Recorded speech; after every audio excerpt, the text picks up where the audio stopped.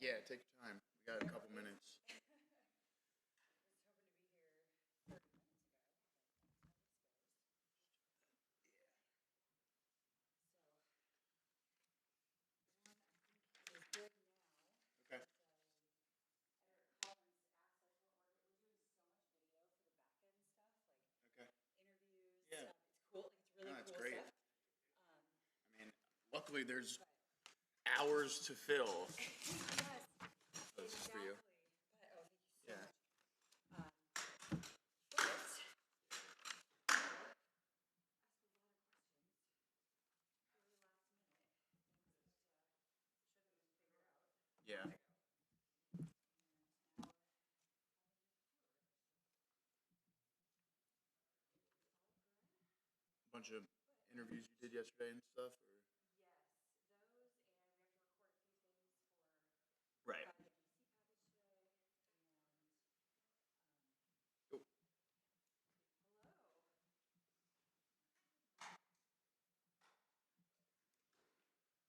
I mean, is it anything different than in the past? There's just a little bit more conversation they want us to have. Yeah, a little bit better.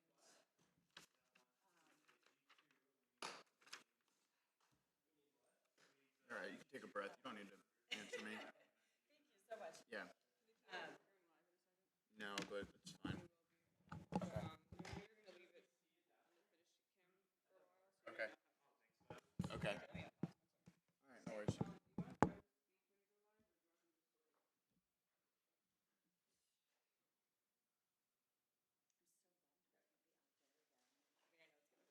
Yeah. It was rough yesterday. It wasn't even as viable. Oh, we're gonna record that? Yeah. Okay. So we're gonna record now, and then All right, sounds good. I'll let you know. Yeah, it was like we were in that tent, and then like it was you could barely see out of it almost. So it was because we were elevated to the point where like not only was it like not fully clear, it was like half clear, and it was blurry just to look through. So, but we were elevated, so like the tent was cutting off your like line of vision, so you had to like look down. So it wasn't as perfect as I had hoped it would be, but it's okay. This is better than at the Connect. They had me in the bridal suite back there, oh, awesome. so I was just like completely removed from the chorus, which is I don't get it either. But they have their internet set up here, so that's why it didn't work out yesterday. That's so weird. Okay, so we're recording intro and outro, and you have stuff prepared for that? That we were going to record after. Okay. Later. Like the stuff for the package. So this will just be for live. Oh, YouTube live? Stuff, Okay. yeah. Okay. But we'll do. So we won't do the stuff for the package right now. We'll do that afterwards. So that can just be edited in. Okay. Yeah. Later, so it's a little nicer. Oh, this is awesome. This is my kid. Okay. They said, "Hi, I'm Gav. You're Whitney." Hi. Yes. Nice to meet you. Yes. You look familiar. I know. I think We've already Okay, seen you they're around. They're Yes. turning everything on now, so they're gonna cue you in Okay. shortly. I don't think. I'm gonna mute us. Just so you know, Whitney, it's this solo button and not the mute button. Oh, perfect. The little tiny one. Yeah.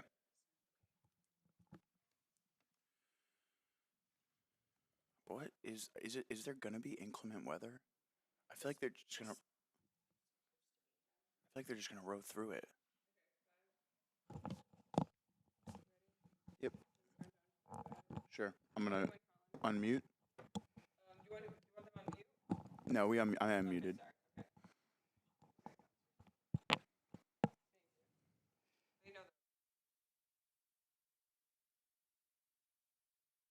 For the commentary, is it?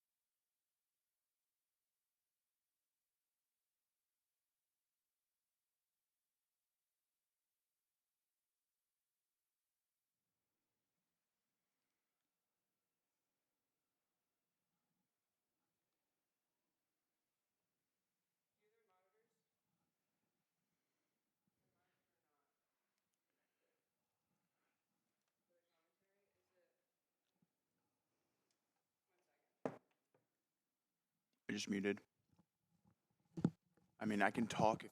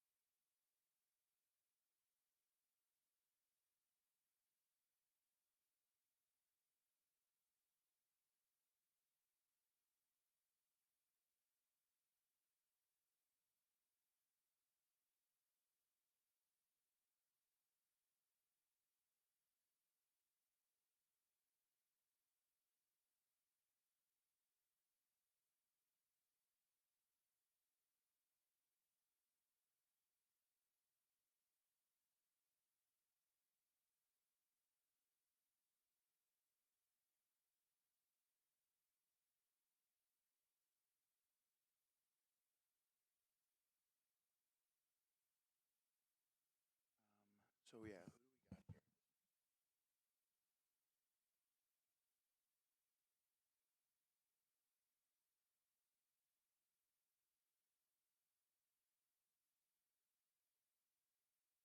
I'm gonna intro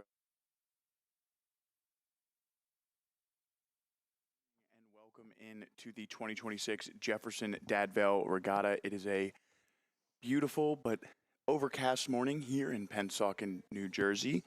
I'm sitting here at the Camden County Boathouse. My name is Joe Leonard. Joining me on the broadcast this morning will be Whitney Powell in just a moment. We've got our first races of the day out onto the course. As you can see, this is going to be our men's para single scull finals. We're working, I believe this is the rower from CRI on your screen here in lane 4, making his way down the course. We do have some info just about the para rowing events and the Blackwell Challenge here.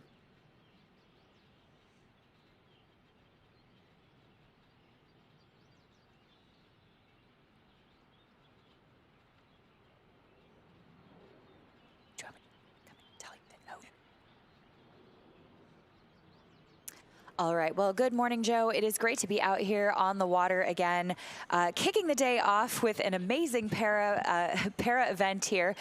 This is going to be known as the Blackwell Dueling Challenge here. So we have combined events, CRI. This is CRI in lane 4, and then CPT LRC in lane 3. So you will see a 2-boat challenge coming down the course here, just past the boathouse now. And again, this will be the dueling challenge, the Blackwell Dueling Challenge. So come down to the Jumbotron here. The athletes will be coming down very shortly here as we've kicked off on time. They are keeping us moving very quickly here as we start off a really fantastic day of racing. We have some great things in store, so we will keep an eye on this as the race starts to shake out a little bit. But right now, it does look like it is the athlete in lane 4, that is CRI, for the men's PR2 single. Again, combined event here. That is our current leader. Yeah, so para events at the Jefferson Dad Vail Regatta has been going on here now for some time, and it's something that the Dad Vail Organizing Committee takes very seriously and is committed to including and growing here in the sport of rowing. You know, in addition to these events switching to, open races, they will also serve as a U.S. Rowing Para Talent ID opportunity with top finishers invited to the Para Development Camp from August 2nd to 10th. This camp will prepare crews in a week-long training camp that concludes with racing at the Royal Canadian Henley Regatta.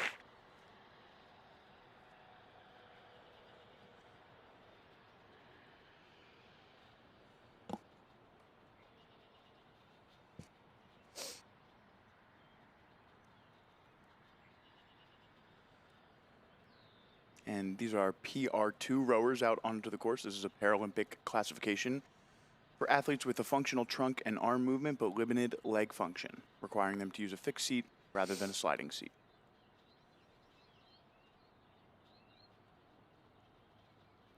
Pretty good race here for our rower from CRI as he hits the 1,500 meter mark. Just about 500 meters left to go for him. Yeah, that's right. And I have him clocked at about a 32, so clipping along here, and he is our very clear leader. But it's really great to see these athletes out here. Ellen Mincer and the CRI program out in Boston does a fantastic job of getting more of these athletes out on the water. They've worked really hard to build up the program. So Ellen Mincer, again, doing a fantastic job out there in the Boston area. So we do work very hard to get more athletes, more included athletes out here on the water and in the Boston area. And these classifications are growing, not only on the collegiate level, but also on the masters and the junior level. So it's been really exciting over the last couple years to see more and more of these athletes and more of these events out here at championships like this. And obviously these athletes will go on to Canadian Henley and hopefully on to Olympic trials and try to make the para team. So we really hope to see great things from them. And we're seeing some great racing here now. We'll see if we can get some numbers for you as they come into the last 500. And our athlete from CRI here taking his last few strokes shortly. It's a beautiful morning out on the course. You can see pretty much glass out there.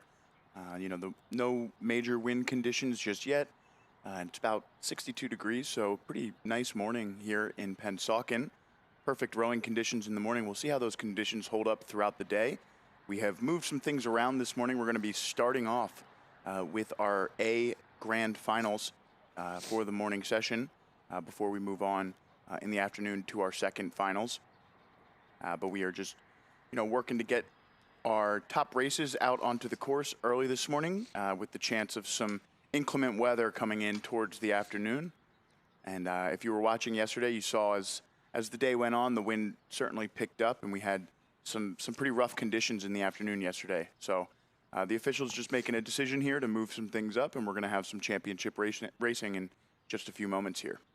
Yeah, and I think that was probably a good call because look how beautiful this water is now. Certainly can't complain. If I were, racing a championship, I would pay money to have this water now. So fantastic conditions, like you said, and we will watch our lane 3 athlete here, CPT LRC, coming down the course, again, finishing up her last few strokes of the Blackwell Dueling Challenge.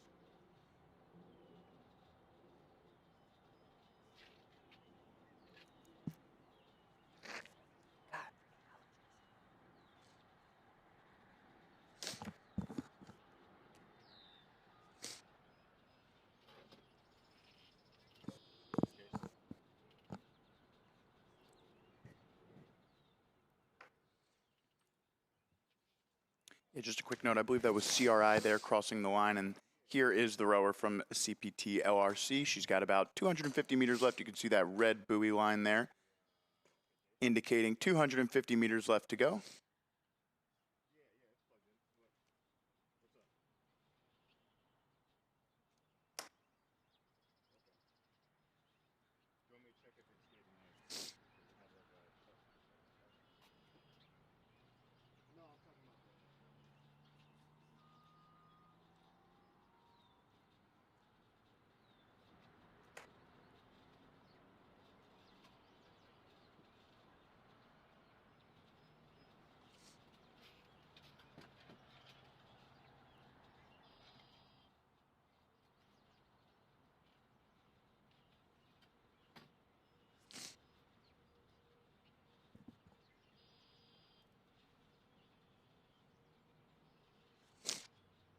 Final few strokes here in this PR2 classification.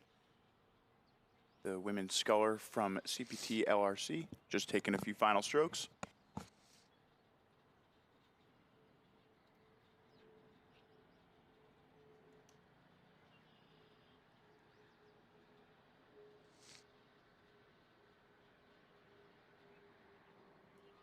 And she crosses the line there.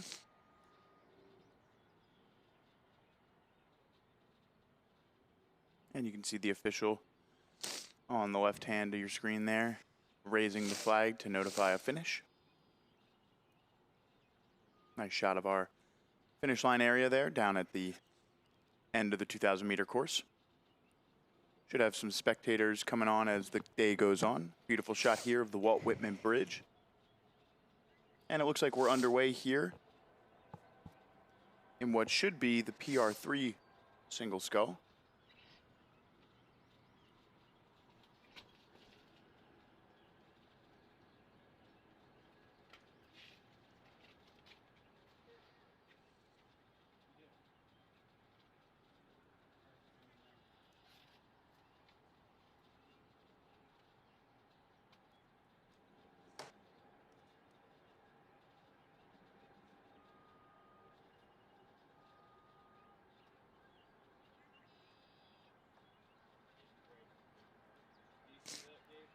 Sure.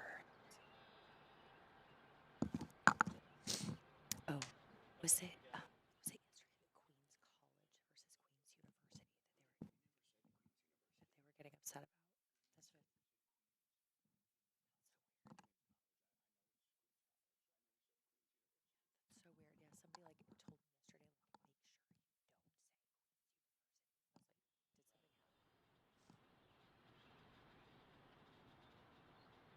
like, make sure you don't say Queen's University. I was like, did something happen? So I think it says it.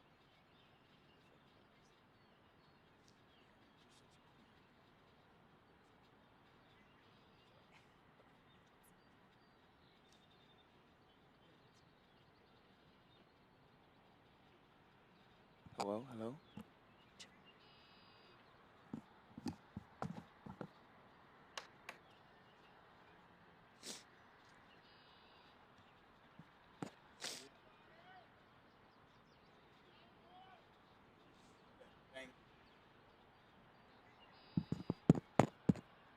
No. Yeah.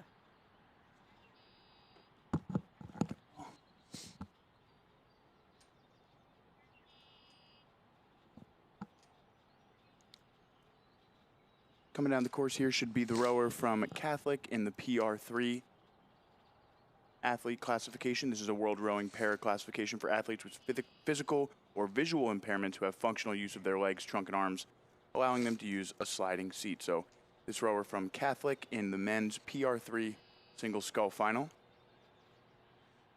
And you can see up there in lane 4 is a rower from Dominican, also competing in the women's side of the PR3 single scull final.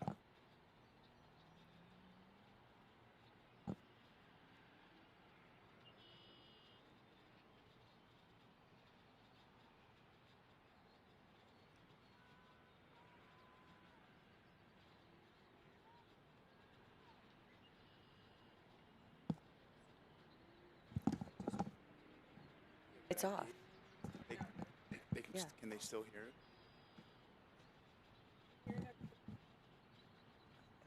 It was definitely turned off.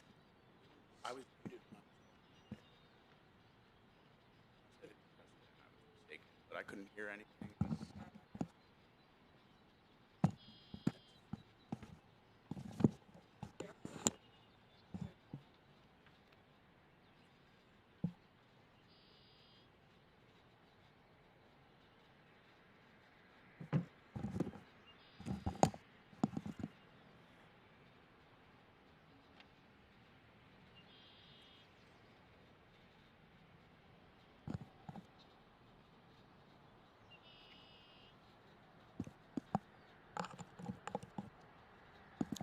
And just into the third 500 here is the rower from Catholic.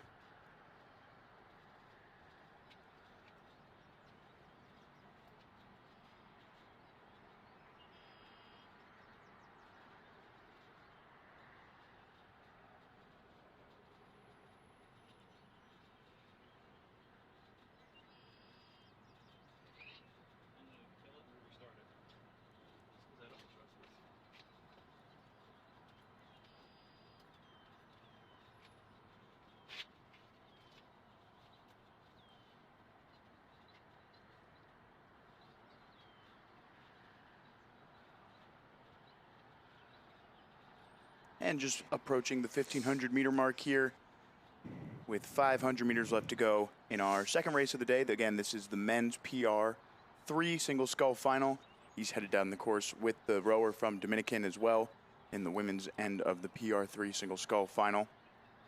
After this, we're going to move into our grand finals for the men's and women's varsity singles, which will have 6 and 7 boats across each. So should be some head-to-head racing coming up in just a moment as we watch our rower from Catholic finish up his 2,000 meters here.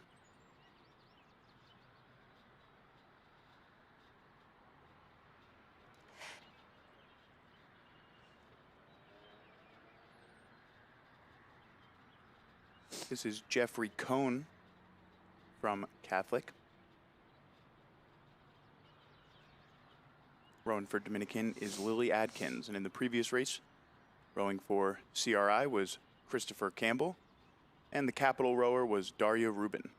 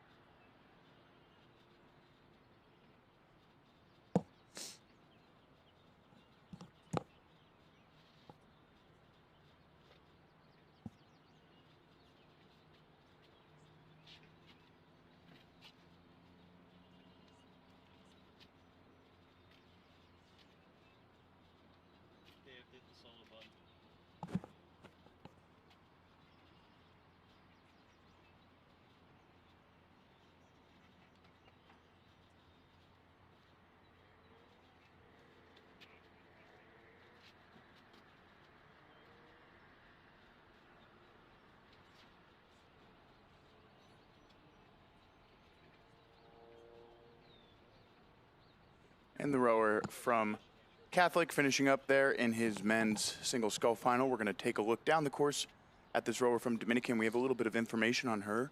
Once we get a picture, we'll share that really quickly.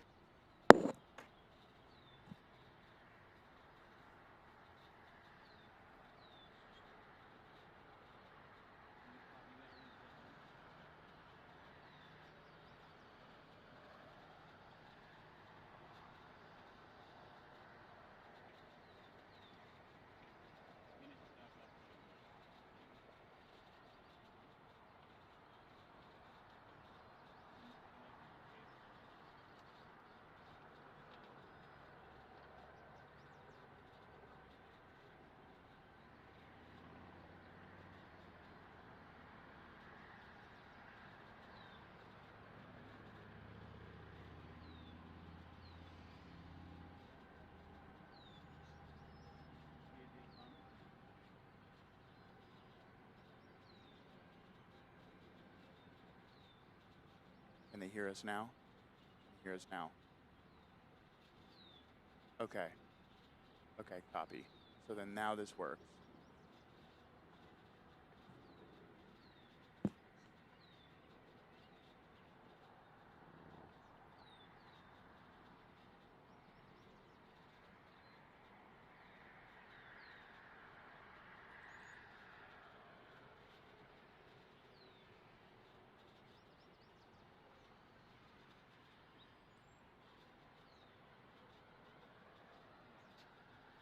Looks like we're underway in that first final of the day. Just a little information on that rower from Dominican University as she finishes up her piece.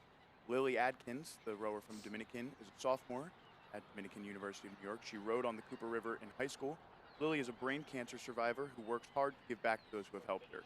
She's in Dominican's teacher's education program and recently acted in a production of Shakespeare's work where she was pronounced a star of the stage. So congratulations to Lily on her race here at the Dad Vail Regatta. Okay, moving on to the men's varsity single, our first final of the day, grand final of the day, which is out onto the course. We've got in lane 1, Dominican. Lane 2 is Clarkson. Lane 3, Queens. Lane 4 is Brock. Lane 5 is Trent. And lane 6 is Drexel. Early going here, looks like we've got the rower from Queens out in front here. Yeah, that's right. In the men's, this is the men's captain. He is a national team lightweight hopeful. So we will be keeping an eye on Nigel here in lane 3. So as we cross the 750, we are looking at a pretty good lead here from Nigel. Again, that is from Queens in Kingston, Ontario. So we will be keeping an eye on him as our current leader. We'll try to get some numbers for you. But again, some really great rowing that we are seeing here from Nigel from Queens. So as we come through, let's see, we can almost see them now coming across our view from the boathouse. So if you are not down here by the Jumbotron, you're going to want to see this race that is shaping up for second place, though, second and third. We are looking at Clarkson in the green boat here in lane 2, making quite a move over Brock in lane 4. Another Canadian university here joining us out on the water. So a few Canadian and Northeast universities going up here against Nigel in lane 3, who is still our cleared leader, but we are looking at Clarkson in lane 2 making quite a move. He has brought his rate up just a little bit. We're going to try to get some numbers on that for you. And then we're going to look over at Dominican in lane 1, also making quite a charge on Brock in lane 4. But right now it is Queens in lane 3 as our current leader.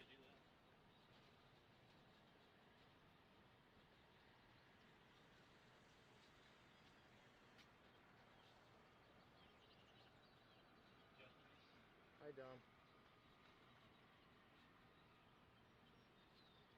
All right, and yesterday in the time trial, of course, the rower from Queens had the fastest time at 7 minutes, so no surprise to see him out in front here. And again, in his semifinal, he finished just about 3 seconds in front of the rower from Trent, who sits in lane 5 at the moment, a bit further off the pace of this one. So probably shut it down a little bit in that semifinal yesterday before the time trial, but no surprise to see him out here leading. In the second semifinal, the rower from Brock finished about 5 seconds in front of the rower from Clarkson. Those two finished just about 20 to 15 seconds in front of the rest of the group. So a clear top 3 forming here for the medal stand in the men's varsity single. They will be competing here. We'll get the name of the trophy that is up for grabs. I believe the Lou McCormick Trophy, if I'm not mistaken.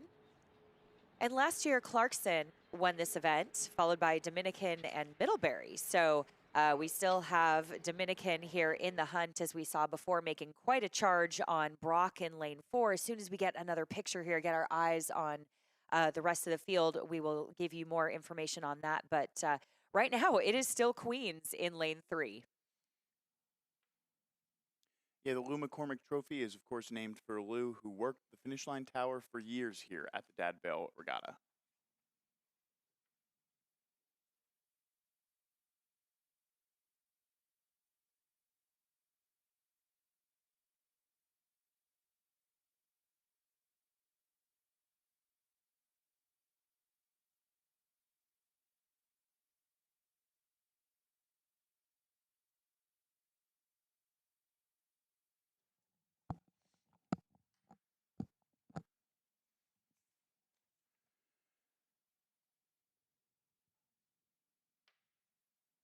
and we sit here and wait for a picture from the finish line in this men's varsity single scull.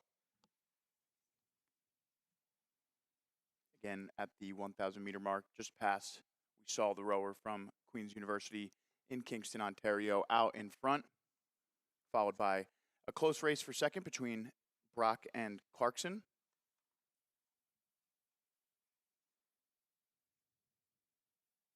Again, top 6 finishers up for grabs. Next up on the course will be the women's varsity single competing in the David McCormick Trophy. David also worked the finish line tower for years.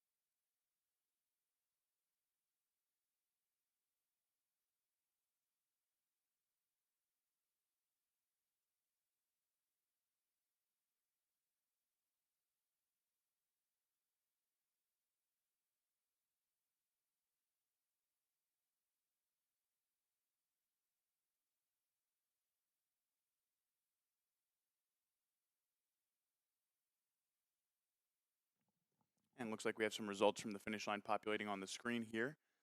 We are currently sitting in the Camden County Boathouse, just about right where this camera is positioned. So we don't have eyes on the finish line, but it does appear as though the rower from Queen's University has crossed the line and won the Lou McCormick Trophy.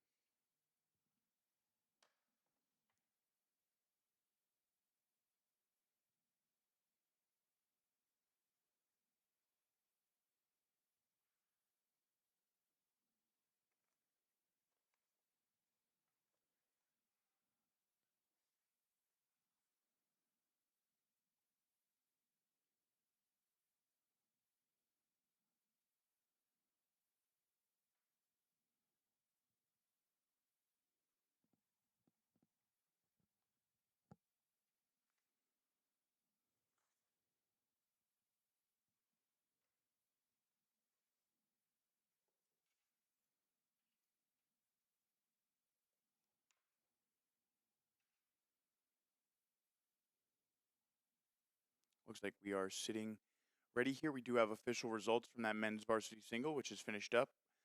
Queens finishing with the gold medal with a time of 7 minutes and 21 seconds. Brock second at a lane 4 at 7:32, followed by Clarkson for the bronze medal at 7:33. Fourth place went to Trent. Drexel finished 5th, and Dominican finished in 6th. Looks like we are sitting ready here. Again, we have 7 boats in this race, so we're going to have that lane 0 stake boat out there. For this one, we've got in lane 1, Gordon, or rather in lane 0, or no, lane 1 is Gordon, lane 2 is Oklahoma City, lane 3 is Trent, lane 4 is Drexel, lane 5 is MIT, lane 6 is Dominican, and then in lane 0 there on the far right side is Adrian. So Adrian on the far right side of your screen in lane 0.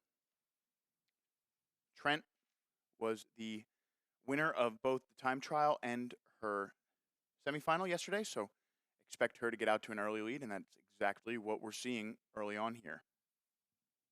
Again, this is for the David McCormick Trophy in the women's varsity single scull.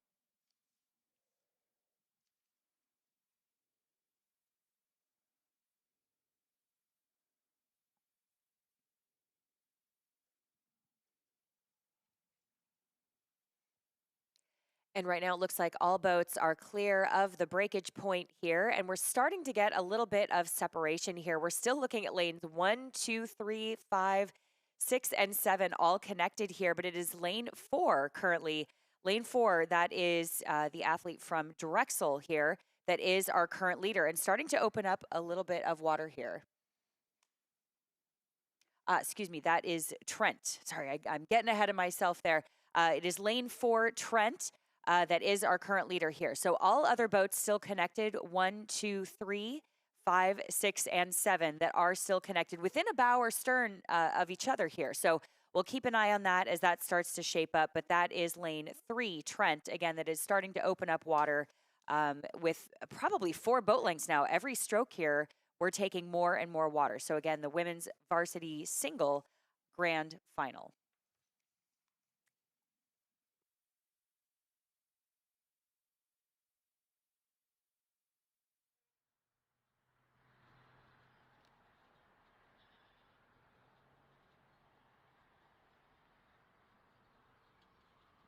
This is the rower from Trent. This is Tess Fryer. Tess finished with the fastest time in the time trial at 7:43, just by a margin of 35 seconds. And then in her semifinal, she won by about 15 seconds. So as they hit the 1,000 meter mark here, Tess with a solid lead on the rest of the field. The race for second, though, is on with Drexel in lane 4, sitting in second at the moment. Looks like MIT there out in lane 5, currently sitting in the bronze position, but don't count out Oklahoma City, Gordon, and Dominican just yet. Did not get a good picture on where exactly the rower from Adrian is, but for the moment, locked on our leader, Tess Fryer from Trent.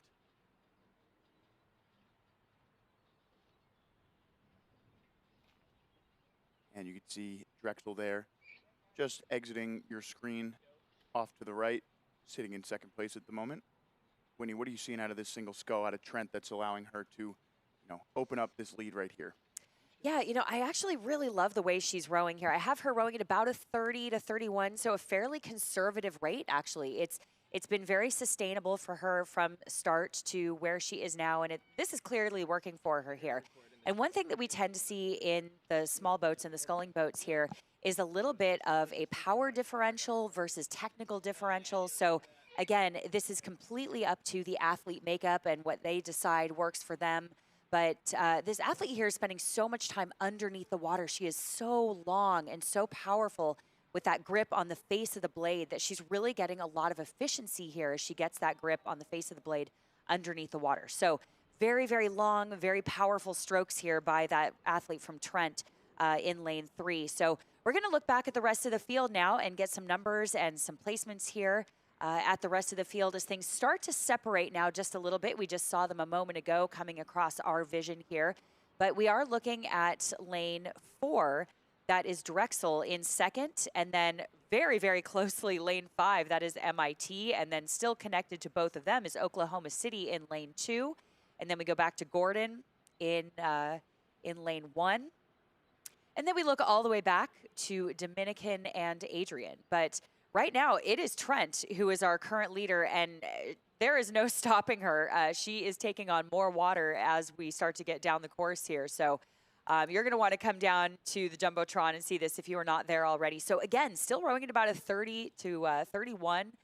Pretty conservative here. We'll see if she even throws a sprint down just to put an exclamation point on this race. But right now, it is hers to lose.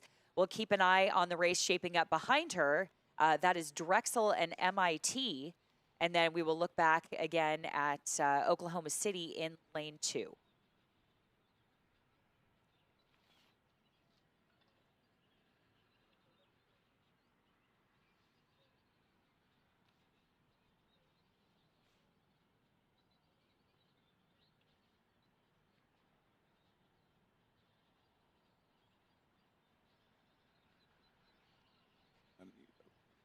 All right, this rower from Trent is really out there here into this third 500. You can see almost with every stroke increasing her lead here. That race for the silver medal has gotten really close between Drexel and MIT as they begin to separate themselves.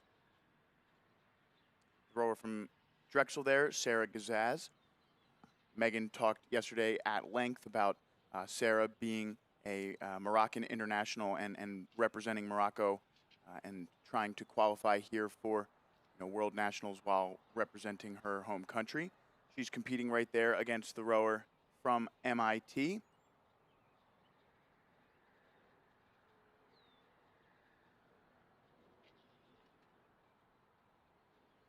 That's going to be Ava Thigpen there from MIT. And then not out of it just yet is that Oklahoma City rower in lane 2 who's trying to make a late push. That is Lucy Oni. But there is Sarah Gazaz from Drexel alongside Ava Thigpen from MIT.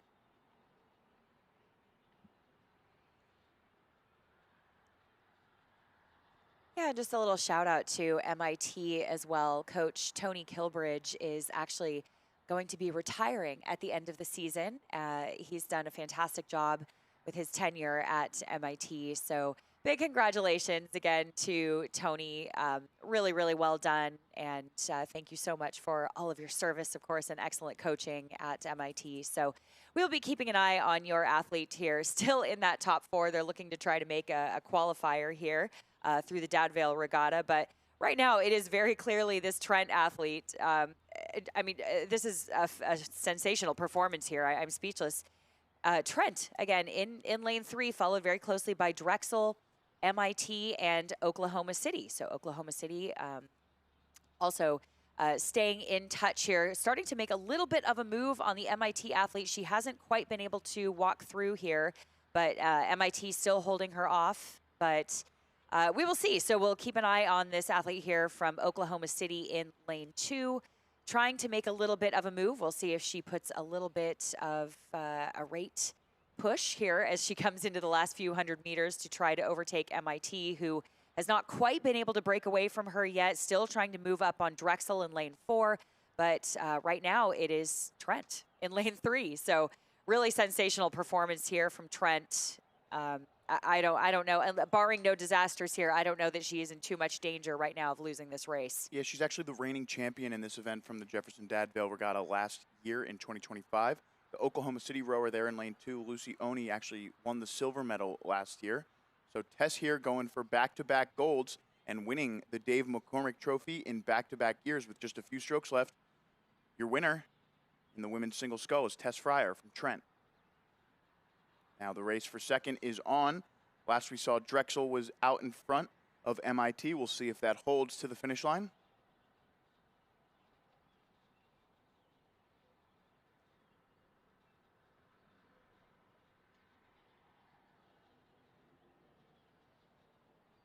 And there is the rower from Drexel taking the silver medal out in front of MIT for the bronze. Little wave to the camera from Drexel. And Oklahoma City finishes in 4th.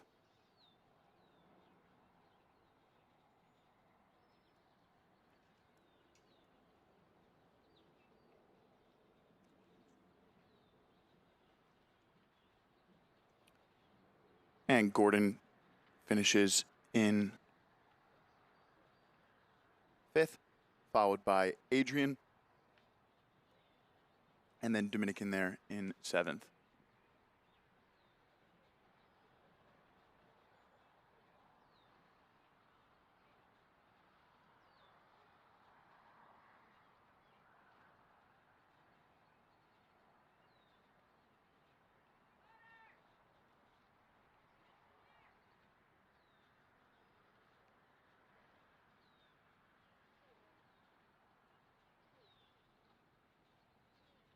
So much.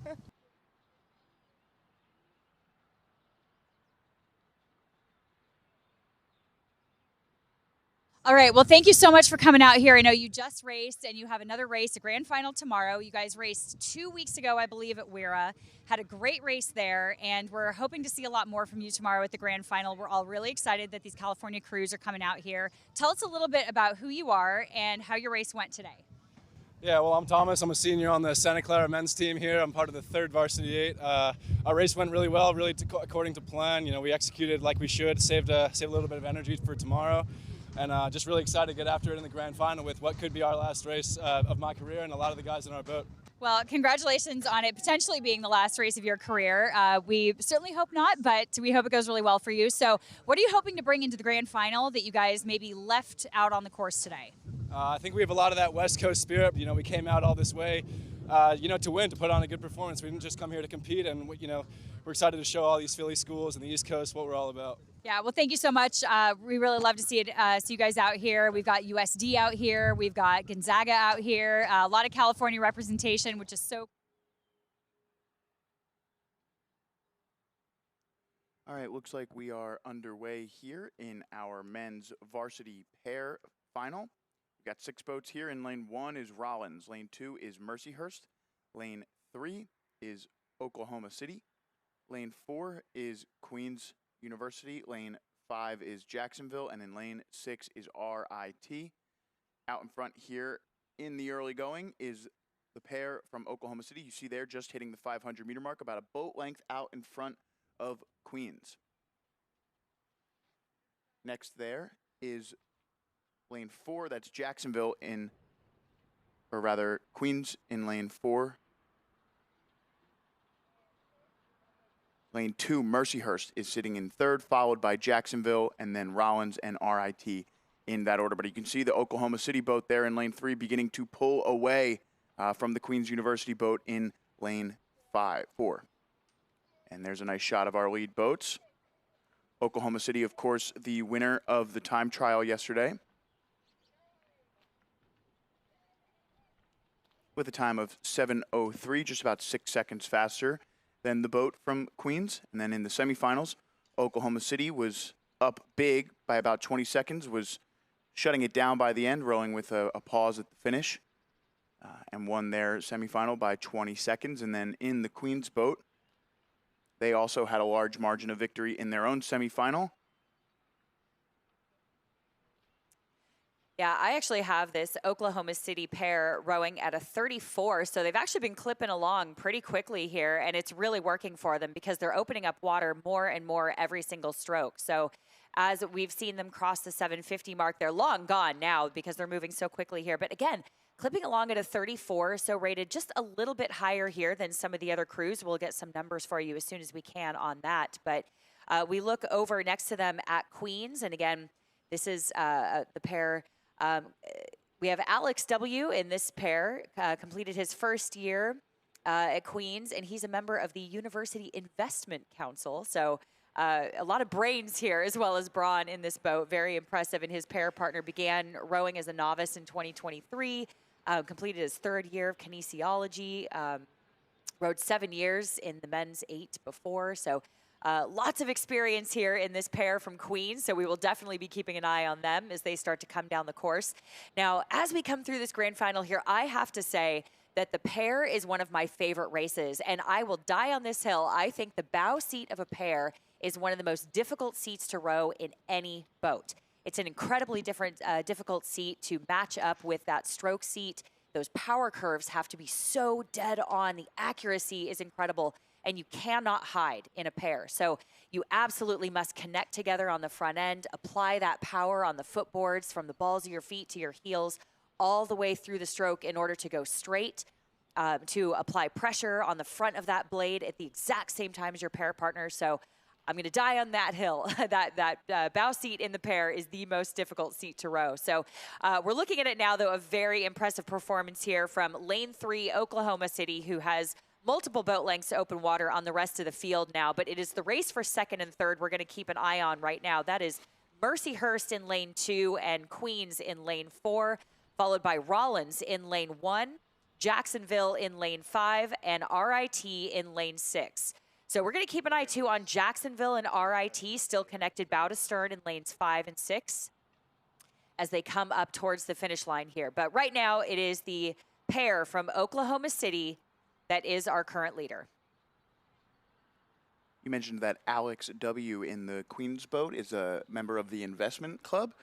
His last name is actually Whitstock, so I think that's perfect. Pretty apt there.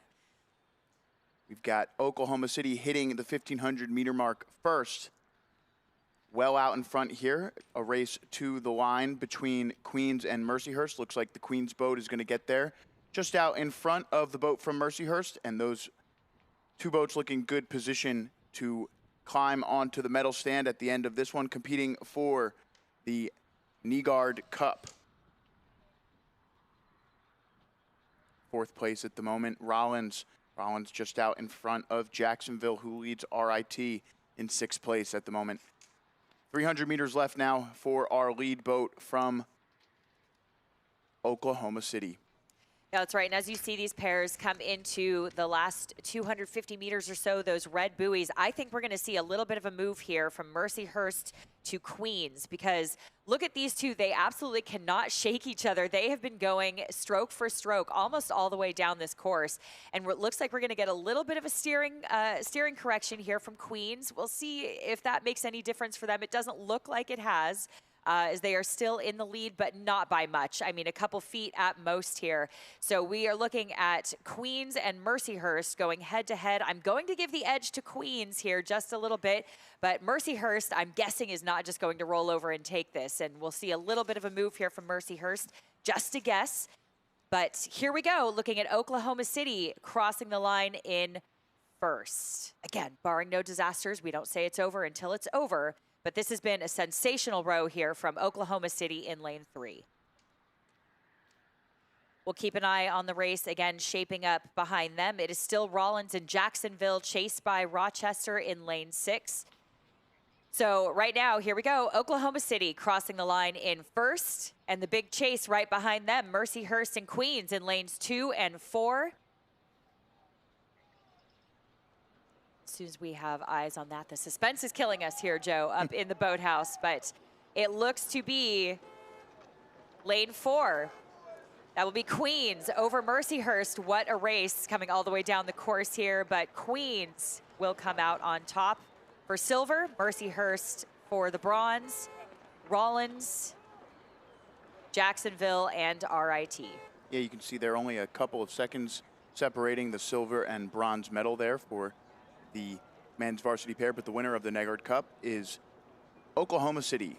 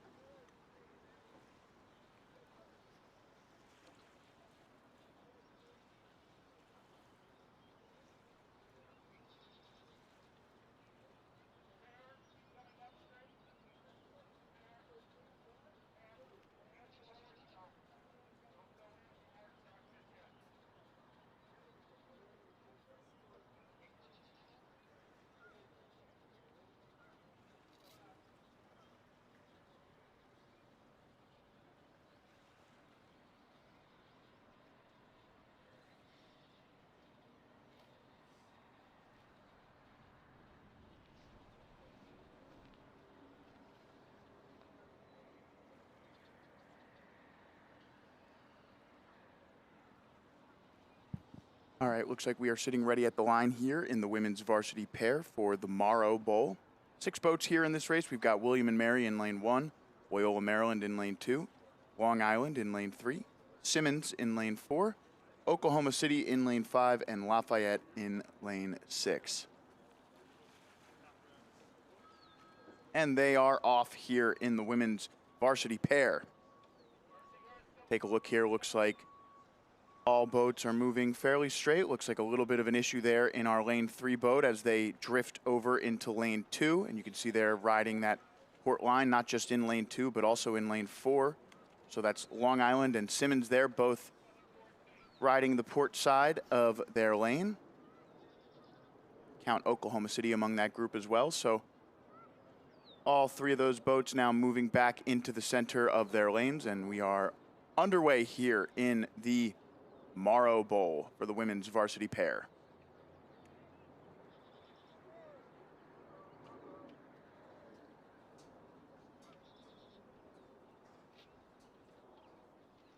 Long Island was the time trial winner in this event yesterday. And in their semifinal, they won by just about 6 seconds over the Oklahoma City boat, who currently sits in first. In the second semifinal, the winner was that Simmons boat by just about 6 seconds over Loyola, Maryland, who currently sits in second place out of lane 2. But with that steering adjustment needed from Long Island and Simmons early on, it seems like those two boats are now on the attack, trying to get back into this one. You can see the Long Island boat now moving through Loyola in this first 500, trying to go with Oklahoma City as they attempt to open up their lead on the rest of the field. But at the moment, it's Oklahoma City, Long Island, Loyola, Simmons, William and Mary, and Lafayette in that order in the women's varsity pair. Yeah, what an exciting race this is shaping up to be. All boats almost connected here, except for Lafayette has fallen off the pace just a little bit. Not too much yet, but we are looking at quite a race shaping up here in lanes 2, 3, 4, and 5. So pretty close together here. Loyola, Long Island, Simmons, and Oklahoma City. And I don't even know that we can give the edge to Oklahoma City anymore. Now, they are hanging on here, but we have all 4 of these boats crossing the line within just a couple strokes of each other. So we're going to keep an eye on that race between those middle 4 lanes as we start to come down the course, because all of those 4 are still connected. A little bit of a steering correction here again from Loyola, Maryland. A sister school to Loyola Marymount. I was trying to say that very quickly, out in Los Angeles. My alma mater, the Lions out there. So a little shout out to Loyola, Maryland here. And they are, again, making a little bit of a steering correction here, but we will see if they get back in the center of their lane, because we are looking at quite a race here again, shaping up between Long Island, Simmons, and Oklahoma City now for first, second, and third. Yeah, if you remember from yesterday in their semifinal, that Loyola Maryland boat was actually out in front for a good portion of that race and was dealing with some steering issues across their lane and ended up ceding the lead to Simmons in the last 250 meters of that race. So interesting to see Loyola still dealing with some steering issues, and at the moment it has dropped them off of the medal stand. We'll see if they can get back into it. They are a pretty quick boat, so there is still a chance for sure that they can climb back into this one. But as we are into our second 500, the pole winners from yesterday and the first semifinal winners from yesterday, Long Island, have moved out into the lead as Oklahoma City went out really quick and is now kind of dropped into that third place spot as Simmons and Long Island have both moved through them here.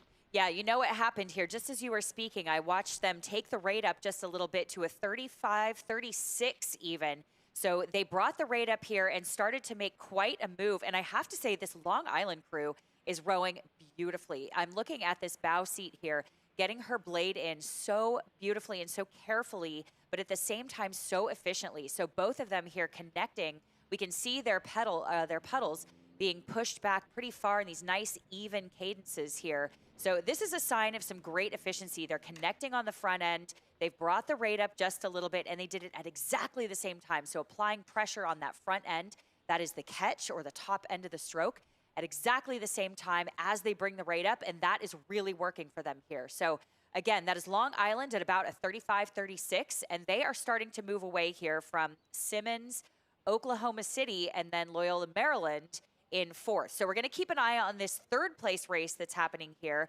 between Loyola, Maryland and Oklahoma City for third place. So right now we're looking at Long Island and then Simmons with just a couple feet at most here, open water down on Long Island. And then we go over now to Oklahoma City, Loyola, Maryland, and William and Mary. Yeah, William and Mary making a nice push there out of lane 1 to try and get back into this one. They had dropped off the pack just a tad earlier, but now starting to gain a little bit on this Loyola and Oklahoma City boats. Nice shot there of the field from our crow's nest here. You can see into the third 500.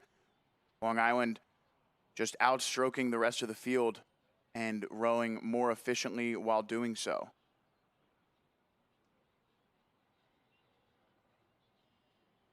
Simmons with a solid row here as well, just plucking it along at a solid rate. And you can see Loyola now headed straight down the course. And with the power in that boat, you think that they might be able to sneak onto the medal stand here if they can keep their points straight. Yeah, you know, Loyola has actually been a little bit conservative too. They seem to kind of bring the rate up a little bit sporadically, so we can see that they're actually making some moves to try to get themselves back in the hunt, perhaps for third. So we do still have quite a race shaping up here between William and Mary, Loyola, Maryland, and Simmons. Oklahoma City just a little bit off of that pack, not too much again, but right now Long Island is still in the lead. Now they are being chased again quite a bit by Simmons and Loyola, so we are going to keep an eye on that. But right now it is Long Island's race to lose. Looks like our lead boat is just about at the 1,500 meter mark here, entering into the final 500. Looks like Simmons just hit the line there as well. And you can see Oklahoma City on the right-hand side of your screen, the bow person there taking a look over, trying to see where Loyola and William and Mary are at. Again, now focused on competing for that bronze medal.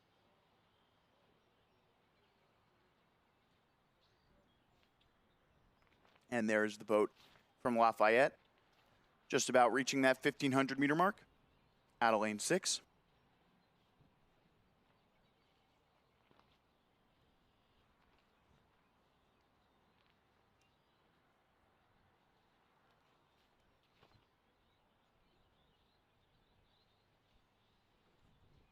And there's a nice shot. And it looks like Loyola has moved into 3rd place and has started to move away from both William and Mary and Oklahoma City. Maybe just about a length lead here for Loyola on Oklahoma City, but you can see they're struggling a bit with their point once again. So hopefully for Loyola, they can get straight for this last 400, 300 meters here and hold off this boat from Oklahoma City as they make a final charge. But Long Island now trying to hold off a surging Simmons.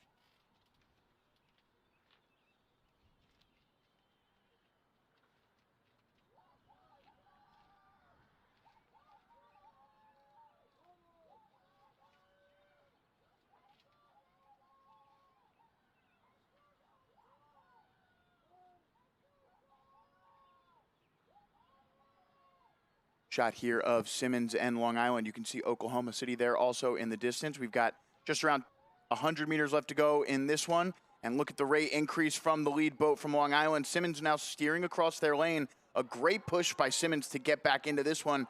But it seems like Long Island has reacted with their own sprint. And coming into the finish here for the Morrow Bowl, the winner of the women's varsity pair. Few strokes left in it. At a 38 too. What an incredible move by Long Island and rowing so beautifully. So a 38 strokes a minute takes the gold. Look at the jubilation in that boat slapping the water. And Simmons coming in 2nd for silver. Loyola in 3rd. Oklahoma City chased very closely by William and Mary, and then we will look to the outside at Lafayette. 8:35 the time for the women's varsity pair there. It's actually faster than their time trial time yesterday for over 1,900 meters by just about 7 seconds. So a great race there by Long Island. Lafayette finishes in 6th.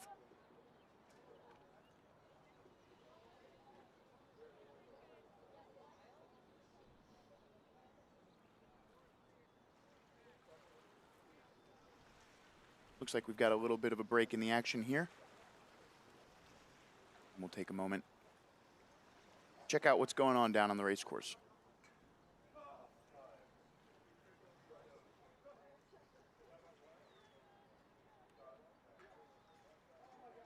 And we'll step away just for a second for a moment from our sponsors.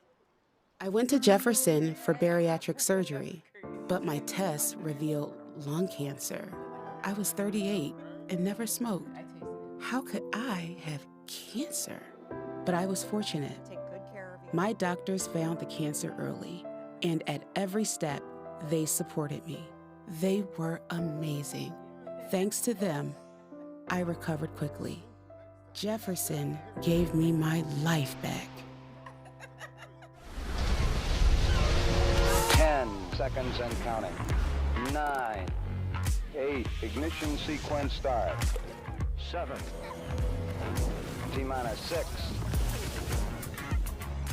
5, all engines running. 4, 3, 2, 1. Liftoff. We have a liftoff.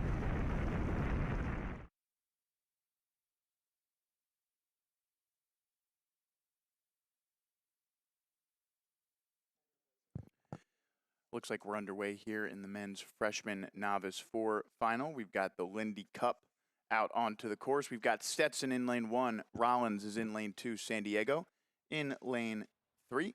Temple in lane 4. Drexel's in lane 5. And in lane 6 is Lafayette. And you can see here through the first 500 meters, it's Temple followed by San Diego. A close one here, though, in the men's freshman novice 4. In the time trial yesterday, San Diego had the fastest time, just about 3 seconds faster than the Temple boat. And then in their semifinals, obviously, as they are in lanes 3 and 4, they both won. San Diego winning by a margin of 16 seconds over the next fastest Drexel boat. And in the second semifinal, Temple by just about 13 seconds over Rollins and Lafayette. So things a little bit tighter here over the first 600 meters of this one, but you can see Temple, San Diego, and then Drexel and Lafayette sitting 4th and 5th. Looks like Rollins sits in 5th and Stetson in lane 1 in 6th, but still some contact between most of these boats here. Yeah, that's great. And we're looking at San Diego here, who's had a lot going on this year. They've had some coaching changes and some team building happening out in Southern California, again, obviously from sunny San Diego. And they raced at Weira 2 weeks ago and had a really great race out at Weira. So they were excited to come out here again to try to secure one of these spots overall, 2 IRAs, which are on the line. And we see them now here clipping along, again, doing a great job, still connected to Temple in lane 4. And in that bucket rig, too. So we're looking at a nice bucket here. And what that does is kind of help even out the power a little bit. If you have somebody that's perhaps a little bit stronger in the bow and you don't want that bow to be turned around, you want that coxswain to be able to steer straight down the course without having to turn that rudder, because that does slow the boat down. So sometimes a bucket rig can kind of help disperse that power a little bit straighter. So San Diego, again, doing a great job. They've had a great season coming out here again from a great race 2 weeks ago and really giving Temple a run for their money. So right now it is Temple's race to lose. They are in the lead, but again, we've got some pretty good racing shaping up behind them. Rollins and San Diego, as well as Drexel on the outside, all challenging Temple right now for that lead position. Yeah, at the end of that second 500 there, Drexel took a really solid move. You could see the boys in that boat really start to drive those legs down. You can still see it. We got a nice shot of them right there. They're really yanking on this one. And there you can see it's only a seat lead for San Diego over Drexel at the moment. And stroke to stroke, looks like Drexel just slightly outstroking San Diego potentially and allowing them to draw themselves back into this one. Both boats just sitting a length down of the lead boat from Temple. So now San Diego just trying to hold off Drexel as these two boats move towards the finish line. A great shot here of our lead 3 boats. You can still see Lafayette there in 4th, just off to the left-hand side. Yeah, that's right. We are looking at this beautiful drone shot here. So thank you so much to 5 Tribes, our fantastic producers here, our eyes in the sky, dare we say. And right now it is Temple's race to lose. They are starting to move just a little bit. They're rowing at a 36, and they have not yet been able to break away from the bow ball of San Diego. So we're going to keep an eye on this race. Again, on the other side of San Diego is Drexel, who is, of course, challenging, trying to make moves on that Temple crew, some of our favorite rivals here from just across the bridge. So we will keep an eye on this race shaping up. Again, San Diego doing a great job here, trying to overlap bow and stern with Temple now, but it is still the race between Drexel and San Diego that we are keeping an eye on. So just off the back of the pack here, we're looking at Rollins, Lafayette, and Stetson still on the field here, but our 3 leaders are breaking away from the rest of the pack. Yeah, all these races are important as it pertains to the points trophy that we will be awarding later today. Just, some interesting stuff there. Drexel has kind of dominated the points trophy in recent years. Since 2013, the only times they haven't won the overall points trophy were in 2019 and 2023. The winners those years, Temple. So these 2 boats, start getting things started early on what is, as Whitney said, a long-time rivalry here at the Dad Vail Regatta. Yeah, and we love to see these West Coast crews now kind of thrown into the mix. This has really made this weekend exciting. And Sure. and here we are still looking at Temple, San Diego, and Drexel going head-to-head. Lafayette just on the outside. And Joe, I have to point out here some incredible information about this Lafayette crew. It turns out that a lot of these athletes here in this crew are also part of the intramural synchronized swimming team out at Lafayette. The coxswain is an EMT and also aiming to perfect a backflip on skis this winter. A very eclectic crew, a very talented crew coming from Lafayette. I want to see more from them in other events. You ever watch synchronized swimming? It's been a while, but I might if we see this crew coming out here to participate. That sport is incredible. Yes. You are right about that. And supposedly, too, in the Drexel crew, again, we had some hair dye going on. We've had some excellent haircuts. Very exciting things happening in this race. So as we look back up towards Temple, again, who has started to bring up the rate in lane 4, crossing the finish line in first. The jubilation, again, followed very closely by San Diego and Drexel for first, second, and third, with Lafayette, the synchronized swimming crew, coming in fourth. A really impressive race, I have to say, from all 4 of those. We'll look at Rollins and Stetson again on the outside. There we go. Rollins in 5th and Stetson in 6th. Yeah, so Temple takes home the Lindy Cup, winning the men's freshman novice 4 event. You can see the time differences there.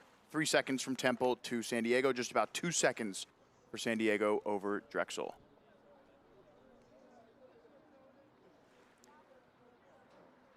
And we're just going to take a quick break to take a message from our sponsors. Be right back. The future isn't waiting. It's being built right here. At Florida Tech, we offer degrees designed for what's next in engineering, science, computing, aeronautics, business, psychology, and more. Whether you're starting your journey or leveling up your career, our bachelor's, master's, and doctoral programs prepare you to lead. Explore degrees designed for careers of the future at floridatech.edu.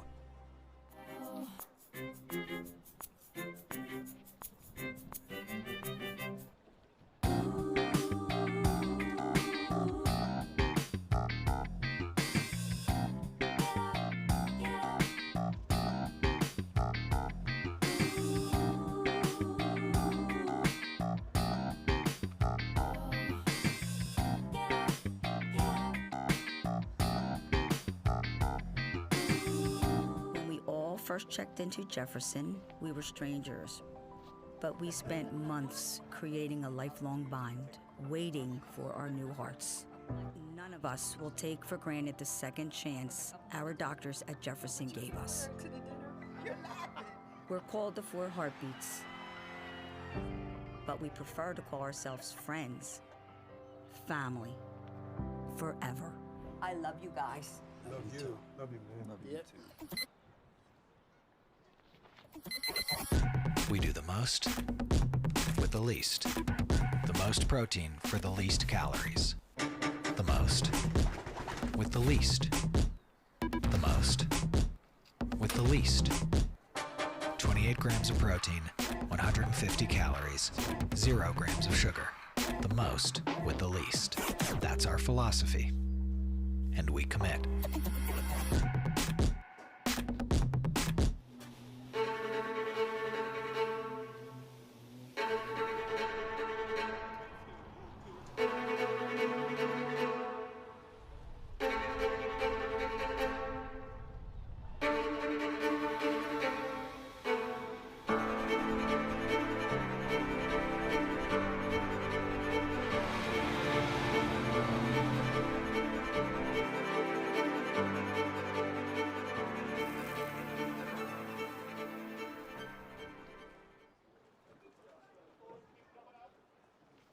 Looks like we are just underway now in the women's freshman novice 4 final. We're going to have Drake in lane 1, Tampa in lane 2, Robert Morris in lane 3, Loyola Maryland in lane 4, Miami's in lane 5, and Brock is in lane 6. Looks like a really good start here for Miami. The Hurricanes out there in lane 5 jumped out to an early lead, and now Robert Morris starting to move through them. The prohibitive favorite in this one, rowing out of lane 3. And I believe Robert Morris just got third place at the Connect Cup, if I'm not mistaken. So they have been off to quite a bang here this season. So we will definitely be keeping an eye on them. Right now, the crew's starting to separate just a little bit, just like you said. So we'll keep an eye on Robert Morris here. Miami, I believe, also ranked, if I'm not mistaken, off the top of my head, 15th in the nation right now. So they are going up head-to-head as we come into our championship season. They will be looking to up their rankings a little bit and go up against some of the favorites and the greats from around the country here. So we're going to be keeping our eye on Miami for sure. They certainly have a lot to say here, showing up en masse at this regatta. So we will keep an eye on them. But right now we are looking at lane 5. I believe Miami actually starting to make a move as I speak here. Starting to make a move already here. So lane 3, Robert Morris and Miami in lane 5 going head-to-head now. But actually, I need to give the edge to Robert Morris. Yeah, Robert Morris was the winner in the time trial yesterday, and then, of course, went on to win their semifinal. They won the time trial by just about 9 seconds, and then in the semifinal, they beat that Miami boat by 15 seconds. So interesting to see here through the first just about 500 meters of this one. A good race so far, maybe just about 1,000 meters actually, for into this, that 500 meter mark there. Robert Morris with about a 3-second lead over Miami. Miami just about a boat length themselves over Loyola, Maryland. 4th and 5th, just about even here between Tampa and Brock, and then Drake in lane 1 currently a bit further off the pace. In the second semifinal, Loyola, who sits in lane 4 now, was the winner by about 13 seconds over that boat from Tampa with a time of 8:16 in the first heat. Robert Morris at 8:04, Miami at 8:20. So interesting to see. Robert Morris here pretty tight still to this Miami and Loyola, Maryland boat. We'll see if they can continue to open this lead up over the next 1,250 meters, as you see there. 750 meter mark on the sideline. That's the south bank of the Cooper River here. Nice shot of Miami and Loyola as they swing by the Crow's Nest here at the Camden County Boathouse. There's Brock in lane 5. Yeah, another thing too about this Miami crew is a lot of them actually come from other sports too. We have triathletes in the boat. We have CrossFitters in the boat. We have a lifeguard in the boat. So very athletic outside of rowing. I think a lot of times that comes into play for rowing. So there's a lot of cross training going on, and that really helps in these endurance sports. I know a lot of triathletes start in rowing as well. So lots of crossover there. So a very, very athletic crew overall that we are seeing from Miami. So very active, very athletic, and very brainy too. Lots of exercise physiologists, biologists, architects. So very talented crew that we are seeing. I love these fun facts. But right now, again, we are looking at this gorgeous view from above here, and we have a couple races that are kind of starting to separate themselves, Joe. Yeah, so that boat from Robert Morris is starting to pull away, just opening up water ever so slightly on that Miami boat, but you can see now Miami fending off this Loyola, Maryland boat. You can see the bow ball of Loyola just sitting even with the stroke seat there of the Miami boat in lane 5. 4th place at the moment belongs to Brock there in lane 6, and then that race between Tampa and Drake heating up as Drake pulls closer out of lane 1. But here in this women's freshman novice 4, it is all Robert Morris through the first half of this one. And look at Loyola, Maryland just trying to inch back up onto Miami. And Miami has the benefit here of, looking out and seeing Loyola right next to them, on that port side, so they can be, one thing we talked about yesterday, Megan talked often about how important it is to get out to an early lead. And I talked about how, being reactive allows you to anticipate other teams' moves, see them, and react to them. So when you can see a boat off to your port side like that, it gives you such a huge advantage. But Loyola can feel them. They know they're there, and their coxswain is certainly letting them know that. Yeah, that's actually a really, really good point here. And the cool thing I think about freshman and novice rowing too is that sometimes you find a gear that you don't actually know that you have yet. So there's a lot of play, there's a lot of learning. There is like a learning curve as you kind of go through your first year of rowing. And sometimes when you really, really need it in a race like this, like we're looking at Miami and Loyola here, they could pull a rabbit out of a hat where maybe even they weren't expecting to be able to. So it's sometimes really fun to watch this novice rowing where sometimes a coach will be standing on the sideline going, where did that come from? We don't know where that came from. So that's why we love watching these freshman and novice races for sure. But as you said, right now, we're still looking at Robert Morris here, really being challenged by Miami. I'm not sure if Miami will have the real estate to actually make this up, but they absolutely are closing up water here on Robert Morris. We'll keep an eye on that shaping up. And then just a few feet ahead of, Loyola is Miami here. So we're going Robert Morris, Miami, and Loyola sandwiched in between them. We will keep an eye on Loyola as they start to come down the course and challenge Miami. Yeah, it looks like with about 600 meters left, Miami took a small move or a 10 of some sort. That bow ball of Loyola had been sitting just about at the stroke seat of the Miami boat, and now you can see struggling to maintain contact with that stern deck of the Miami boat. Still a slight gap of open water for Robert Morris over Miami here. You know, these fours, they start to get real heavy in this final 500 meters of the race. Your arms start to get tired. So here's where the fitness matters. These rowers have had 2 races yesterday. They've got some miles on their legs already. This is where things start to hurt. 250 meters left to go for our lead boat.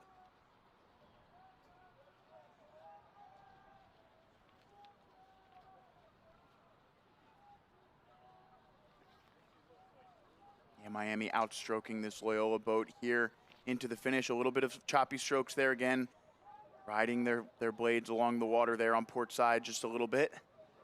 Yeah, that's right, but a very athletic crew indeed. They all had to test. Again, their tryouts were quite rigorous here. So this Miami crew, I think, is going to be willing to hurt a little bit going to the line. But right now, we are looking at lane 3, Robert Morris, who is making quite a splash here. Coming across the line now, that coxswain looking over at Miami, just making sure that she doesn't sneak up on her over there in lane 5. But here we go, Robert Morris bringing the rate up, just putting a stamp and an exclamation point on this fantastic race that they have led through most of the race here. With the excitement there in that crew, followed very closely by Miami, and then Loyola, Maryland. And then we will look back at Drake, Tampa, and Brock, our Canadian friends, just up north near the St. Catharines area. Brock will cross in 4th here.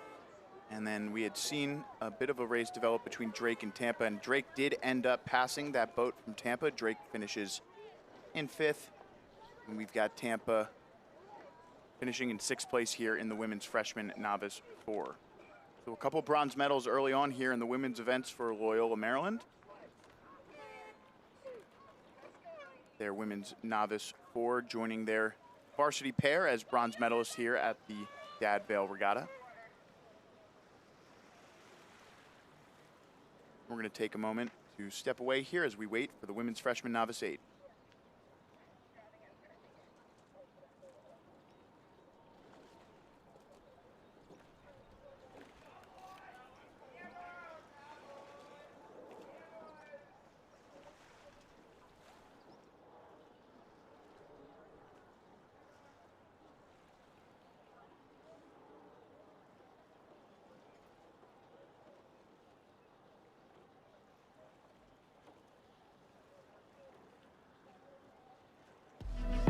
Who are Thomas Jefferson University students?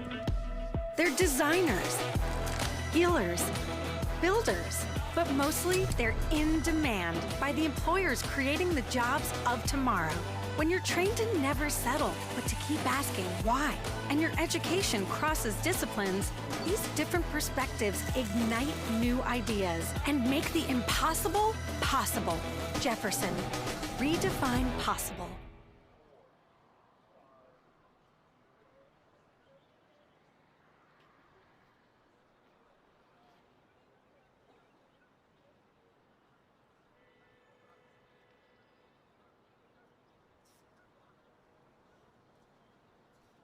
Looks like we're underway here in the men's freshman novice 8. This is for the Breck Cup. We've got 4 boats here.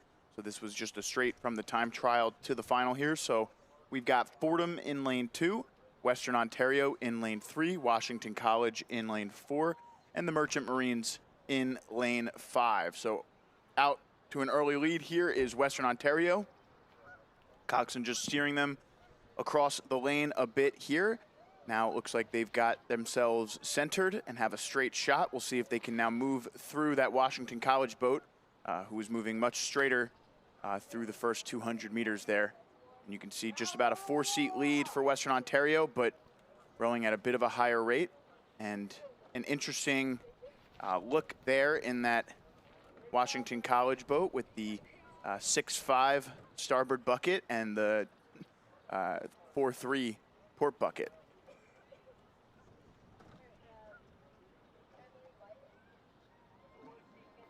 Shot inside here as we get a first look at our launch camera here.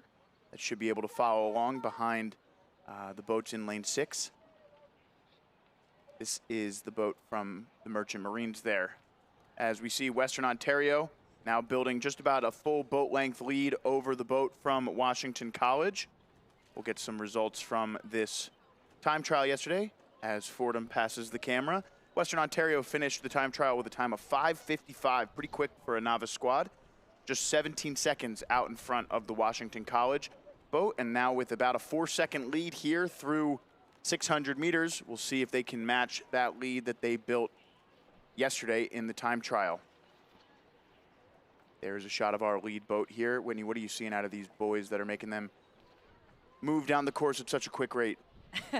You know, that's a great question. I was just kind of keeping an eye on them, trying to get some numbers here for you. So it looks like, again, they're actually rowing fairly conservatively, which means they're rowing very efficiently. Look at that Coxon looking back there again, just making sure she doesn't get snuck up on. So they are rowing at about a 34 here. And again, just really good connection on the front end. We're seeing a lot of these crews that actually don't look like freshman and novice crews. So they're rowing with a lot of efficiency here. Very, very smooth rowing. Look at this connection on the front end. We're kind of watching them get their blades in together. Very, very patient on the front end, which is sometimes a little bit different. Sometimes we see crews with a little bit more of an emphasis on the back end or the finish or the send, and some crews emphasize the front end or the catch. And again, that is a stylistic choice. Depends on how heavy or light your rigging is, the makeup of your crew. So there is no right or wrong way to get down the course. If you are in first, you are in first. And here we are looking at this crew again from Western Ontario, lane 3, doing a fantastic job. Being chased by Washington College, who this freshman 8 races as the varsity 8 in the regular season. So this crew has been racing up a little bit more. They are used to racing older crews and a little bit perhaps more experienced crews. And they won the D3 medals for the freshman event at Head of the Schuylkill. So they've had a pretty good season so far and are here to put another stamp on their win as they challenge Western Ontario. Yeah, you kind of touched on it a little bit, but in these freshman novice events, right, there are folks here that kind of come to the sport from all levels. There could be freshmen that have been rowing all throughout their high school careers or junior careers if they were, club rowers, and, even sometimes before that from when, they were younger. And then there are rowers in the novice category who could be sophomores or juniors who are in their very first year of using an oar in any capacity. So these freshman novice events kind of bring together rowers of all different levels and experience here in these college races. Yeah, that's right. And actually, that's a really good point, too. So here we have mixed freshman and novice, and those are actually two different categories in a way in other races. So freshman means you are literally a freshman, so you can't be a junior, senior, anything else. And novice means literally just your first year of rowing. So we have combined those two events here for simplicity, and of course, it doesn't really matter here because we are seeing some fantastic racing here. So Western Ontario has opened up water now on Washington College. We'll keep an eye on this as it starts to shape up. But again, this beautiful shot here with our eyes in the sky. Very interesting to watch this bucket rig, this double bucket coming down the course here. So it makes things a little bit interesting in an 8 too. Again, just kind of keeping that power a little bit more even for that coxswain to steer straight down the course. Yeah, it's not often that you see the back-to-back bucket in the middle 4 there. But it definitely gives an interesting aesthetic look there to that Washington College boat in comparison to the Western Ontario boat here. You can see just about 400 meters left now for our lead boat. A really in-sync row here. Just a little wobble in the boat there. And they're just back on track now. 250 left now. You can see the red buoys there signifying the final 250, letting these rowers know that they've got about 25 strokes left and to leave it all out there here in what will be their final race at the Dad Vail Regatta in 2026. And as they make their way to the finish line here, it is a great row from Western Ontario. Again, competing for the Brett Cup here in the men's freshman novice 8 final. Western Ontario gonna walk away with this one and take home the gold. Yeah, they actually haven't even brought the rate up too much. So they brought it up just a little bit, perhaps a pip or two, as we would say, but not that much. So they didn't really have to. So that, again, would be a stylistic choice up to them. Look how happy they are. I love to see it as they cross the line there. A little delayed splash there. Exactly, that's right. And yeah, go ahead. Of course, yeah, and here comes Washington College. Washington College will take the silver there. And we'll see the race for bronze is on between Fordham and the Merchant Marines. Didn't get a ton of coverage, and it is Fordham taking home the bronze out in front of the Merchant Marines here.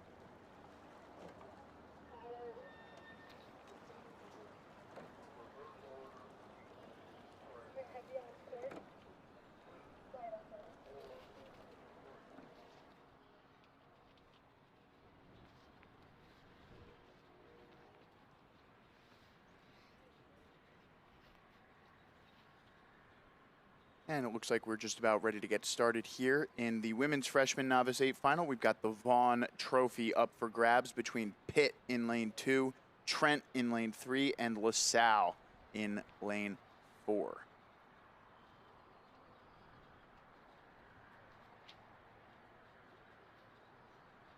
And looks like we're just waiting on these boats to get their point. You can see the boat from LaSalle there sculling it around just a bit. Yeah, let's talk a little bit about that too, Joe. Tell us a little bit about what sculling is, because we're sitting up here at the starting line. We actually don't have much weather going on. As you can see, barely a whisper across the water here. It is so calm and so nice here as we're sitting up at the top. But every once in a while on our screen here, if you can see the Jumbotron as well, down near the finish line in the VIP tent, you'll see some of these crews start to take an oar from the person behind them and start to move the point of the boat around. Yeah, if you look in the LaSalle boat, Pitt actually didn't do it there, which was a bit dangerous, but you can see it happening right now in the LaSalle boat in lane 5 there. The 2-seat has taken the oar from the bowwoman and is just trying to get the oar as, parallel with the boat as popular, if she was just to use her own oar to try and, or if the 3-seat was to try and, row it around, or the bow person, it would actually cause, forward momentum. So when you get the oar super parallel with the boat there, it can allow you to just adjust the point without moving forward quite too much, which is important because, as you can see, they're just humans holding those boats in. So if they start to get some forward momentum, it can get really hard for those people on those stake boats who are, laying on their stomachs there. You can't really see them to hold on to the boat, and we can get these boats to come out, which happens quite often at the junior level. I was doing the Philadelphia City Championships last week, and yeah, the officials were just hoping for the best and sending them down the course at times after waiting for 10 minutes to get these boats in. But these college rowers should have a little bit more experience. Looks like we've all boats sitting ready, and yeah, a bit of a quick start there. Pitt caught a little unaware because of it, but we are underway here in the women's freshman novice 8 event. Yeah, it didn't look like they were quite set with their point. And actually, Trent as well, also coming back in their lane just a little bit. So we'll keep an eye on that as that starts to shape up a little bit. Pitt still kind of riding that buoy line. We'll see if they start to move into the center of that lane again. I know sometimes in freshman and novice rowing, as you said, you've seen some action even from last week. Saw kind of the same thing. So it looks like the Pitt coxswain is trying to get back in her lane again. She has actually moved over almost an entire lane here. Ah, there she goes. All right, starting to realize that she has moved over, taking perhaps the scenic route, the Tour de Touquet, as we say, but coming back in her lane now to get back in the race against Trent and LaSalle that is now barreling down the course here. Yeah, it's tough. You know, when you look at that, it essentially adds just a couple, you know, maybe 5 to 10 meters to an already grueling 2,000-meter race. So it can just add an extra burden onto the rowers. And, you know, Pitt had a good amount of time to make up based on the time trial. Again, Trent with a time of 7:19 in the time trial yesterday, finishing out 10 seconds in front of this LaSalle boat, who we see now from our follow launch, and 50 seconds out in front of Pitt. And, you know, early going here, just about 300 meters into this one, and Trent already has about a 3-second boat length lead on LaSalle here. And you can see outstroking them through the start, and now Trent begins to settle down into their base rate. A nice shot here from the crow's nest of the Camden County Boathouse of our leaders from Trent. Yeah, that's right. And, you know, that's a really good point, too. We do want to point out that steering these boats is not actually very easy, too. It's sometimes actually quite difficult to go straight, especially when you're kind of learning the mechanics of your boat.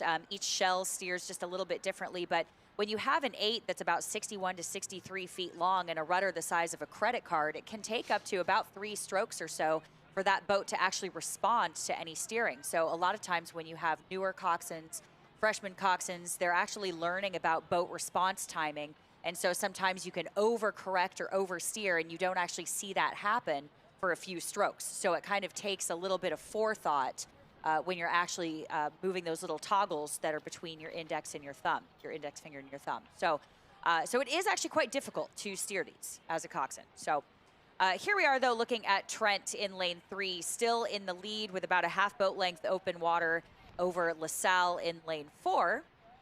And we will keep an eye on Pittsburgh as they try to move back into perhaps first or second. We will see if they can make it up there, make up a little bit of time from that steering correction.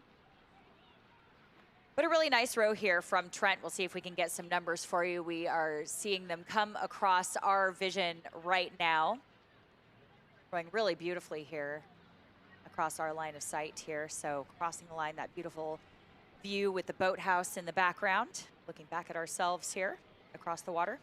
Yeah, shot here across from our follow launch as LaSalle in lane 5 there. And then off in the distance in the yellow shell back there is the boat from Trent, your leaders here. And you can see that lead for Trent, just about a full boat length of open water now on the LaSalle boat. Yeah, we do see Pitt in the back there, again, coming back into their lane. So again, just kind of trying to get a little bit of a grip here on the steering, which is understandable. But we're looking at Trent here again, still rowing fairly conservatively. As we've said, they haven't had to bring the rate up too much. They are in a pretty comfortable lead here. We're looking at about a boat and a half length open water over LaSalle in lane 4. And Pitt trailing behind them. So falling off the pace just a little bit is Pitt there if you were looking at the screen in the background in lane 2.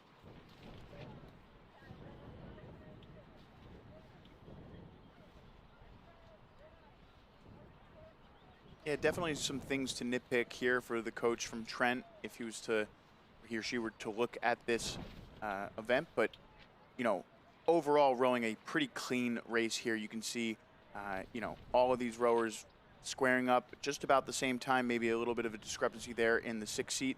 But she's still getting her blade, you know, squared well enough early, and then all of them exiting at the same time here. So a pretty solid, clean oar work race from Trent here, allowing them to build such a dominant lead through the first 1,250 of this one. Yeah, that's right. One thing Trent is doing pretty well here, though, again, as we've said before, we could be nitpicky all day with every crew, couldn't we? But this Trent crew is actually doing a really good job being pretty patient coming into that last quarter, which is basically the top here right before they put the blades in the water before the catch. So they're pretty patient coming back up to the catch, getting the hands away together. And we can see that here in this beautiful bird's eye view with the drone. Again, thank you so much to 5 Tribes doing a fantastic job being our eyes in the sky here so we can see these beautiful shots. But look at the hands coming out together here. So again, as we've said before, we could be nitpicky all day long, but they're getting their hands away, they're getting their bodies over together and swinging pretty well together. And who are we to say? They're in first, so they're having a great row down the course here, opening up more and more water over LaSalle and doing a great job of it. So again, rowing at about a 32 or so. Again, we're gonna keep an eye on that as they start to come into the last 250. That is the red buoys here, the danger zone for crews that are close or in danger of losing a medal. But right now, it is Trent for the gold. So right now it is theirs to lose. We look behind them there at that LaSalle crew.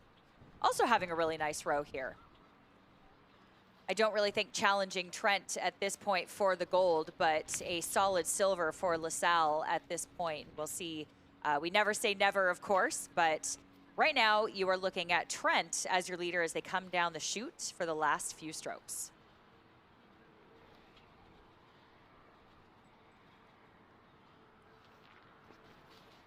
Let's go try.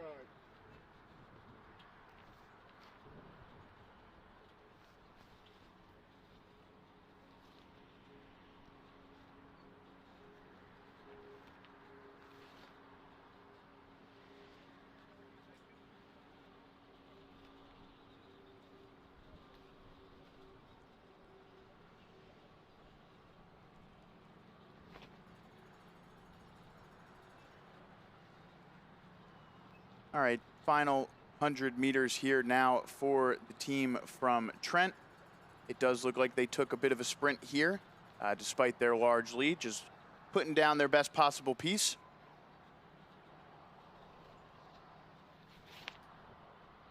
And shout out to Coach Kate McKenzie here for coaching the gold medal winning squad in the Vaughn Trophy event here at the 2026 Dad Vail Regatta. Trent wins gold. Rows all the way through, and there's the celebration.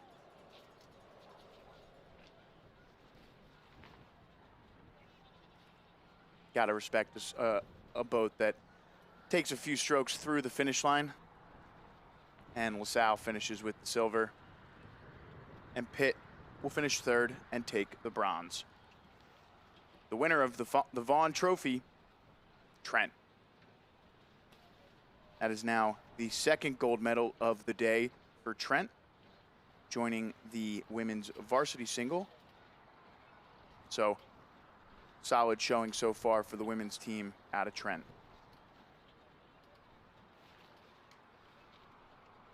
We're going to take a quick break for a message from our sponsors, and we'll be right back with the men's varsity double.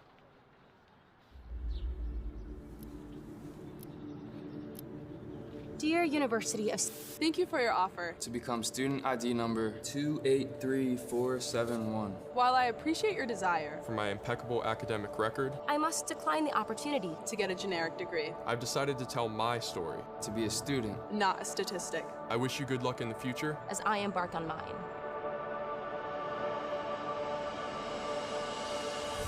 There's a place where you can come as you are, see how it's made, and why we make it.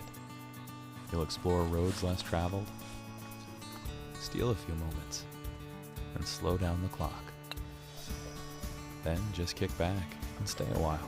It's time to get away close to home in South Jersey. Head to visitsouthjersey.com to plan your trip today. We'll see you down the road.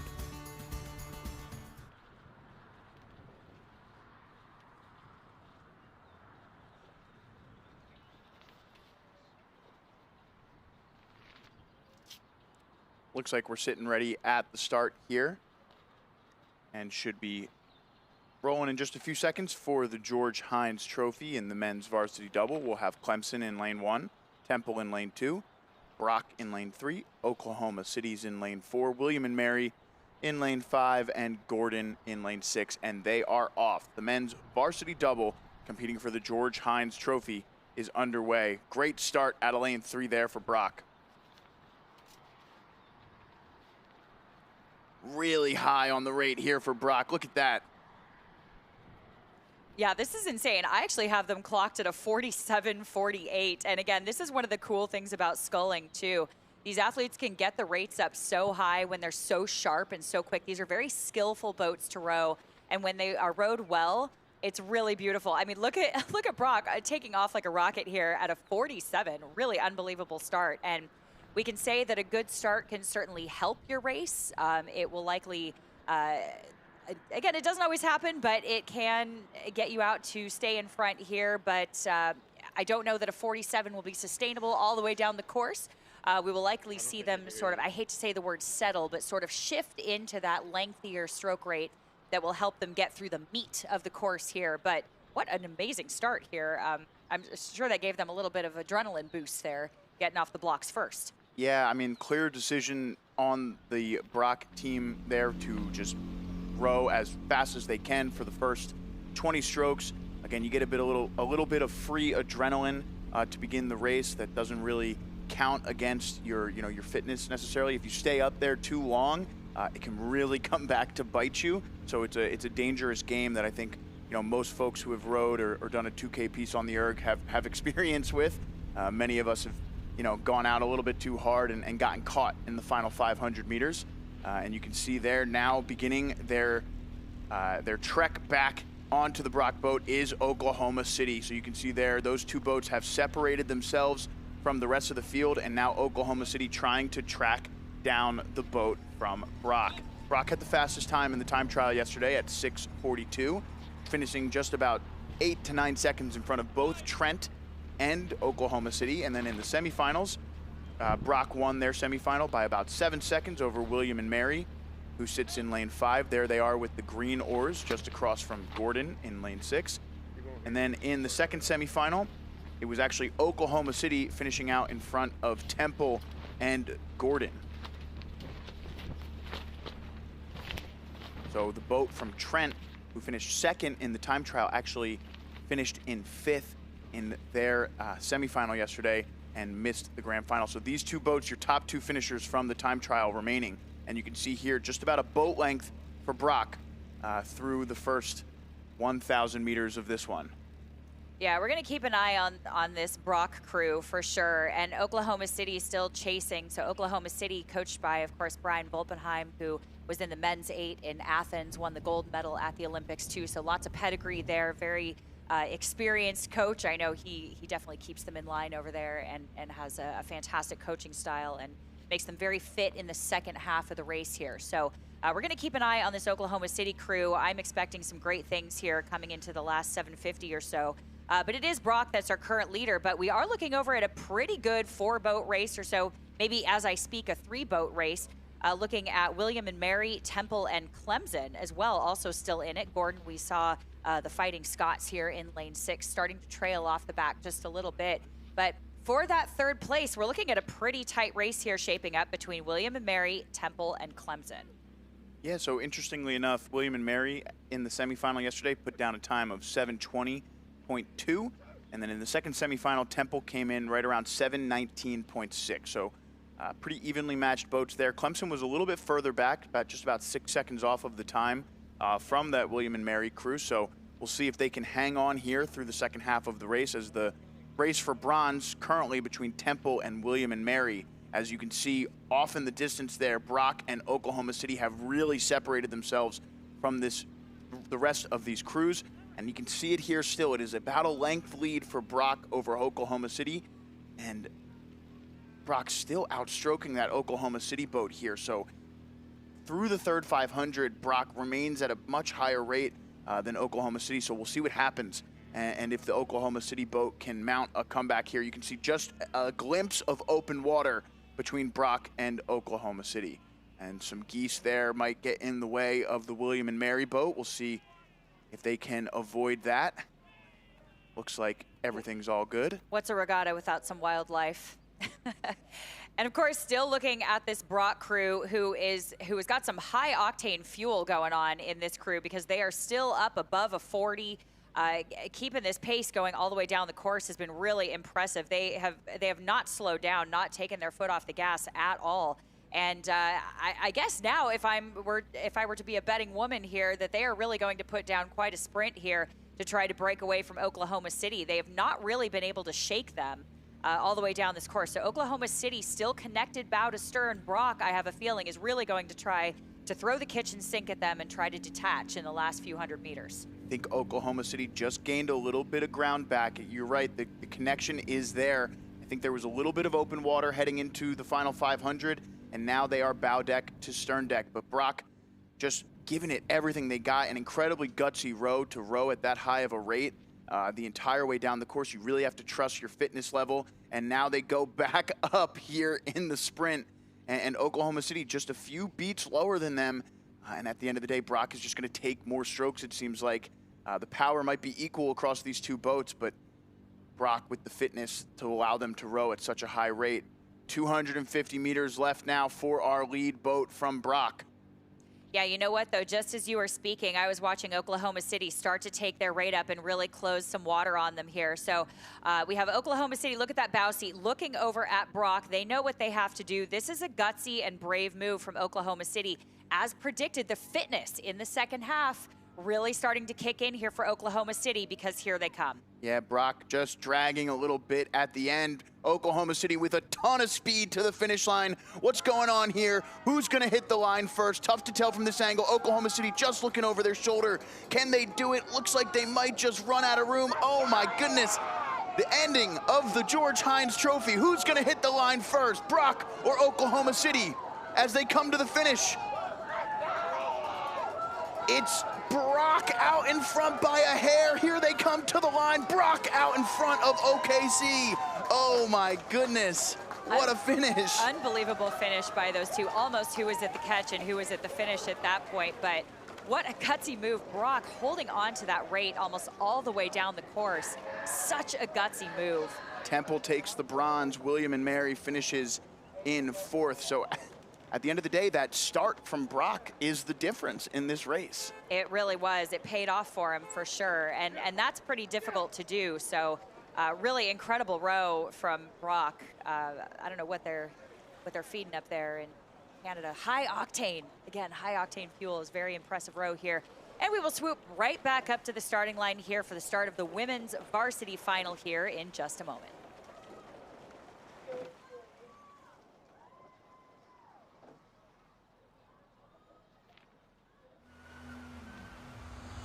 We are back here live from Avalon, New Jersey for the South Jersey Lifeguard Championships. Josabelle, well done. three-time Brigand team. South Jersey double champion. And we are back here in Ventnor, New Jersey for the first annual Women's South Jersey Lifeguard Championships.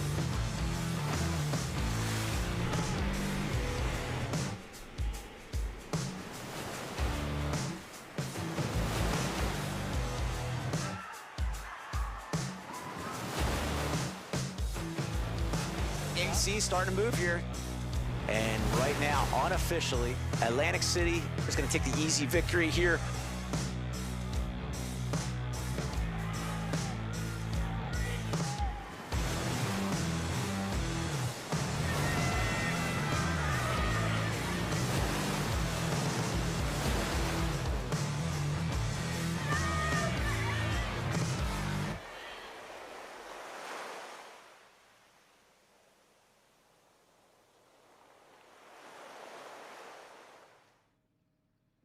All right, we are still sitting here at the start for our women's varsity double grand final. This is scheduled for 8:50, so running just a few minutes ahead of schedule here. We're going to have Trent there in lane 1 from right to left on your screen, MIT in lane 2, Queens in lane 3, Trent is in lane 4, Gordon is in lane 5, and MIT in lane 6, the women's varsity double. Looks like all boats are sitting ready.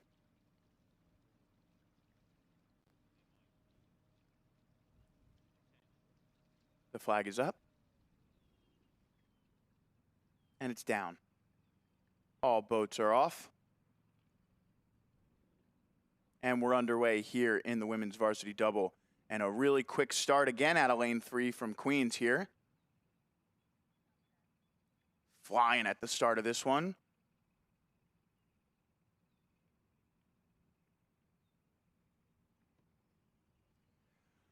Queen's University had the fastest time in qualifying yesterday at 7:14. The next fastest was Trent, who sits in lane 4. They were about 12 seconds behind. And then in the semifinal, Queens rode at 7:54, just 20 seconds out in front of the boat from Gordon. And in the second semifinal, the boat from Trent won by a margin of about 10 seconds over MIT. So look for this one to start to break out into a couple different races here as Gordon and Trent and the lane 2 MIT boat compete for silver.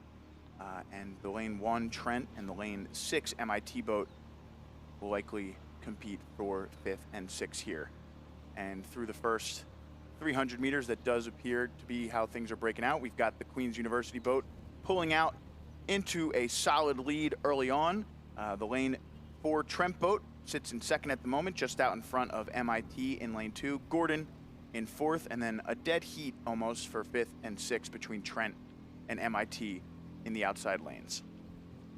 Yeah, that's right. And I have Queens here in lane 3 rowing at about a 37. And no surprise that they are out in front here. This crew has a lot of experience. Both of these athletes are actually lightweights here. They're the winners of the 2025 Canadian University Championships. They both won U23 lightweight singles at Canadian Henley. And Julia, who is one of the crew there, has raced at U19 Worlds in Paris and U23 Worlds in St. Catharines. So lots of experience here in this Queen's crew, and it is really showing here. So again, the 2 lightweights taking the lead here from Canada, starting to open up water now on Trent and MIT, who is now in 3rd, being challenged by Trent on the outside again. So we'll try to keep those straight. We have a couple different crews here from MIT, a couple from Trent, and we are starting to separate here a little bit. So again, still Queens in lane 3 is your current leader, the U19, U23 experienced lightweight crew here coming out of Queen's University. And opening up just a little bit of water now over Trent in lane 4. So we have about a boat length though. Trent not giving up yet. They're not gonna roll over and take that. So I have a feeling Trent is really gonna start to make a move in the second half. We've seen that before, and I have a feeling we'll see it again. So Queens, Trent, and then MIT in lane 2 are your 1, 2, 3. Shot here of our lead boat from Queens as they make their way through the second half of the second 500 past the Camden County Boathouse here. And we see from our follow launch, you can see the Queen's University boat there out in front in the distance. Trent there in lane 4, not too far behind. Closest here to the launch camera is our lane 6 MIT boat. That's just Gordon College over their shoulder in the dark and light blue. And you can see the other MIT boat there in lane 2 across the way. But a nice look inside the lane 6 MIT boat here at the moment.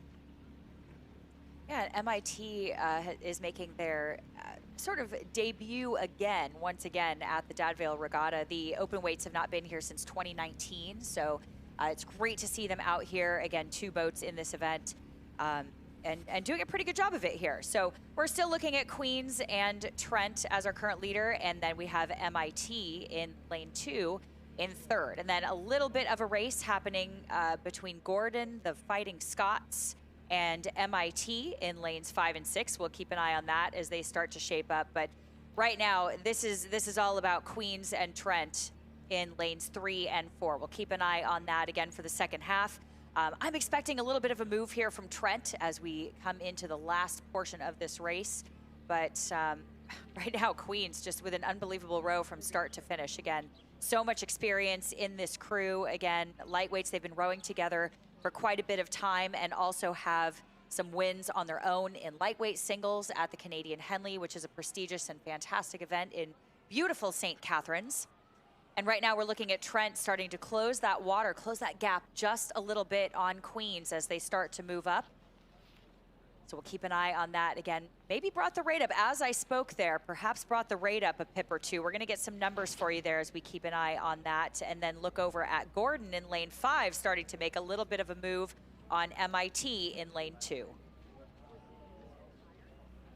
Yeah, nice little move there from Queens. Looks like Trent had closed the gap down just a little bit into this third 500, and the response from the Queen's University boat to keep them just off of their stern deck here. But a close race here. Trent just pointed ever so slightly across their lane, could cost them a couple ticks here. 500 meters left now for our lead boat. It does look like Trent has closed it down a good bit here over the last 10 to 15 strokes.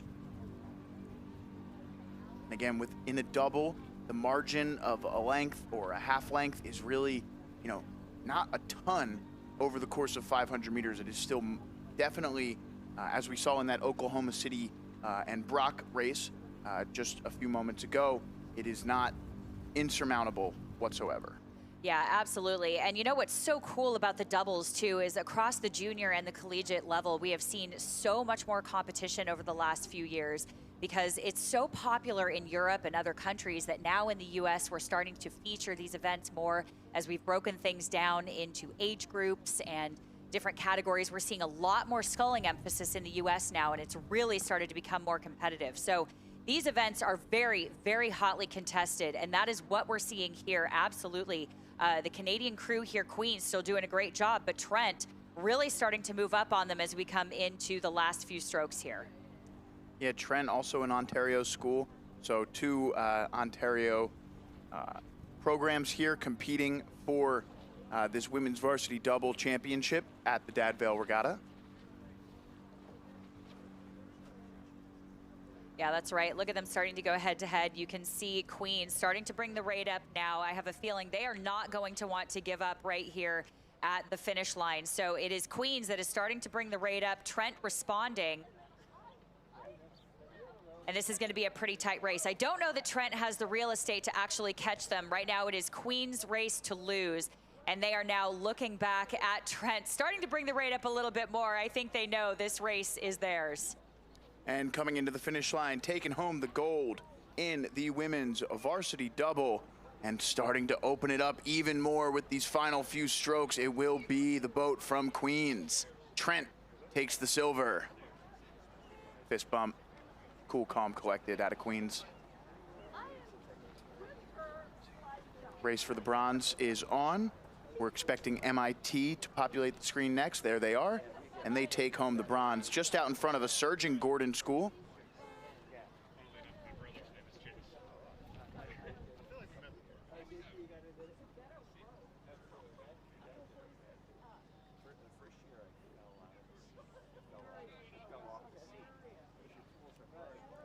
Race for 5th and 6th between the MIT and Trent boat finishing up. And MIT just out in front of the other boat from Trent. So MIT takes 3rd and 5th, Trent 2nd and 6th.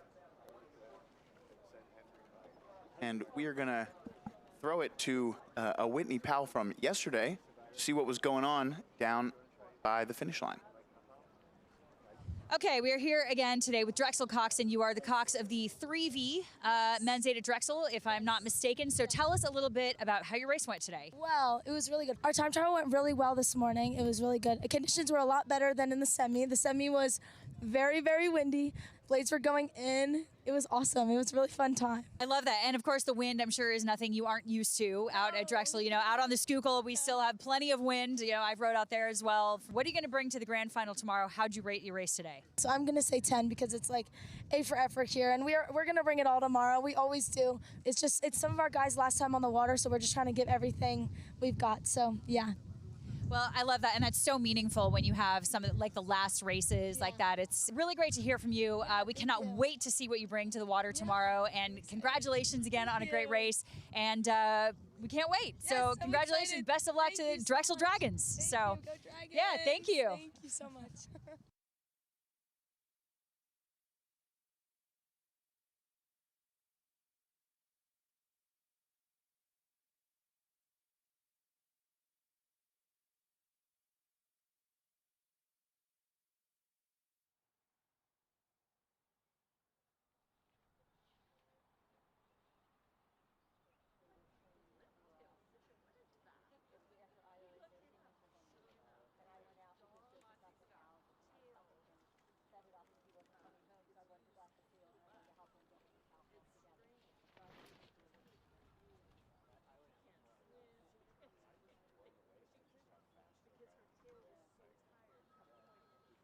And it looks like we're underway here for the Ken Shaw Jr. Trophy. This is for the men's second varsity 4. We've got LaSalle in lane 1, Marietta in lane 2, Drexel's in lane 3, Stetson's in lane 4, Colgate in lane 5, and in lane 6 is Mercyhurst. So this is the men's second varsity 4. Should be a good one here. In the time trial yesterday, Drexel had the fastest time by just about 12 seconds over Stetson and Mercyhurst, and then a bit of a gap to Colgate and another to LaSalle and Marietta. In the semifinals, it was LaSalle winning semifinal number 1 by a margin of 5 seconds over Colgate, and then 18 seconds over LaSalle. And in the second semifinal, LaSalle, in that, Drexel finished with a time of 6:49.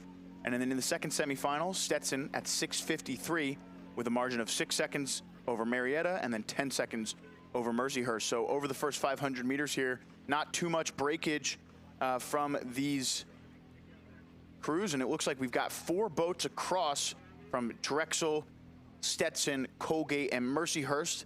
5th at the moment is LaSalle, and then Marietta just a bit off the pace in lane 2. Drexel starting to inch out into front, though, in that lane 3 position. There they are.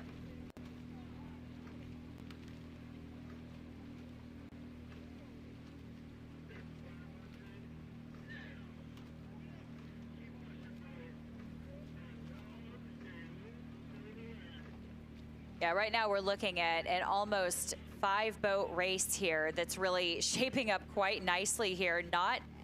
No one has really decided to make a move to break away from the pack yet. Now, they do still have time to do that, so we'll see what happens in the second half here. But again, a lot of these crews have proven themselves to be quite fit in the second half, so I'm very curious to see where this is going to go. So the stakes are pretty high here again for a lot of these crews, second varsity 8s. These are very hotly contested events. Right now, still looking at Drexel in lane 3, rowing at about a 36. They've kept the rate up pretty high. And then we look over at Stetson in lane 4, rowing in that bucket. And then we look over at Colgate in lane 5. We'll jump back over to LaSalle, and then we go Marietta and Mercyhurst. So right now it is Drexel and then Stetson, who has really dealt with quite a bit of illness, they said, this year. So they've really, like many coaches, overcome something.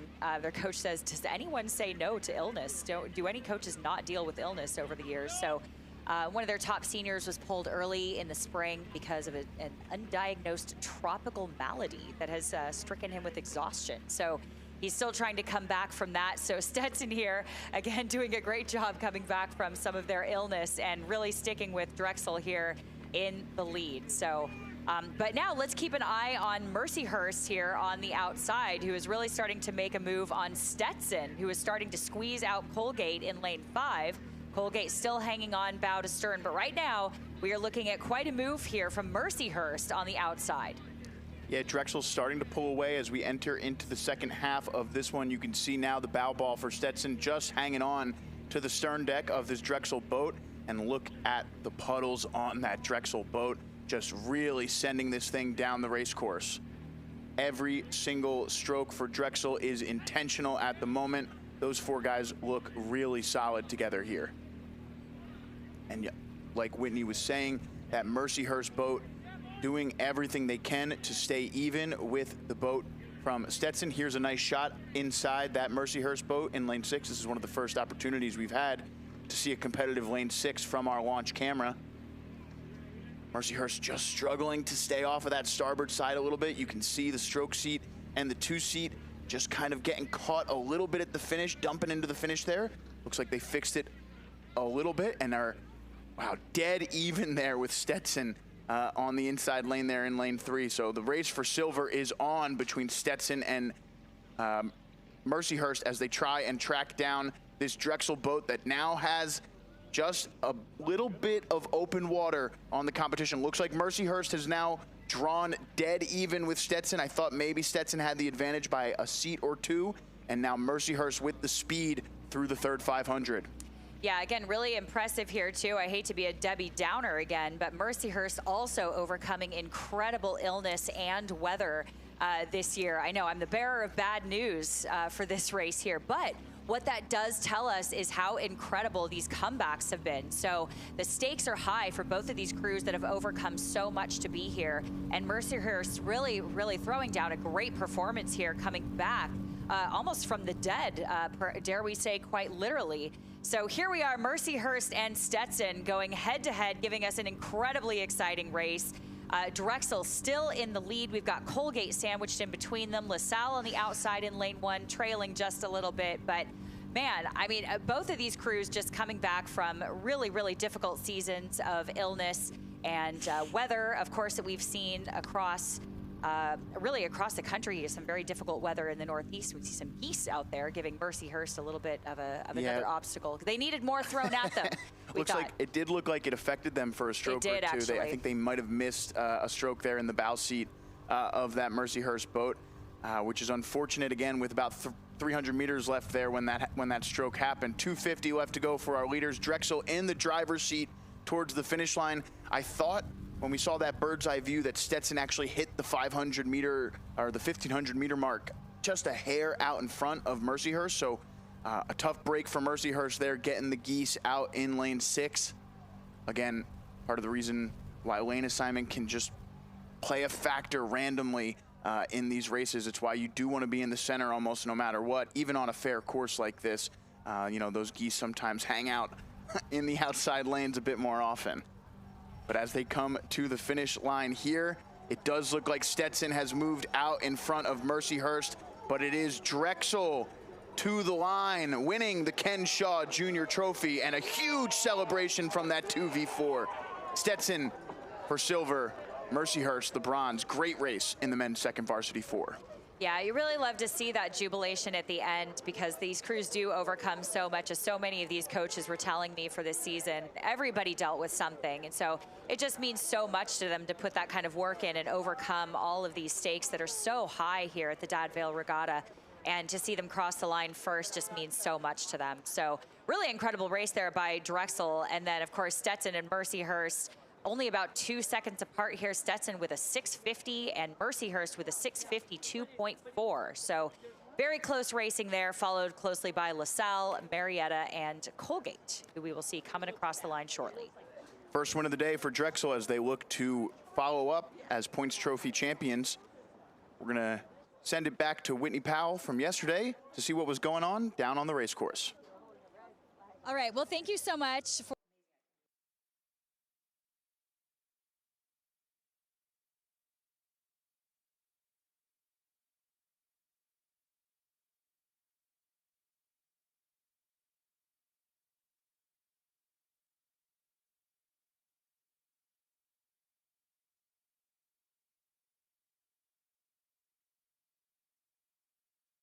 All right, well, thank you so much for coming out here. I know you just raced and you have another race, a grand final tomorrow. You guys raced 2 weeks ago, I believe, at Weira.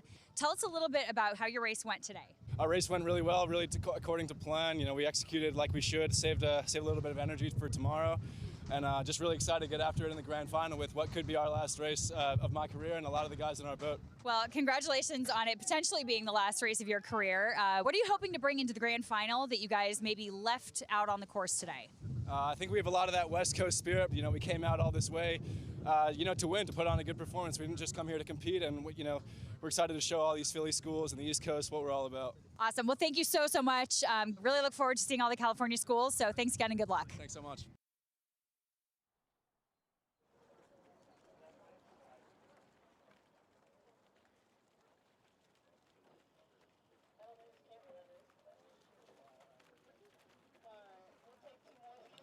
Looks like we're just about ready to get things started here. This is the women's second varsity 4.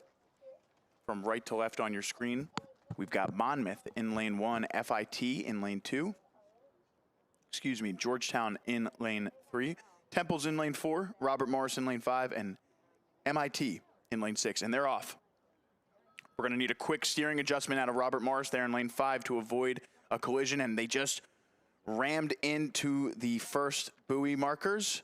So Robert Morris is going to start at a disadvantage here, but the coxswain seems to have gotten them back into the center of their lane. Tough start there for Robert Morris in lane 5. Georgetown out to an early lead here. as Temple tries to stick with them. This should be a fun one between these two women's second varsity fours, between Georgetown and Temple. Georgetown, of course, mentioned a good bit yesterday, the two-time defending women's points trophy champion. And they are well represented across the sweep events here at the Dad Vail Regatta in the women's categories.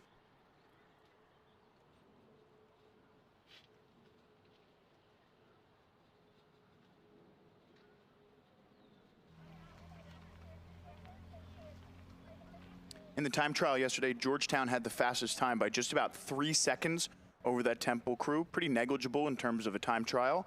And then in their respective semifinals, Georgetown had an 8:04, winning by about 26 seconds over this Robert Morris boat in lane 5. MIT on your screen at the moment.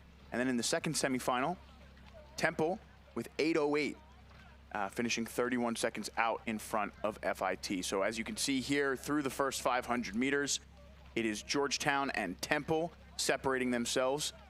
Sitting in third at the moment is that lane 6 MIT boat. And it looked like just about a boat length lead for Georgetown over Temple as they come by our scissor lift cam here at the 500 meter mark. Your leaders through 500 meters, the Hoyas from Georgetown. Temple Owls next up. And you can see just a little bit of open water starting to form between those lane 3 and 4 boats. Next to the 500 line, it's MIT just out in front of Robert Morris, responding well to the difficult start. And you can see there at the bottom of your screen in fourth is that boat from Monmouth out of lane 1, just out in front of FIT in lane 2.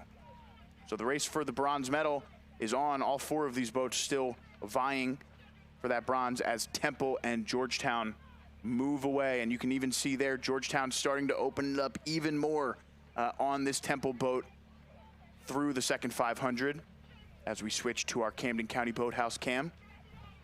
Yeah, that's right. And Georgetown is often chasing the points trophy. So I know their coach was telling me, of course, they're going after it once again. So the Hoyas, again, in the lead. They do have quite a history here at the Dad Vail Regatta on the women's side, doing a great job. And again, keeping us on our toes again. Georgetown versus Temple here, bow and stern decks overlapping as we come through the 750 meter mark. But I think you're right. The race to watch here is really for third as we watch Monmouth in lane 1 started to take quite a move just a few moments ago. To move through them. Monmouth had a head coaching change at the beginning of the fall season, and the team has really come together to kind of rally around that and buy into the program, and they've done a really great job through the season here to kind of get to the point that they're at now. So they're really proud of how far they've come, and they're excited to send off their inaugural class with a great spring racing season. So we'll keep an eye on that Monmouth crew, again, who has overcome some big changes throughout the fall, but really putting on quite a show here just moments ago as we keep an eye on Georgetown starting to open up water now over Temple in lane 4. So we'll try to get some rates on that for you. But right now, again, coming into our view, again, is Monmouth, who has taken a little bit of water now over Florida Tech. So starting to open up a little bit of water there, doing a really great job. Actually, Monmouth has had a really strong row moving into the second half here. So very fit crew. This is a very strong second varsity 4 here from Monmouth. They're starting to really open up water now on Florida Tech in lane 2 as they start to row just out of our view on this camera. Yep. But quite a race here. Excuse me. No, yeah. It's all good. I was just going to say it'll be interesting to see when we can if Monmouth has opened up on this Robert Morris and MIT boat that we're looking at right now. Those two boats seem to have an advantage over FIT from this angle. Again, it can be difficult to tell. As we take a look at our medal dock there, that was the Stetson second varsity 4 receiving their silver medals. And a look in there at the third 500, and there's that Stetson boat. And your gold medalist from Drexel in the second varsity 4 on the medal dock, receiving the Ken Shaw Jr. trophy.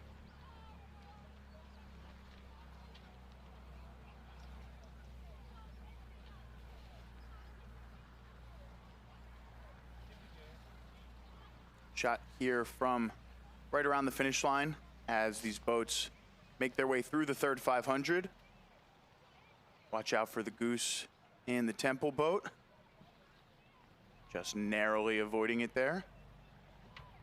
Lots of goose aversion today. So lots of wildlife out on the course, always keeping things interesting, because who doesn't need a little bit more drama out on the course, right? We had so much of it yesterday that the geese are like, well, we need something today, because we have absolutely beautiful conditions here. A little bit of cloud cover. These coxswains not having too much difficulty actually seeing down in the bow like that. Sometimes if you have any glare on the water or any chop, it can actually be a little bit difficult to see some of these buoy lines. But right now, again, no obstruction, not too much glare off the water, so these coxswains have a nice, clear, flat view of their lanes and doing a great job staying right down the center. Of course, these are varsity coxswains for the most part, so a little bit more experience here. But it does really help. As a coxswain, I can certainly attest to that being down in a bow loader can be a challenging job. And just as I speak here, I'm looking at the Georgetown coxswain, kind of looking over at the Temple coxswain and the Temple crew there, because your line of sight is so small and so narrow when you're down there in the bow like that, that it can be really easy to be snuck up on. So you have to sort of have an instinct where you can feel those crews next to you kind of breathing down your neck when they get that close. And I think that's what's happening here with Temple getting a little bit close to Georgetown. Don't know that they're necessarily in danger here at this point. We'll keep an eye on that, but very smart of that Georgetown coxswain to look over and just keep an eye on Temple in those outside lanes. 250 meters left to go now for our lead boat out of Georgetown. And you can see the lead they have over Temple is quite substantial here over the last 250. So Georgetown looking to take home their first win of the day here at the Jefferson Dad Vail Regatta.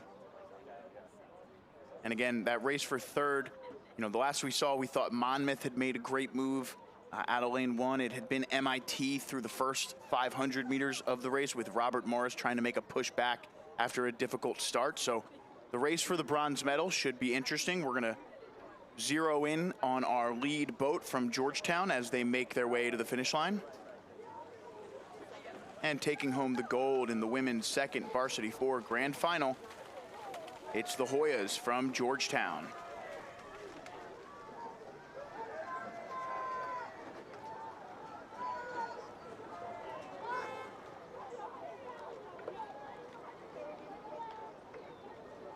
Business as usual in the Georgetown boat there.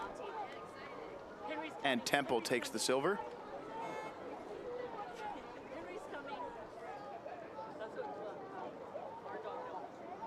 .757 the time for Georgetown.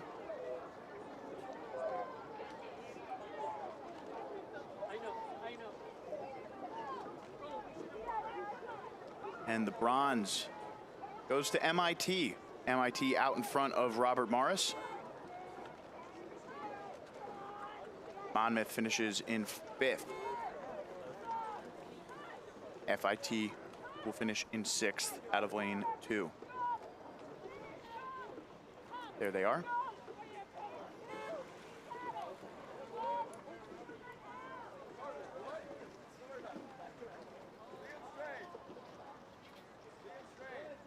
And we're going to fly back up to the start line here as we get a nice shot of the Philadelphia skyline on the right-hand side, the Walt Whitman Bridge there on the left-hand side. See the overcast conditions today. Pretty warm out there still in the 60s. And again, some great rowing conditions on the race course here. Pretty flat. If you were watching yesterday, you saw those waves begin to form as the morning session went on and worsen over the course of the afternoon. But at the moment here, not much disturbance on the surface of the water at all. We've got the men's third varsity 8 in the stakes here. We've got St. Joe's in lane 1, Marist in lane 2, Drexel in lane 3, Santa Clara in lane 4, LaSalle's in lane 5, and Temple is in lane 6. They are competing for the Bob and Maisie Suter Memorial Cup.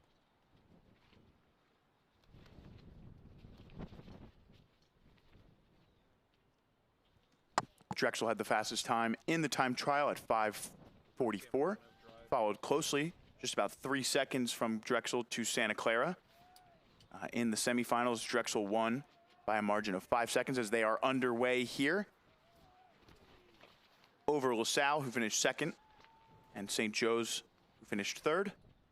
And then in the second semifinal, Santa Clara finished out about 4 seconds in front of Marist and 10 seconds in front of Temple. So we'll see how things progress here. It does look early on as though Drexel and Santa Clara are beginning to separate themselves. LaSalle hanging on there in third at the moment. And they go by our outside lane follow launch here. Nice shot inside that Temple 8.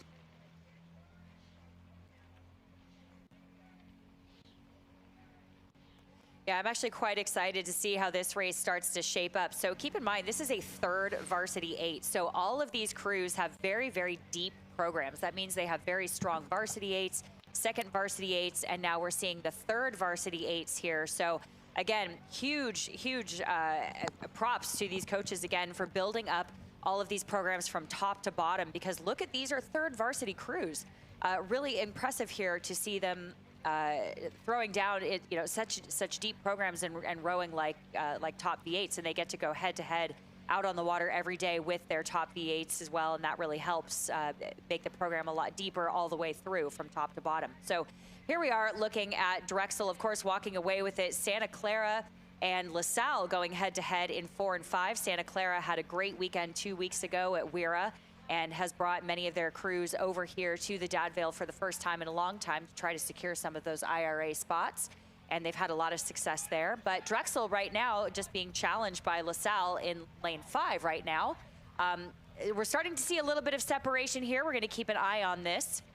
But what a race we're seeing shaping up for second. So right now it is Drexel, again, like I said, being challenged by LaSalle just a little bit in lane 5.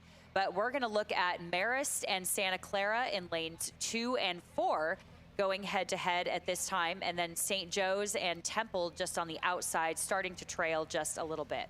Yeah, so you talked a little bit about, the depth of some of these programs. So Drexel not only boating a first and second varsity 4, or first and second varsity 4, but a first, second, and third varsity 8. So a really deep program. And again, Drexel already winning the second varsity 4, and the third varsity 8, generally a priority boat over the 4 boats for a program like Drexel. So, a really impressive start to the championship races so far for Drexel. 1,000 meters down, 1,000 meters left to go for the lead boat from Drexel. Looks like second to the halfway line is LaSalle by a seat, maybe over Santa Clara. And Santa Clara with a little bit of speed into this third 500 seems to be drawing just about even with LaSalle as I speak. Yeah, that's right. And Santa Clara, I'm expecting, again, to be pretty strong in the second half. They're a very fit program. They do very well, again, from top to bottom. And they showed us 2 weeks ago that they're incredibly strong in the second half. So I'm definitely going to expect some moves and some great fitness here from Santa Clara. But they really are being challenged by LaSalle here, but still moving. So we are almost bow ball to bow ball now, Santa Clara and LaSalle. What an exciting race here, almost going stroke for stroke here, not one outstroking the other, but literally who is at the catch and who is at the finish, bow ball surging forward and back. So Drexel walking away with it right now, but it is Santa Clara and LaSalle going head to head. So we're going to keep a very, very close eye on this one as this starts to develop, because one of these crews is going to have to throw something at the other. Yeah, it does look like Santa Clara is now just starting to inch out in front. You can see their bow ball just hitting those bow marker lines just slightly ahead of the LaSalle boat. It does look like a 1-seat advantage for Santa Clara now. Even if you look back at their sterns, LaSalle's stern starting to peek off of your picture. Santa Clara's was remaining on, so just about a 1-seat lead. 500 meters left to go for LaSalle, 500 meters left to go for Santa Clara and LaSalle. Drexel opening up water now with a boat length of open water on second and third place. What a race we got going on here for the silver medal, though. Santa Clara at the moment. We'll see who kicks it into high gear first. It looks like Santa Clara is the first one to kick it up a bit. Yeah, you know what? This coxswain's going to have to make a really gutsy move, too, because when it comes down to something like this, it really could be who is at the catch and who is at the finish. So at some point, a coxswain has to say, you know what, we either have to sprint early or we've got to make a decision, but something's got to give here. So I'm going to be very curious to see what this coxswain decides to do in the Santa Clara boat, especially because they do have the edge right now, rowing at about a 38-39. They're really starting to bring the rate up here, but LaSalle is really starting to challenge. We'll see. Look at these coxswains looking over at each other, just saying who it's going to be, because this really could come down to a photo finish here between Santa Clara and LaSalle. I think Santa Clara is starting to pull away just a little bit here based on this camera angle. Hitting those buoy lines just slightly earlier than LaSalle boat. You can see now pretty clearly Santa Clara with an advantage as we follow along with our lead Drexel boat here. Again, the men's third varsity 8. The grand final of the Bob and Maisie Suter Memorial Cup. Look at the Dragons as they cross the line in first. Great race from Drexel. Second place belongs to Santa Clara. Temple, 4 seats back for the bronze.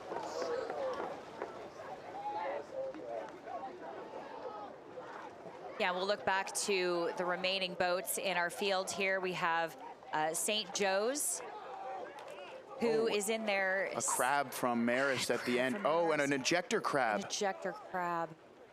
And they are upset about that in the boat. No, it looks like they don't seem... Right before the finish line. Well, we hope everybody's okay. We will keep an eye on that as that develops, but unfortunate for Marist. So St. Joe's cross in fourth, just out in front of the Marist boat. Temple finishes in sixth. But again, Drexel, your winner at 5:58. Santa Clara at 6:03. LaSalle, 6:05. There's the time for St. Joe's. I wonder if our camera could potentially get a shot of the ejected rower to make sure that he's all right. Obviously, we haven't seen the officials cross through yet. So, you know, the assumption is the rower's all right. We can always hope. All right, we're going to head back up to the start of the course in the meantime as we try and make sure the rower from Marist is okay. We're going to have 4 boats here in this women's third varsity 8 grand final. We've got Temple in lane 2, Drexel in lane 3, Georgetown in lane 4, and Monmouth in lane 5. So again, important points trophy implications here in this one with Drexel and Georgetown and Temple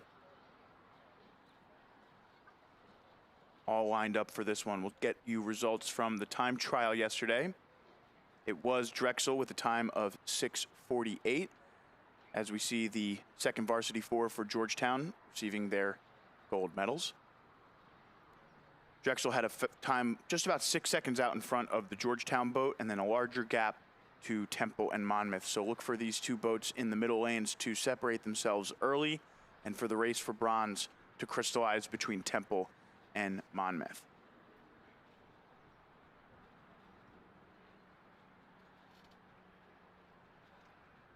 All boats seem to be sitting ready at the catch. Final point adjustments here. Yeah, and one thing that's kind of interesting to note too is while they make these adjustments like this, you will not see coxswain hands in the air anymore. It used to be that coxswain hands were recognized if you were trying to get your point or you were not ready to, in fact, start the race.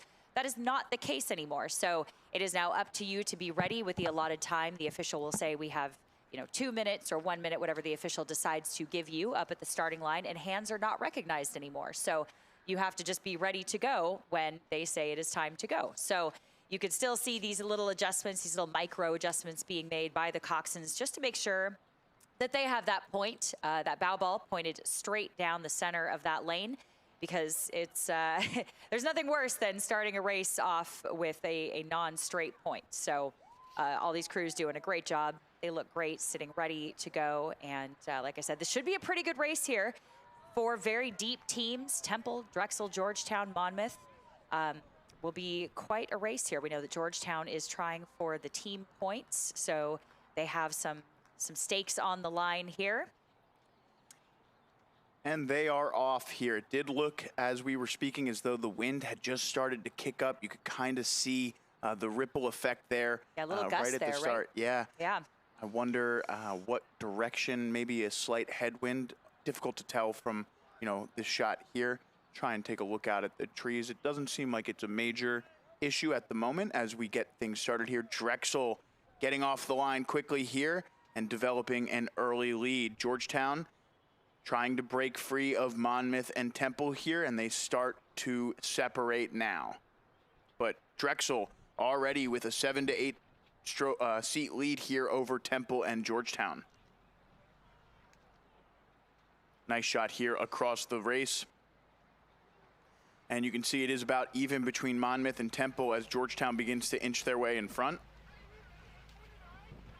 That's right, and I'm getting some very cool information here from this Monmouth crew. Very talented group. Again, we've seen so many different talents, different sports across the board in a lot of these crews here. The stroke seat here is the team nail artist. We also have the hairstylist in Australia, from Australia in the 5 seat. That is Molly McDonald. So she does everyone's hair for the races here. And they are looking good here. We're looking at Monmouth in our view in lane 5. Doing a great job here, hanging on. It looks like in 4th place at this time, but we're looking at Georgetown and Drexel up ahead in the lead with Drexel in lane 3 as our current leader by about a bow ball over Temple and Georgetown bow to stern, who are going head to head for 2nd place for silver. And Monmouth just off the pace here, still overlapping with Georgetown in lane 4, so they haven't quite lost it yet, but they are still in the race here. Again, connected bow to stern, but it is Georgetown and Temple that are going bow ball to bow ball, stroke for stroke, trying to catch up to Drexel, who has taken off pretty quickly here to establish their lead.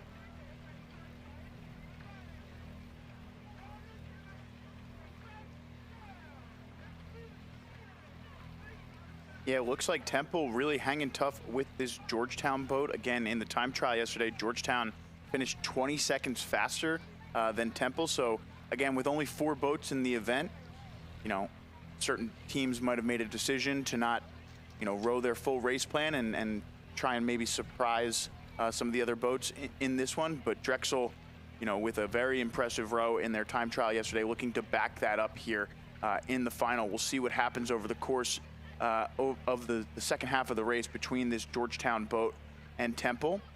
As we pan out here, it looks like difficult to say exactly when they're going to be flush with our camera here. They come by our angle. It does look like Temple by a handful of seats over Georgetown at the moment. And there you can see it a little bit more clearly from the drone angle. Temple, just a little bit closer to that Drexel boat there than the Georgetown crew.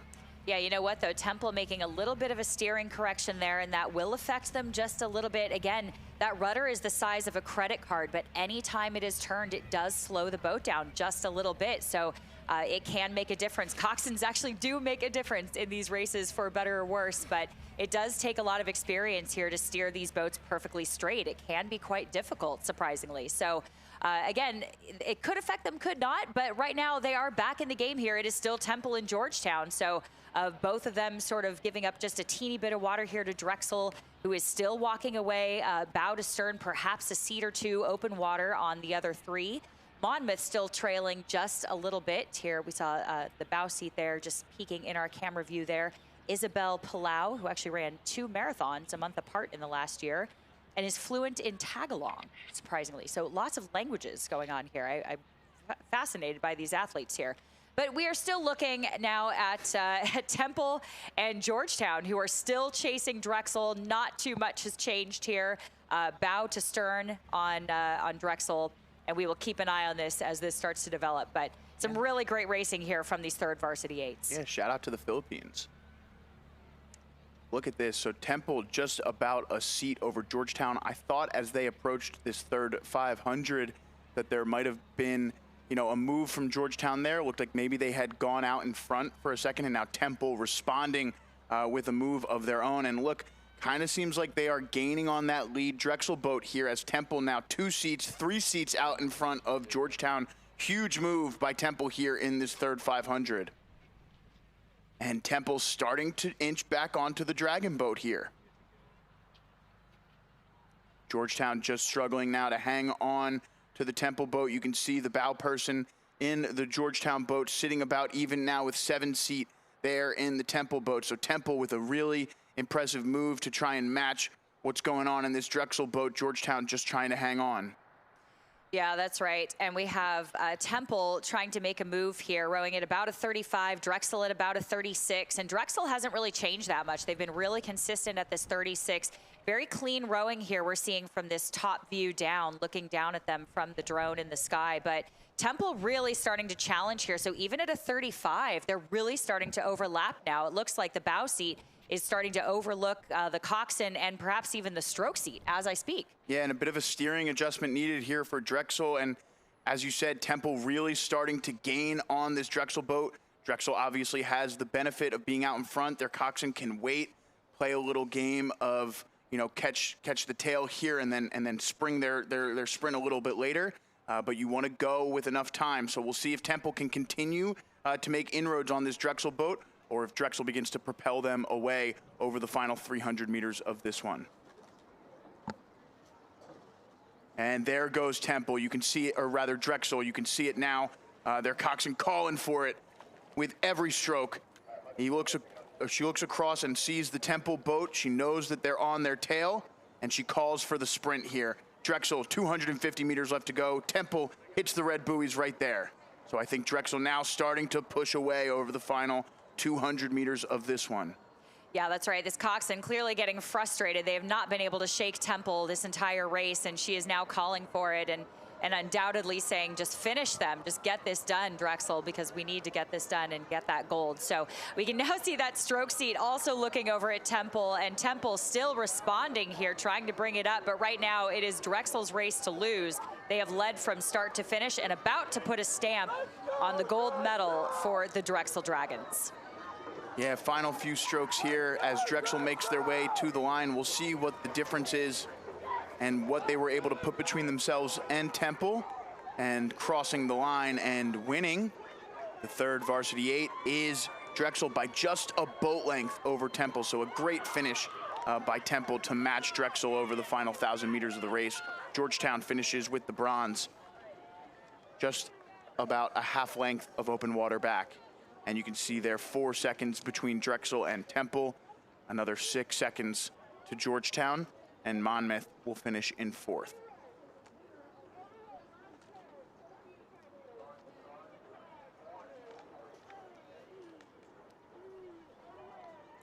Next 2 races down the course will be the men's second varsity 8 and men's varsity 8 final, as we see the championship crew there out.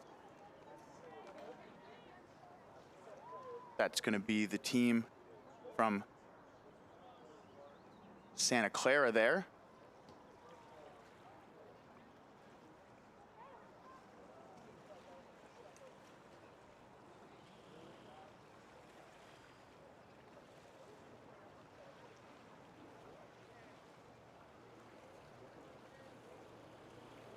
And just some clarity on what's going on the dock there, thanks to our director for feeding this to me. I was a little bit confused. Santa Clara won the West Coast 3V, so it's a separate race within the Dad Vail that they are awarding this year. So Santa Clara, the silver medalist in the 3V category, but the winner of the West Coast 3V event.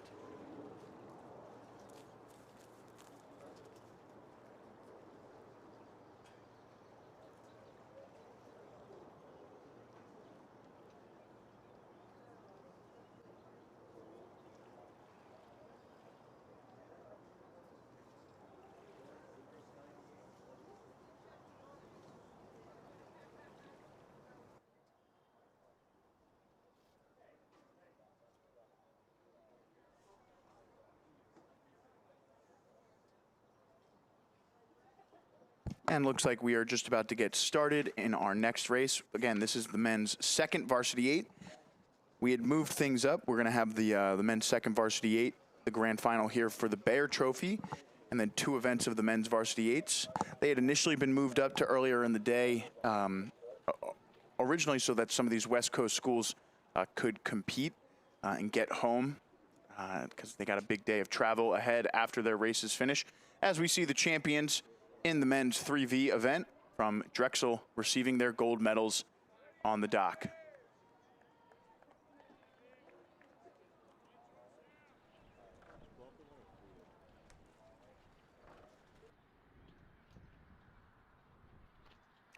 Taking a look up at the top left hand of your screen as Drexel receives their medals.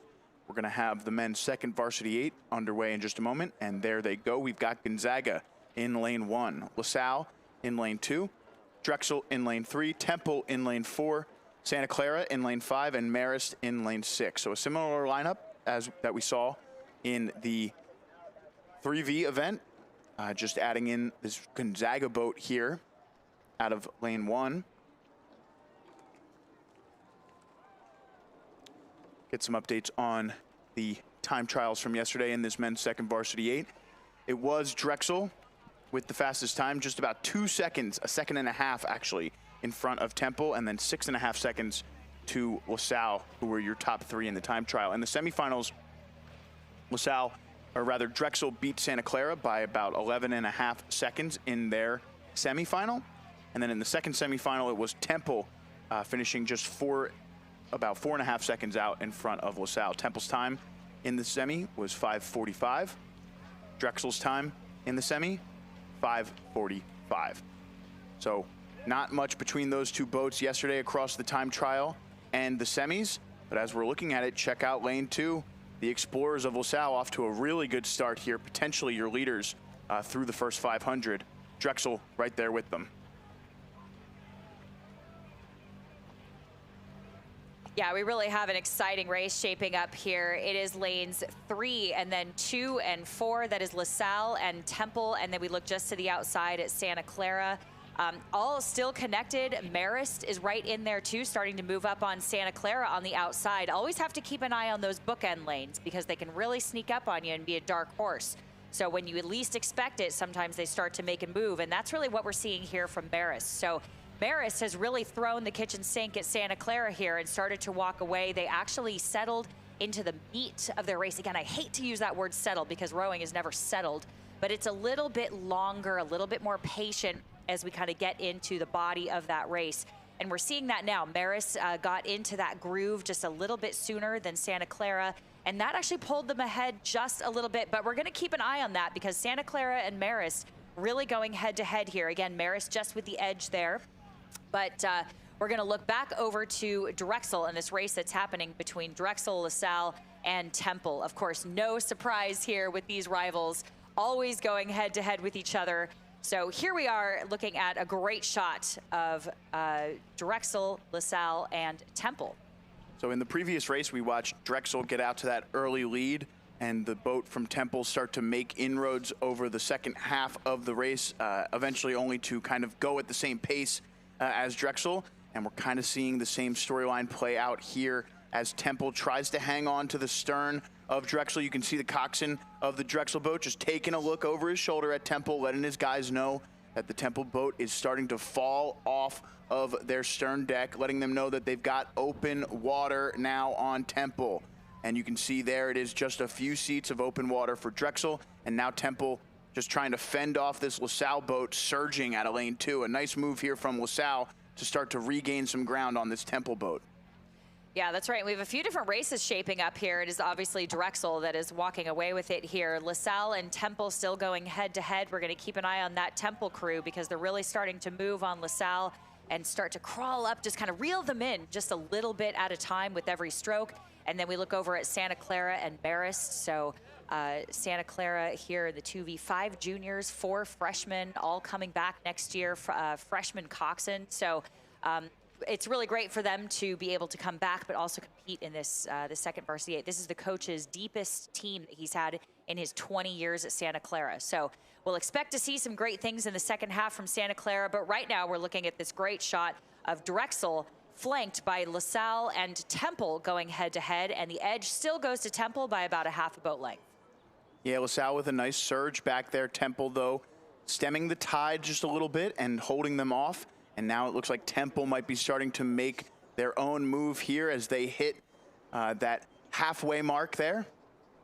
Yeah, and one thing I want to note too is look at this Drexel crew. You can see it if you're looking at the screen, either the Jumbotron or the live stream here, but we're actually getting out of those puddles here. So we're getting a lot of run in this boat, which means the Drexel crew is letting the boat do the work for them. So what you can see here on the screen, if you're looking at that, is the stroke pair is actually getting out of the puddles of the previous stroke. So they're not in their puddles. That means they're getting about 10 meters per stroke here, very roughly. At full speed, that's about how much an 8 moves per stroke. It's about 10 meters a stroke. And Drexel doing a really great job here, letting the boat do that work for them. So this is a very efficient crew we're looking at here. Yeah, just a little dip on that port side, but you can really see the blade work here in this Drexel boat, kind of compared to the other boats in this race, just really riding low on those recoveries and getting those blades in together. It's an impressive row, as you said, Whitney. 250 meters left to go now for our lead boat from Drexel. That race for second looked like Temple had started to take the initial move. Just a quick peek from the bowman. Now the two-man looks over. Think that they have a slight advantage over LaSalle here. But for the Bayer Trophy, the winners here, it's gonna be Drexel. And that's gonna be 3 straight wins in the Dad Vail Regatta for Drexel. The silver to Temple.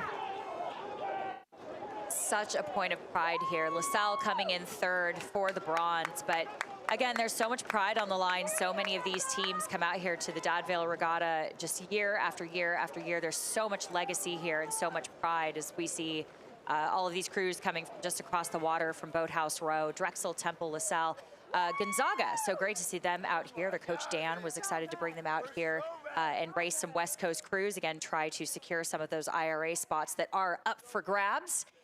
And as that race finishes up, we will swoop right back up to the top for one of the exciting events of the day. We've seen so much drama here, so much excitement, and some medals now being awarded on the dock for the Temple women.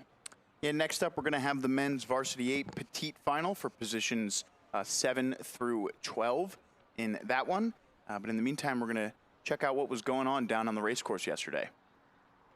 All right, well, thank you so much for coming out here. You are the coxswain of the 3V, but I'd love for you to tell us in your own words a little bit about how your race went today. I'd say today we had a really solid performance. We put down what we wanted to, closing the margin, and we're hoping for a win tomorrow, trying to steal a win. That's awesome. Well, we love to hear it. And we've seen a lot of wind picking up here in the second half of the day. So how did you guys handle the wind out there? I think for us, a big methodology, the way we row is a sharp pinch at the front, so sharp catches. That for us means a lot, especially when the wind picks up. We got to be sharper than we have been before, really committing every stroke to it. I really love to hear it. And so you guys had a great race out there, great time trial. What do you hope to bring tomorrow to the grand final that you left out on the water today? I think definitely the way our tapers worked great this week. We definitely have a lot more speed in there, saving it out for tomorrow. We're going to put up a fast time. We're going to go for that win that we haven't gotten in 70 years here at LaSalle. So we're taking that win back tomorrow. I love to hear it. Well, thank you so much. Really appreciate it. And we're going to be rooting for you tomorrow. So have a great race.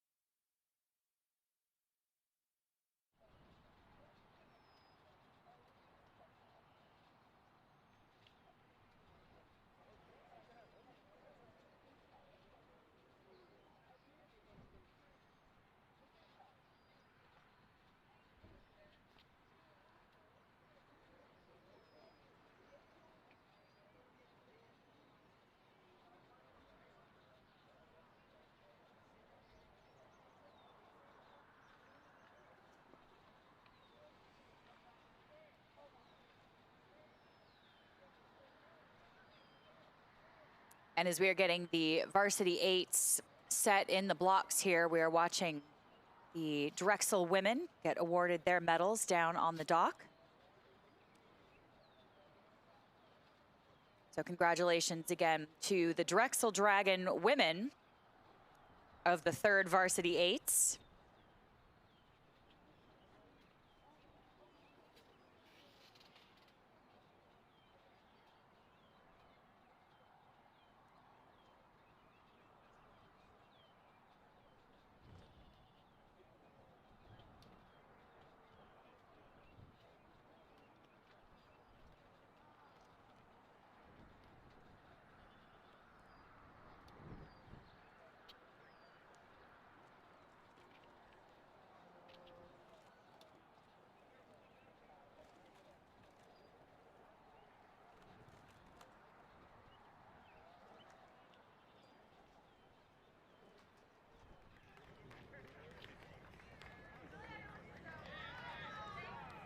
All right, looks like we're about to get things started, and we are underway as we just had a nice image of those women's third varsity 8 champions out of Drexel. We've got the petite final. We've got San Diego in lane 1, Loyola, Maryland in lane 2, Marist is in lane 3, SJU St. Joe's is in lane 4, Santa Clara in lane 5, and Jacksonville in lane 6. Again, they are competing for places 7 through 12 in the men's varsity 8. And we're going to have the grand final of this event right after this. But for the petite final, should be a really close race here between these 6 boats. Not much between them at all. I thought early on it might have looked like the Santa Clara lane 5 boat had an advantage, but as you can see there, really close between all of those coxswains, almost 6 boats across. Yeah, that's right. This I'm going to expect to be a very, very tight race. A lot of these crews are pretty quick from the West Coast here, meeting some very strong crews from the East Coast. So also very deep teams. So these are all crews here. We're looking at this beautiful shot here. All boats still connected all the way across, only within seats of each other. So again, we'll let this race shape up just a little bit, shake out just a little bit, I should say. And we will see who kind of settles into the meat of this race and decides to really be gutsy here, because this really could be any one of these crews. I know we have some very strong teams here. These coaches are very, very proud of a lot of these boats. So I'm really excited to see where this one goes. But right now it is really all boats connected here. It looks like San Diego starting to make a little bit of a move on the outside in lane 1, and Jacksonville in lane 6. Again, still pushing on the outside, but right now I'm actually going to give the lead to Santa Clara here just by a little bit. Jacksonville challenging very, very closely here. So Ole Grunert in that varsity 8 there in Jacksonville is coming back from 2 herniated discs from November and is coming back to race here in this varsity 8. So I'm sure he is feeling a little bit of that as they cross the 750 meter mark, but doing a great job here challenging Santa Clara, who is still in the lead, but only perhaps by a deck. Actually, not even much as I speak. St. Joseph's really starting to make a move here, going almost bow ball to bow ball now with Santa Clara, lanes 4 and 5. Those are the 2 to watch. Yeah, so just some interesting tidbits from the semifinals. St. Joe's finishing just about a 1.5 seconds behind Gonzaga, missing out on the grand final. Marist in their own semifinal, finishing just a few seconds behind, about a little over a second behind Colgate, who finished in 3rd in their semifinal. And Whitney, you were letting me know earlier that Santa Clara was disappointed to miss out on the grand final. They were pretty close as well, just a 5-second difference between themselves. And as those 3 boats make their way through into the second half of the race, you have to feel like they might have something to prove here in this petite final. But it is St. Joe's beginning to take over here in this third 500 of the race. Look at that, St. Joe's just starting to move through the Santa Clara crew seat by seat. It looks like 3 seat sitting even with bow seat, St. Joe's to Santa Clara, and then now Marist also starting to gain ground on the Santa Clara boat here. A really great race shaping up in this petite final. San Diego sits in 4th. Jacksonville starting to cede ground a little bit to this Loyola, Maryland boat, but currently in 5th place, Loyola in 6th. Lots of intrigue here as St. Joe's, you can see there now starting to strike out in front. Marist trying to go with them, and Santa Clara now just trying to hang on. Yeah, that's right. What an amazing race this is shaping up to be, just as predicted here. We are looking at St. Joe's. Again, really starting to make a move, trying to push away from Santa Clara here and really challenge Santa Clara, not giving up on them that easily. St. Joe's coxswain here is a freshman. He went to Junipero Serra, which is a high school. Actually, I rode with their coach in college, funny enough, Michael Verdone. So great program out there. The senior stroke seat are the team captains, the team Commodore actually also in this boat. So lots of pride from St. Joseph's here in that VIP tent that I saw down there yesterday. So undoubtedly we have a great crowd for the St. Joe's crew cheering at the Jumbotron here. But what a move here from Santa Clara that we are definitely keeping an eye on. Joe, look at this. Yeah, 500 meters left to go. It looked like Santa Clara had begun their move. St. Joe's had obviously taken the lead over that third 500 and had started to pull away. Marist seemed to be going with them, and then right around 600 meters left to go, it looked like Santa Clara and St. Joe's turned it on. Marist now starting to fall off the back of these two boats. It looks from this angle as though St. Joe's is going to hit the 250 meter left to go mark a little out in front of Santa Clara. Santa Clara went earlier, and now St. Joe's might be responding and starting to propel them away again, but it's close. You can see there an advantage for St. Joe's as they come into the final 200. Santa Clara's really pushing here, though. Yeah, both boats at about a 39-40 now, and they are definitely looking over at each other. This is a battle of wills here. It's who's at the catch and who is at the finish. So neither boat outstroking the other, but right now the edge still goes to St. Joe's over Santa Clara. But what a race this is shaping up to be. St. Joe's just putting an exclamation point on this race. Look at this finish, walking away from Santa Clara here with just strokes to go. Yeah, St. Joe's will be disappointed to miss out racing those other Philly crews in the grand final, but stakes their claim at 7th as we see a great finish there between San Diego, who came back and may have overtaken Marist there for 9th place. We'll get official results there when we can. It looked like Jacksonville potentially just out in front of Loyola, Maryland as well. A lot of close finishes in there. So Marist with 5:56.17, and there is San Diego with the 0.6 of a second win over Marist. Loyola does edge out the Jacksonville boat.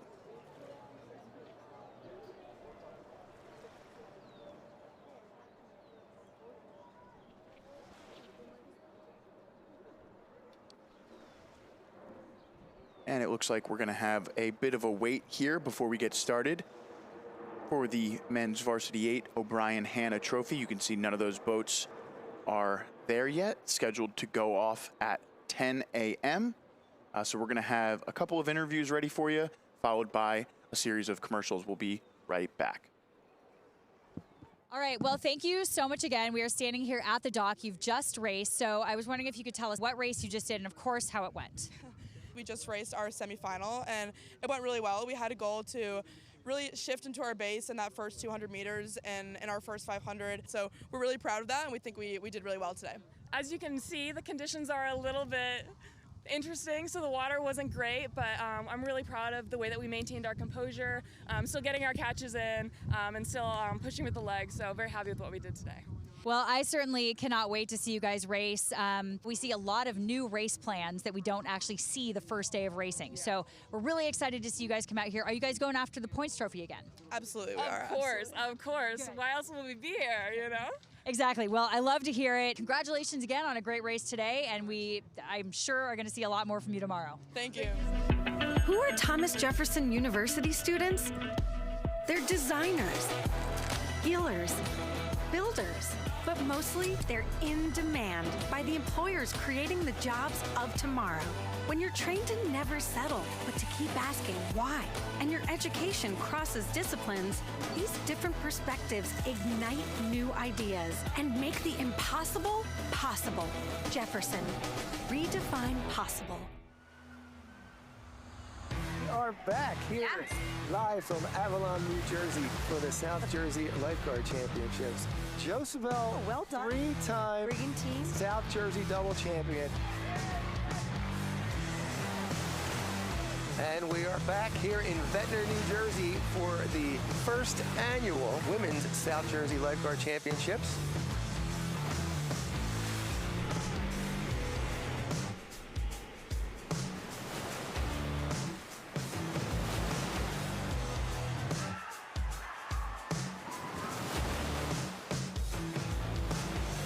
Starting to move here. And right now, unofficially, Atlantic City is going to take the easy victory here.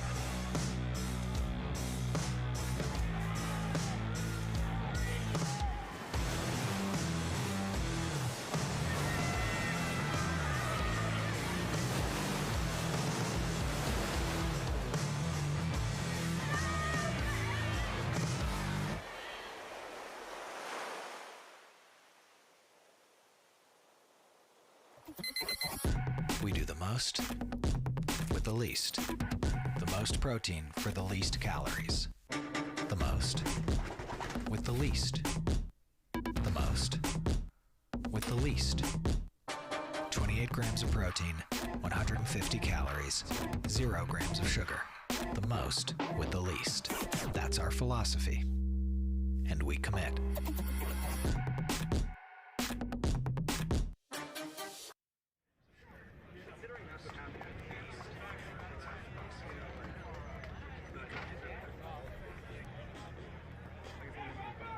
Now on the medal stalk to receive the Western Sprint Trophy for the men's second varsity 8,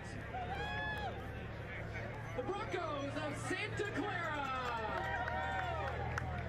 And we're still waiting on our men's varsity 8s to get into their stake boats as we look at what appears to be the West Coast champion in the men's second varsity 8, Santa Clara, finishing out in front of Gonzaga for that award.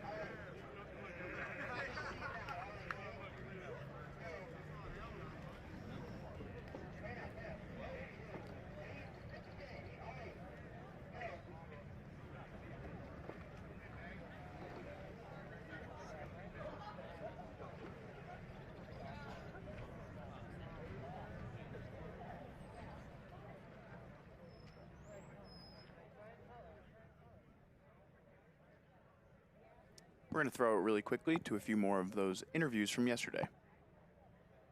From Long Island University, the stroke seed Molly Fontaine, the active Dickman, 2 seed Noah Coombs, 3 seed Ben Shepard, and the stroke man Jack Foltz, and your driver Nathan Curran. To your champions in the women's freshman novice for Robert Morris University. Your bronze medalist from Loyola, Maryland. Receiving their silver medals in the men's freshman novice for the University of San Diego, Toledo. Now receiving their bronze medals in the men's varsity pair. It's the crew from Mercyhurst in the bow seat, Cole Barashewski. And your stroke man, Josh Cole. And now receiving their gold medals, their champions at the 2026 Dad Vail Regatta in the men's varsity pair, your stroke man, Ilya Panik, and bow man, Ethan Romberg.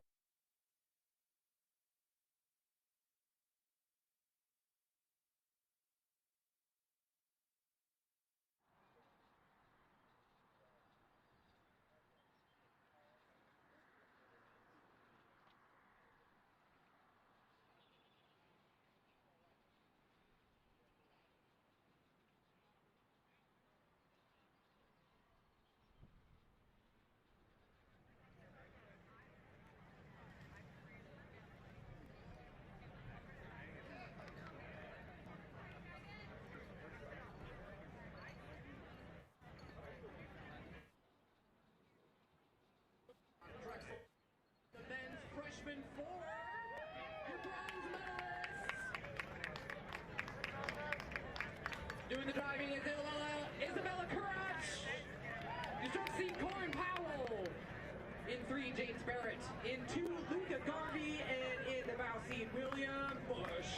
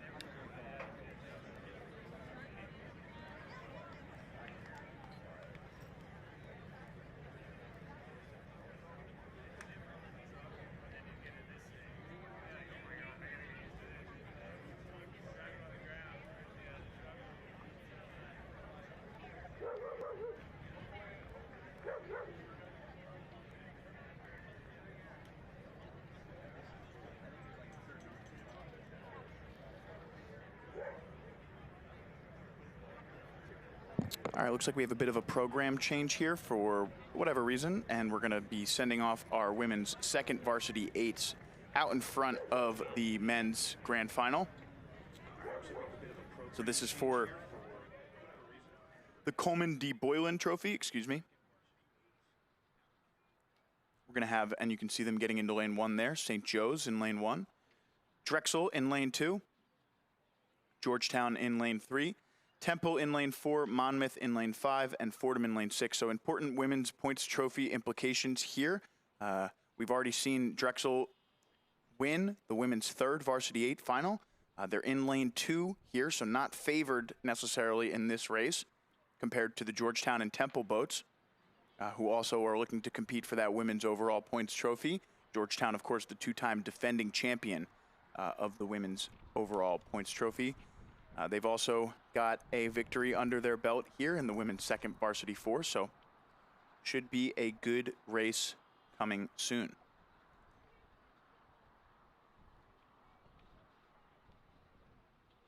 In the time trial yesterday, Georgetown had the fastest time by about 10 seconds over Temple, 15 seconds to Drexel, 22 to Monmouth, St. Joe's 29. And then that Fordham boat was 30 seconds behind the lead boat. So the top 6 boats from the time trial represented here after finishing top 3 in their semis. Georgetown won their semifinal by 30 seconds over Monmouth and 42 seconds over St. Joe's. And in the second semifinal, it was Temple just by 4 seconds over Drexel and 12 seconds over Fordham. So a bit tighter in that second semifinal. The winning time of semifinal number 1 from Georgetown was 6:42.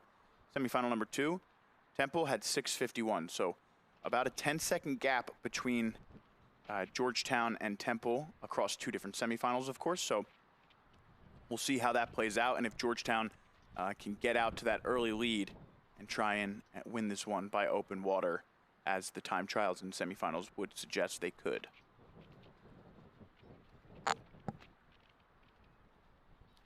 Looks like we're just waiting on the Hawks here to get into the stake in lane 1. They're probably going to scull this around in just a moment. And you can see there, 2-seat taking 3 seats oar.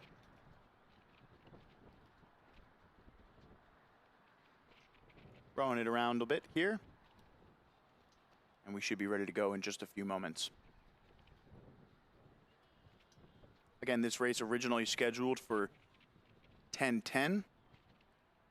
Just running 10 minutes behind for the men's varsity 8 grand final. So wonder what's going on there with that men's varsity 8 event. But the women's second varsity 8, again, for the Coleman D. Boylan Trophy, about to get started.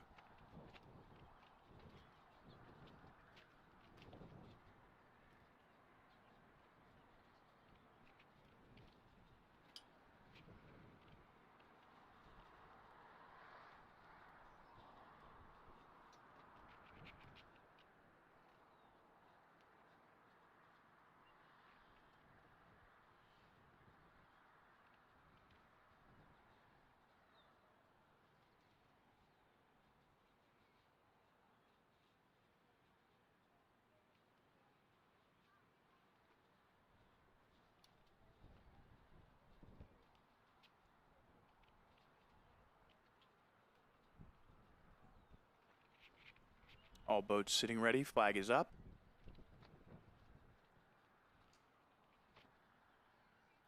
And looks like we have some breakage there in lanes 5 and 6. So just as we were about to get started, they break away from their stakes.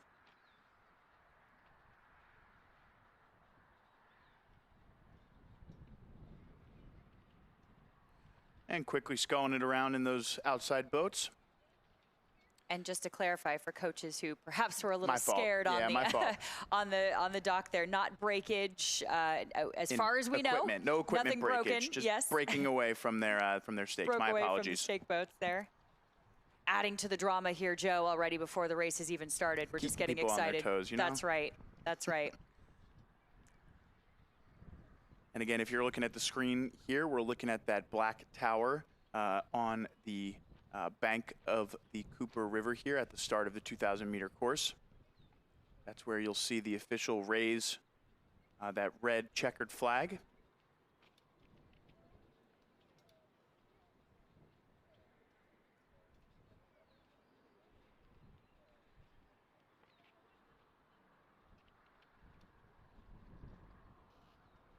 All boats sitting ready. The flag is up. And they're off.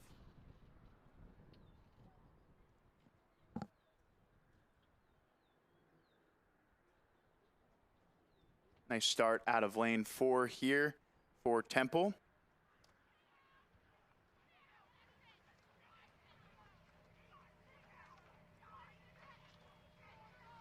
Good jump out of this lane 4 boat as Temple puts an early lead between themselves and the rest of the field.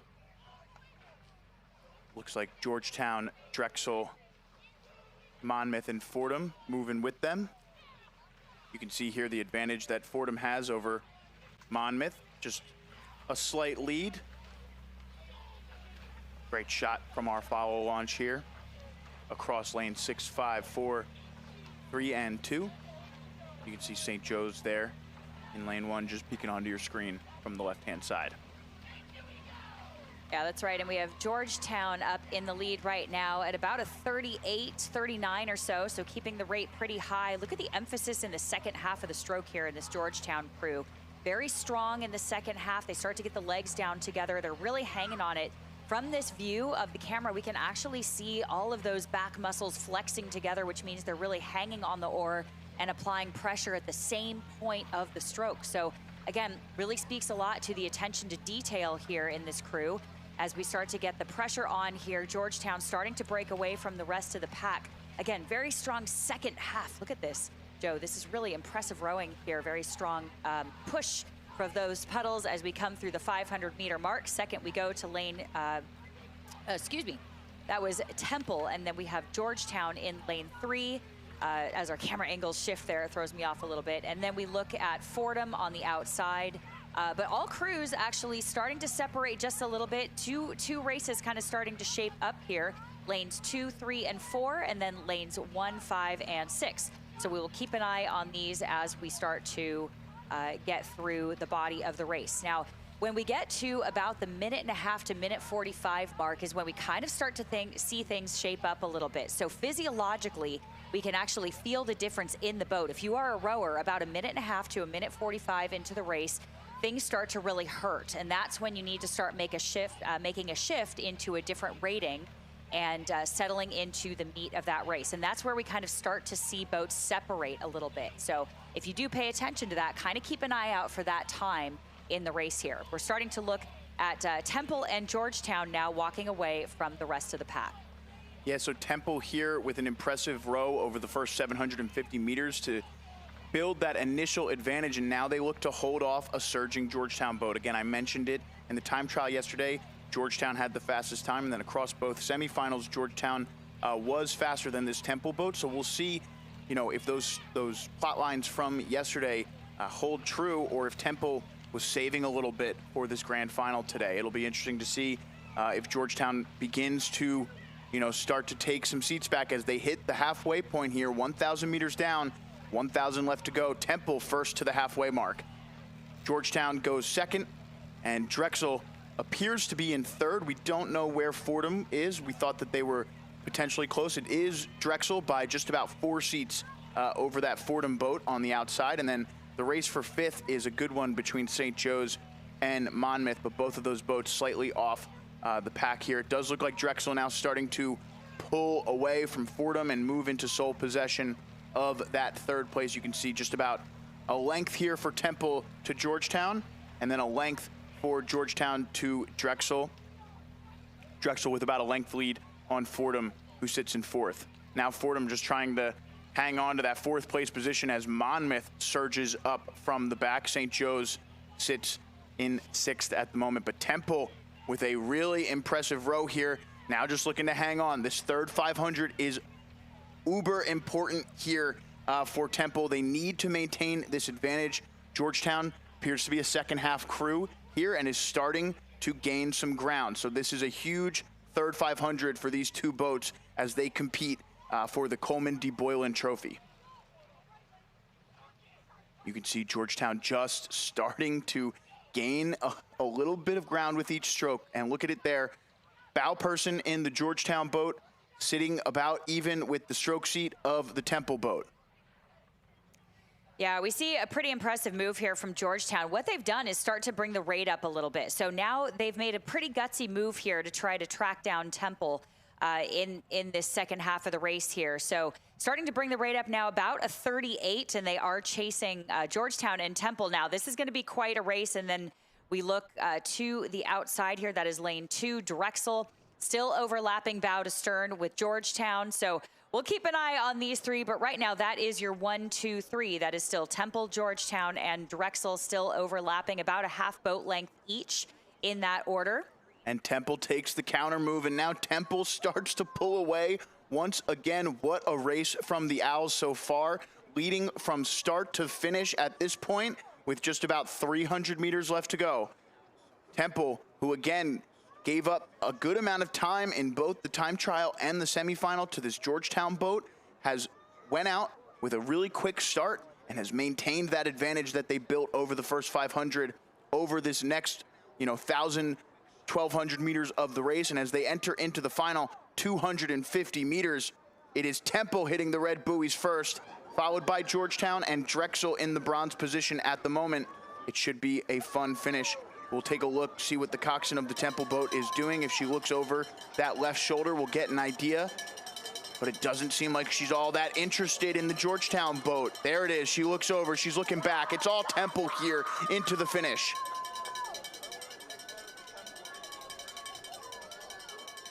Yeah, what a finish from this Temple crew. As you said, Joe, they have led from start to finish here, looking so strong. Just the front end here really sharp as they come into that sprint for the last few strokes here. So this is a very efficient sprint. Look at this charge here from Georgetown, giving it everything they've got in the last few strokes. Not sure they have the real estate, but unbelievable surge here from Georgetown, overtaking seats here just in the last few strokes, but it is still Temple. Huge then Georgetown, celebration. yes, absolutely, as well they should. That was an incredible race between those two. Georgetown just a little bit too much, a little bit too late, but excellent sprint nonetheless. Big win for Temple in the women's second varsity 8. Again, it seems like they knew they had to get out early because Georgetown had that final 500, and they were coming. An extra 200 meters that might have been Georgetown's races as we see this finish up with Fordham, Monmouth, and St. Joe's in that order. Yeah, that's right. And we definitely don't want to, we'd be remiss to skip over the St. Joe's, Monmouth, and Fordham crews as well. Had a great race between the three of them back there. So Monmouth had some friends rowing in high school in that boat. They've rowed together for many, many years. So it's fun to cross the line with your longtime friends and giving us some great racing in the meantime. So, well, those results go up to the Dad Vail website. Make sure to go to the Dad Vail website to get all of your official results. We just call it as we see it from our crow's nest here, as you've said, Joe, up in the tower as we look down upon the races here and swoop back up to what we are guessing here is going to be our men's varsity 8. Yeah, I think it is, as we don't have another 8 race scheduled for a good while here. It appears as though we're going to have the O'Brien Hanna Trophy. And before this race gets started, we just wanted to make a quick announcement about some of the amenities we have down by the finish line. There are food trucks, a double nickel beer tent, and a food court open all day, and we encourage people to go to them. We also are offering some Bonduelle lunch bags that everyone down there should give a chance to. Just a lot to offer down by the finish line, lots of food trucks, lots of beer trucks, and just, a genuinely good time down on the race course today. All right, looks like our coxswains here are just getting things set up in the men's varsity 8. This is the grand final, again competing for the O'Brien Hanna Trophy. We're going to have Colgate in lane 1, LaSalle in lane 2, Temple in lane 3. They're the reigning champion in this event. Drexel in lane 4, MIT in lane 5, and Gonzaga in lane 6. This should be one of our most intriguing races of the day. Again, the men's varsity 8 always filled with drama and lots of rivalries. You see those boats in lanes 2, 3, and 4. There's not a lot of love lost between LaSalle, Temple, and Drexel, longtime Philadelphia rivals. Looking to play spoiler to the Philadelphia party, of course, will be Colgate, MIT. and our West Coast boat, Gonzaga.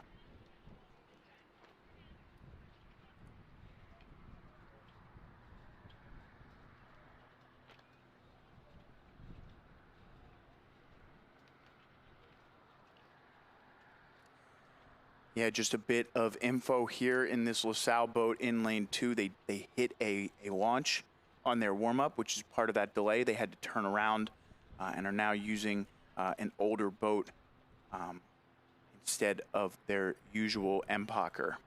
You can see there the blue boat for LaSalle instead of the yellow of some of their counterparts. Well, as they say, it is the rowers and the athletes that are the machine here. So I would expect no lesser performance from LaSalle. So hopefully will not affect them too much. I know that's kind of a bummer, right, when you're going to your race there, but hopefully won't affect them too much. I think the biggest, difficulty sometimes is not necessarily the shell. It's the rigging that's been set up for you in those shells, matching the specific athletes and their length. So, hopefully this LaSalle boat can row through the unfortunate circumstances, as it looks like we've got all boats sitting ready now at the catch. We're about to get started here in the grand final of the men's varsity 8 at the 2026 Jefferson Dad Vail Regatta. Keep your eye on that official. There goes the flag. And they're off. And keep in mind, too, for this race, we do have IRA qualifying spots on the line here. This is a very, very high-stakes race, not only for Pride, but for qualifiers for the IRAs. What positions would that be? 1, 2, 3, and 4. All right, so top 4 spots on the line, headed to the IRAs here. And again, Temple had the fastest time in qualifying yesterday. They went out 5:22, Drexel at 5:24, LaSalle 5:29, Colgate 5:33. MIT was a little bit further back, as was Gonzaga, but both were able to qualify in their semifinals. And you can see here early on, it looks like Temple just getting out to an early lead, but Drexel not far behind.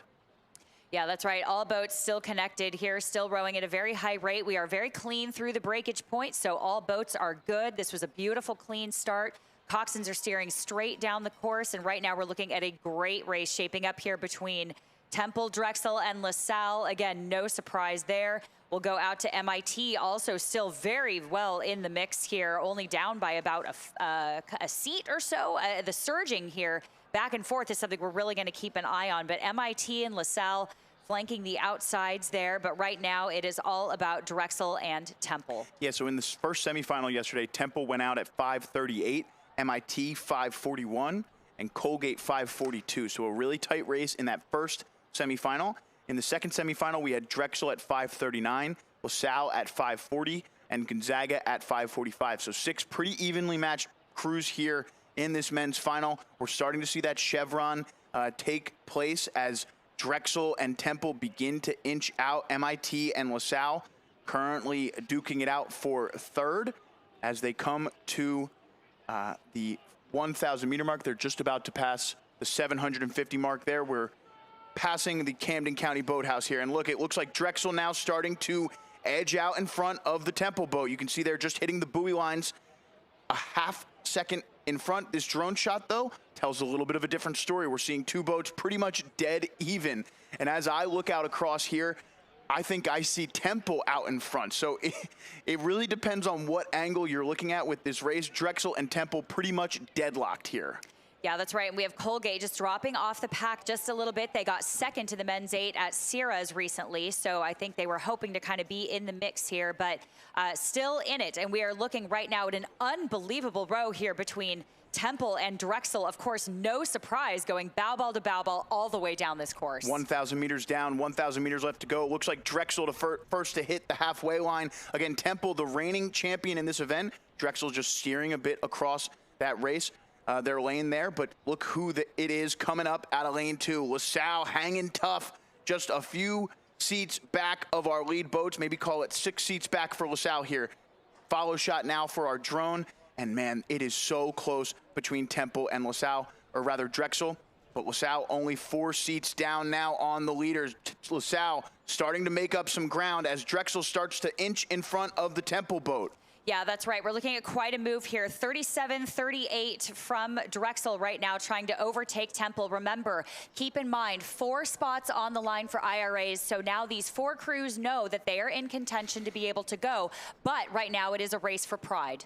Yeah, this is a huge event in the Philadelphia area. The Dad Vail's iconic for Philadelphia rowing, and we have 3 storied Philadelphia rowing programs here competing for the gold medal. MIT looking to play spoiler, see if they can make a move. Looks like they've got some geese on the course there. They're going to try to avoid.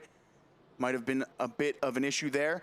But as you can see here, it is now Drexel pulling out in front. It's 3 seats for Drexel over Temple. Does Temple have a move in them to pull back into this one as LaSalle starts to fall off the back? 500 meters left to go for Drexel. Temple, now LaSalle hits the 500-meter mark. Yeah, that's right. Both crews rowing at about a 38-39. So this is a battle of wills now. This is an incredible race here. We're seeing Drexel overtaking Temple. I don't think that Temple is going to just roll over and take it. My guess is we're going to see another move here coming from Temple, but keep an eye on this Drexel crew because they've proven time and time again that they have an incredible last 500. Yeah, Drexel definitely felt scorned last year. They wanted that championship at the Dad Vail's last year. Temple kind of came out of nowhere. They were so talked about, the LaSalle-Drexel rivalry. They had finished 1-2 in so many years running, and the Owls came to play spoiler, and the Dragons now look to finish on top. 250 meters left to go for our lead boats. It's Drexel and Temple coming to the finish line here. Again, the O'Brien Hanna Trophy on the line here in the men's varsity 8. Who's it going to be? Will it be the Dragons? Will it be the Owls? Can the Explorers make a late move? One of the Philly crews is going to win gold. Which one will it be? Yeah, that's right. Impeccable blade work here by the Drexel Dragons is propelling them across the line in first now. I don't know if Temple has the real estate for it, but what a surge they are trying to make, putting it all on the line, absolutely throwing the kitchen sink at Drexel. And as they come to the finish line, Temple with a ton of speed, but it's not going to be enough. Drexel wins gold in the O'Brien Hanna Cup. Temple, the silver. LaSalle finishes with an impressive third. MIT in fourth. Just edging out the boat from Colgate and qualifying for the IRAs as finishing in sixth and winning the Western Championship is Gonzaga. That's right, and some of these other West Coast crews still have opportunities to get into the IRA, so this is not their final chance, but for a lot of crews, this was a big chance. So again, 1, 2, 3, 4, fantastic racing. Temple, Drexel, LaSalle, MIT, all moving on to IRAs. Great racing here by Colgate and Gonzaga. Yeah, so 5:37, the winning time there, just 1 second, the difference between Drexel and Temple. Meanwhile, the women's second varsity of Temple makes their way to the medal dock. And as we had gotten a little bit behind schedule there, we are underway here in our next race. This is the lightweight varsity 4 in the men's category, competing for the J. Lynch Trophy. We've got Gordon in lane 1, Vermont in lane 2, Brock in lane 3, Fordham in lane 4, and Carnegie Mellon in lane 5. Just 5 boats here. We'll bring you the results from the time trial in just a moment, as it looks as though Brock is out to an early lead here.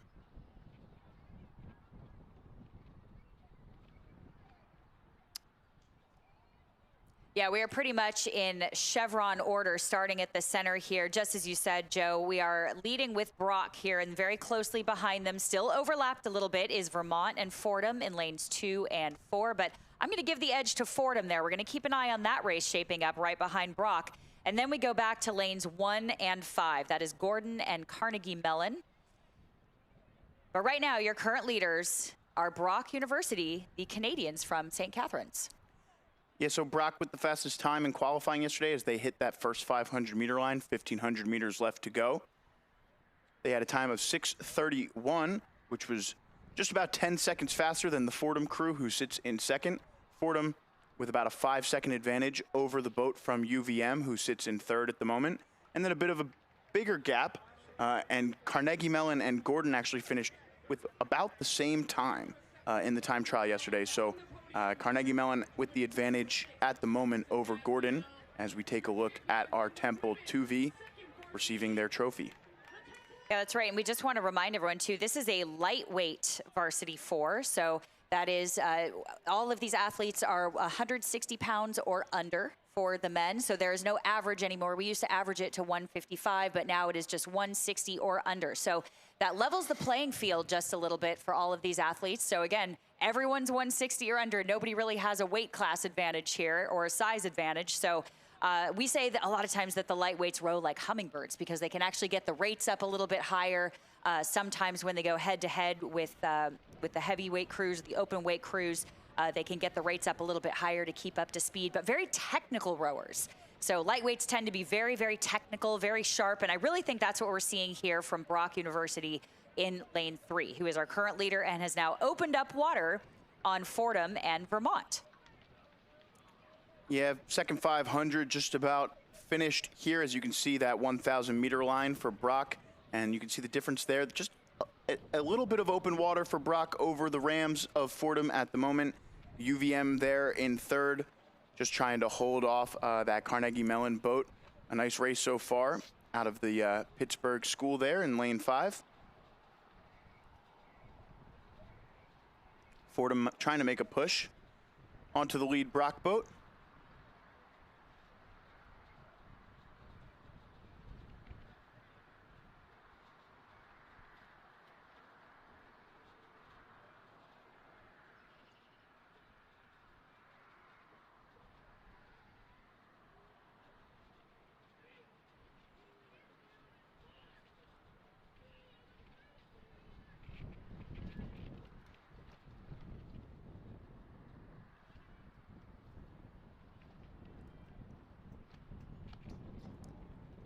So right now I have Brock and Vermont rowing a little bit higher than Fordham, about a 35. I have Fordham clocked at about a 34. So hard to say whether that's really doing anything for them. Sometimes it doesn't really make a difference, power versus weight. Some crews are a little bit more efficient with some slightly higher rates, and some are a little bit more efficient underneath the water, getting a little bit of grip on the face of that blade and keeping it in for a little bit longer, rowing a little bit of a longer stroke rather than a higher rate. So hard to say. Again, that is a stylistic choice and the makeup and the rigging of the crew.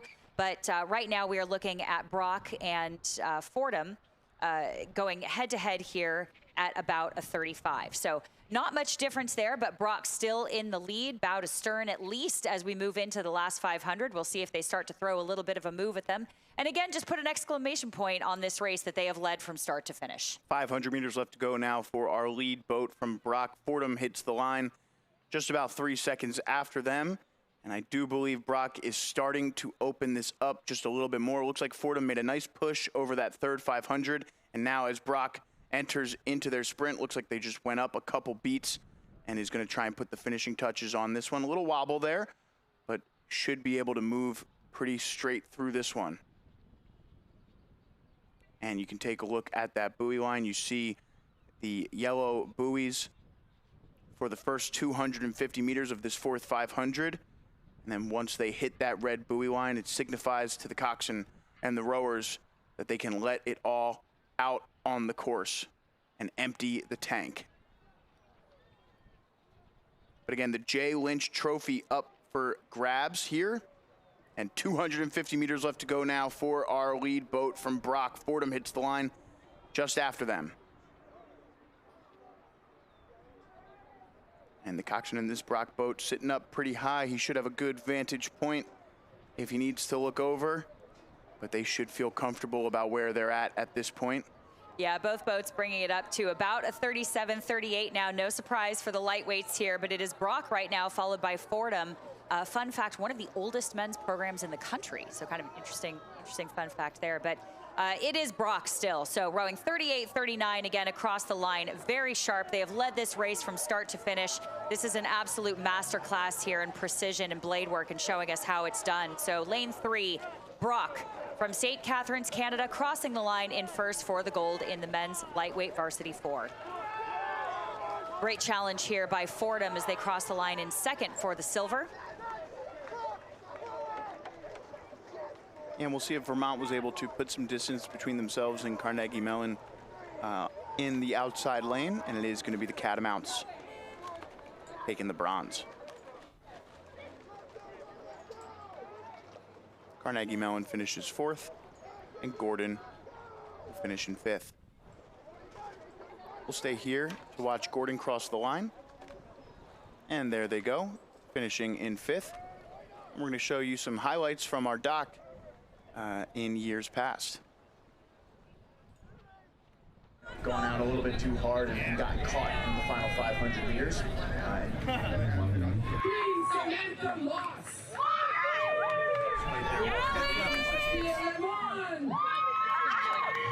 Not slow down, not taking the foot off the stern. Brock, I have a feeling, is really... Champions in the men's freshman novice lead at the 2026 Jefferson Dad Vail.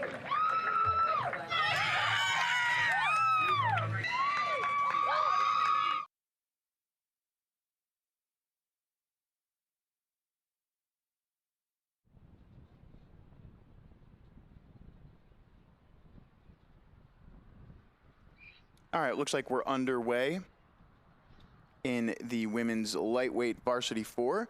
We've just got 2 entries in this event. On the right-hand side of your screen in lane 3 is MIT, and on the left-hand side of your screen is Tampa. They are competing for, and I hope I can get this right, the Robert Espeth. I'm not even going to try. But it is the Espethis Trophy. There it goes. I think you got it. Yeah. Too many TH and S sounds in there for my liking, but I'm trying my best here. But as we can see, MIT starting to pull away early on through the first 500, just starting to open up water here on that Tampa boat. Yeah, MIT has a very strong lightweight program historically, and this year they've had a great turnaround. Only 7 athletes made it to the end of the season last year, so they've built their program up enormously just this year. They were the 2025 IR lightweight silver medalists and the lightweight double bronze. So very strong showing at IRAs historically, again for the lightweight women, and we are expecting to see a lot from them again. And here we are again, still in the lead, chased by Tampa by about a boat length open water. So we still have some time to go. Tampa, again, also another strong program. And I expect to see quite a bit from them in about the third 500, if I'm not mistaken. If I'm a betting woman, we'll see a little bit more from them in the third 500. So we'll keep an eye on this race as it starts to shape up a little bit here. But right now, your current leaders are coming from lane 3, MIT. Yeah, the Engineers won the time trial yesterday by a margin of about 26 seconds over the Tampa boat. So not a huge surprise here to see this lead building. Through the second 500, you'll see the 750-meter mark right there on the bank, south bank of this Cooper River Park.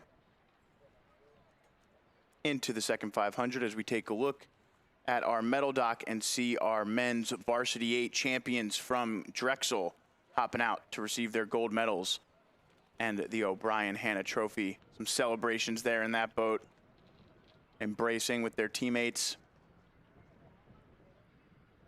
Again, a sigh of relief for the Drexel program, who had won the event for a few years running before Temple came and played spoiler. So, you know, some jubilation beating that Owls boat, who again had the fastest time in the time trial. So big win there for Drexel. And again, things are looking good for Drexel for this points trophy competition as well, as they continue to stack up wins. Yeah, that's right. And as we swoop back to our women's lightweight varsity 4 final, it is still MIT in the lead over Tampa. And Tampa made a little bit of a steering correction there. Their coxswain Olivia Ice doing a great job getting right back in the center of that lane. And this is actually a little bit of a tricky part of the day, too. There's just a little bit of ripple on the water. Again, not too bad, but we get a little ripple and a little glare. And sometimes when you're down there in the cockpit of a bow loader 4, those buoys can kind of get lost sometimes in the ripple and the glare if you look at them just right. So it is a little bit easier for us to see from a top, from the top view with the drones or from the sideline. But when you're actually down at the horizon level, sometimes it can be a little bit tricky with these coxswains. So we have a little bit of that going on right now. I don't know if that's what's affecting her or not. These are varsity crews. She's doing a great job keeping her crew in it. And actually, it looks to me like they're closing water a little bit on MIT. So I'm going to keep an eye on this. Not sure if we have enough real estate, again, for them to make this move. stranger things have happened, but MIT really showing us how it's done and dominating this race from lane 3.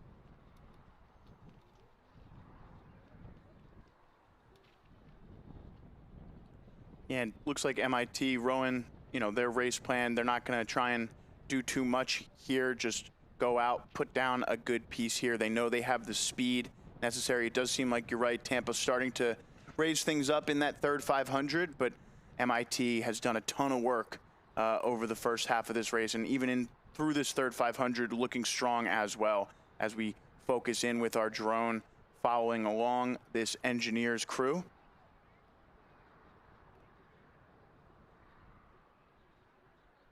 Yeah, this really bodes well for the MIT lightweight women too. As we've said before, they had 7 athletes last year and basically rebuilt their program and have a fantastic coaching staff, very, very experienced coaching staff.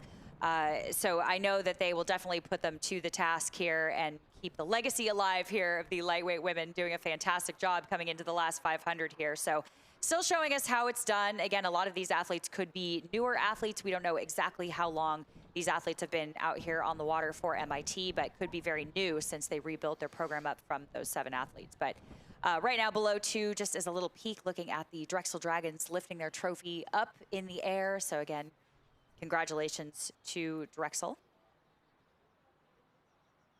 Yeah, into the final 500 now for both of our lightweight women's 4s, MIT and Tampa, putting the finishing touches on this one. And again, MIT just needs to row mistake-free here in order to claim the gold.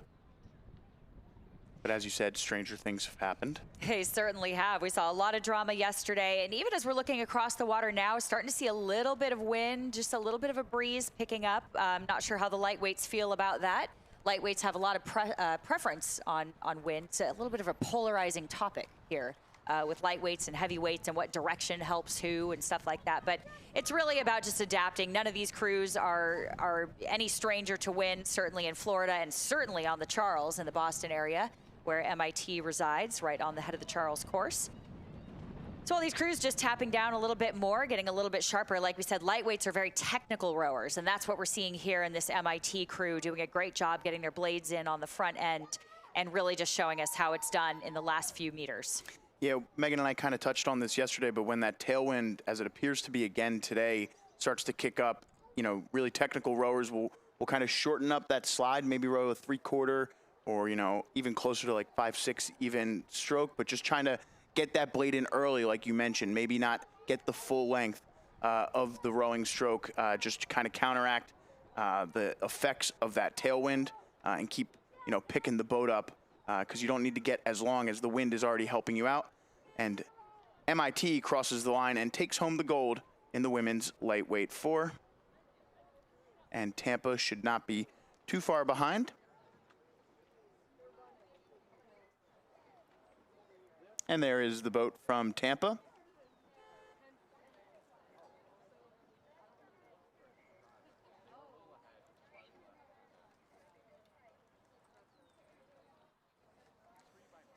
And we're right back at it here in the men's club varsity 4 grand final. So some club programs here on the men's side getting a chance to row at the Dad Vail Regatta. We've got Maryland in lane 1, Fordham in lane 2, Lafayette in lane 3. Your leader through the first 250 here, Clemson in lane 4, Case Western in lane 5, and Vermont in lane 6. So the Tigers from Clemson looking strong here and moving out into the lead as Lafayette goes with them in second place.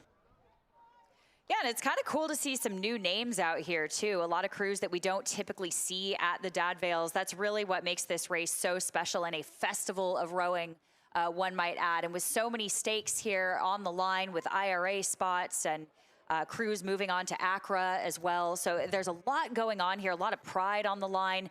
And we're looking at some really great racing here, again, from lanes 3 and 4. That is Lafayette and Clemson.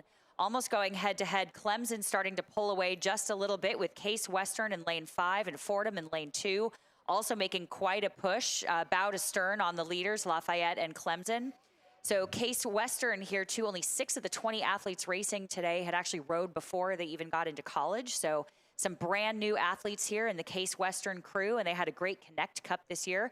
Perhaps you remember 2nd and 4th for the women's fours and first and second for the men's fours. So Case Western trying to make a big splash here again for the club varsity four. And we're looking at Fordham, again challenging, but it is still our leaders, Lafayette and Clemson, going head to head with the lead now. I think, you know what, it's really hard to say. They're surging back and forth so quickly, but I want to give the lead to Lafayette here in lane 3. Yeah, so Lafayette in lane 3 will have had the fastest time in qualifying yesterday. They did also win their semifinal out of lane 3 with a time of 6 minutes 50.7.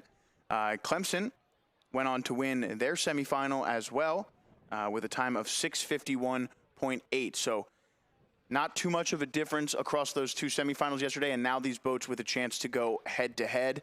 And as you can see, they are relishing that opportunity as these boats are going stroke for stroke next to each other. Well, I think relishing is a great word for this. Lafayette in lane 3 doing a really great job here. Their coach, Rick Kelleher, he's at his 43rd Dad Vail Regatta, which is absolutely incredible. And he told me that they are actually trying to go for the inaugural Small Boats Points Trophy. Say that 3 times fast. So we definitely have some high stakes here for Lafayette. And again, I'm sure a proud moment for Coach Rick Kelleher doing a great job here, going after that points trophy for the small boats here. But Clemson, really challenging. They are absolutely not letting loose on they're keeping their foot on the neck of Lafayette here as they really challenge coming down the course here. These two have been going head-to-head the entire race. Yeah, Clemson seems to be outstroking Lafayette by just a beat. And as I say that, I think Lafayette may have gone up with them and is now kind of matching them stroke for stroke. We'll see who starts to go in a little earlier. It is Clemson, you know, just a little out in front of the Lafayette boat, but it's pretty close so far. And now Lafayette's starting to take another seat. Looks like about a 3-seat lead now. So something going on in that Lafayette boat to give them a little bit more speed here. I was going to say it was about a 1-seat lead right while you were speaking, Whitney. And now as I begin to talk, Lafayette starting to take a larger lead. Now Clemson looks to respond. Let's see if they can get that speed back. Yeah, that's right. And I think it helps, too, when you know that you have some team points on the line, too, because it's bigger than just your boat and your crew. So you're really doing it for the team, upholding that legacy for the rest of the crews that are about to go out after you. So here we get a better view now of Fordham and Case Western, also still kind of going head-to-head. I still want to give Case Western the advantage on that one in 3rd place. So right now, we do have Lafayette, Clemson, and Case Western. We jump back to Fordham in lane 2, but just by a half a boat length, and then go to Maryland in lane 1, and then dropping off the back of the pack by about a boat length open water is Vermont in lane 6. Yeah, so Lafayette now hanging on to this 4-seat lead of Clemson. Looks like they took another seat there before the final 500.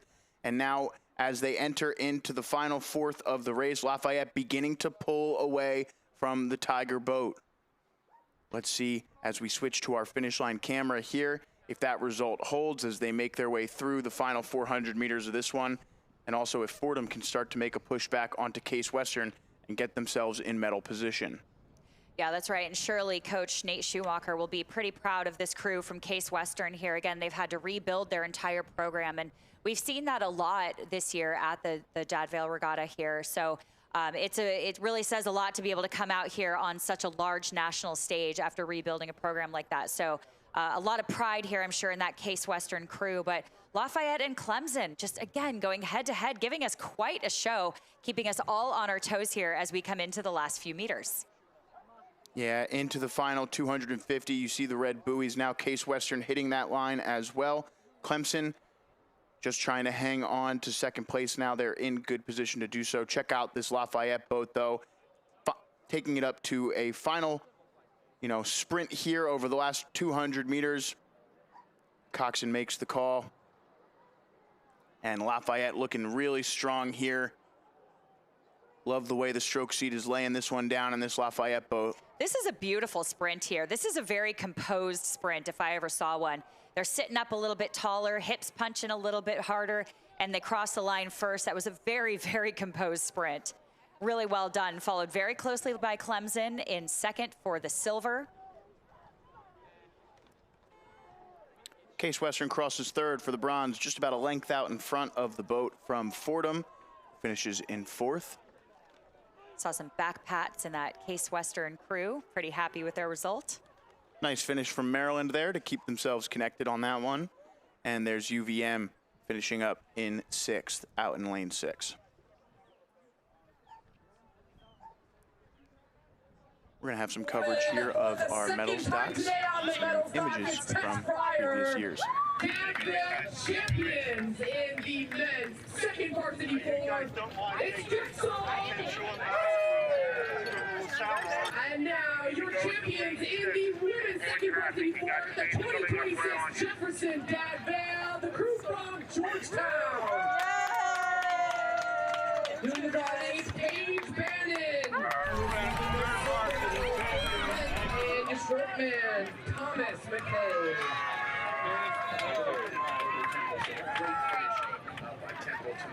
And your four-man, Ilya Chikhanov. And the group man, Danilo Jokin. Across the time trial and the semis.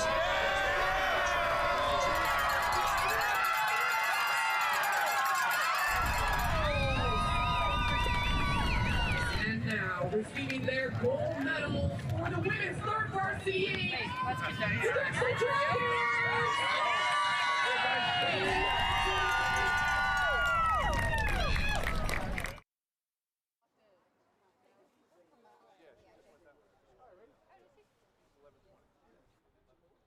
Looks like we're just about set to get things started here in the women's club varsity 4 grand final.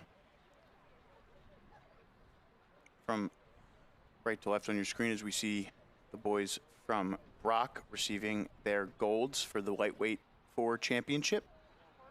We're going to have in this next race in the women's club 4, Carnegie Mellon in lane 1, Colorado in lane 2, Lafayette in lane 3, William and Mary in lane 4, Pitt in lane 5, and St. Thomas in lane 6. Lots of Pennsylvania school representation in this one between Carnegie Mellon, Pitt, and Lafayette.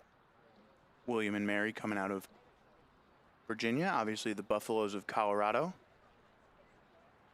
making their way from Boulder. St. Thomas University hailing. Let me just double check on the St. Thomas boat.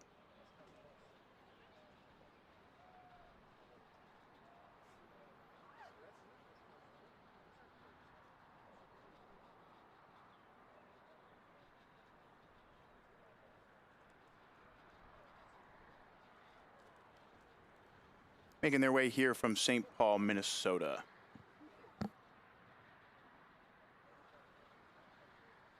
And they are underway here in this women's club varsity 4 grand final. Again, Carnegie Mellon, Colorado, Lafayette, William and Mary, Pitt, and St. Thomas in this one. Results from the time trial yesterday. Lafayette had the fastest time at 7:47. They were out in front by 10 seconds over the William and Mary boat.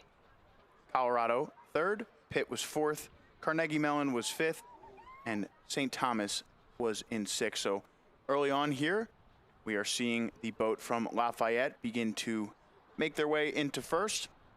Looks like 2nd at the moment through the first 250 of this one belongs to lane 2, Colorado. But right there with the buffs is Carnegie Mellon and William and Mary. So Lafayette beginning to pull away into 1st. The race for 2nd between Carnegie Mellon, Colorado, and William and Mary is a tough one. Meanwhile, Pitt and St. Thomas are dueling it in the lanes 5 and 6 for those same places. As we take a look at the medal dock there, we see the women's lightweight varsity 4 of MIT lifting the Robert Espethes Trophy.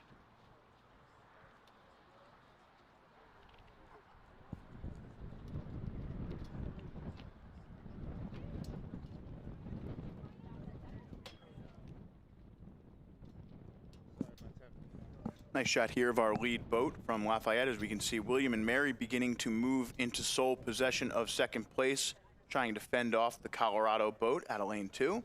But a nice shot here of our lead crew as they hit the 500-meter mark. 1,500 meters left to go. William and Mary, the second ones there. Colorado in third. Carnegie Mellon now drifting back a little bit into fourth. Let's see if they can continue to hold off the outside lanes of Pitt and St. Thomas. Yeah, this is actually a great race shaping up here between St. Thomas and Pitt, too. And University of St. Thomas is really rebuilding their program right now. They have a new coaching staff very recently. Braden LaLoupe, Nathan Hollandshell, and Garth Zog. So they are rebuilding the program right now, consisting mostly of freshmen and sophomores, really across the board. So this is a great race. Again, fun fact about their team, they're a team of birders. They love birding, and they all follow a live stream bird feeder that they all watch together and they built as a team. So we love getting these fun facts about how interesting all of the athletes are in these crews. And St. Thomas, again, doing a great job hanging in there with Pitt on the outside. So we'll keep an eye on that. But right now, as you said, it is Lafayette again. Remember, they're going for those team trophies in the small boats. So we are going to keep an eye on Lafayette as we move throughout the day here and watch those small boats and those points adding up for Lafayette. Doing a great job here. Followed very closely, as we said, by William and Mary. Yeah, William and Mary looking good now and taking control of the second place spot, moving into form from the time trial from yesterday. Colorado actually only finished 4 seconds out in front of the crew from Pitt, so really improving, it appears so far, for the Colorado boat in terms of their time based on the time trial. You can see the 1,000 meter mark there over on the south side of the Cooper River Park. And it looks like our lead boat from Lafayette is just about hitting that halfway line. And there you can see second place William and Mary making their way through the halfway point. Nice overhead shot here of our lead boat from Lafayette. Yeah, actually, we're looking at some really beautiful rowing here from Lafayette. Look how precise this is, but how patient it is. So, again, as we said, in an 8 or so, you get about 10 meters per stroke. It's not too different from a 4, maybe a little bit less, because you do have a little bit of extra weight with a coxswain. The boats are a little bit lighter, but you still have to carry a coxswain in the bow. And we're seeing some very precise blade work here. So, again, really beautiful rowing from Lafayette, our current leader by many boat lengths in lane 3. I don't quite want to call it a horizon yet, but it's getting there. Yeah, you know, you say the boats are lighter, but I always felt in a 4 that the output per rower was much heavier than in an 8. I don't know if that necessarily translates mathematically, you know, the same weight, 4 to 8, based on the weight of the boats, but I always thought that the 4s were just so much heavier to get up the race course than an 8, especially when an 8 was moving. They are. That's true. That is true. If we're comparing to an 8, that's right. But from previous years, you would see a lot of stern coxed 4s as well. So the 4s have actually gotten much lighter over the years. So yes, you are correct. They feel heavy when there's just 4 and a coxswain in that bow like that. But the shells themselves have gotten much lighter, even though the output, you are absolutely right about that. Yeah, there's nothing like rowing a 4. Megan and I talked about it a little bit yesterday, but it can be a really rewarding experience, and it can also be very, very difficult at times. Yeah, you're absolutely right about that. And then we look back to William and Mary in lane 4. Again, also having a really great row. We're starting to see a little bit of ripple on the water. Again, wind is nothing new to any of these crews. Many of these crews row on bodies of water with you know, incredible wind and weather. Many of these crews actually had very difficult and severe winters as well, so have actually not had that much time on the water. So some of these other crews that are in Florida or outside of kind of the Northeast area have maybe had a little bit of advantage being on the water a little bit longer. But it doesn't seem to be showing here for any of these crews because we're seeing some really beautiful rowing. Yeah, it definitely felt like a snowier winter for sure. Cold lasted a long time up here in the Northeast. We're really just starting to feel the effects of spring over the last few weeks and starting to warm up here in the Philadelphia area. So, you know, it's been a cold, brutal winter. The first winter like this in a long time, I think a lot of folks would say. As Lafayette putting the finishing touches here on this one, hitting the 250 meter mark. 1750 down, 250 left to go now for the Leopards. And just a really impressive race here in this club varsity 4. William and Mary there, you can see them with the yellow and green blades. We believe that they are maintaining that second place position. We haven't seen them in about 800 meters or so, but they were looking pretty solid from what we could tell, and they were the second boat in our picture. Colorado was in third. We'll see if Pitt could make some inroads on that Colorado boat as they make their way to the finish line. Yeah, you're absolutely right, Joe. I'm sorry. I took the words right out of your mouth there. Lafayette here about to cross the line in first. We have multiple Head of the Charles medals in this boat, so a lot of experience out of this 4. I think, if I'm not mistaken, 4 of the 5 have won medals at the Charles more than once. So as they cross the line first here, an excellent and beautiful row from the women of Lafayette. Very experienced, who have rowed this event many times before and together. Yeah, ho-hum in that boat, almost as if they expected to win. Just a Saturday row out for Lafayette. Again, just another notch on the belt for Lafayette here in the points trophy. There is William and Mary crossing second for the silver, and we'll see if Colorado maintained that third place finish.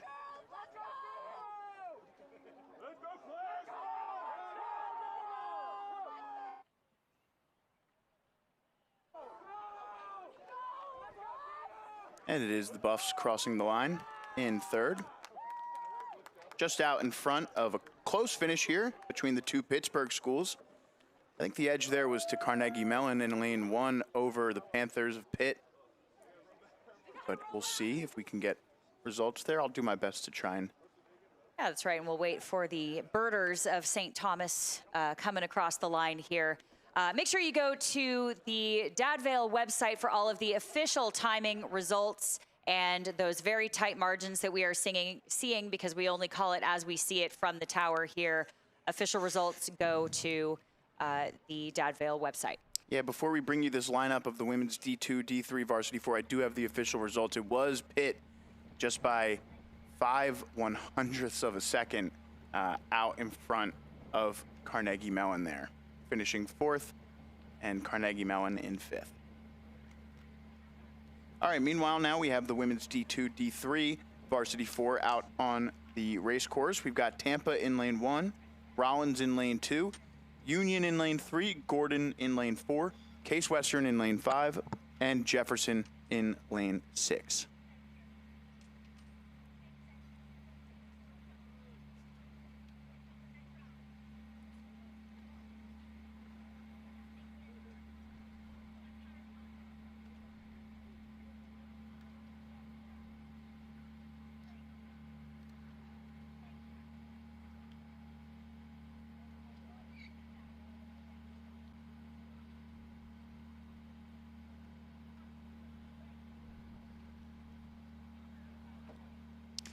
All right, as we get things moving here in this Division 2, Division 3 varsity 4 event, we've got a pretty good race actually at the front between Union and Gordon. Your boats in lanes 3 and 4. It looked like Union had a slight advantage here. As you can see now, we are into the third 500 of this one, so getting things moving here. Nice shot now, and we can see it is Union followed by Gordon.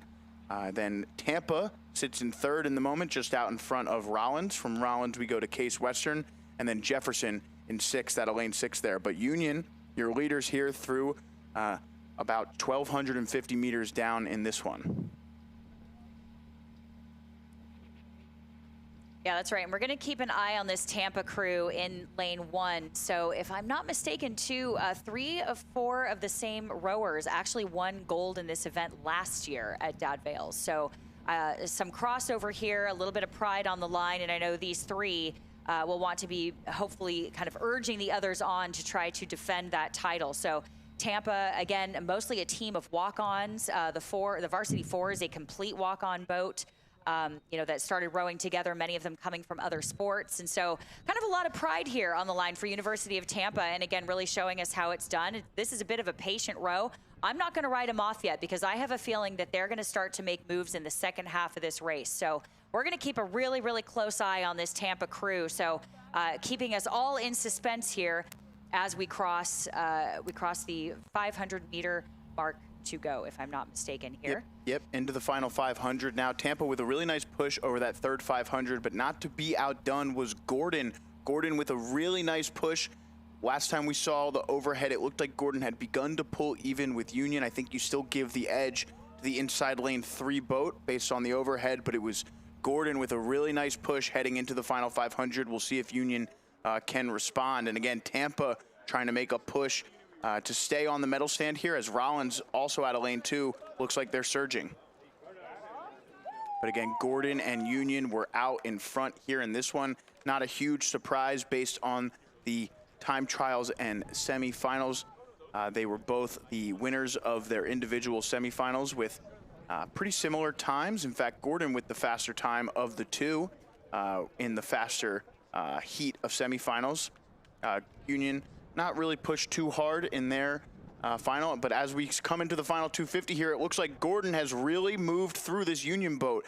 An incredible final 750, and you can see our finish line cameraman seems to think the same thing as he focuses in on the lane 4 Gordon boat. Yeah, that's right. The Fighting Scots making quite a move here, really putting a stamp on this. But really nice finish here as we come into the last couple of 100 meters with Gordon in that gorgeous blue. And we will get some rates here for you as I speak, starting to bring the rate up and just keeping us all on our toes here. But it is Gordon in the women's D2, D3, 4 grand final, crossing the line next, really showing us how it's done with a great sprint to the finish. Yeah, you saw in the overhead at the drone at the 500-meter line, they were just about even with Union, and over the course of 500 meters have opened up a huge advantage. What a finish as Union crosses for the silver, just fending off the boat from Tampa, who finishes 3rd, and that surging Rollins boat had a ton of speed at the end. Great sprint from them as well. They finish in 4th. You can see the times there as Case Western crosses the line 5th, and Jefferson will round out the group, finishing in 6th.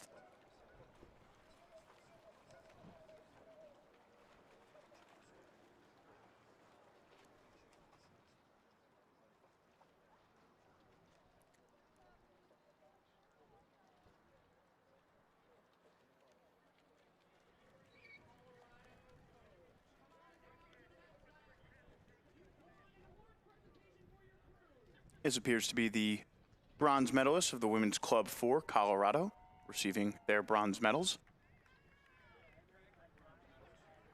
And it looks like we are almost ready to get started here in our next race of the day, which will be the men's varsity 4 final. This is for the Thomas A. Curran Cup. And in those stake boats from right to left, we have lane 1, Western Ontario. Lane 2 is Queen's University. Lane 3 is Drexel. Lane 4 is Mercyhurst. Lane 5 is Oklahoma City. And in lane 6 is Temple. So this men's varsity 4, Drexel sitting in lane 3, will have won their semifinal along with the boat from Mercyhurst. They will be the prohibitive favorites here.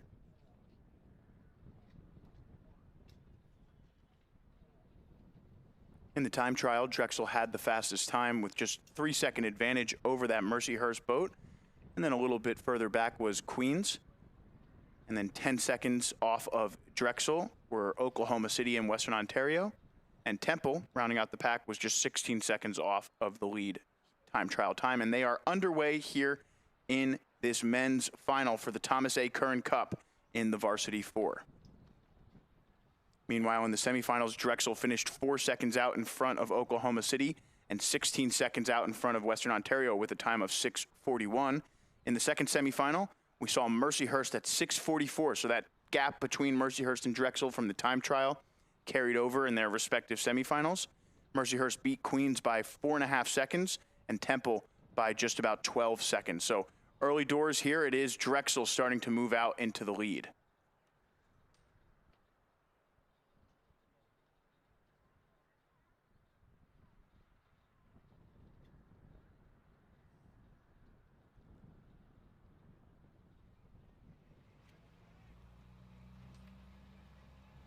Really tight racing so far. Check out Western Ontario there in lane 1 with a really nice push to keep themselves even there with Drexel. Looked like Queens out of lane 2 sitting in 3rd. Mercyhurst just dropping back a little bit in 4th. We'll look for them to maybe pick things up as this race goes along. And we can see here sitting in 6th at the moment is this boat from Oklahoma City as they fend off Temple there in lane 6. Those 2 boats seem to have dropped back. You can see it there.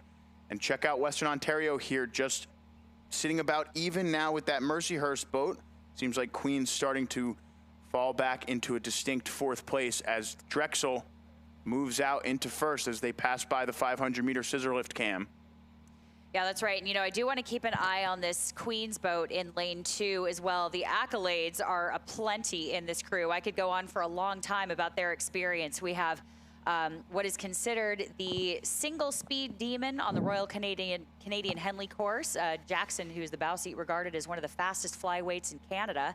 And many accolades here, U19, lots of U19 racing here in this crew. The coxswain also very experienced. The Queens lightweight women's 8 who earned silver at the Ontario University Athletics Championships last year.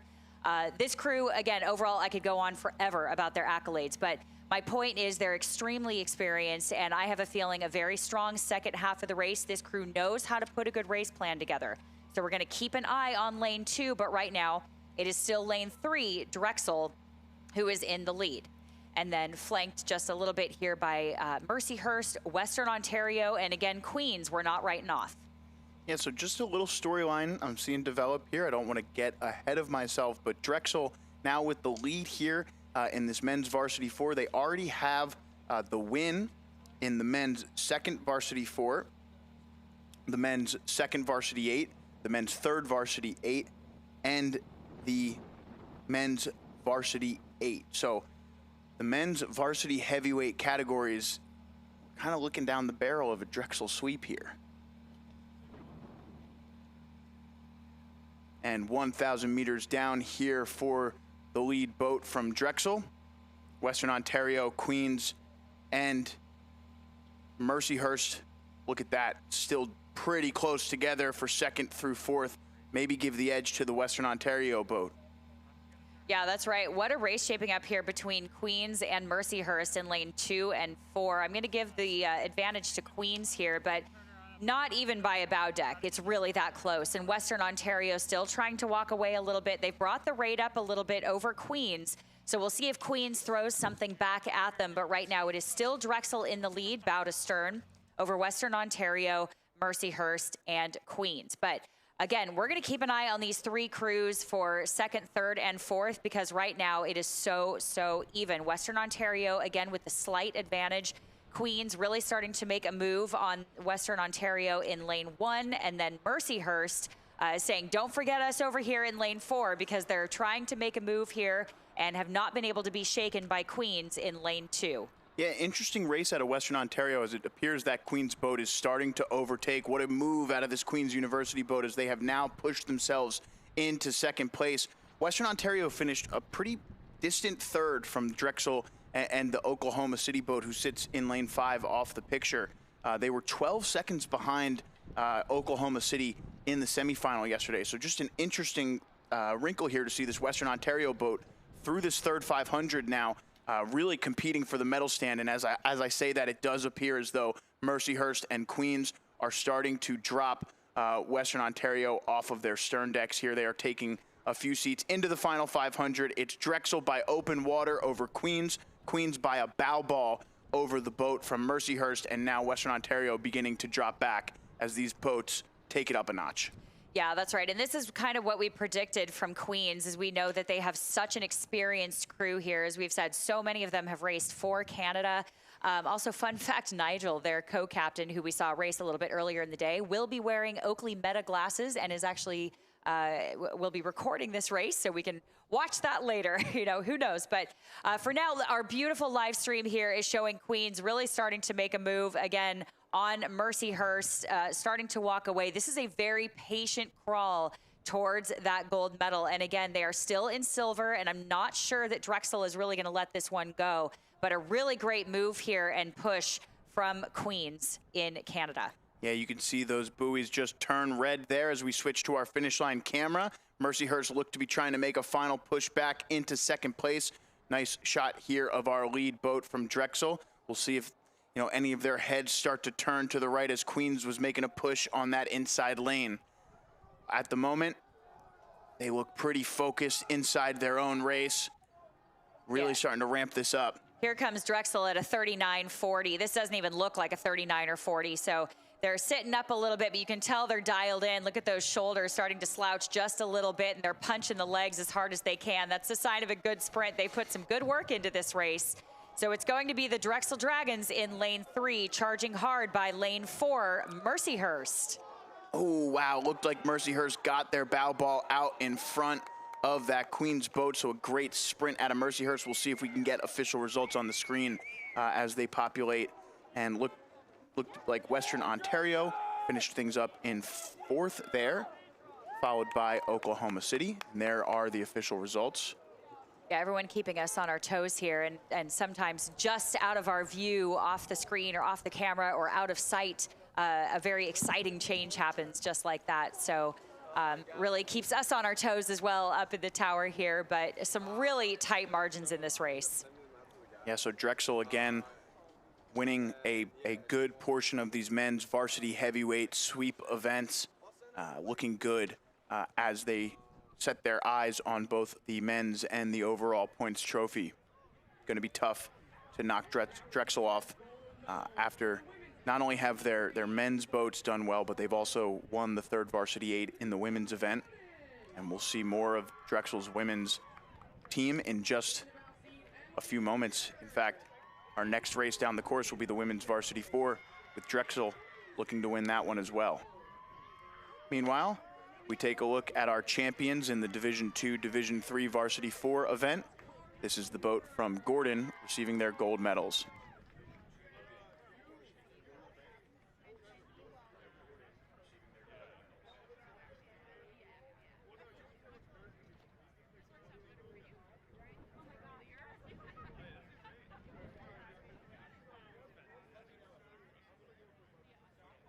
Just a bit of info here on that Drexel 8 sweep. They did win the 3rd, 2nd, and 1st varsity 8, which is a 8 sweep here at the Dad Vails. It's only the 2nd time it's ever happened in the Dad Vail history. The last time, 2022, when Drexel did it.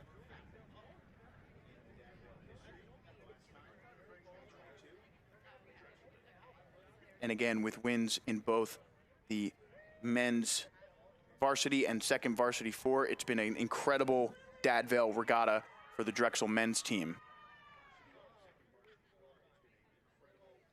Next up on the course will be the McNiff Trophy for the women's varsity 4 event. We're going to have Georgetown in lane 1, Western Ontario in lane 2, Drexel in lane 3, LaSalle in lane 4, MIT in lane 5, and Temple in lane 6.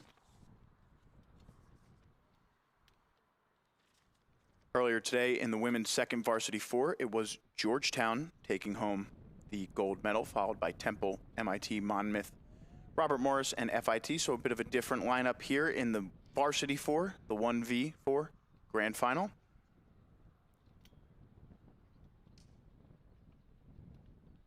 Yesterday in the time trial, Drexel had the fastest time by a margin of about 14 seconds over the next fastest crew. That was Mercyhurst, who actually failed to qualify in their semifinal, finishing 4th behind LaSalle, Western Ontario, and Temple. And they are underway here in this McNiff Trophy final. In the first semifinal, Drexel won by pretty slight margin actually over MIT, just 3 seconds. And then 10 seconds to Georgetown, time of 7:25. That semifinal ran much quicker than the next semifinal, just about 14 seconds between LaSalle and MIT, LaSalle and MIT across the 2 semifinals. But early on here, it looks like we've got Drexel, MIT, and Temple starting to edge out into the lead as we see this Temple Owls boat move by our launch camera. Looks like Georgetown also making a push out of lane 1.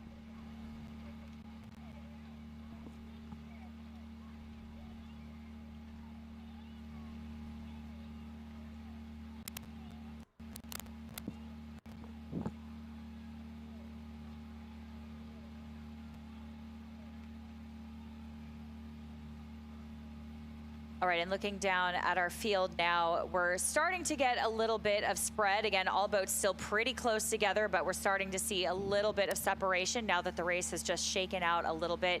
We're long past the 100-meter mark of breakage with a clean start.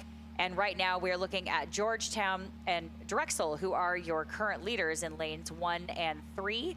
And then we will go over to LaSalle in lane 4. And then MIT, Temple, and Western Ontario. So right now our eye is on Drexel, the Drexel Dragons again in the beautiful yellow Empauker as we cross the 500-meter mark. But as I speak, here comes Georgetown. Yeah, it looks like this race for the medal stand as well behind these boats is looking really strong. MIT with the advantage early on, but LaSalle and that's Western Ontario there in lane 2. Looking good, and not out of it just yet is that boat from Temple. So 6 boats here, still pretty connected through the first 600 meters of this one. And again, that Drexel race with Georgetown is really starting to heat up. Those 2 boats are starting to move away from the rest of the field. And as I speak, Western Ontario dropping back a little bit into a distinct 5th place as that race for 3rd is between those 2 boats at the moment, lane 5 MIT and lane 4 LaSalle, as we look at our leaders from Drexel.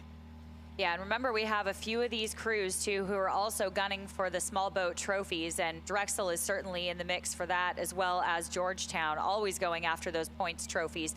We also have Lafayette, like we saw before. So this is actually going to be quite exciting because we don't actually know exactly what the scores are between all of these different crews. It really keeps us on our toes here until the final races happen. But we are looking at a bunch of crews here who are after multiple goals, not only gold medals in between or within their own races, but also the small boats trophies and the points trophies for their entire teams all the way across the board. So there is really a lot of stakes here. There's a lot on the line for a lot of these crews that are so much bigger than just a gold or silver medal.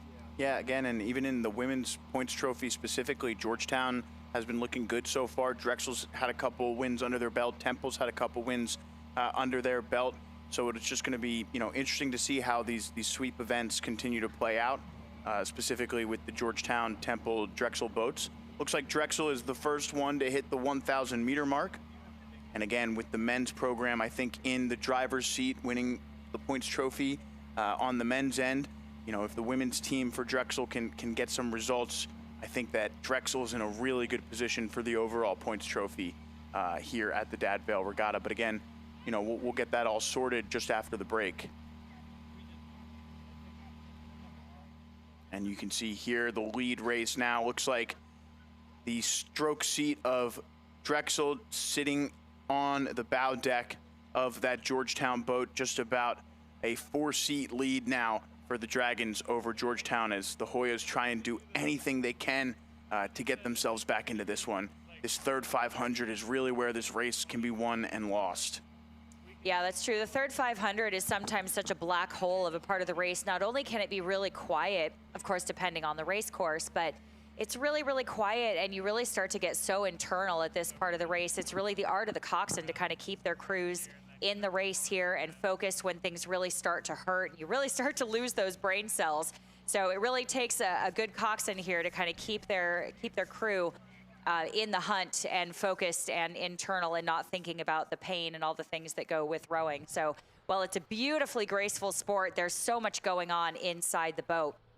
And I think we're being shown here that these 2 crews have gone head-to-head and really stayed internal in their own races and executed different race plans here at different parts of the race, making moves on each other, but really showing us some beautiful rowing here as we come down the course when things really get difficult. So right now, still looking at Drexel in the lead, bow and stern deck overlapping Georgetown in lane 1, and it's really these 2 that have run away with it. Yeah, 500 meters left to go now for our lead boat from Drexel. Georgetown hits the line just about 3 seconds behind. And Drexel now, as you can see, starting to open the rate up just a little bit. pulling away ever so slightly from this Hoya's boat. Yeah, that's right. And down in the last 500, we have some fantastic crowds. I know you're down there by the Jumbotron, so if you are not, you certainly should be. So much pride on the line here for so many of these programs. Really proud super fans, parents, coaches, volunteers. So, you know, make sure you come down here and cheer for your alma maters if you rode there before, or your student athletes that are out on the water today. But so much pride on the line for these programs, and Georgetown and Drexel really showing us how it's done. Yeah, just about 300 meters left in it now for our lead boat. And again, that race for second appears to have, or rather third, appears to have moved into the form of that MIT boat out there in lane 5. LaSalle trying to hang on to fourth as Western Ontario and Temple try and make a push up, but it seems like LaSalle sitting in fourth, Western Ontario fifth, Temple sixth at the moment. That MIT boat making a nice push here in the final 500 meters of this one. I don't think it's going to be enough to get them into second, but it's hard to tell from this angle. They definitely are moving on the Georgetown boat. Yeah, I was going to say, I don't know about that, because they're at a rate 39 right now, and they're looking like they're moving every single stroke here. They've really started to push. Now, we don't have a side-on angle. Very difficult to tell. A very close call here, bow ball to bow ball, but right now it is the Drexel Dragons that are going to put their name on that gold medal at this point as they sit up and get this done. Yeah, McNiff Trophy goes to the Drexel Dragons. Huge celebration in that boat, and Georgetown hangs on for the silver. Great push by MIT at the end, finishing for the bronze. We'll see here between LaSalle and Western Ontario. It is Western Ontario taking home fourth. LaSalle finishes fifth, and Temple will cross the line in sixth place. There they are.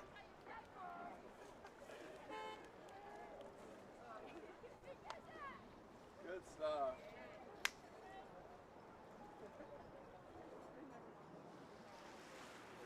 That's amazing.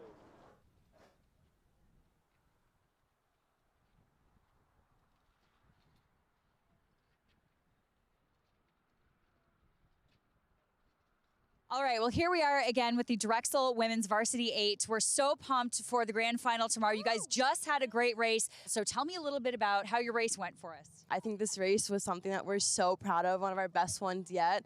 There was something about it where every single one of us wanted it with every inch of us, and you could really feel that, especially in our last 800, where we really brought it together and really pushed through that finish line.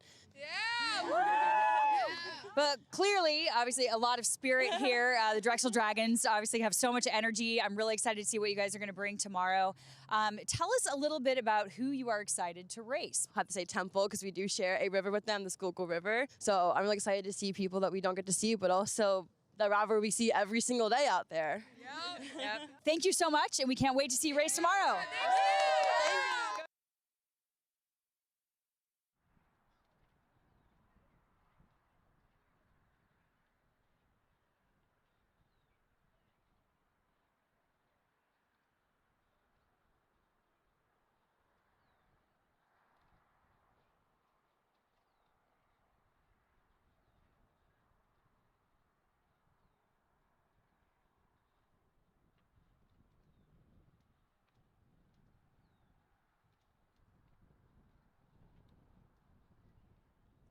All right, looks like we are about to get started here in the men's varsity quad event.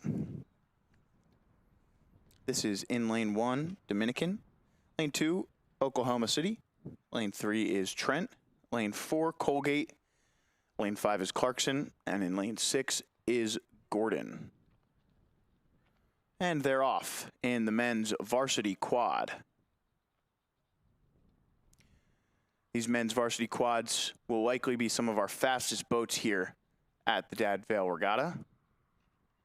Fastest in the time trial was Trent, who sits in lane 3, but in the semifinals, or rather it was actually just a straight to the final. So none of these boats necessarily needed to show their hand, and off to a really fast start here is the lane 4 Colgate boat. So Colgate trying to jump this one early. We've seen that strategy work for a couple crews throughout the day today. Get out to that early lead, put yourself in a position to lead from the front, as I might say.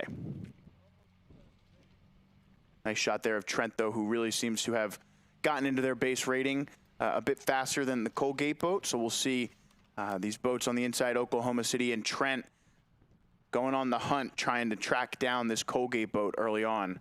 Nice shot here across, that is Gordon and Clarkson there from the follow launch. But look at Colgate here, really starting to push this open in the first 500. And now playing chase is Dominican, Oklahoma City, and Trent on the inside 3 lanes. Yeah, that's right. And we're seeing a little bit of steering here from Trent in lane 3. Again, looks like they're kind of staying in the center of their lane, perhaps just drifting over a little bit to port, which again can happen in these sculling boats. Even if you apply a little bit of pressure on one foot over the other, you can sometimes turn the boat. They're so touchy and they're so unforgiving. So even a little bit of pressure on one side on a ball of a foot can actually start to turn these boats a different direction. So we're looking at them kind of get centered back in their lanes. And again, as you said before, it's Colgate who's really starting to open up water and walk away with this. And we're going to keep an eye on lanes 1, 2, and 3. That is Dominican, Oklahoma City, and Trent. And we had Clarkson, who actually won this event last year, followed by Dominican and then Oklahoma City. So a little bit of history from last year, returning back to try to claim the title again with some new names thrown in here. And right now it is Colgate showing us how it's done. And then Trent in lane 3, Oklahoma City, and Dominican. Yeah, so Colgate here at the 750-meter mark with open water. As you said, it looks like Oklahoma City trying to lead the charge along with Trent and Dominican, but really impressive row from Colgate. And just taking a look inside that boat, it does seem like they've been able to maintain what appears to be a higher rate than the rest of the field. So again, over the course of the first 1,000 meters, they've built a really strong lead. It'll be interesting to see over the second half of the race that we are about to enter here, if they will continue to impress upon this lead or if these other boats will start to draw them in. These quads can move really fast.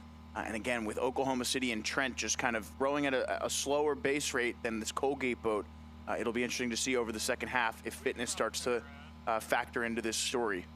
Yeah, you're right about that. I was looking at the Colgate boat at about a 34, 35, and then Dominican is at least at a 36. Okay. And they've given the little buoy a tap there. And we're getting a few steering issues here happening in between lanes 2 and 3. They're getting a little close for comfort for us, but looks like they've noticed and started to separate just a little bit, a little high drama on the high seas here of Cooper River. So a little close for comfort for me for Oklahoma City and Trent there, but looks like they have it now under control. Yeah, Trent just seems to be drifting over to that port side time over time.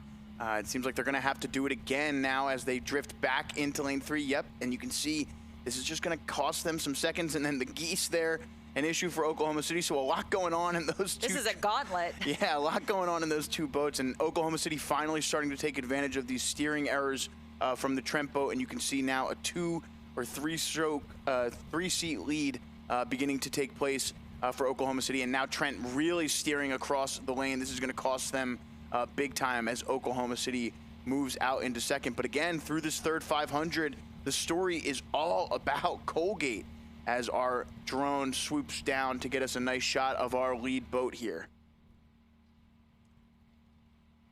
Yeah, that's right. And these boats absolutely move at a blistering pace. Very roughly, for reference, they can move about the same speed as an 8 at full speed as well. So a lot of coaches can put an 8 and a quad next to each other, and they can pretty much go head to head. So very, very quick and very technical are these sculling events here. These quads move very quickly, especially ones without a coxswain, which again, we don't see too much past the junior level, but very speedy boats, very technical boats, and we're looking at that now with Colgate here, who really has some impeccable blade work. This is really nice here. And they've pretty much stayed centered all the way down their lane. Again, that serves them, as we can see, you know, the likes of Trent and Oklahoma City making very minor adjustments. Oklahoma City's done a great job staying down the center of their lane here, especially in the last portion of this race. Yeah, Trent seems to have figured things out a little bit over this final 500, maybe pointed a little bit to the starboard side, but definitely headed more straight down the center of their lane rather than riding on that port side as they were earlier. But again, it was a costly error, and Oklahoma City seems to have maintained that advantage. And there goes Trent, just raising the rate there, going to try and make a push onto this Oklahoma City boat in the end. Colgate, 250 meters left to go for them. And again, rowing mistake-free should deliver the gold medal to the boat from Colgate as our finish line camera begins to focus on our leaders here. Yeah, that's a really good point. You know, rowing is definitely a sport of mitigating mistakes because so many can be made. Rowing is such a technical sport, and applying fitness to that makes it really, really difficult, and obviously looks so beautiful from afar, but there's so much going on. So you're absolutely right to point out that we are all about mitigating mistakes, and that is definitely what Colgate is doing here, giving us a real masterclass, as we said, in just how to do a beautiful row here. So Colgate just out to cross the line here for the gold, out for a Saturday row. Look, they hardly look tired. I mean, very impressive row here. Of course, we know they are, but really well done. Oklahoma City and then Trent coming across the line. Yeah, those three boats will take home the gold, silver, and bronze as Dominican crosses in fourth. And then that race for fifth and sixth between Clarkson and Gordon. We haven't seen those boats since the first 500. They were about even at that time, maybe giving the edge to the Clarkson boat. And we'll see how that finishes up.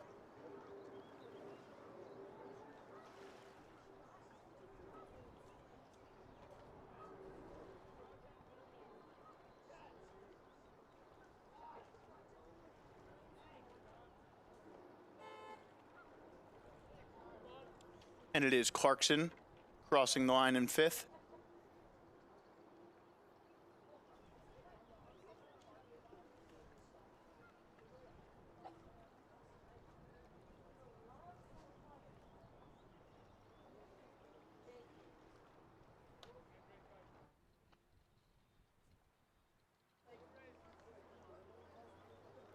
And Gordon will cross the line sixth.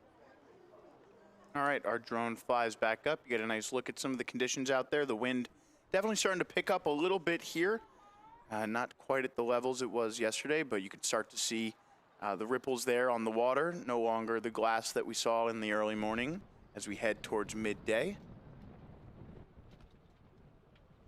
We should have the women's varsity quads into the stake boats. And as we catch up to the start, they look as though they're almost ready to go. We're going to have Gordon in lane 1, Miami in lane 2, Trent in lane 3, Oklahoma City in lane 4, MIT in lane 5, and Queens in lane 6. Again, the women's varsity quad just about ready to get started.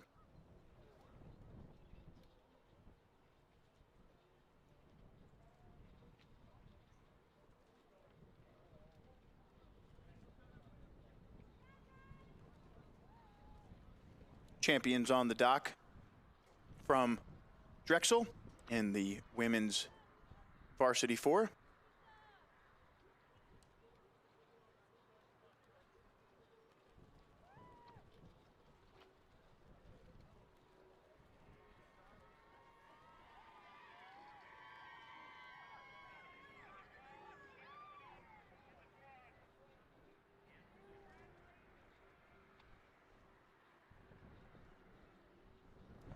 So some interesting stats from the time trial yesterday. Trent with the fastest time in the time trial at 7:14. Next fastest were Oklahoma City and Queens, just about 9 to 10 seconds off that pace. And then MIT, Gordon, and Miami, anywhere from 22 to 35 seconds behind the lead time.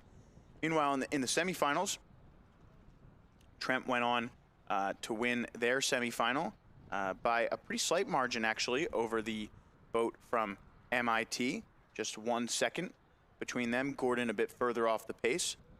And then in the second semifinal, we saw Oklahoma City beating Miami by about 8 seconds. So, again, the favorite here in this one as they're about to get started is Trent. They are underway in this women's varsity quad. Again, from right to left, we have Gordon, Miami, Trent, Oklahoma City, MIT, and Queens. Great start here from MIT in lane 5.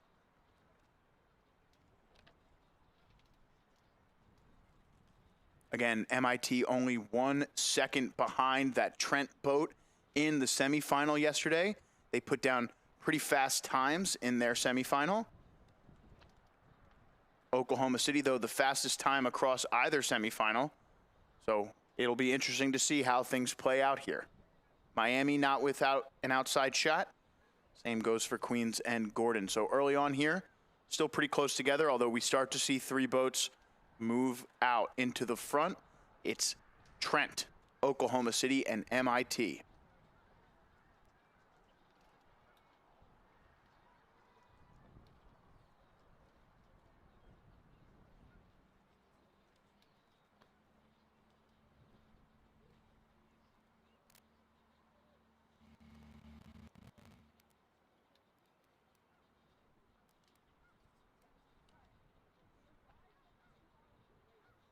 Nice overhead shot here as this race makes its way through the first 500 of our course at the Cooper River. Beautiful shot of the Philadelphia skyline in the background. And it looks like the boat from Trent is starting to make this race their own. Oklahoma City and MIT trying to go with this lead Trent boat you see there with the 3 bow marker. Looks like MIT with a slight advantage on Oklahoma City as they hit that first 500-meter marker, 1,500 meters left to go. Not much between our 3 lead boats. In 4th at the moment appears to be Queens, just out in front of the boat from Miami. Gordon, can't see them at the moment, but they appear to be actually in 4th.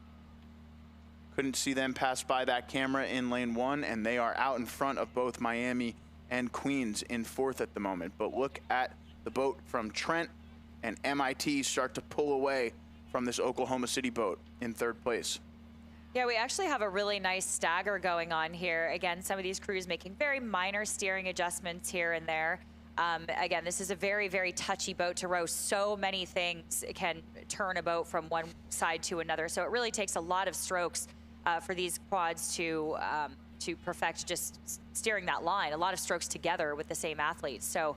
And we do actually have some new athletes here. So in the University of Miami boat, again, this club is ranked, this team is ranked 15th in the nation. And this is actually the first time that any of these women have raced in a sculling race. So they're out here on the Dad Vail for the first time ever in a sculling race. Very impressive crew. A lot of them rode in high school, like Lake Oswego. That's up in the Pacific Northwest. A great team up there. So lots of experience in high school, but never raced in a sculling race together here at the Dad Vail. So again, we're starting to see now a little bit more of a stagger. So now we're starting to see this race shape up a little bit. We're looking at lane 3, that is Trent, followed by lane 5, MIT. So very, very close racing here between Trent and MIT in lanes 3 and 5.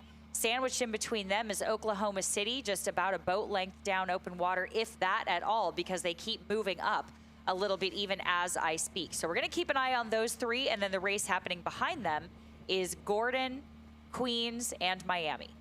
Yeah, we could have a repeat of that first semifinal from yesterday where Trent finished just 1 second out in front of MIT. You know, it's interesting as well because in the second semifinal, and again, it's hard to compare race to race, but Oklahoma City put down a really fast time, just about 8 seconds faster than the first semifinal. So interesting to see that distance between Trent and MIT kind of remain the same from their semifinal as both boats begin to move away from the winner of the second semifinal, Oklahoma City. But a really great race so far from Trent, and in fact, it looks like Trent is just starting to pull away from MIT here through this third 500.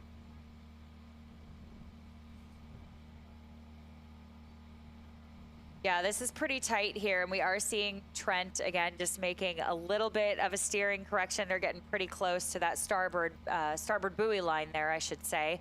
But they have noticed and are starting to go back into the center of the lane. Again, it just takes so little for these boats to steer off course, off of a straight line. Any differential in a power curve, or like I said, pressure on the ball of a foot a different way from either one of these, any one of these athletes out of all 4, that could start to take that boat another direction. So very difficult to go in a straight line and do it with 3 other people, and these crews are doing a great job. So right now it does look like MIT has perhaps taken advantage of that, because MIT going straight down the course has brought the rate up just a beat or so, but they are starting to close the gap a little bit on Trent just from making that little steering correction. Yeah, nice shot here of our leaders with 500 meters left to go. Just an interesting tidbit again from the semifinals as regards to that Gordon boat. They kind of had a really huge lead in third place of their semifinal, so it seems like they may have shut things down because their time was much slower than that of William and Mary, or Queens and Miami in their semifinal. But out in front, kind of leading the pack there for fourth place at the moment, is that Gordon boat in lane 1. So again, you know, a lot can be gleaned from these semifinals, but also at times these boats make decisions to try and save themselves for another day. Yeah, I was actually going to say that's a great point. It's so hard to tell from the semifinals because some crews just try to make it into a grand final and they've barely even touched a final gear. Some have to work really hard to get into a grand final. So it's kind of a toss-up when it comes to the semis, exactly like what you said. So that's what kind of keeps us on our toes for the grands, though, and what makes things so incredibly exciting. Yeah, the full story doesn't always play out until we get to see it in the grand final.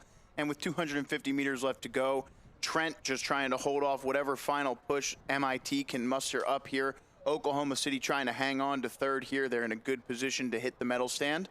And you can see the bow woman of the MIT boat just trying to look over her right shoulder here, which I think tells us that Trent has really started to pull away. And a really nice swing out of this Trent boat, actually not looking too concerned into the final 200 of this one. Yeah, they've been really patient this entire race. And again, I think composure and experience plays a lot into this race here.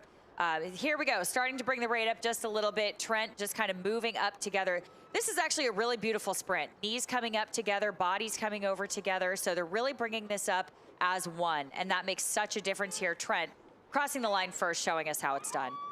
Yeah, MIT hangs on for the silver medal. A great second place row from the engineers. And Oklahoma City finishes in third, taking home the bronze medal.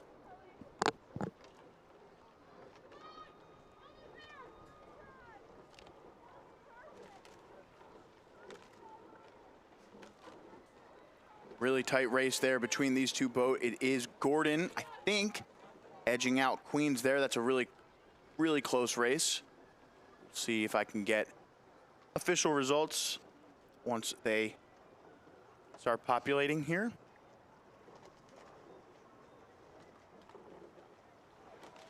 And it is Gordon with just about 0.6 of a second in front of Queens, as finishing in 6th is the boat from Miami.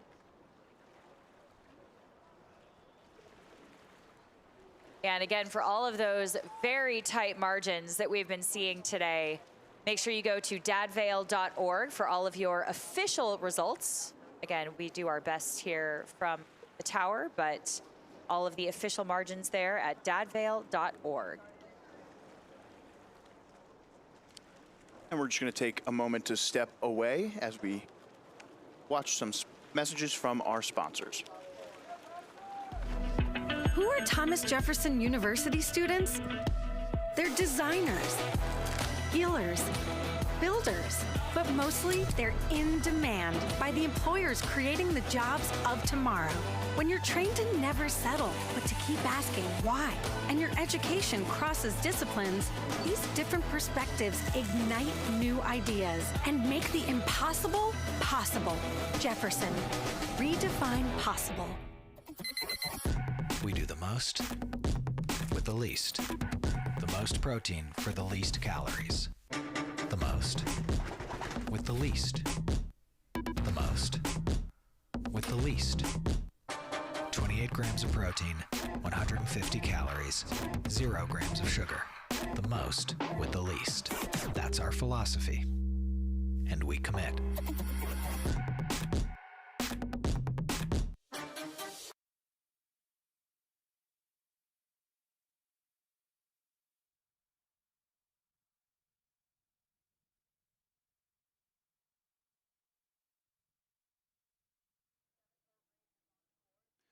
All right, and it looks like we are getting things started here. This is going to be the Men's Club Division 2 Men's Club Division 3 Varsity 8 final. We're going to have Catholic in lane 1, Vassar in lane 2, Marietta in lane 3, Fordham in lane 4, Villanova in lane 5, RIT in lane 6, and then in lane 0 actually is Catholic. So those two Catholic boats, lanes 0 and 1, from right to left on your screen next to each other. So Catholic, Vassar, Marietta, Fordham, Nova, RIT, and that is your lineup.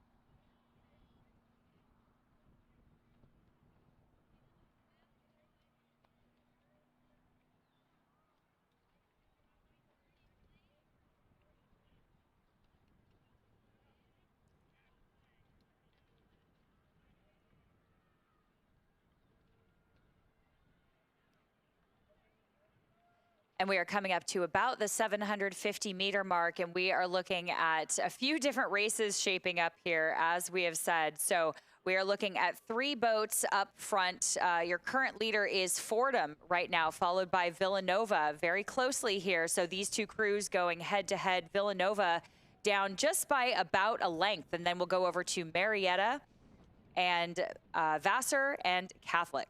So we're going to keep an eye on lanes 3 and 4 right now. That is Marietta and Fordham, and we'll get some numbers for you as soon as we can here up in the tower. But we're keeping an eye on lane 2. That's Vassar.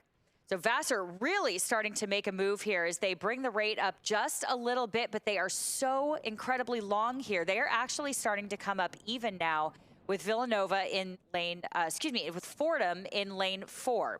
So we're going to keep an eye on lanes 2 and 4 as Vassar starts to charge on Fordham. What an incredible move here we are starting to look at. But right now, for now, it is still Marietta in lane 3.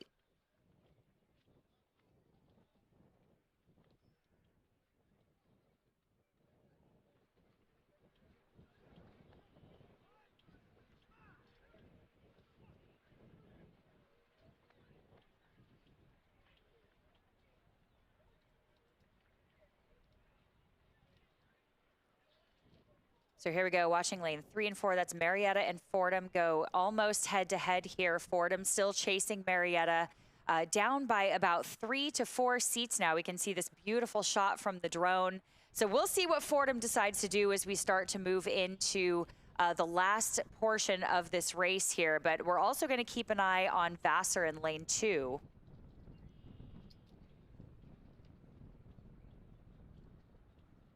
Seeing some really nice rowing here by Fordham and Marietta, really giving each other a run for their money, both going about stroke for stroke.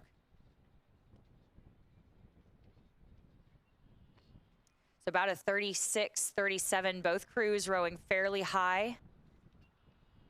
And right now we're looking at Marietta starting to walk away with it just a little bit over Fordham. Again, very slowly but fairly surely. They have not been able to shake them. Look at this beautiful shot of our drone here, just cutting through the sunlight. Marietta and Fordham really challenging each other through the last 500 here. Yeah, Marietta with the fastest time in the time trial. Just 7 boats. Again, all 7 were advanced from the time trial. Marietta won that time trial by about 7 seconds over Fordham, so no surprise to see those 2 boats, your leaders here, into this final 500.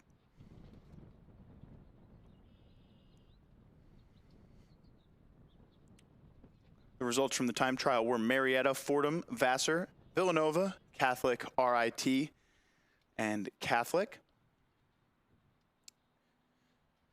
And a really nice sprint here from Marietta as they hit the 250 meters left to go. This boat is really starting to book it down the course.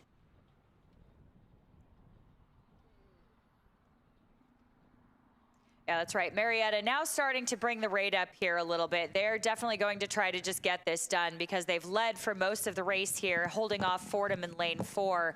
And here we go now. Yeah, so right as I speak, starting to bring the rate up.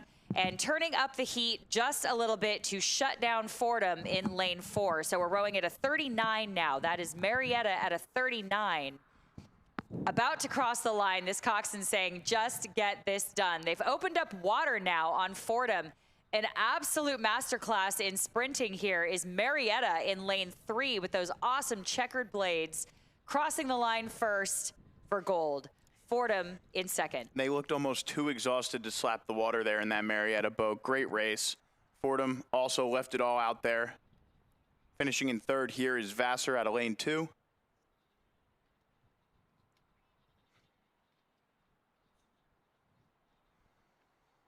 And they will take home the bronze, and we'll wait to see.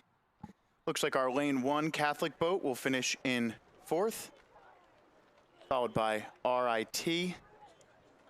Yeah, RIT has had a very rainy season, lots of flooding on their river, so they've had no more than about 2 practices a week. So it's great to see them out here finally getting some water time. Yeah, Villanova crosses in 6th, and I think the other Catholic boat might not be pictured here on this angle, but they are likely finishing in 7th.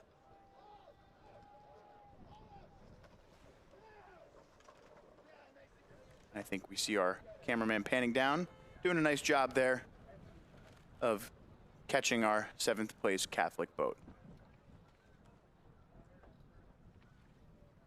All right, 3 boats here in this women's Division 2 Varsity 8 Grand Final, getting ready to go. We've got just a handful of women's Division 2, Division 3, and eventually Division 1 Varsity 8 races headed your way to round out our morning session of Grand Finals. We should have a couple petite finals in there as well in the women's D3 and D1 events, but focus now on this D2 category. We've got 3 boats here: Vermont, Rollins, and Jefferson.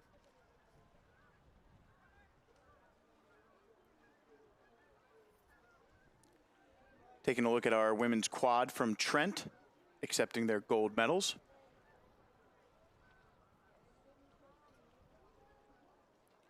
Really close race. This was a really interesting time trial yesterday.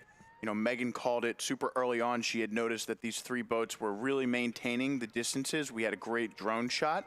And in fact, the times between these boats, it was Rollins at 7 minutes, 0.049, Jefferson at 7 minutes, 0.949, and Vermont at 7:03.495. So an incredibly tight time trial yesterday. And it will be fun to see how this race shakes out today between these 3 boats. Again, all 3 guaranteed a medal in this Division 2 event, but obviously they want to come home with the gold.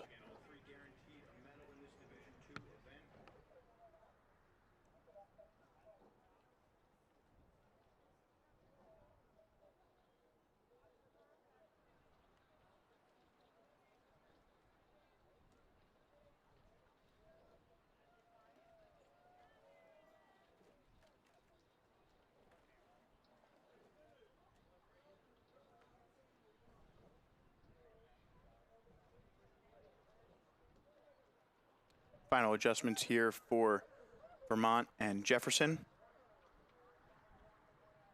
Rollins also just picking it along there. Should see all boats squared up now. Just waiting on Vermont. Coxon needs to get this Vermont boat squared.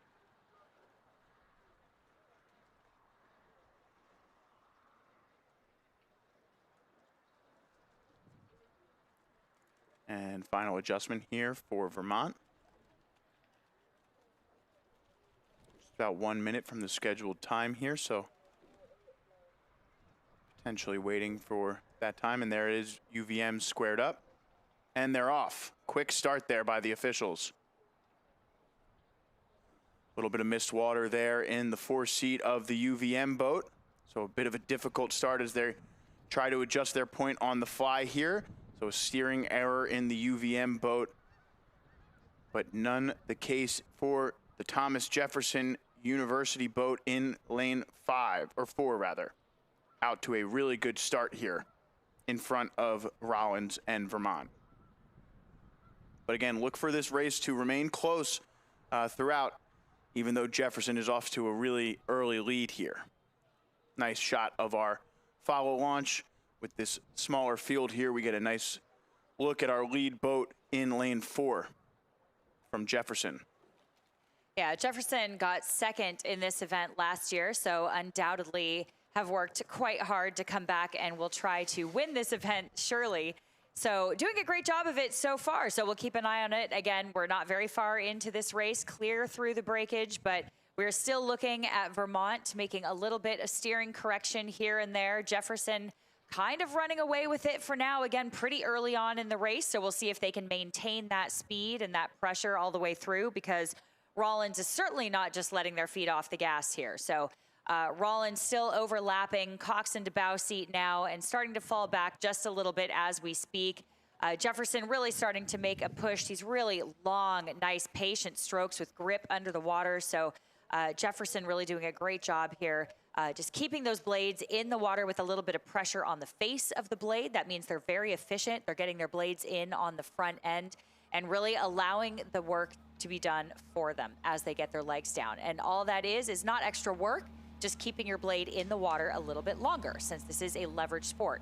Jefferson doing a really good job demonstrating that for us now. Yeah, into the second 500 now. Jefferson hit the line just about a length out in front of the Rollins boat, same distance from Rollins to Vermont. So we're getting a nice even spread here across these boats. We'll see if those gaps continue to grow between each of our 3 competitors, or if any of these boats can mount a comeback and start to draw things closer. But as we make our way, past the Camden County Boathouse here, Jefferson looking really strong, as you said.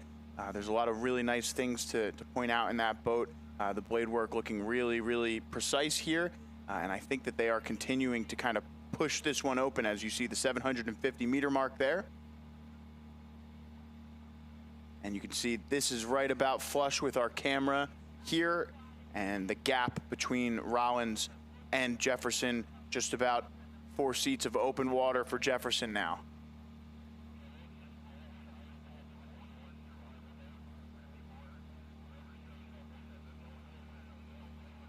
Yeah, I actually have Jefferson understroking Rollins by about a beat and a half or so. So Jefferson, again, just being really efficient here. So understroking, still moving the boat forward at a higher pace here and a little bit further through the water, rather than just getting the rate up and going for it and letting the wheels fall off. So again, this is a very patient, nice, clean row from Jefferson that we're seeing here. Rollins rowing just a little bit higher, a little bit sharper on the front end though. So again, as we've said before, it's a little bit of a battle of longer and adding a few more watts per kilogram, just a little bit more power under the water, versus a slightly higher rate to just kind of pick the boat along and keep it moving nice and high. So again, stylistic choice, but here we are seeing these two at play, and right now this is really working for Jefferson right now, because they are still in the lead, but Rollins has definitely not let off. They have been a couple seats open water down on Jefferson, but stranger things have happened. We don't say it's over until it's over. No, and again, Jefferson looking really strong here into this third 500 now. Vermont starting to drift back even further from this Rollins boat. So the gap between Jefferson and Rollins now about a length of open water. Rollins still looking strong, but you're right, that Jefferson boat seems to have even found another gear here into the second half of this race. Just an impressive row right now. And again, the time trials yesterday, these boats went out there, all they had to do was put down a time. So, a smart race plan might have been to say, hey, we don't need to do too much to get there tomorrow. Let's just go row a nice race, get ourselves in a good position to put down the best effort we can tomorrow. And I think now we're starting to see what this Jefferson boat is really capable of. You can see there the 1,500 meter mark, 500 meters left to go, approaching for our lead crew from Jefferson. Yeah, that's right. And I always like to see if crews decide to do a kind of sprint and what type of sprint they decide to do when they're in a position like this with Jefferson. Again, this is a Coxon call. Do they stick to a race plan that they do no matter what? Do they decide to take it up a little bit more and just put an exclamation point on it? Do they decide to skip part of the sprint? Again, that is all up to the coxswain and coach and crew, a stylistic choice. We have no idea what their race plan will be. But as I say that, Jefferson has started to bring the rate up, I should say. Yeah, really nice row here from Jefferson. Again, start to finish, they got out to a really, really good start there. And it seems like they've just improved as the race has gone along. Sign of a really well-coached boat here who knows exactly, what they were supposed to do when they went out there and are executing it to the nth degree here. 250 meters left to go for the lead boat from Jefferson.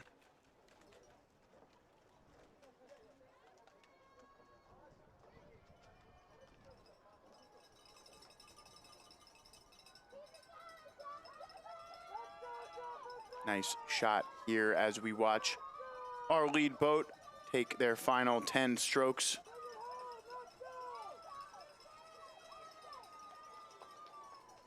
Yeah, look at this coxswain looking over, just making sure that nobody's coming, and she wants to get as much open water as she possibly can for her crew.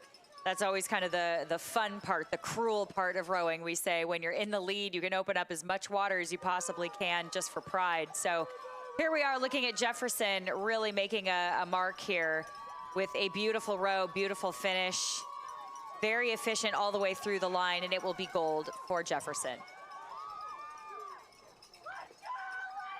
Excitement there in that Jefferson boat for sure. Little handshake between the 8 and the 7 as Rollins crosses for the silver.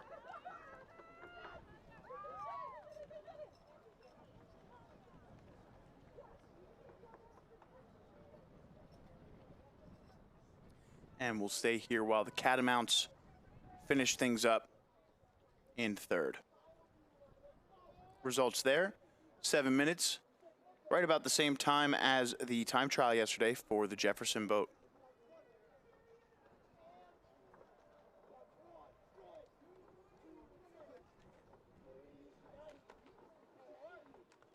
There's UVM.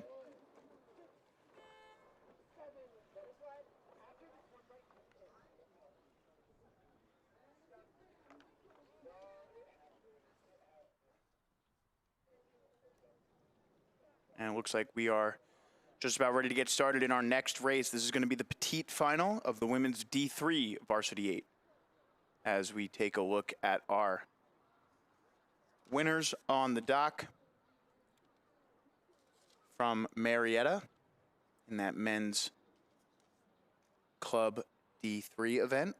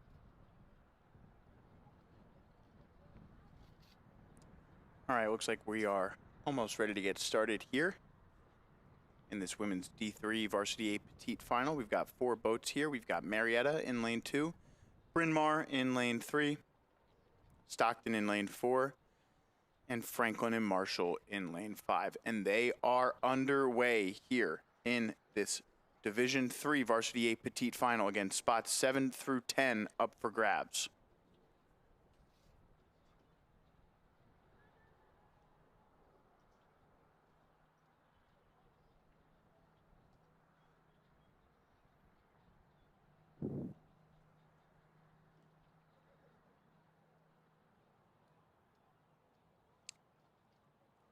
And just in case we didn't give you a lineup here, we'll remind you again since we had a little bit of time there. In lane 2, Marietta. Lane 3, Bryn Mawr. Lane 4, Stockton. And lane 5, Franklin and Marshall. All boats are still connected with Bryn Mawr and Stockton as our current leaders. Yeah, so Bryn Mawr in their semifinal finished out in front of Franklin and Marshall by about 18 seconds. And in the second semifinal, we had that boat from Stockton edging out Marietta by just around 5 seconds. So early doors here, it is Bryn Mawr leading from the front. Looks like second place belongs to Stockton at the moment. Marietta not far behind in third, and Franklin and Marshall sitting in fourth at the moment. But a solid race shaping up here in this petite final for the women's D3 Varsity 8. Yeah, that's right. We were looking at Marietta and Bryn Mawr getting a little bit close together for comfort here. And it's kind of funny, Alexis Lang, that coxswain in the Marietta crew, grew up on a dairy farm, and she often needs to be reminded that steering an 8 is not the same as steering a tractor. So we will see about that. I have full faith that Alexis Lang will do a great job out there for us. So another note here too, Marietta College women's rowing is turning 50 this year. So we do want to wish Marietta women a very happy 50th birthday. Congratulations on a 50th year of your program. Congratulations, doing a fantastic job here at the Dad Vail Regatta. And as I say that, here they come, Alexis and her tractor of women here coming down the course in a fantastic fashion, really starting to challenge Stockton in lane 4. It is still Bryn Mawr in the lead, but only by about 4 seats over Stockton in lane 4. And then on the outside, we have Franklin and Marshall, who is not quite out of it yet. They are still connected, so we'll keep an eye on them. But right now, the head-to-head battle is between Bryn Mawr and Stockton, who is really starting to make a move. Yeah, Bryn Mawr just trying to hang on now. They had built that early lead, but it does appear as though Stockton is starting to make some inroads here in that lane 4. But as you can see from this camera here at the 750-meter mark, we've got a pretty good lead here for Bryn Mawr over Stockton. You can see right about there, they're going to be flush with the camera. So just about an 8-seat lead for Bryn Mawr and maybe 2 or 3 seats for Stockton over Marietta.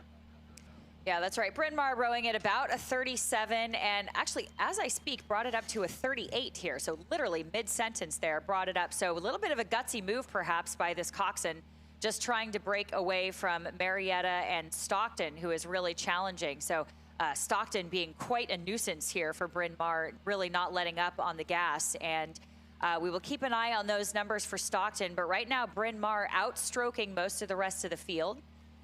And then we look over at Marietta and Franklin and Marshall going head-to-head. Again, this coach for Marietta says, these girls are green, but boy, are they fun to work with. So this Marietta crew must be quite a hoot. So then we go over again to Franklin and Marshall, those two kind of keeping an eye on each other, those outside lanes, always quite dangerous. And it looks like Marietta has, in fact, actually noticed and made a bit of a move now on Stockton. So now overlapping Stockton now is Marietta bow to stern on Bryn Mawr.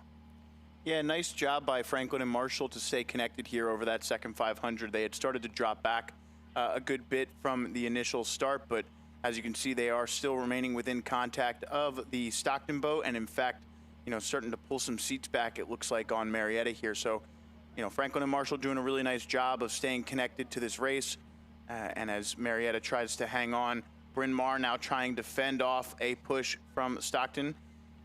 Gives you an idea here from this follow launch. Bryn Mawr kind of maintaining that lead over Stockton and Marietta.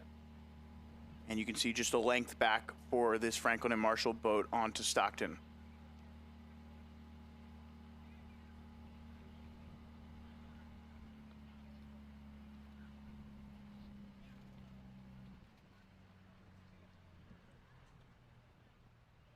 Yeah, as we come into the spectator area, be sure to keep an eye on this race again that is happening between Stockton and Marietta. It is still Stockton that is ahead of Marietta, that bow seat of the Marietta crew, still looking over at about the stroke seat of the Stockton crew. So I don't know if they have enough room to actually overtake them at this point, as Stockton has proven that they are able to stay ahead of Marietta in lane 2 there. But it is still Bryn Mawr being challenged by Stockton coming into the last 500. We're going to keep our eye on this race shaping up here. Stockton starting to make a little bit of a push, if you're seeing the same thing that I'm seeing, Joe. Yeah, I think so. I think Stockton definitely starting to gain a seat or two there. You can see their bow ball just starting to inch up onto the Bryn Mawr boat. I think Bryn Mawr's got a good chance here to hang on to this, but if Stockton digs deep, there's definitely room left in this one with just around 450, 400 left to go for them to make a push. And now we'll see if Marietta can hold off the Franklin and Marshall crew on the outside. But even from this angle here from the finish line, it looks like Bryn Mawr maintaining, and even potentially now, if they had started their sprint themselves, starting to improve upon their lead here. You can see those red buoys ever getting closer, signifying 250 meters left to go here. Again, the petite final. We're looking at places 7 through 10 in this women's D3 varsity 8. Yeah, you know, it looks like Stockton actually held off a little bit on their sprint. They just started moving here, which is kind of an interesting move. I would have thought they actually would have started their sprint a little bit earlier, but here they are and still challenging Bryn Mawr, who is definitely on the rampage right now. They brought their rate up quite a bit. I quite like how this bow seat is rowing here in this Bryn Mawr boat.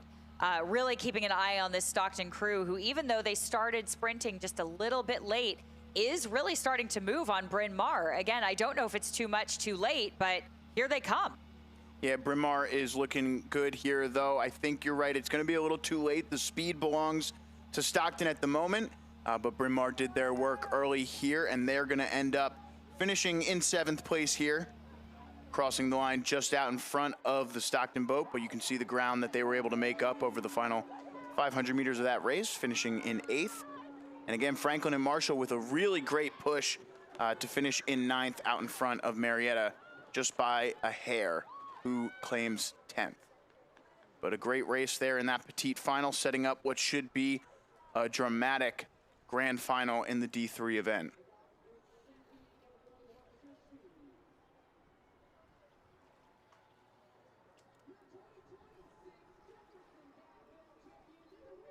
We're going to take a moment to check out what was happening on the course yesterday. Bronze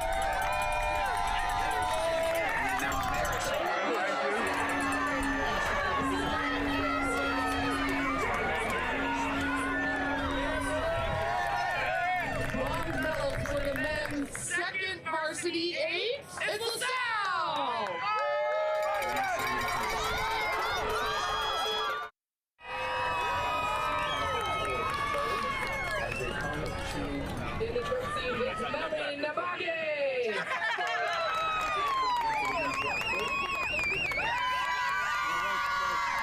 Really depends on what angle you're looking at with this race. Drexel.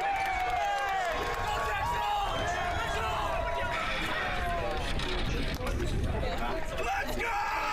Who's fucking coach up here? Who's fucking coach up here? So the winners of the O'Brien Hannah Trophy. One more time for the Drexel Dragons!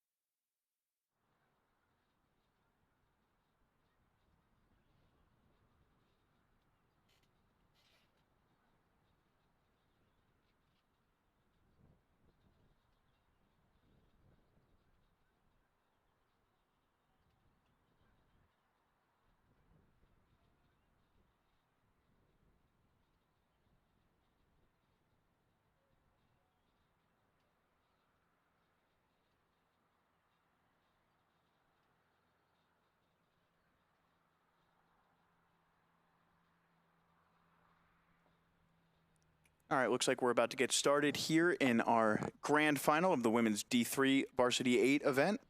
From right to left on your screen, we've got Clark, Stockton, Catholic, Vassar, Bryn Mawr, and RIT, and they are off here. Looks like a pretty even start for these boats. Getting up to speed really quickly there. I like the look of that Catholic boat in lane 3. Vassar going with them. Both of those boats out to a pretty blistering start. Vassar, of course, winning their semifinal along with the boat from Catholic. The time Catholic put up, 6:56. The time from the second semifinal from Vassar was 7:06. In the time trial, I'll try and get you official results there just to see how they stacked up at the start of the day yesterday. Looks like Catholic had the fastest time, just by 5 seconds over Vassar. So we're starting to see those two boats come to the forefront here, maybe being joined by RIT there on the outside, but no surprise to see Catholic and Vassar. They were the top two finishers in the time trial. They each won their semifinal by a solid margin, and now they get a chance to go head-to-head in lanes 3 and 4 and are already starting to move away from the rest of the field here within the first 500. Yeah, we're going to kind of keep an eye on some of these crews on the outside lanes as well. So, of course, as you said, we are looking at lane 3, Catholic and Vassar, almost head-to-head. Again, Catholic with the slight lead here. RIT on the outside, I'm going to keep an eye out for. And I have a feeling, again, this is just a hunch very early on into the race, but I think these women are going to be pretty hungry to have a good race. It turns out that quite a few of them are actually skipping their graduation this weekend to come out here and race at the Dad Vail. So they are coming out here for a very great cause, and I have a feeling are really going to make it worth it. So congratulations again to all of those graduating seniors for RIT, and we expect to see a great last half of this race. So it looked like Catholic was the first one to that first 500-meter line, but over the last 100 meters, Vassar starting to pull away just a little bit. And you can see that bow ball of Vassar just starting to hit the buoy line a little bit ahead of the boat from Catholic. We'll see here. We get a chance to look at our camera here in the Crow's Nest at the Camden County Boathouse. Just passing the 750-meter mark of the race are our two lead boats. Really difficult to tell what's going on here. Again, I thought Vassar had the slight edge, and I think as they come by our camera, yeah, Vassar actually rowing at a 37.38, so pretty high. And then we have Catholic just a little bit below them, a beat or two below them, but just a lot more power under the water here. And so we're looking right now at Catholic almost overtaking Vassar at this point. Again, very tight race as they literally just crossed our line of sight. It was bow ball to bow ball. Yeah, awesome to see these two boats getting a chance to go head to head after kind of missing each other in the semifinals. Each kind of dominating the semifinal number 1 and semifinal number 2, and now with a chance to go down the river hand in hand, trading leads every couple hundred of meters or so. And just as I said, Vassar took a lead. Seems like Catholic is now hitting the line again out in front.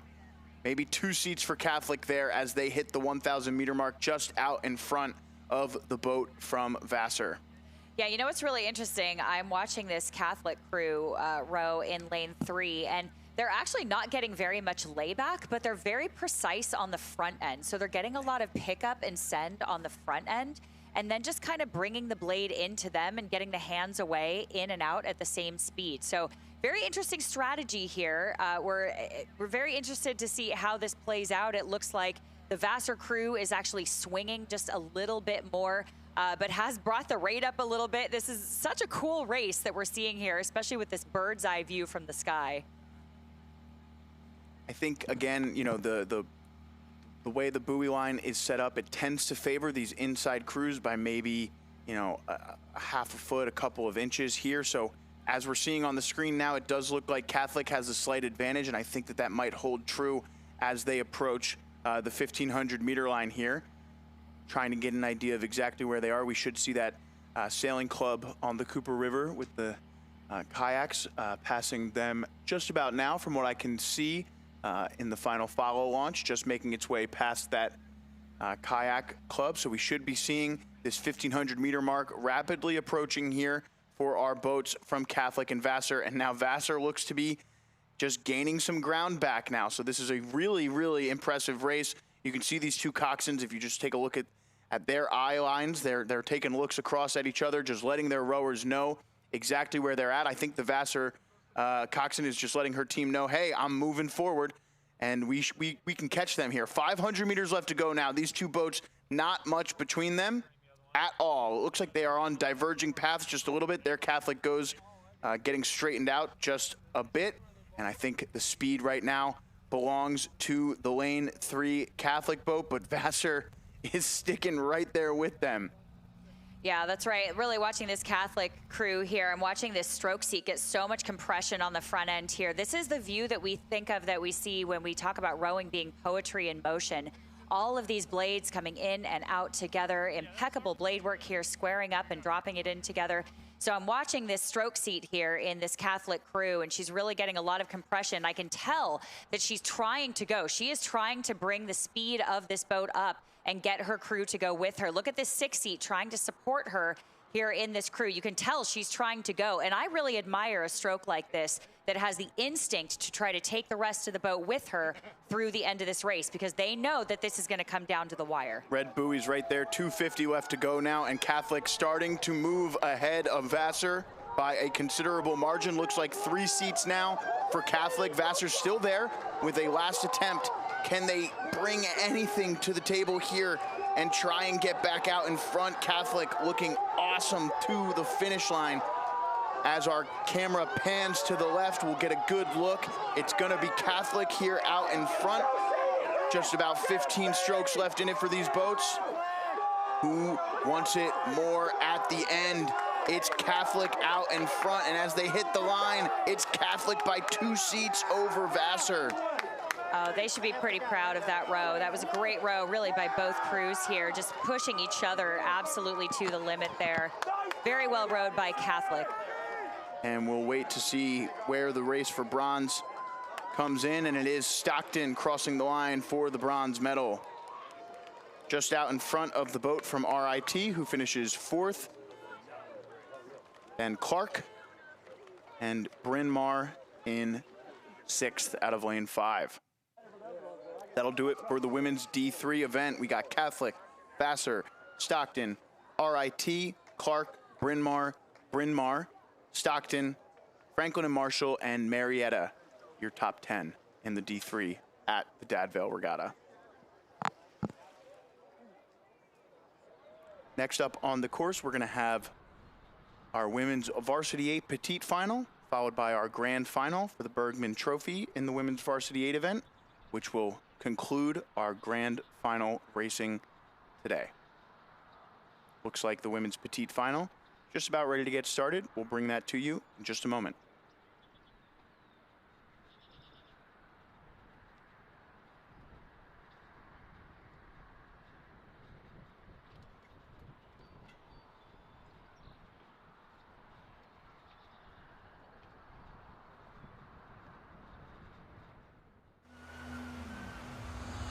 We are back here live from Avalon, New Jersey for the South Jersey Lifeguard Championships. Josabel, well done. 3-time South Jersey double champion. And we are back here in Ventnor, New Jersey for the first annual Women's South Jersey Lifeguard Championships.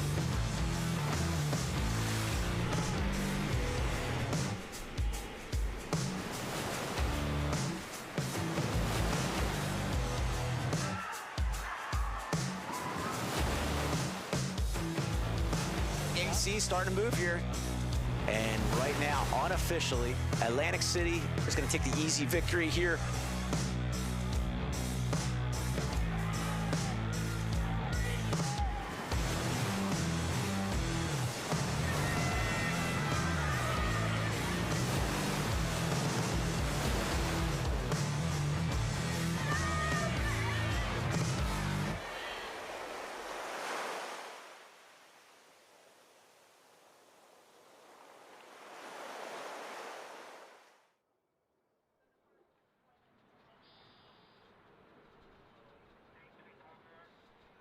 All right, looks like we're underway here in this women's varsity 8 petite final. Should be a fun race here for places 7 through 12. We're going to have Merrimack in lane 1, St. Joe's in lane 2, LaSalle in lane 3, Georgetown in lane 4, Western Ontario in lane 5, Monmouth in lane 6, and bonus boat Iona in lane 0 there on the far right-hand side of your screen.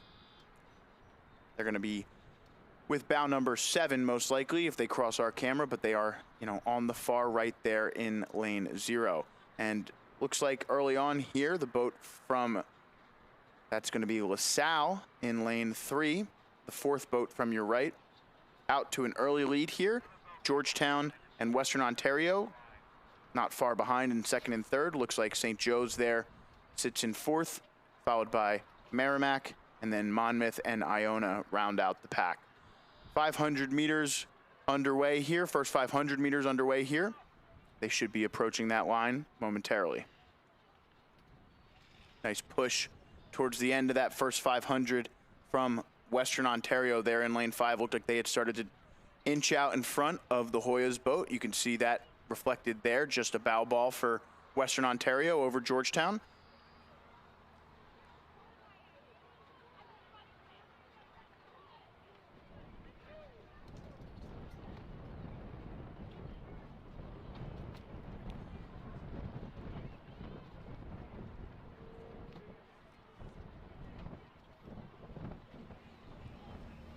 And things starting to compress here at this top 3. It looks like Western Ontario now moving through LaSalle, Georgetown going with them.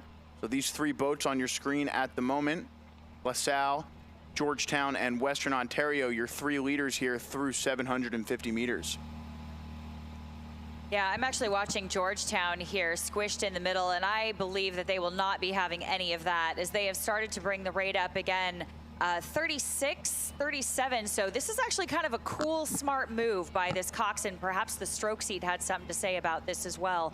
A lot of times that coxswain and stroke seat relationship is so crucial and so important. You go instinct with strategy here.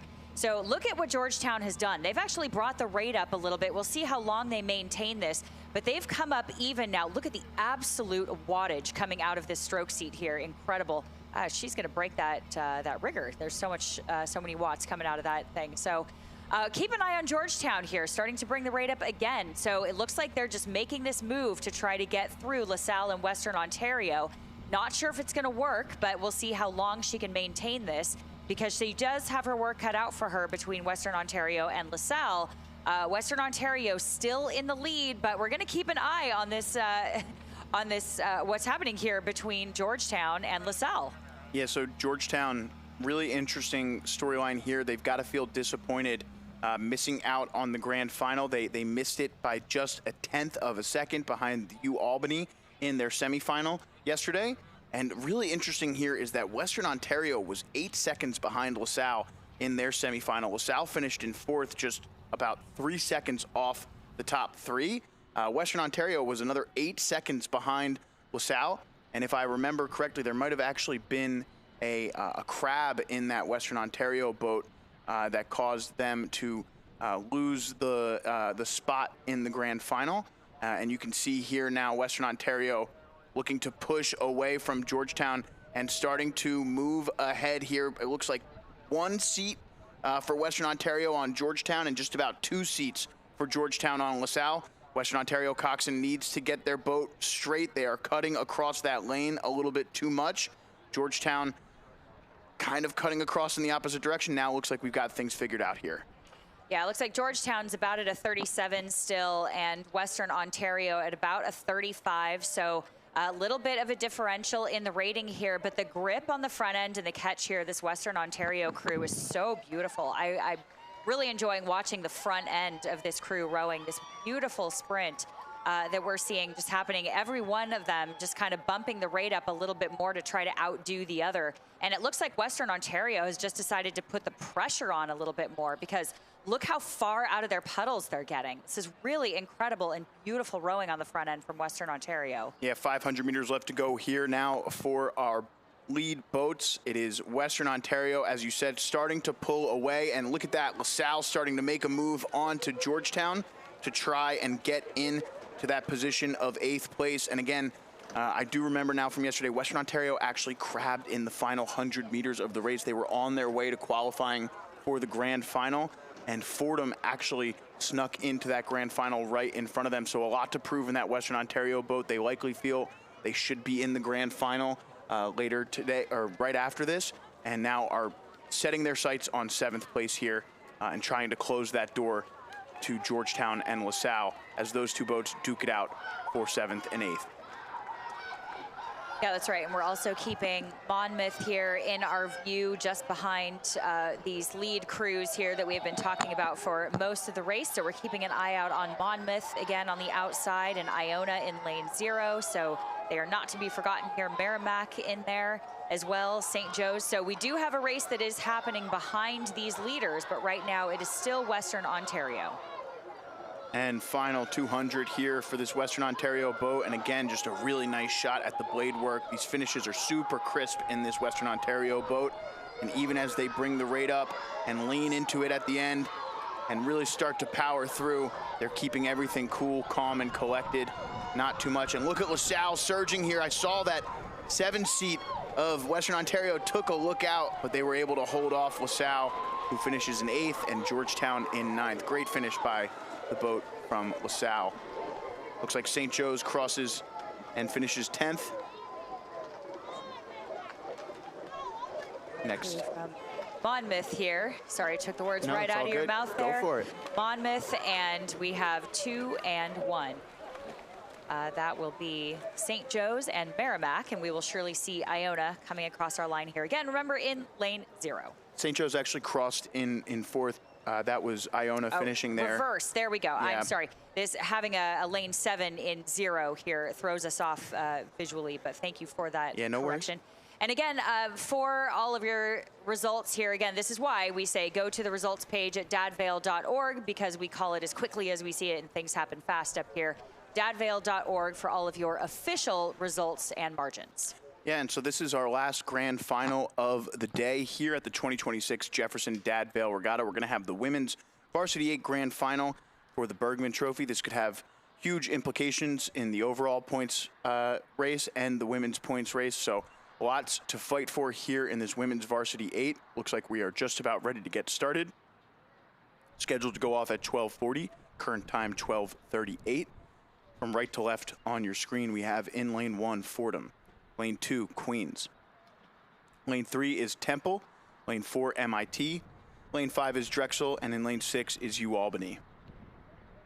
And again, Temple had the fastest time in the time trial yesterday at 6:36. Next fastest was Drexel, followed by Fordham, LaSalle, Western Ontario, or rather, this is a semifinal. Apologies. I'll get the official time trial results. It was Temple with the fastest time in that women's varsity 8 event. Next fastest was MIT by a difference of about 9 seconds. And then in the semifinals, Temple finished out in first, followed by Drexel, just about a 5-second difference between Temple and Drexel in that one. And then Fordham, who snuck in past the Western Ontario crew, was 7 seconds off of the lead Temple boat. In the second semifinal, we saw MIT win by a margin of about 5 seconds over Queens, and then Queens with about 3 seconds between themselves and UAlbany. So it should be a pretty tight race here, maybe 8 to 10 seconds between first and 6th here in this women's varsity 8 grand final.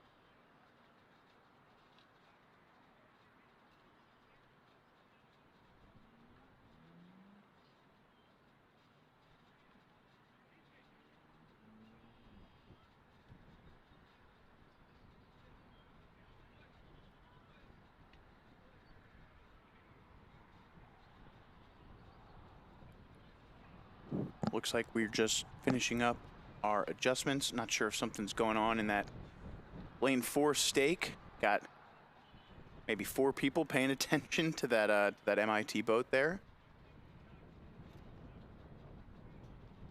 Lane 3 trying to get their point here.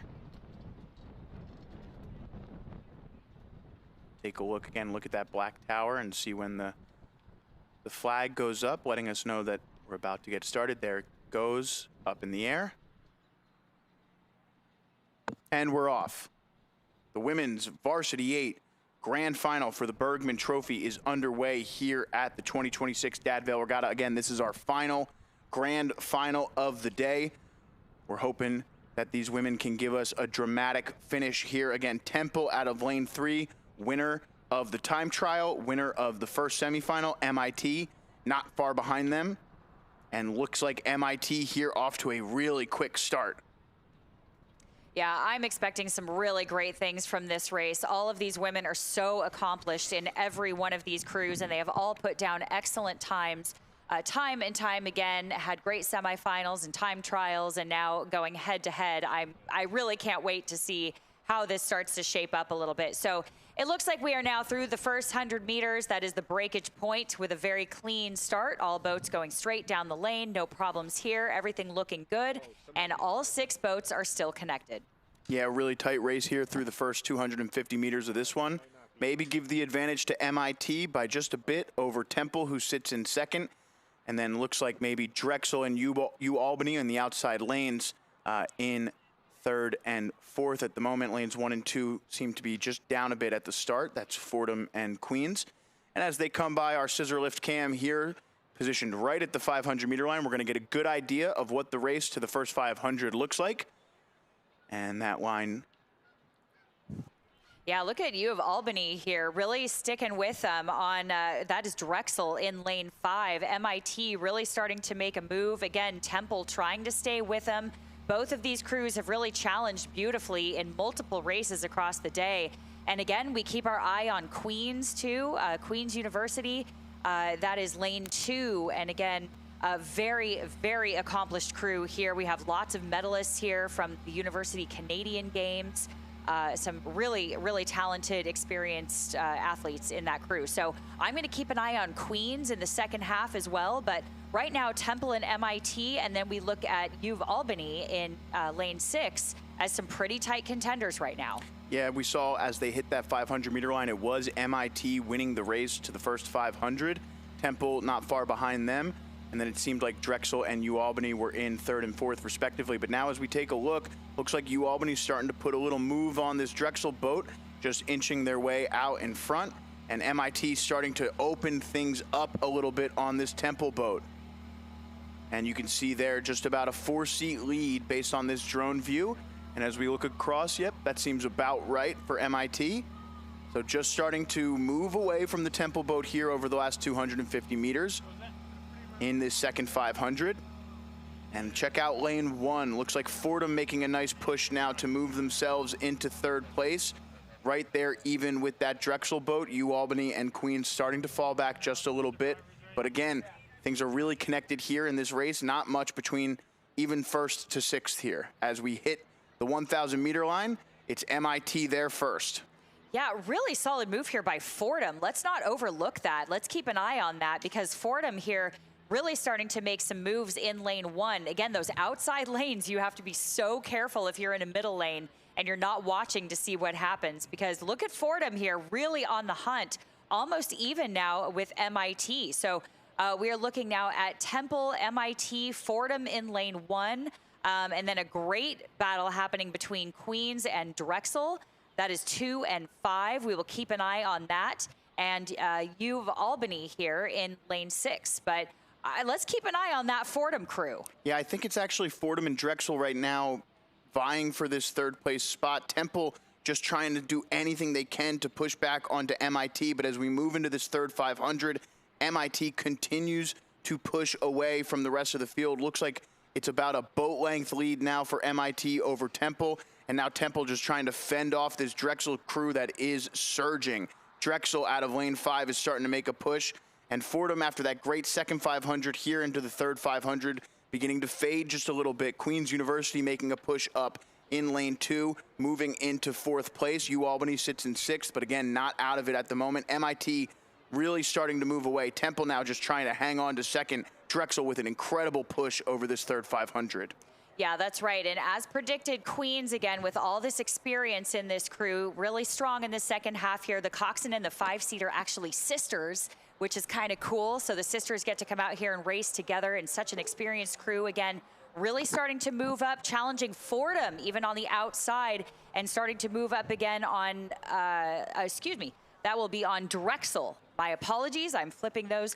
So it is Queens and Drexel still going head-to-head. MIT and Temple in the center. Not too much has changed leader-wise here, but for 3rd and 4th, we're really keeping a close eye on this because look at Queens on the move. I actually think it's all Drexel right now. Drexel moving into 2nd here, trying to challenge this Temple boat. Queens now falling off a little bit here off of that back of that Temple boat. So Drexel now trying to challenge this Temple boat that was really right there in 2nd place, kind of maybe got tired out chasing this MIT boat. And just we'll see here over the final 250 meters, MIT starting to raise that rate. They are in good position here as they make their way to the finish line. And we'll see 2nd and 3rd. You can see 4-seed in that Drexel boat taking a look across, trying to see where she measures up with her counterpart from the Owls. These two boats in lockstep there. And the race for 2nd and 3rd should be a good one. MIT here, final 200 meters looking awesome. And look at the Coxon in the MIT boat urging her team on.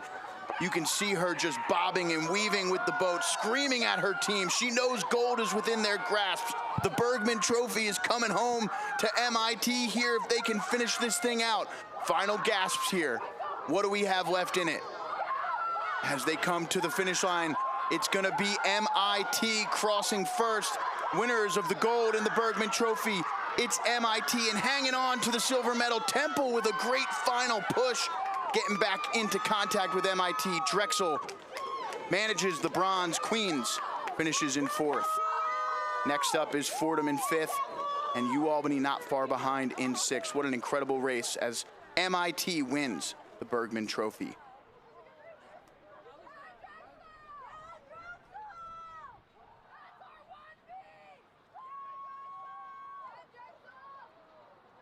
And an incredible show all of those women gave us just now. That is MIT with a 634.2, Temple 636.99, Drexel in 3rd with a 638.8, Queens 640.9, Fordham 645.3, and Albany 647.1. For all of those official results, again, and very tight margins for the first half of our day here, make sure you go to dadvail.org. And coming up next, we have a Survivors 8 final, which we will see showcased out on the water here momentarily. Yeah, just some info here as we get started. We'll let you know about this Survivors race as it gets started. They should be starting right around near the Camden County Boathouse here. And we should have a little bit of time, so we might take a step away for some sponsored messages here before we bring you this Survivors 8 final. I went to Jefferson for bariatric surgery, but my tests revealed lung cancer. I was 38 and never smoked. How could I have cancer? But I was fortunate. Take good care of you. My doctors found the cancer early, and at every step, they supported me. They were amazing. Thanks to them, I recovered quickly. Jefferson gave me my life back.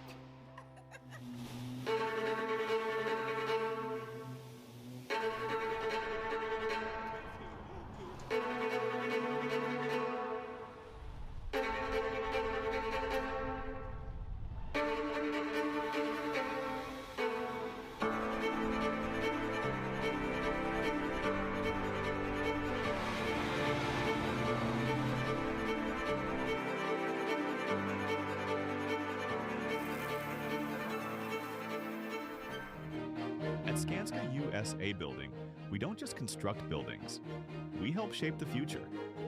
We provide full-service construction solutions, including pre-construction, general contracting, design build, construction management, and sustainable building expertise. From healthcare and education to life sciences and infrastructure projects, we partner with our clients to deliver innovative, high-quality spaces safely, efficiently, and with lasting impact. There's a place where you can come as you are, see how it's made, and why we make it. You'll explore roads less traveled, steal a few moments, and slow down the clock. Then just kick back and stay a while. It's time to get away close to home in South Jersey. Head to visitsouthjersey.com to plan your trip today. We'll see you down the road. The future isn't waiting. It's being built right here. At Florida Tech, we offer degrees designed for what's next in engineering, science, computing, aeronautics, business, psychology, and more.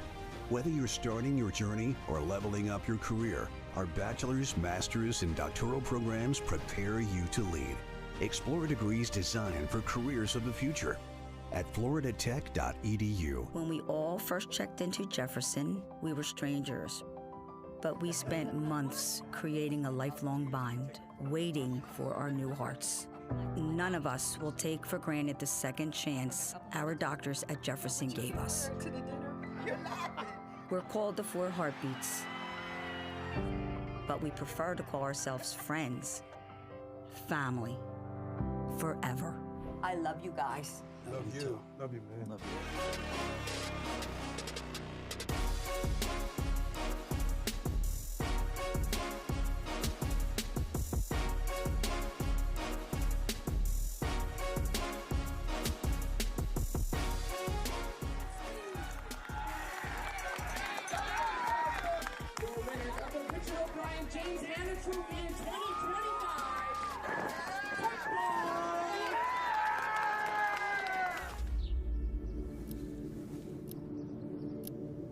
Dear University of... Thank you for your offer to become student ID number 283471. While I appreciate your desire For my impeccable academic record, I must decline the opportunity to get a generic degree, I've decided to tell my story, to be a student, not a statistic. I wish you good luck in the future. as I embark on mine.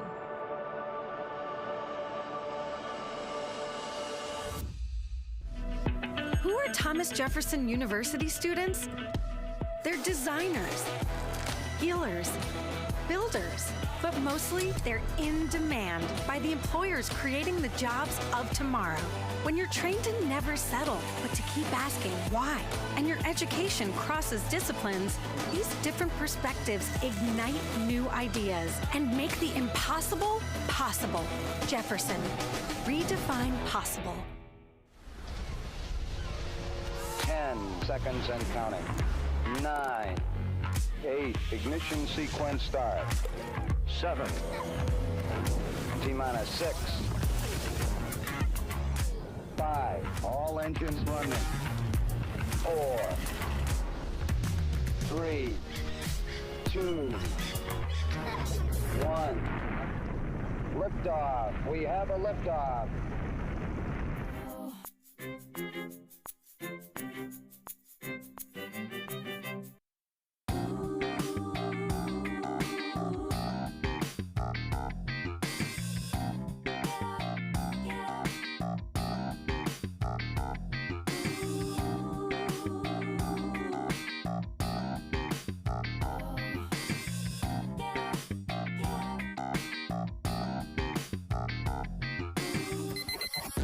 We do the most with the least. The most protein for the least calories. The most with the least. The most with the least. 28 grams of protein, 150 calories, 0 grams of sugar. The most with the least. That's our philosophy. And we commit.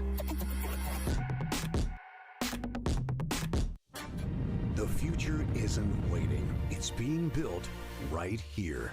At Florida Tech, we offer degrees designed for what's next in engineering, science, computing, aeronautics, business, psychology, and more.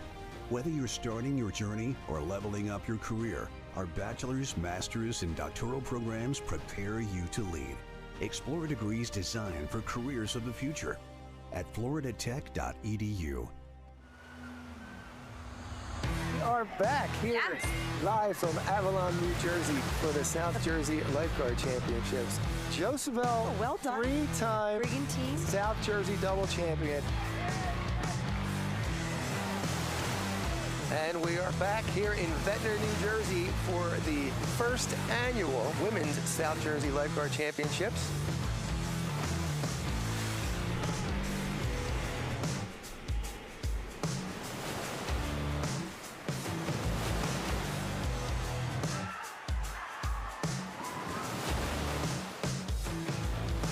AC starting to move here.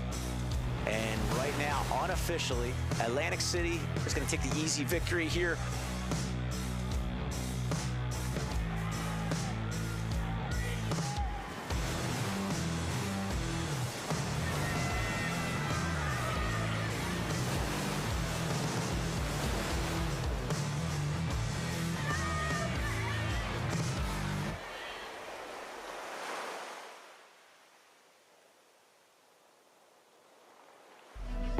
Who are Thomas Jefferson University students? They're designers, healers, builders, but mostly they're in demand by the employers creating the jobs of tomorrow. When you're trained to never settle, but to keep asking why, and your education crosses disciplines, these different perspectives ignite new ideas and make the impossible possible. Jefferson, redefine possible.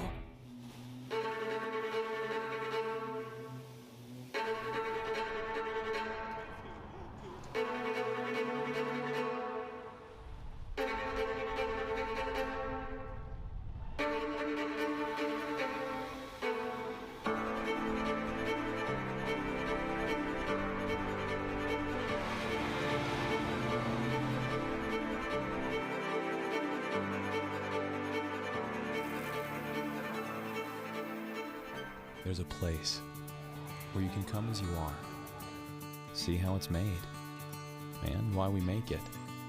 You'll explore roads less traveled, steal a few moments, and slow down the clock. Then just kick back and stay a while. It's time to get away close to home in South Jersey. Head to visitsouthjersey.com to plan your trip today. We'll see you down the road.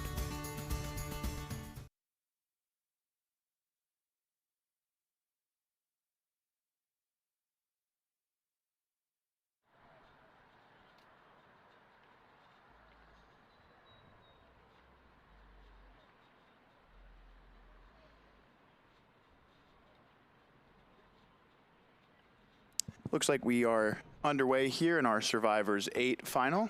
We have some info here to share with you. This is the third year that the Survivor Rowing Network is participating at the Dad Vail Regatta. We'd like to thank everyone that has made this possible, especially Kirsten Marasco, Janet Margaciti, and Cooper Rowing Club, Harry Carroll and Cooper Jr. Rowing Club, and everyone at the Camden County Boathouse and the Jefferson Dad Vail Regatta team. The Survivor Rowing Network launched in 2023. We work to create a world where every cancer survivor has access to a supportive global community and the opportunity to rebuild strength, confidence, and purpose through rowing and erging. We now are comprised of over 45 clubs from 11 countries. More information can be found at survivorrowingnetwork.org. This year, there will be 20 survivors rowing down the course. Out of that 20, there are 10 survivors that are new to the Dad Vail this year. Clubs competing today are We Can Row Philadelphia, We Can Row Wilmington, Under the Bridge Rowing, New Jersey, and Cortland Community Rowing Survivor Vikings, New York. All of these survivors have been through many different types of treatments and journeys for their diagnoses. Many of the survivors found rowing after diagnosis and have used it for camaraderie, support, strength every stroke they take. They have all learned the importance of exercise to deter their cancer recurrence and view exercise movement as the best medicine. Among these survivors, we have some that want to share their stories. Susie DiPietro from Under the Bridge Rowing joined rowing with some encouragement from her son, Colin Stewart. Sue Ryan from We Can Row Philadelphia kicked cancer 13 years ago and found rowing 4 years ago. Mary O'Hara has been rowing for 6.5 years at Cortland. John Paulson from Wilmington Rowing was diagnosed with prostate cancer in 2017 and then again in 2021. He has been consistently rowing throughout that time and has raced with his daughter. Thanks to all our friends, families, and coworkers who have supported everyone throughout the years.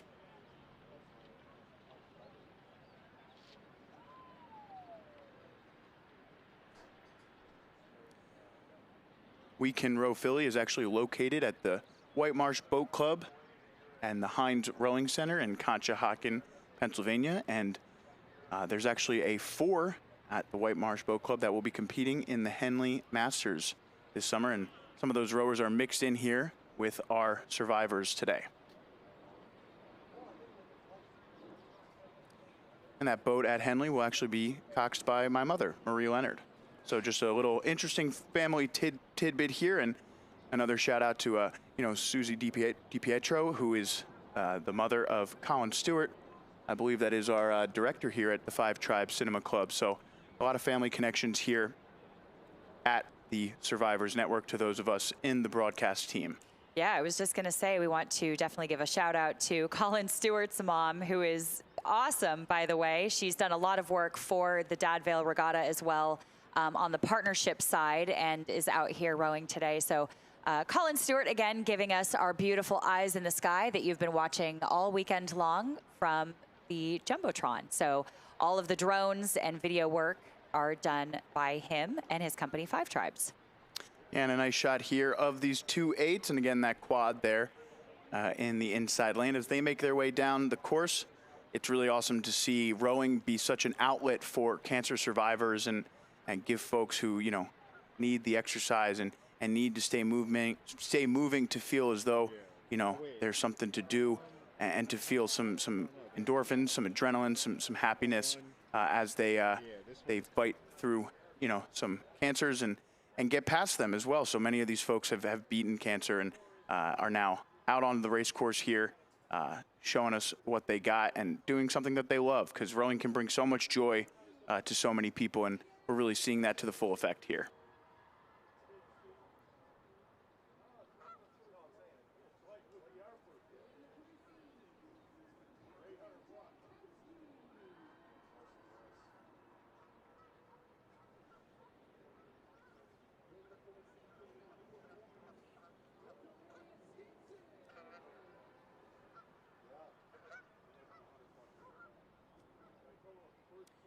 And you see there, 1,500 meters into this one. We just got about 500 meters left to go for our lead 8 there out of lane 5.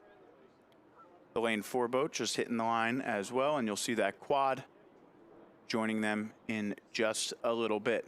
So 500 meters left now for our Survivors Challenge, or Survivors Fight 8s.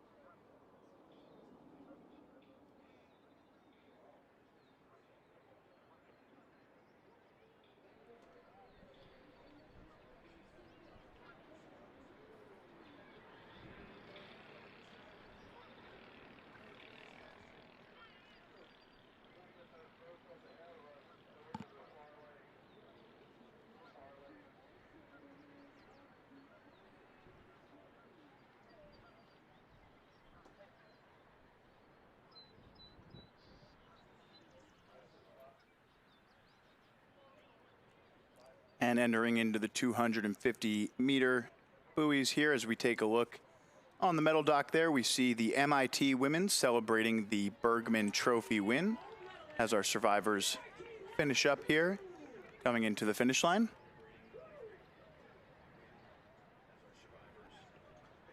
Yeah, we have them clocked at about a 28. They've been pretty consistent all the way down the course. So a fairly conservative but smart row here from the survivors that will be crossing the line first. And they've had a really great row here.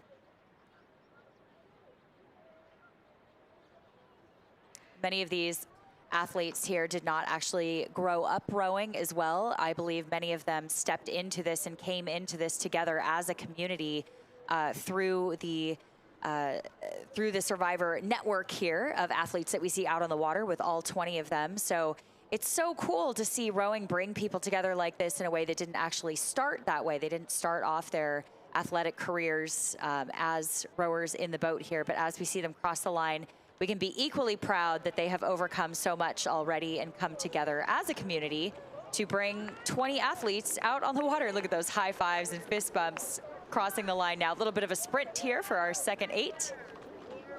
Very well done.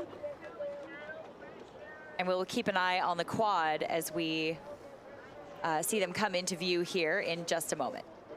Yeah, and I can see things getting started. Looks like we're getting lined up just around the 800, 900 meter mark here for our corporate challenge. So things just about to get started in the corporate challenge as we wait on this quad to finish up. And there they are, finishing things up for our Survivor Rowing Network here at the Dad Vail Regatta.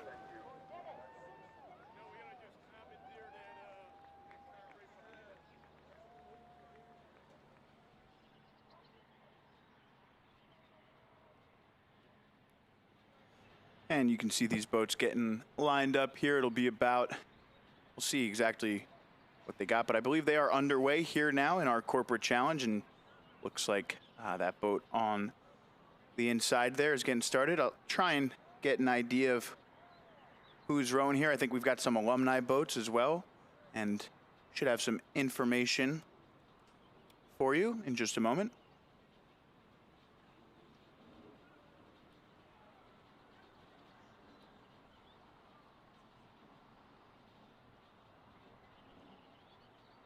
I think they're, so we got some info on a few of these boats. I believe we've got a Fordham boat out there for their Fordham alumni.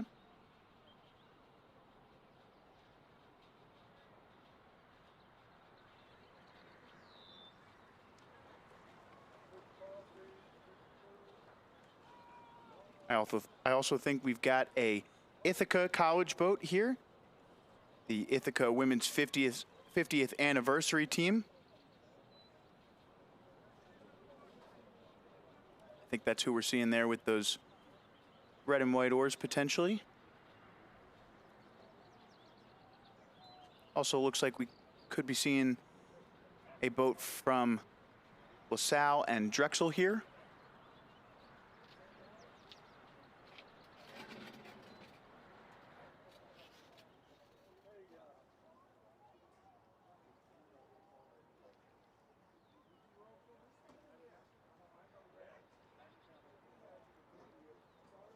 Yeah, so I think that's that Fordham alumni boat there, as it's one of the younger boats in this event with that those red oars and unis in that yellow boat there near the right-hand side of your screen. Looks like we'll have a 600-meter shot here for these boats.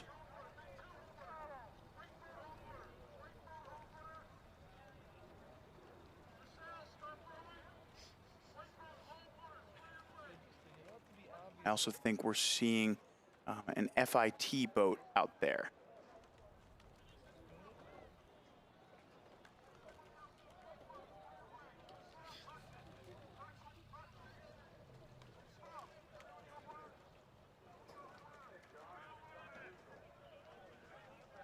Yeah, so just based on, oars and colors, looks like we've got LaSalle and Drexel on the left here. Maybe FIT in the middle with the red and white oars. Fordham next to them. And then potentially maybe unsure of exactly who it is on the outside there. We thought we were seeing an Ithaca boat. Oh, and there is another boat on the far outside. This could be our Ithaca College boat here. And it's another Jefferson corporate boat there in this one. So our alumni boat's off to a good start. Looks like LaSalle, Drexel, and Fordham putting out some younger boats here, and Drexel and LaSalle, of course, going at it. And the Fordham women alumni looking pretty good as well. Yeah, the Fordham women have been really excited to come out and do this event. I was speaking to one of their athletes, Belle Balch, from Sunshine Beach, Australia, who is a great representative of Fordham here. Looks like they're doing quite well. She has her roommate from college, 2023 and 2024 from the same class in this boat as well. So let's see, halfway through her year, she became the coxswain for the men's team. So she got to cox the men's boat at Accra and head of the Charles, and she's now the assistant coach herself with Jamie Copus, as well as the women's coaches, Jerry, Ashley, and Maggie. So they're really trying to cultivate bringing everyone back to the club. Right now, we are looking at Drexel really going for it here. This is an unbelievable move by Drexel. Just yeah, well, you put Drexel next to LaSalle, and look at LaSalle make a run here. These two boats, obviously a little bit of bragging rights on the line. Looks like LaSalle got a nose out in front of the LaSalle boat, a little bit of jawing back and forth there. That actually snuck up on us a little bit. That happened so fast. And the Fordham women with a really nice row here as well. And then also, you know, in this alumni event, there is a FIT alumni boat. That boat is made up of rowers that raced in the Dad Vail in 1986. 40 years ago, FIT won the overall men's title. 6 boats, 6 medals, one of those was gold. 3 of the rowers and the coxswain were in that gold medal boat. The average age in the boat is 62, and 4 of the rowers haven't touched an oar in 40 years. They want to have a lot of fun, but they are in it to win it. And there is that FIT boat.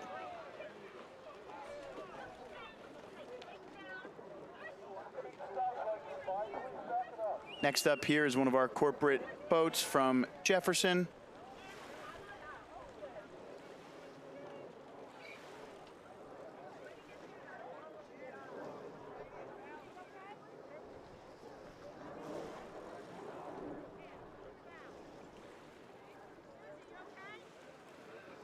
And it looks like things have finished up with the Ithaca boat along with our other competitor from Jefferson. So, and there is the Ithaca College alumni boat crossing the line.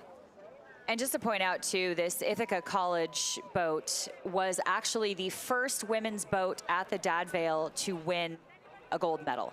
So 50 years ago, that crew that just crossed the line now won the gold medal for the women's 8 50 years ago. So a really incredible story. They were recognized here at one of the events that we hosted at the Dad Vail Regatta, but such a special event. I had the privilege of talking to them last night and last month, did some interviews with them. And it's such a special group of women that are still incredibly close and good friends. And what a legacy to uphold here at the Dad Vail Regatta. And with that, we're going to take it to our break today. We're going to have a bit of a 30-minute break here. We should be back at 1:40 to bring you our second finals in a slew of races. We'll be back in just about 30 minutes. Talk to you soon. At Skanska USA Building, we don't just construct buildings. We help shape the future.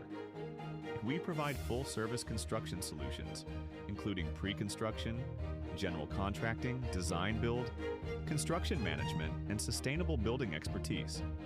From healthcare and education to life sciences and infrastructure projects, we partner with our clients to deliver innovative, high-quality spaces safely, efficiently, and with lasting impact. I went to Jefferson for bariatric surgery, but my tests revealed lung cancer. I was 38 and never smoked. How could I have cancer? But I was fortunate. My doctors found the cancer early, and at every step, they supported me. They were amazing. Thanks to them, I recovered quickly. Jefferson gave me my life back. The future isn't waiting. It's being built right here. At Florida Tech, we offer degrees designed for what's next in engineering, science, computing, aeronautics, business, psychology, and more. Whether you're starting your journey or leveling up your career, our bachelor's, master's, and doctoral programs prepare you to lead. Explore degrees designed for careers of the future at floridatech.edu. When we all first checked into Jefferson, we were strangers.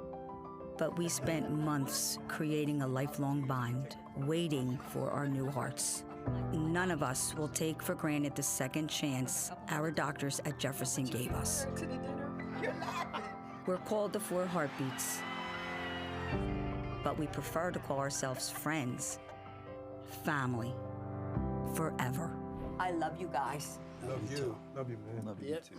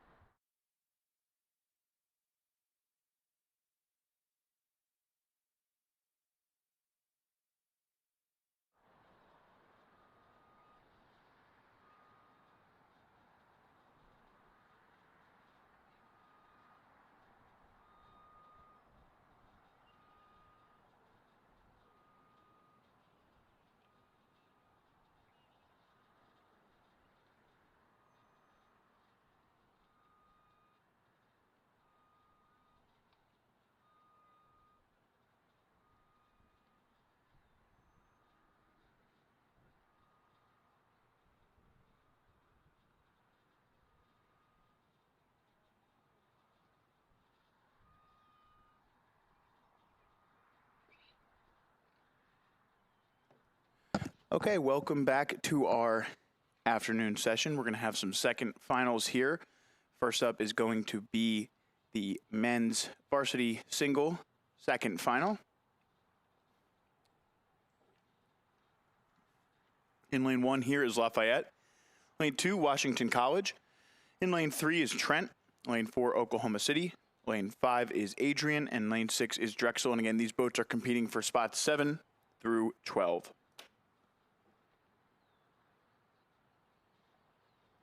Early lead here through that first 500. It appears the Oklahoma City rower is out to a good start.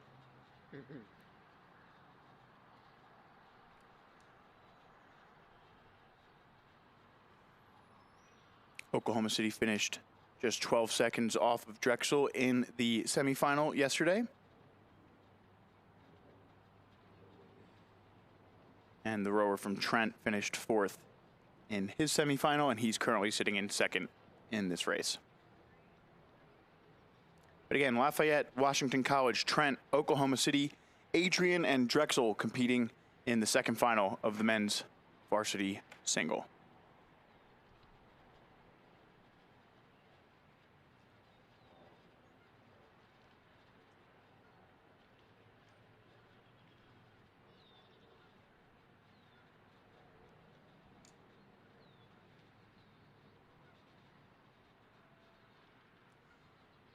So while we're starting to see a little bit of a spread happening, we are still looking at Oklahoma City in lane 4 as our clear leader. And on the inside of that, we have Trent, who is making quite a push to try to overtake Oklahoma in lane 4, but hasn't quite been able to do it yet. And then we go back another boat length or so, bow to stern. That is Washington College, who is almost even with Lafayette. And if we remember to Lafayette, Rick Kelleher, the coach, is in his 43rd year at Dad Vail's. And they have medaled at Dad Vail's for at least 14 consecutive years here. So Lafayette, sort of a dark horse here in the single. But right now we're looking at a really great battle shaping up here between 3 and 4. Again, that is Trent and Oklahoma City. These boats are incredibly difficult to row here. These athletes doing a really great job staying right down the center of the lane. Again, much like the doubles and the quads that we talked about before, if there's even a tiny differential in the power curve, the placement of the blade, again, even a push on one foot more than the other, then those boats turn sideways. So very impressive performances here. It takes a lot of strokes and a lot of comfort to just get really comfortable in a lot of boat feel in these singles. And these athletes are clearly demonstrating here that they have spent some time working on these. So very impressive. We're looking at Oklahoma City again. We'll get some numbers for you soon, but again, quite a race underway. We'll keep an eye on the crews behind them, where we almost have 2 separate races going on. So on your screen here on the right-hand side is the rower from Oklahoma City. That will be Pavel Gisick. And next to him in the Trent boat is Luke Sullivan on your screen.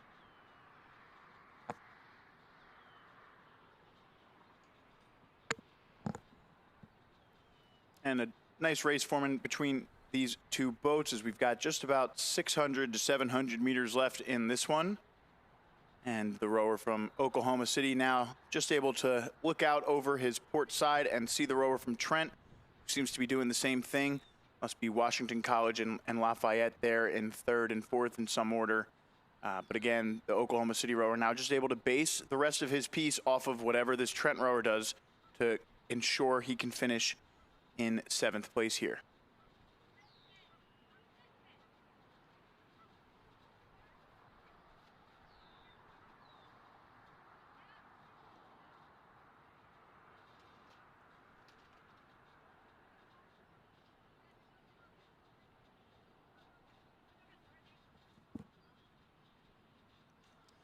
.500 meters left to go now for the lead rower from Oklahoma City.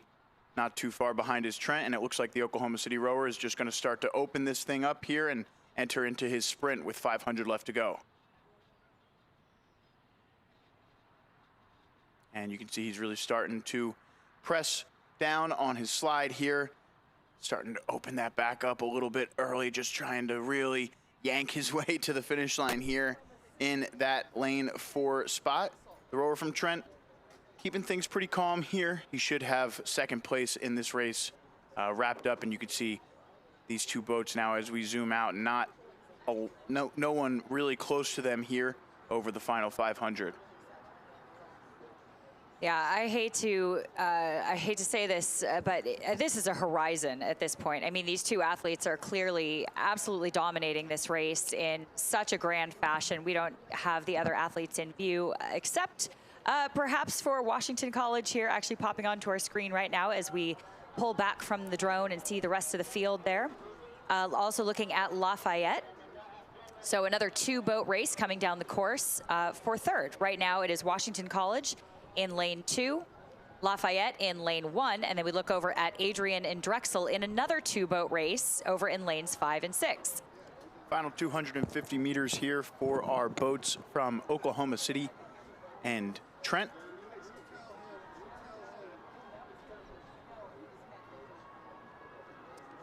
And the final stretch, and again, this is our second final. We will be continuing with a series of second finals here. Again, moving our grand finals to the morning session, as we could see some rain here in the afternoon. Yeah, this is a really nice sprint we're seeing here on the Row Moore. That is the name of his boat. Classic name, I love that. 35 as he crosses the line in first. A really great performance here. Coming across the line now, just after him is Trent in lane 3.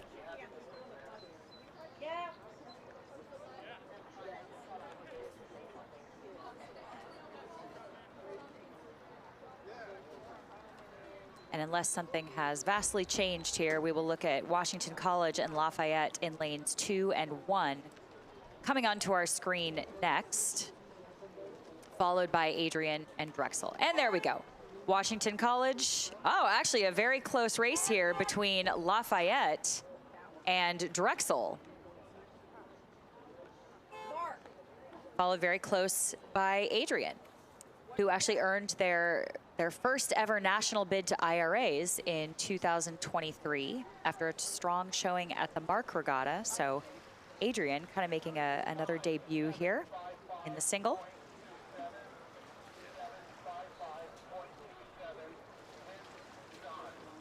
And in just moments, we will go right back up to the top for the women's varsity single final, and that will be final number 2. Yeah, it looks like we've got some boats into the stakes here. I wonder if we're still waiting on this lane 4 boat. But they may not be arriving here, so they might just send off these folks. We've got Clarkson there in lane 1, Simmons in lane 2, MIT in lane 3, and Mercyhurst is sitting there in lane 5. There is an Adrian boat scheduled to be in this race, but they do not appear to be present at the start. And again, there were some rule changes this year among the small boats to allow for folks to double up. So could be a case that, you know, a coach made a decision to pull a rower from a race to make sure that they could compete somewhere else. But, you know, unsure, especially with the quick turnaround for some of these races in the afternoon here. Right, that's a really good point too. Of course, we're only speculating, and we do have a lot of these athletes that are hot seating or doubling up in these smaller boats. It allows the smaller programs to get more boats out on the water. So just like that, we have a start here. And again, competing for spots 7, 8, 9, and 10 here in the second final of the women's varsity single. We've got Clarkson, Simmons, MIT, and Mercyhurst from right to left on your screen. Looks like a good start here for Mercyhurst and MIT as they start to pull away in the first 100 meters of this one. Now, Mercyhurst, I believe I heard, had quite a harsh winter, if I'm not mistaken. I know it gets quite cold and icy up there. They have a beautiful body of water to row on that is so scenic, but it sure does get cold. So I believe, again, if I heard this correctly, Mercyhurst has recently gotten back on the water after a pretty long winter. It seems like a lot of these crews have had pretty rough winters.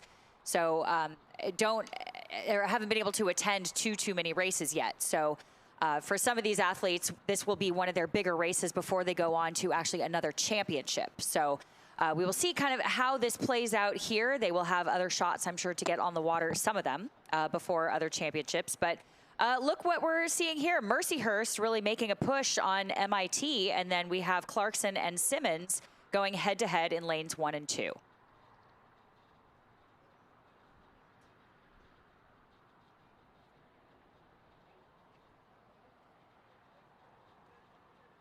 And this rower from MIT now just starting to push away here from the rest of the pack. Mercyhurst doing their best to hang on there in that outside lane 5. A little bit of a difficult assignment there for Mercyhurst to be a bit further disconnected from the MIT crew, especially 2 lanes over like that.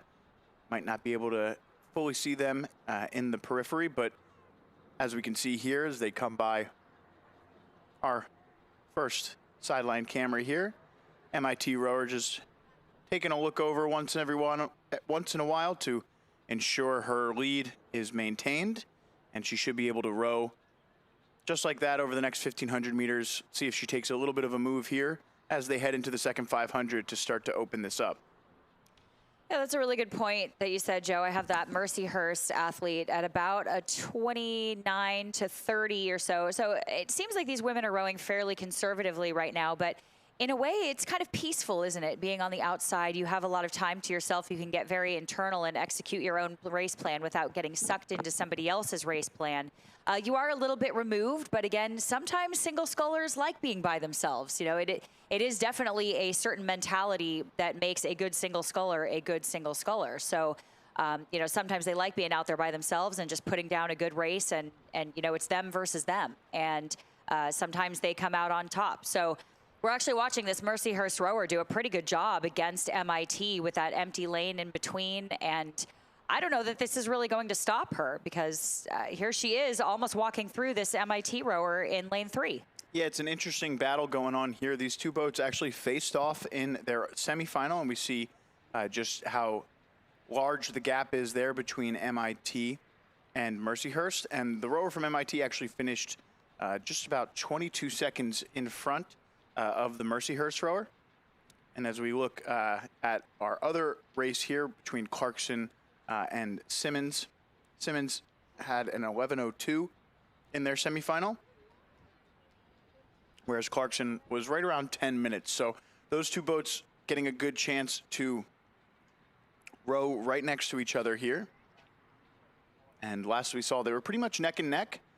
And now it does seem like there is a bit of a gap forming between the rower from Clarkson, just starting to move away from the Simmons rower.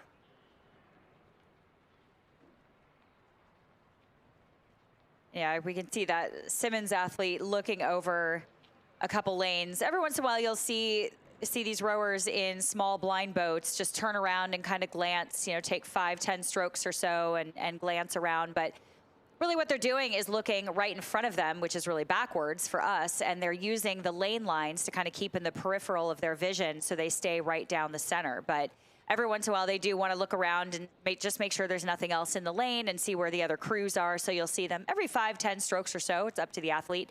They kind of just peek over their shoulder and look and see if they're going straight, nothing's in front of them like that. But that is how they steer in a single. And again, just like we talked about in the other small boats, even pressure on both feet, even pressure on the face of the blade, and that's really what keeps it straight. So very difficult, very unforgiving, and oftentimes used as selection boats as well. Yeah, so just entering into the second half of this race now is that boat from Simmons. Again, spots 7, 8, 9, and 10 up for grabs among these 4 boats. Seems to have taken a pretty solid shape here in this race, with MIT out in front, followed by Mercyhurst, Clarkson, and Simmons in that order. Again, final number 2 of the women's varsity single into the third 500 now. See a bit of a steering issue going on there in that Simmons boat. Again, she's a bit further back, so not the end of the world, but again, trying to get back across into her lane. Seems as though maybe she had cut over into lane 3 for a little bit there and is now back into lane 2.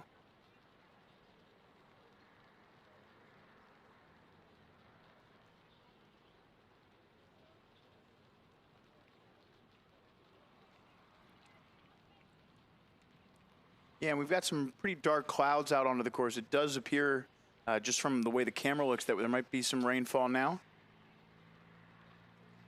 Certainly nothing these crews aren't used to, but at the same time, just another thing you have to deal with. That is part of the sport here, dealing with the elements and weather and all the conditions here. So luckily, we'll take the rain over the wind any day, but these athletes, again, doing a fantastic job here on this this nice day. Not too hot. Actually, a little bit of cloud cover is actually quite nice for rowing. So if we can keep the nice flat water here, then we're in great shape. And, you know, this doesn't seem to be bothering anybody, of course, but not too much has changed here. Again, we're just going to keep an eye on this MIT Mercyhurst battle we've seen going all the way down the course, and then Clarkson and Simmons kind of making their way down the course here. Simmons falling back just a little bit, as you said before. And Clarkson kind of coming into view on our screen now on the far right, if you are watching the Jumbotron or the live stream.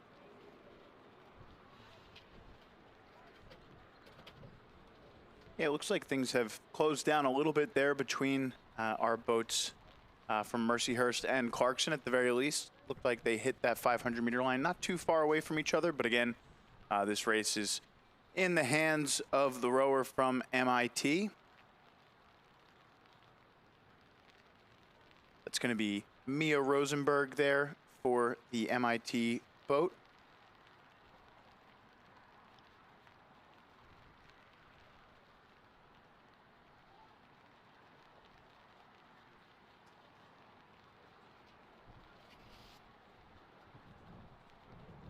And just a quick announcement here. We wanted to let everyone know, if they're hanging out down by the finish line, that we are open all day. Get your Jefferson Dad Vail shirts and other great gear. We also have food trucks, the Double Nickel beer tent, and the food court has cheesesteaks, Jamaican cuisine, Sicilian pizza, Humpty dumplings, smoothies, and something that everyone should try.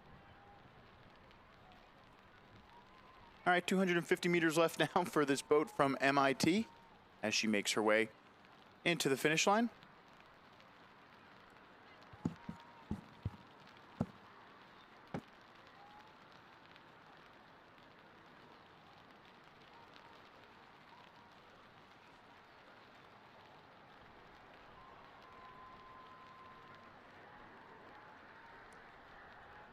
And MIT just bringing up the rate a little bit. She's at about a 30, 31 now. Just starting to build it up through the last few strokes here. She knows that she doesn't have to take it up too much. Of course, the race is hers to lose at this point. Of course, we never say it's over until it's over, but a great row nonetheless from MIT. And she will cross the line now in first for the gold at 8:29.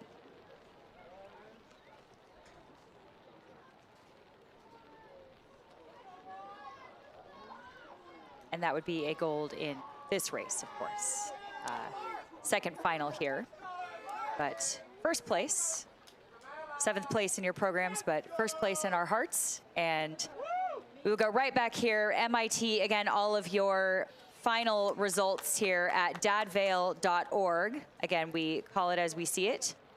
Yeah, it looked like there was a really interesting finish there. That rower from Clarkson had made a nice push at the end. We'll see if those results are in, and it is in fact Clarkson with a nice push at the end there to finish in 8th, out in front of the Mercyhurst boat for 9th, and then Simmons will finish in 10th. All right, we head back up the race course. It's the men's varsity pairs out onto the course now. This is again the second final. For spots 7 through 12, we have Marietta in lane 1, Drexel in lane 2, Lafayette in lane 3. Lane 4 is Pittsburgh, lane 5, Loyola, Maryland, and in lane 6 is Stetson. So just a bit of an issue there with Mia Rosenberg populating on that men's pair lineup on the screen. Again, it is Marietta, Drexel, Lafayette, Pitt, Loyola, and Stetson. Early on here, looks like Lafayette and Loyola, your leaders in this one.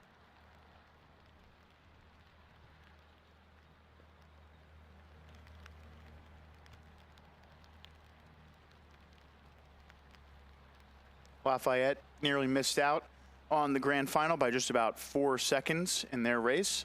interesting to see Loyola going with them early as Lafayette beat them by about 30 seconds in their semifinal. In the second semifinal, Pitt was just 10 seconds off of making it to the final and now actually sits in 6th place here at the moment in this one. So you can see here it's starting to get pretty dark as we get some clouds rolling over, and we can see the rain just starting to splatter onto this follow cam on the launch, letting you know that there's a little bit of light rain out onto the course. And there's your lead pair here for Lafayette. And lane 5 there, Loyola, not too far behind.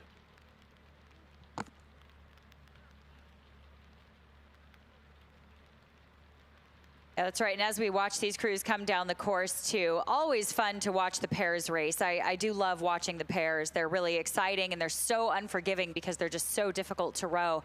And again, just like the single, oftentimes used as selection boats because of that. So a coach can oftentimes tell if you can move a pair, especially straight, you're very likely to do a good job moving an 8 or a 4 as well. So a lot of times these pairs are used in selection matrices or matrices, I should say, rather, and then used to select for larger boats as well. So really takes a skilled pair here to row a pair. Again, as I've said before, I think the bow seat in a pair is the most difficult seat to row in any boat, in any crew. So I always admire a really strong bow seat in a pair.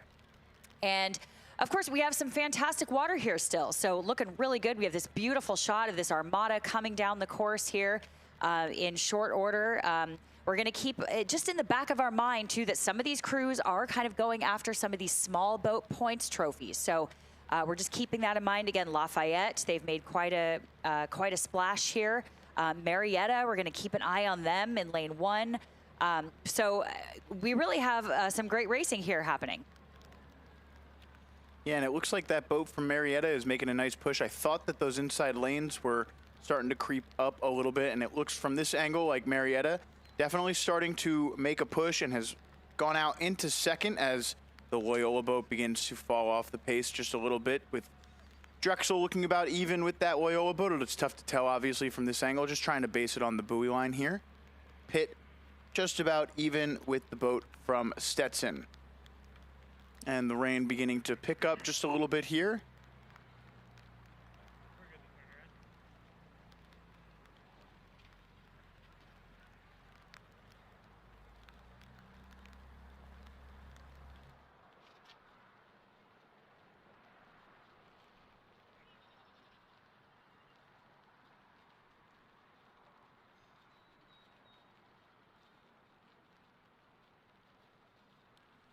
And looks like we are approaching the 1,500 meter mark here. Looks like Marietta just jumping over into lane 2 for a little bit there, getting waved over by the official. Looks like 500 meters left to go now for our leaders from Lafayette. And we'll see Marietta and Drexel hit that line, and Loyola trying to hold off Stetson and Pitt as we make our way to the finish here.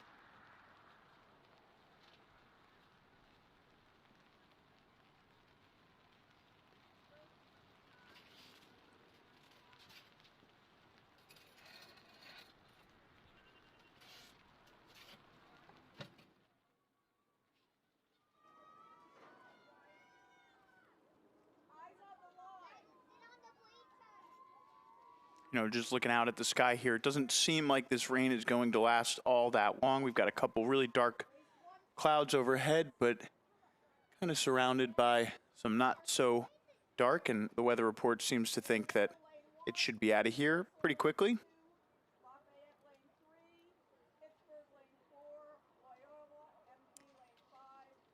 Yeah, and through this rain, we are still looking at Lafayette here rowing a really beautiful race. They've stayed really centered in their lane, again, which is really hard to do, starting to bring the rate up here a little bit. We're going to try to get some numbers on that for you as they start to come into view and just put a stamp on this race here that they have rowed so well all the way down the course. So here we are at about a 38, 39, still climbing actually. So great finish here from Lafayette. again, just kind of putting their name on this race here in the second final of the men's pair. Very competitive field here. Yeah, nice finish here. Definitely putting on their full sprint in this Leopard boat. And they will cross the line, finishing 7th overall in the men's varsity pair. Pleased with that effort. For a moment, you said leopard pair. I was looking for a paint job. You're talking about the leopards, of course. Yes.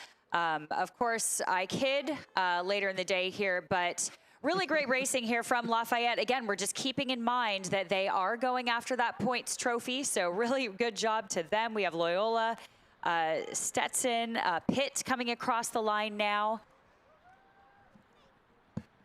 And that will do it for the men's varsity pairs.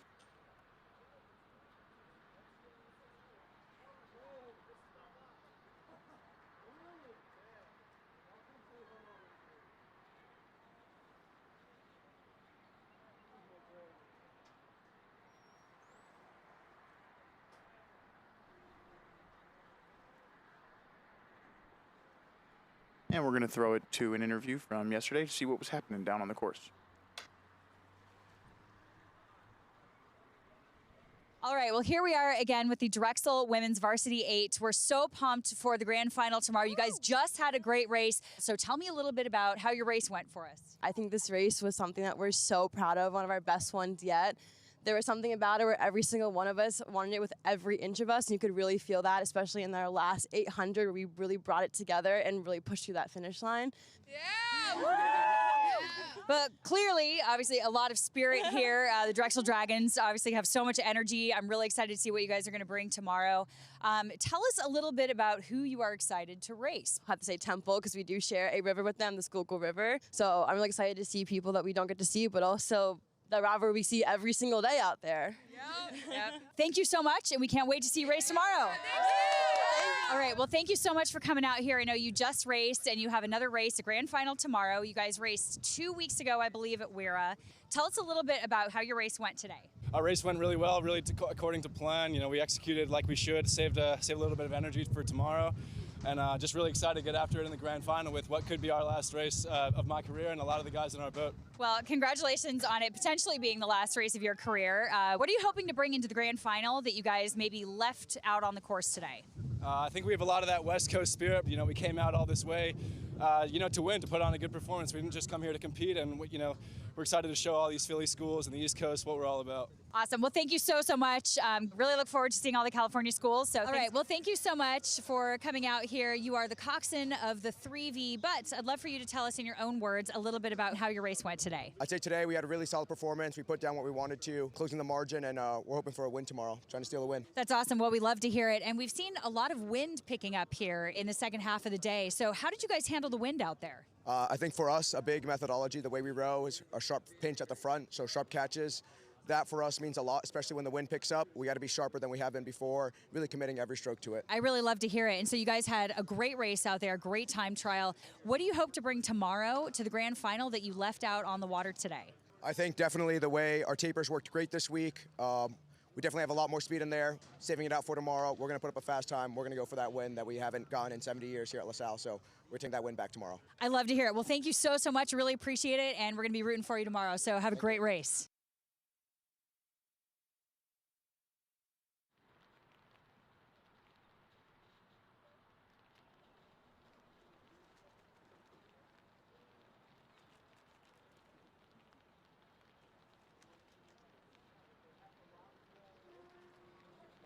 All right, looks like we're underway here in our second final of the women's varsity pair.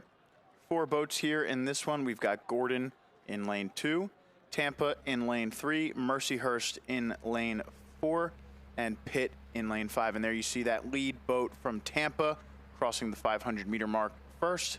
Looks like next to get there will be Gordon, followed by Mercyhurst, and then Pitt. Again, 7, 8, 9, 10, as Gordon hits that 500-meter buoy on their starboard side. They're kind of riding that, or rather port side, they're kind of riding that port side buoy line, and costs them a couple seconds there. Just buzzing the tower, as we say, just buzzing the tower, just coming in to say hi. So we'll see if they can start to make up a little bit of space for that. Looks like it didn't affect them too much. They'll be right back in it surely in no time if they are where they are already. So they've been able to get this far without it. So it looks like they haven't been affected too much by that, and we'll get right back in it. And then we have Tampa, Mercyhurst, and Pitt already starting to get a little bit of separation here. We'll keep an eye on that and give you some numbers here momentarily. Yeah, it looks like Tampa with the fastest time among these boats in the semifinals yesterday at 9:31. They were out in front of Pitt in their semifinal, who finished at 10:21. And then in that second semifinal, it was Mercyhurst with a 9:52, and they are understandably in second place at the moment with Gordon at 10:18. So you can see here boats 2, 3, 4 in this one, Mercyhurst, Gordon, and Pitt, with our leaders from Tampa just off screen, stage right. And there they are, the pair from Tampa striking out in first here in this second final of the women's varsity pair. Yeah, this pair is made up of Sophia Dodonna and Paige Rockwood, and they do consider this their championship race for the year. So Tampa has really come out with a bang and done a great job. They also have athletes that are missing graduation to be out here. So again, congratulations to those University of Tampa athletes that are out here missing their graduation to come out here and race in the rain. And really doing a great job of it too. So Sophia and Paige, again, congratulations on some great racing here. And we will see where they end up. But again, just starting to see a little bit of a spread, keeping an eye on lanes 2 and 4 now. That is Gordon and Mercyhurst, keeping them in our view. And there you see that 1,000 meter line, about halfway through here for Mercyhurst, and Gordon next to the line. You can see there the bow woman of that Gordon pair just taking a look over at Pitt, making sure that they're keeping them behind them or in front.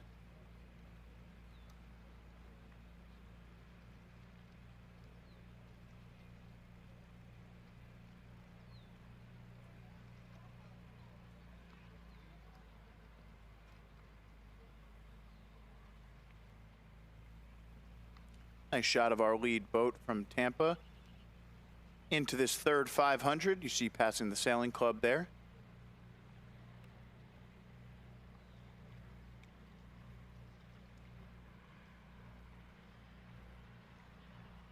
And you can see Mercyhurst starting to pull away from this Gordon boat into second place.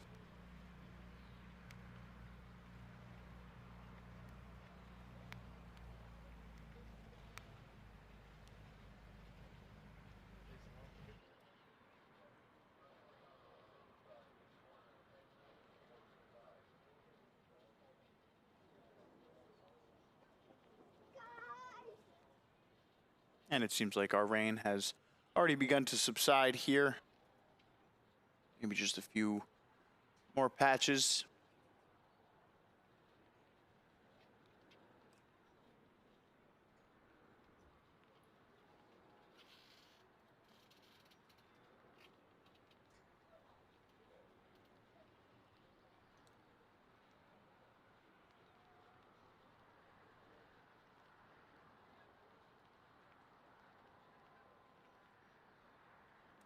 And it looks like we have Tampa bringing up the rate just a little bit. They've been pretty consistent all the way through this race and are now at about a 34. And again, are pretty far ahead of the rest of the field. And as we've said before, these boats are very touchy.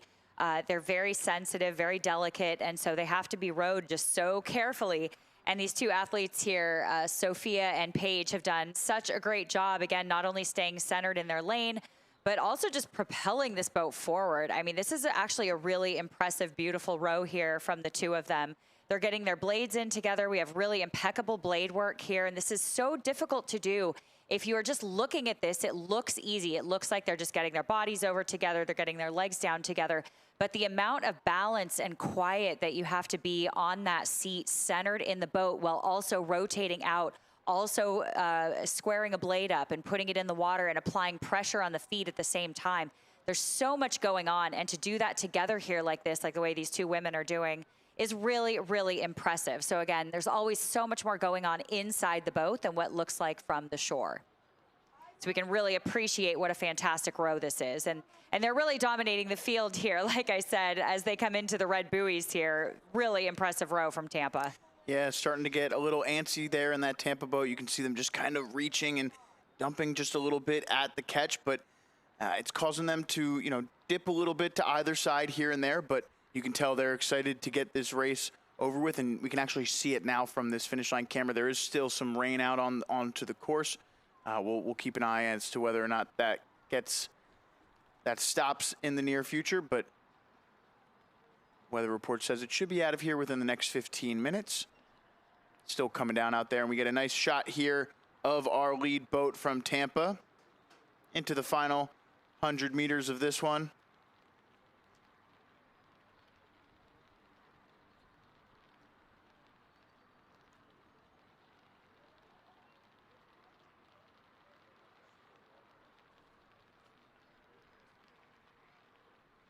Yeah, they brought this rate up to about a 37-38 now. So they're really just executing a race here from start to finish that they want to execute. Again, here we go. Paige Rockwood and Sophia Dodonna from University of Tampa crossing the line in first.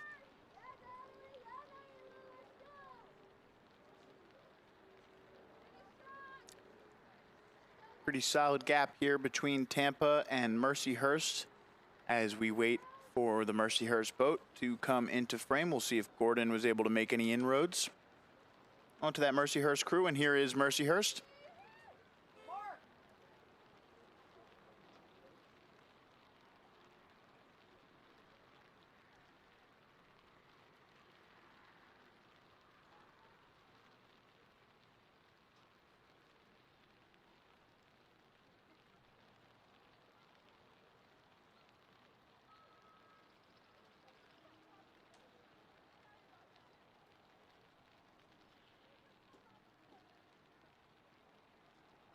And here is Gordon finishing in 9th. Nice little maneuver there to avoid the buoy as Pitt finishes up 10th overall. That'll do it for the women's varsity pair here at the Dad Vail Regatta.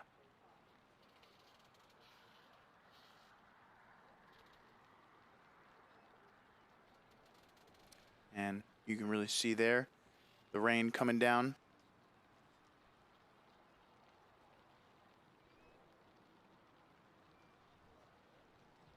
Next up onto the course will be the second final of the men's freshman novice 4.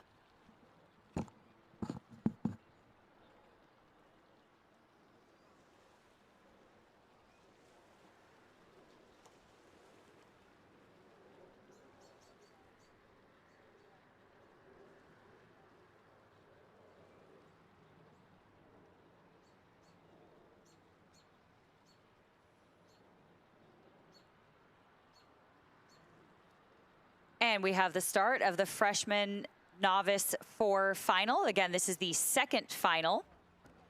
In lane 2, Buffalo. Lane 3, Colorado. And lane 4, Union. And right now it looks like Colorado is our current leader, being chased by Union in lane 4 with about a half boat length open water.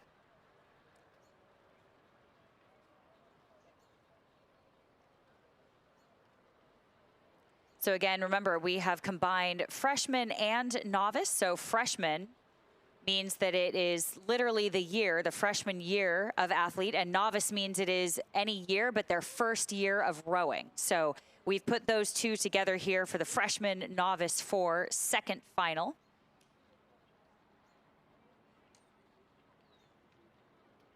And again, looking at Colorado and Union in lane 2. Buffalo in lane 2 will be chasing.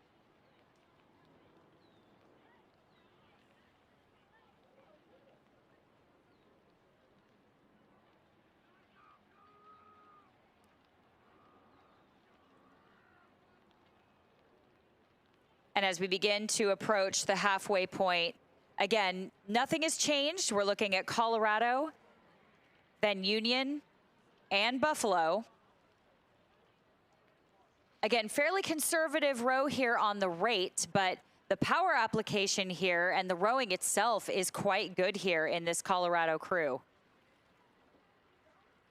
So we're looking at about a 32, 33.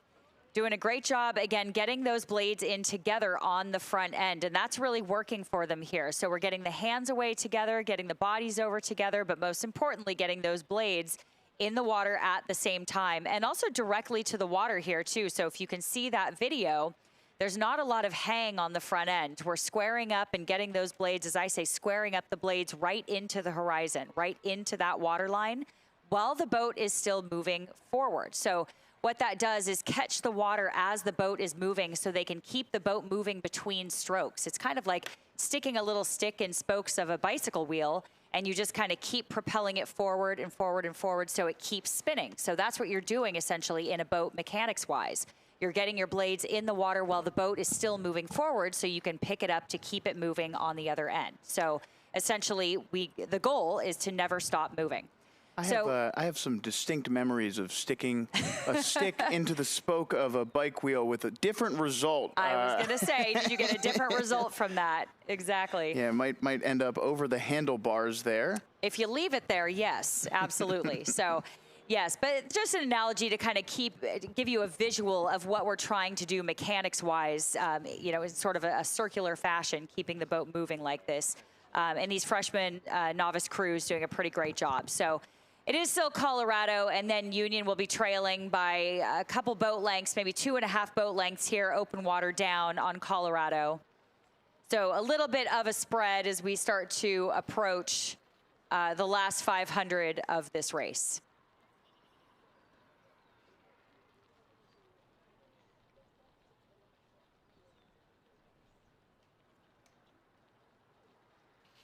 Yeah, just an interesting tidbit from the semifinals here.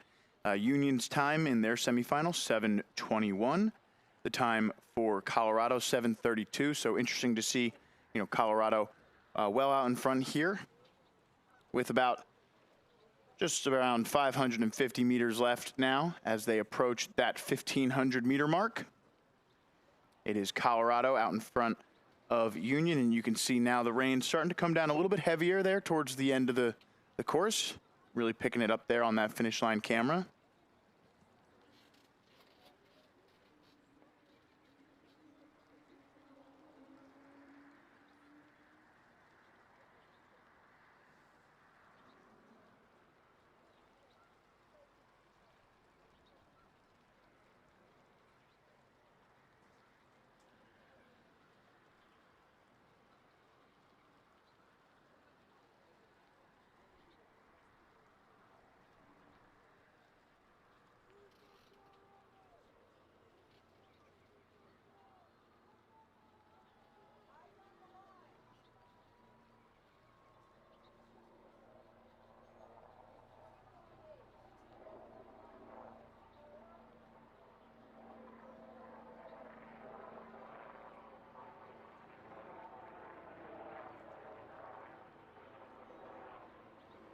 And final 250 meters now for this boat from Colorado.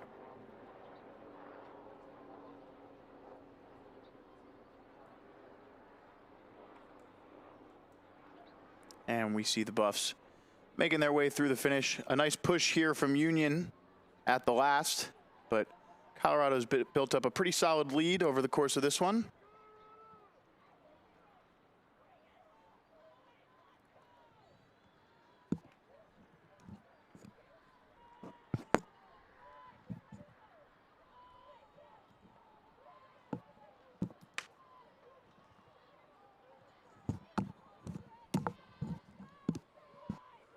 And just a little bit of an issue there in the bow seat there for the last couple of strokes as he looks for the finish line and gets there. Colorado will finish 7th. Excited for that race. Union crosses in 8th, so Colorado excited to have beaten that Union boat, and the Buffalo crew was scratched in this one. So just a 7-8 finish there for Colorado and Union.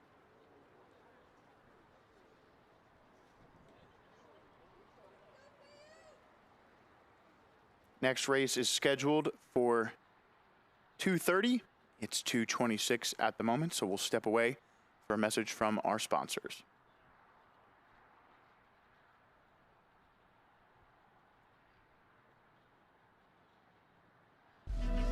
Who are Thomas Jefferson University students? They're designers, healers, builders, but mostly they're in demand by the employers creating the jobs of tomorrow. When you're trained to never settle, but to keep asking why, and your education crosses disciplines, these different perspectives ignite new ideas and make the impossible possible. Jefferson, redefine possible. We are back here live from Avalon, New Jersey for the South Jersey Lifeguard Championships. Joseph Bell, well done. Three-time South Jersey double champion. And we are back here in Ventnor, New Jersey for the first annual Women's South Jersey Lifeguard Championships.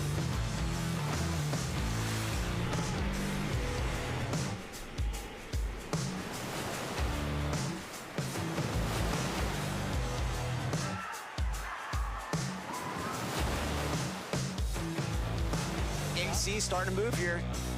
And right now, unofficially, Atlantic City is going to take the easy victory here.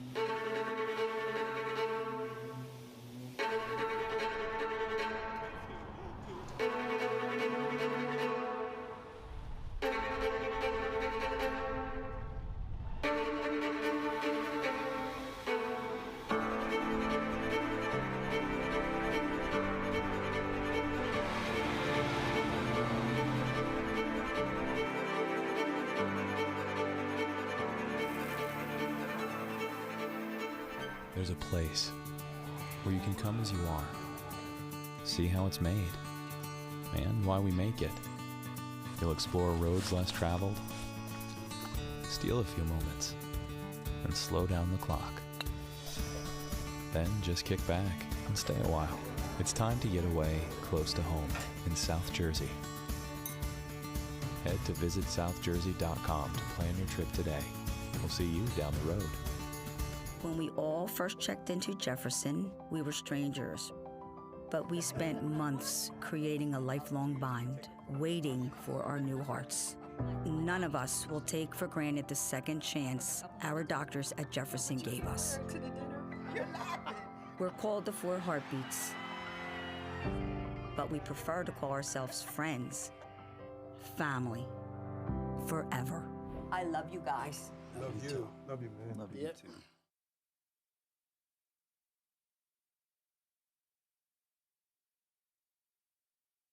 All right, looks like we're underway here in our women's freshman novice 4 second final. We've got 5 boats in this one. Stockton in lane 2, Jefferson in lane 3, Merrimack in lane 4, William and Mary in lane 5, and Pitt in lane 6. So this is the freshman novice 4 second final. And you can see a nice shot of our cameraman there on the scissor lift at the 500-meter mark. Big shout out to all of our cameramen today.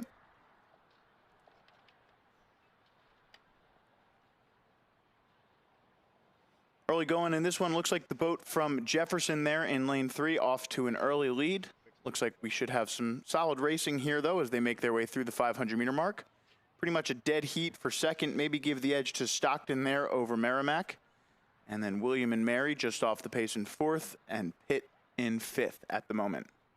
Yeah, and look at this coxswain here in the Merrimack crew here. She's sitting up pretty tall, and I know sometimes and I don't know this about her, but newer or fresher coxswains will say in some of these crews that have to be down in a bow loader actually get kind of sucked into racing the crews next to them and start to sit up so you can actually see around you a little bit better. It's kind of just a natural reaction. You want to sit up and look.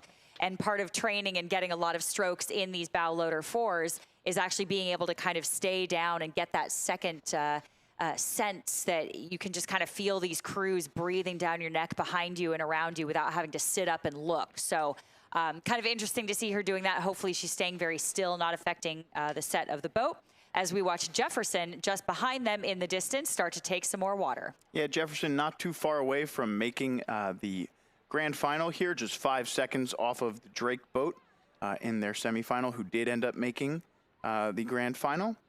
They finished a good 40 seconds out in front of the William and Mary boat there in lane 5.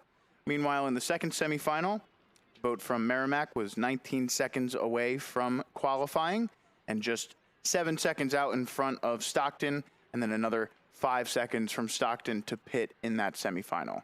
But as you can see here, Jefferson and Stockton starting to break away from the rest of the field. So interesting to see this Stockton boat outperforming themselves from the semifinal yesterday.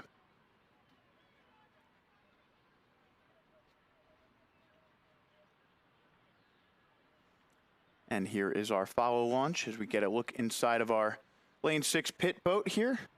Just next to them, William and Mary looks to be just about dead even with Merrimack. And you can see that race between Jefferson and Stockton as it hits the 1,000 meter mark. 1,000 meters left to go for our lead boat in Jefferson. Yeah, and let's keep in mind, too, that this is a really interesting mix of athletes, too. So they could have walked on to a lot of these crews, and we've seen a lot of these coaches telling us that a lot of their athletes are very new and very young this year, which is really great for the future of these programs. And they're setting themselves up very well here at these large regattas with such great rowing at the freshman novice level. But some of these athletes could have also rowed in high school. So we will get athletes walking on from either different sports or high school before. So a lot of these athletes are not necessarily new to sport in general. So you really see a wide range across the freshman novice level here. And again, I'm not entirely sure that that's what we're seeing here in this Jefferson crew, but I'm very impressed with how they're rowing here as a freshman novice crew. Yeah, again, you know, freshman novice events are super interesting. It allows the sport to really get athletes from all over, and you know, people who pick up the sport as walk-ons in college often end up doing it for the rest of their lives in some cases. So, you know, whatever time you come to the sport in your life, it can end up being, you know, something that sticks with you throughout your life. I think that's a great point. So many of us do have that experience and come back, you know, we're still friends with our college friends, high school friends that we all started rowing with. So hopefully we are seeing the start of that here, these beautiful friendships for the rest of their lives. But right now it is Jefferson here. Not too much has changed. They've opened up water just a little bit. We'll look at Stockton in the background there. Merrimack, William and Mary, and Pitt still fighting it out here just behind Jefferson and Stockton. Yeah, approaching that 1,500 meter line is the Jefferson boat. Stockton making a nice push here through the third 500 just to keep things interesting between themselves and the Jefferson boat. And then that race in the back there between Merrimack and William and Mary looks like it is heating up for third place here.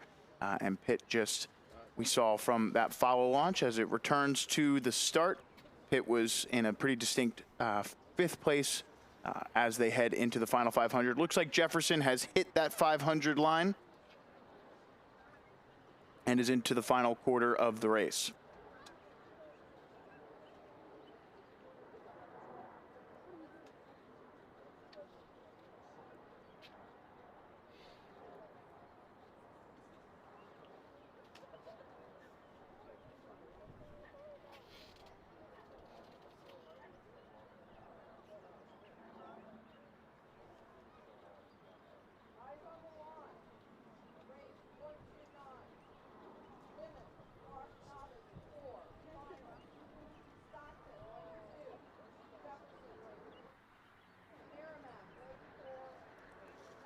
And getting a closer look now at this Jefferson crew.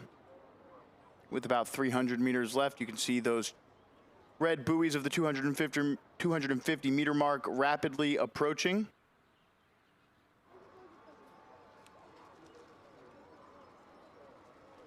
Looks like that boat from William and Mary has made some moves on Merrimack in the outside lanes. Wouldn't be surprised to see them as your third place finisher, but it is pretty tight there between those two.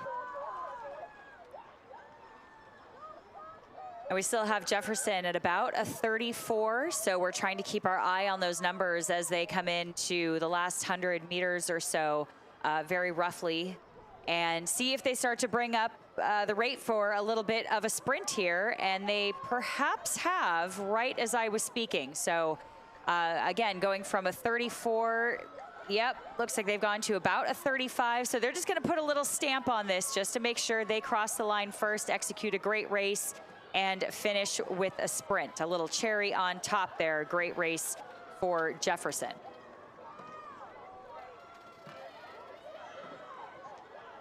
We expect Stockton to be the next ones across the line as Jefferson puts the finishing touches on this one. Rowing through the finish. We'll see what the difference is between Jefferson and Stockton here. And there is that boat from Stockton crossing the line. Just out in front of a surging William and Mary. There are the times on your screen as Pitt actually was also able to pass through this Merrimack boat and finish 10th. And Merrimack will take 11th overall in the women's freshman novice 4.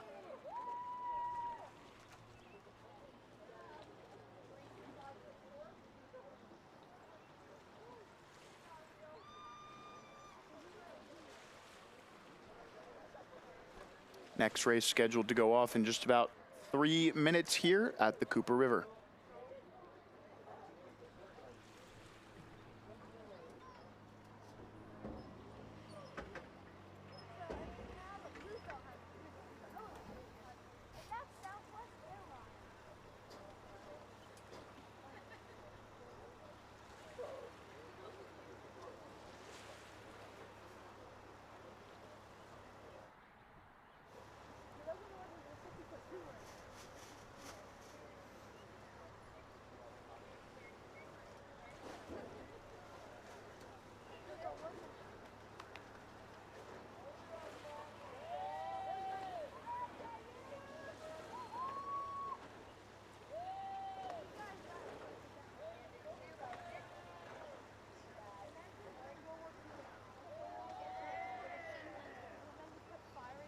Very slowly but fairly surely.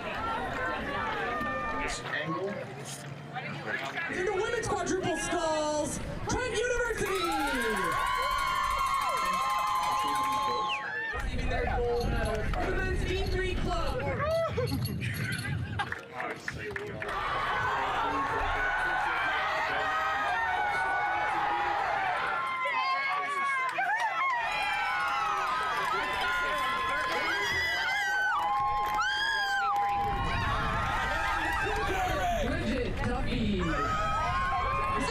Champions of 2026, Lafayette! One more time for your 2026 Jefferson Dad Vail champions of the women's D2, D3 varsity 4, Gordon!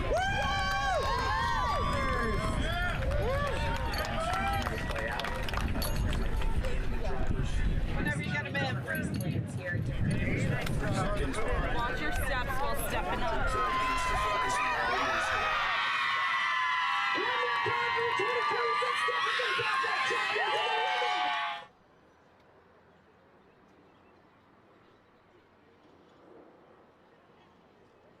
All right, looks like we're underway here in our men's varsity double second final. We've got 6 boats in this one. Long Island in lane 1, Trent in lane 2, Marist in lane 3, Dominican in lane 4, Drexel in lane 5, and in lane 6 is Pitt.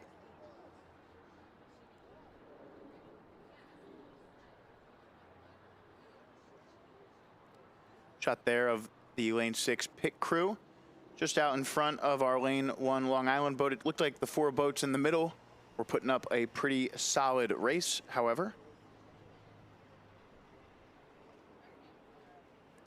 And you can see there this race forming between the boats of Trent, Dominican, and Drexel.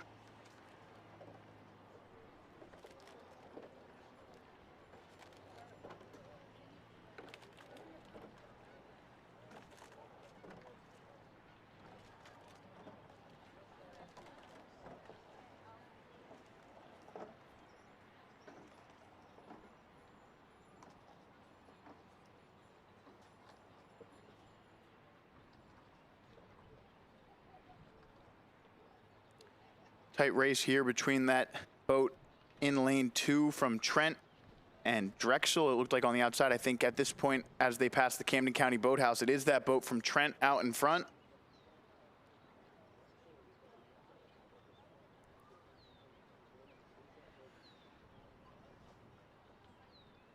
Nice shot here of our pit crew in lane 6.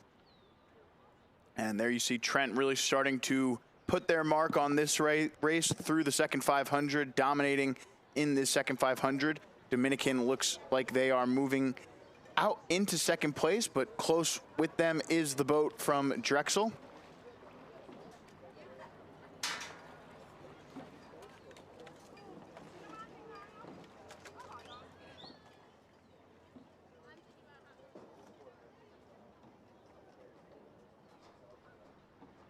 Wonder if we've had a scratch here in this one from our Marist boat, as I don't seem to be seeing them.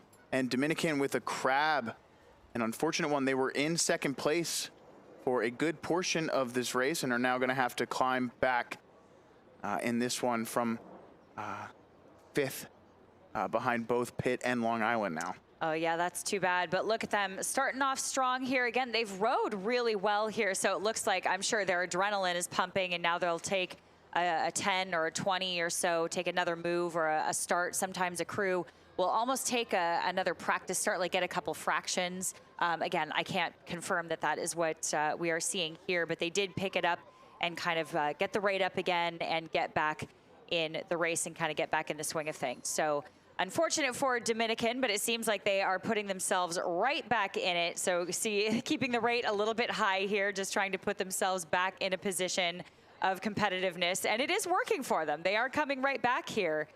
Yeah, and again, they should have a good chance at being able to track down both the Pitt and the Long Island crew, but, you know, adding a little bit of intrigue to this one to see if they can, you know, really get themselves back out in front of those two boats. I actually think it seems like the Long Island boat has already been, you know, sent back down to 5th at this point, but that boat on the outside from Pitt is actually having a nice little resurgence here and maybe being spurred on by the Dominican boat and having a chance to pass them.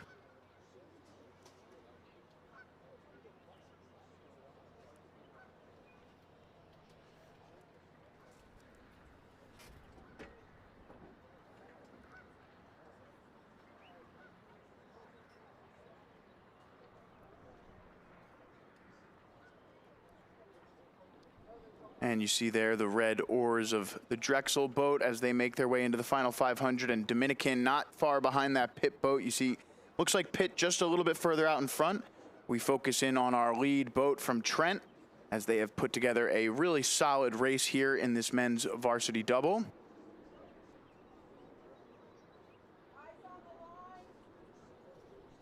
Trent actually had one of the faster times in the qualifying. But when it came to the semifinal, just finished a little bit further back. You wonder if maybe they had some issues in that semifinal yesterday, because they seem to have a ton of speed here in this Trent boat as they enter into the final 250 of this one.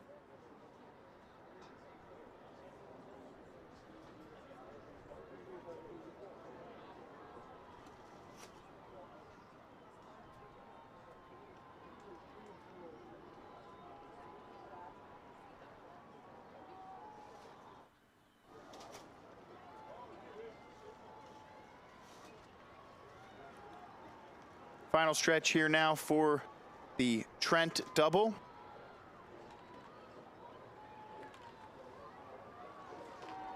And they will cross the line first here in this second final.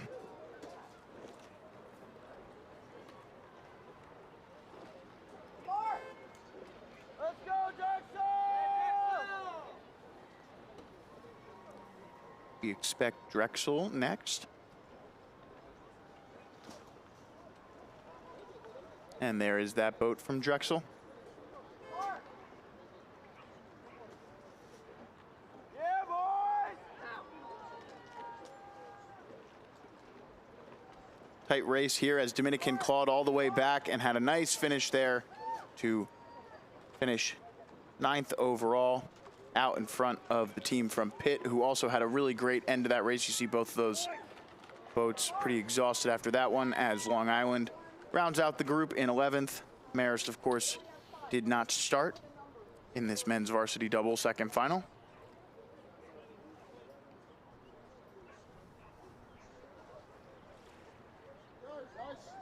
Next race scheduled for 2:50. The women's varsity double second final up next in just about 4 minutes. Nobody else knows there's a flag. It seems a little old school, a flag. Like, we need one.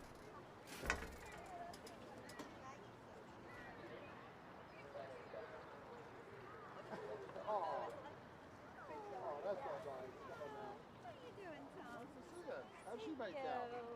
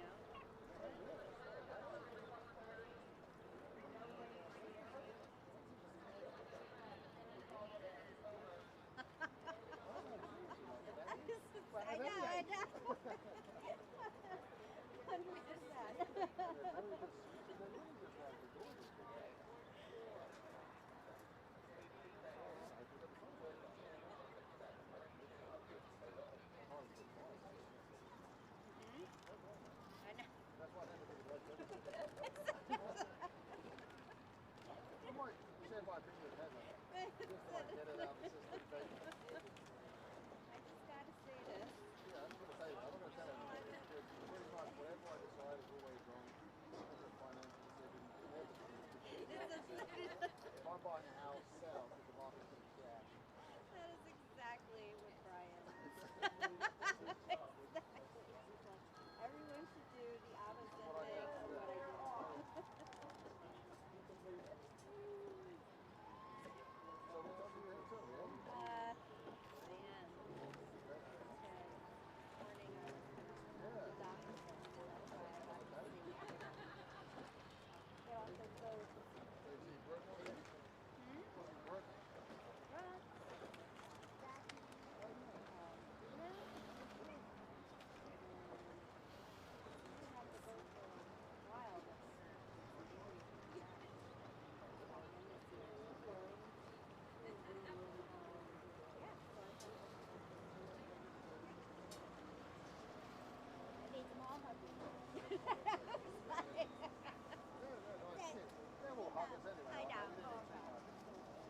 All right, looks like we're underway here in the men's, or rather the women's varsity double, second final. Should be 6 boats in this one based on our heat sheet here. We've got RIT in lane 1, Cal in lane 2, William and Mary in lane 3, Pitt in lane 4, Lafayette in lane 5, and Long Island in lane 6. So the second final here of the women's varsity double out onto the course. Try and get an idea of how this is shaking out so far. Starting to see the outside lanes on the screen here. Looks like Lafayette off to a good start.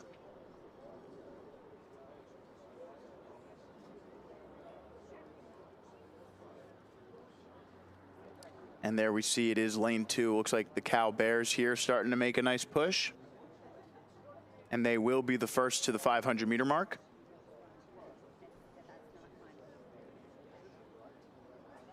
Yeah, that's right. And this, by the way, is the Cal Lightweights. So Cal Lightweights are also a club with the men. So it is part of Cal Berkeley, but it is a separate club for the lightweights. So the lightweights actually row as a separate team and club out there. No boathouse or anything. They just row out on the reservoir and do a great job. They rowed 2 weeks ago out at Wira again. So we saw them, another California crew, coming back out to test their likes on the Cooper River. So again, coming out here with some phenomenal, hotly contested racing. Again, we've said this before and we'll say it again. This event and the sculling events have become so much more competitive over the last few years as the popularity of sculling is growing and gaining in the U.S., coming more from Europe, where they teach younger athletes to scull, and they keep that going throughout most of their careers. And it's become so much more popular here in the U.S. on the junior and collegiate level now, which is so great to see. So here we are looking at the Cal lightweights again, still in first. Again, this is the second final of the women's double. Yeah, interesting to see Cal well out in front here. They actually finished 5th in their semifinal behind the pit crew, who is in lane 4 in this event. So, you know, some interesting things in these second finals here, not really holding to form. And, you know, we did have some really rough conditions yesterday. So now with, you know, some flatter water, these boats really getting to put down a test piece. This Long Island boat actually didn't start, the boat that we're seeing here on our screen, and they were lucky enough to be able to enter into this final after not starting in their semifinal. But, you know, Pitt out in front of Cal in their semifinal. And then in the other semifinal, it was, let me just double check there. It was the boat from William and Mary finishing not too far off of the grand final out in front of Lafayette and RIT. But as we look at it here, it does look like that boat from Lafayette is currently in second place as we hit the 1,000 meter mark here. Nice shot across from Long Island to Lafayette in these outside lanes. You can see off into the distance your lead boat from Cal.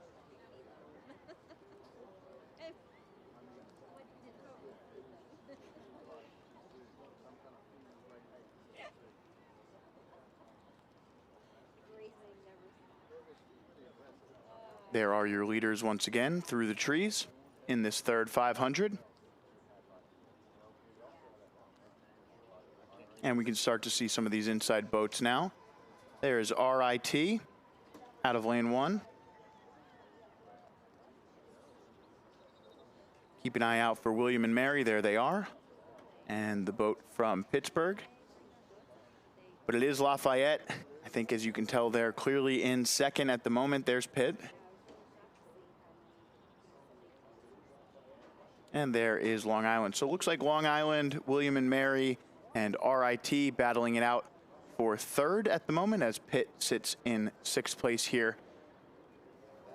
Just about 7:50 left to go for our lead boat from Cal.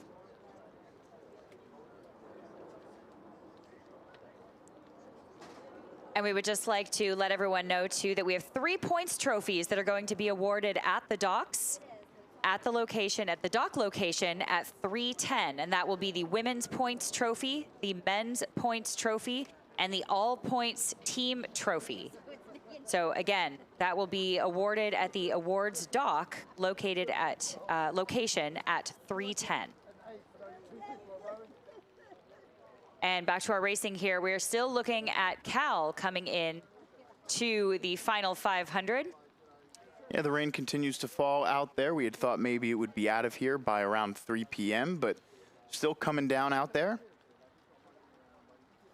And the weather app keeps telling me it's likely expected to stop in the next couple of minutes, but it's said that for a little while now. So we'll see if the rain stops or if it continues throughout this afternoon session here.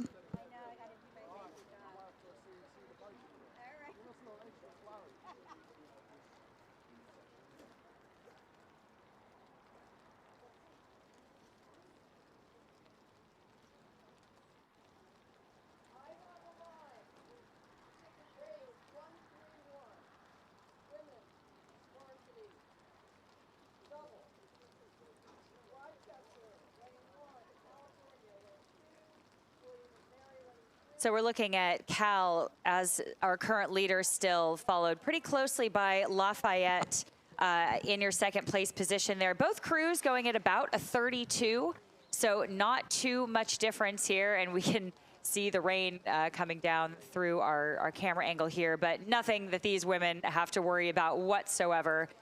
Does not seem to bother them at all. And here goes Cal, starting to bring the rate up quite a bit. This is something they will be no stranger to. Cal has quite a good sprint, again, since they are a lightweight crew and they practice in these small boats quite a bit. They race a lot of small boats rather than big boats out in California.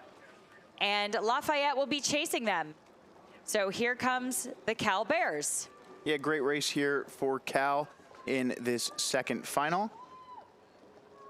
Putting down a really solid time. And again, leaders there as soon as we saw this race getting started. So start to finish here, domination in this second final for this boat from Cal. Yeah, taking it across the line here at a 38-39. So they're kind of ticking upwards of a 39 now, which is no difficult feat for a lightweight. So well rowed there to Cal, the Cal Bears. Finishing up that race at a 38-39. And here comes Lafayette crossing the line now. And again, for all of those official results, just make sure that you continue to go to dadvail.org.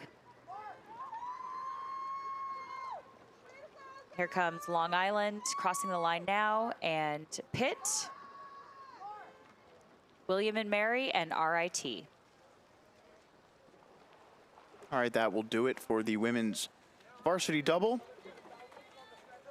Next race on the schedule is the men's second varsity 4 second final.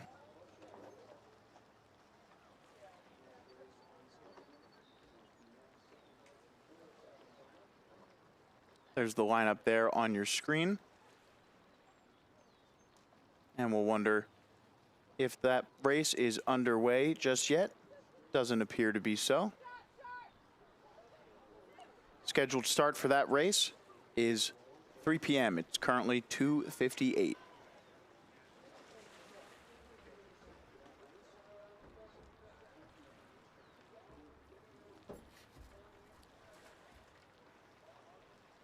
And before the next race gets started, we just wanted to announce once again that we are making an announcement on the points trophies, and they will be awarded at the awards dock at 3:10. We will be awarding the women's points trophy, the men's points trophy, and the all points team trophy. Again, 3:10 at the awards dock. We will be announcing the women's, men's, and all points teams trophies.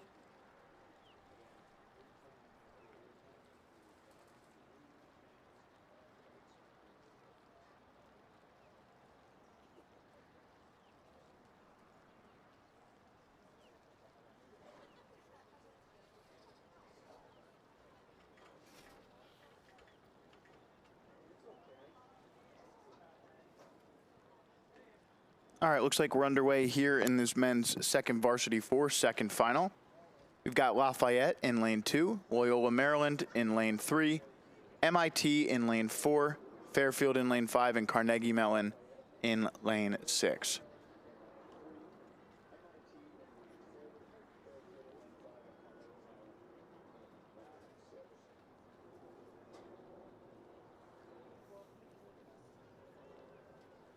Loyola finished in 4th in their semifinal, in front of Fairfield by about 15 seconds with a time of 7:24. And in the second semifinal, we saw MIT finishing at 7:28, a full minute out in front of Lafayette and Carnegie Mellon. This is that Carnegie Mellon boat there on your screen.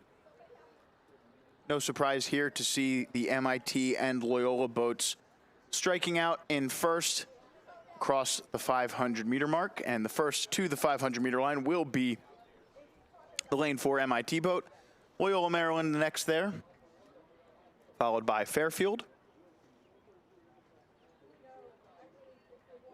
Carnegie Mellon in 4th, and Lafayette there 5th. All right, so into the second 500 here, the second final of the men's second varsity 4, your leader, MIT.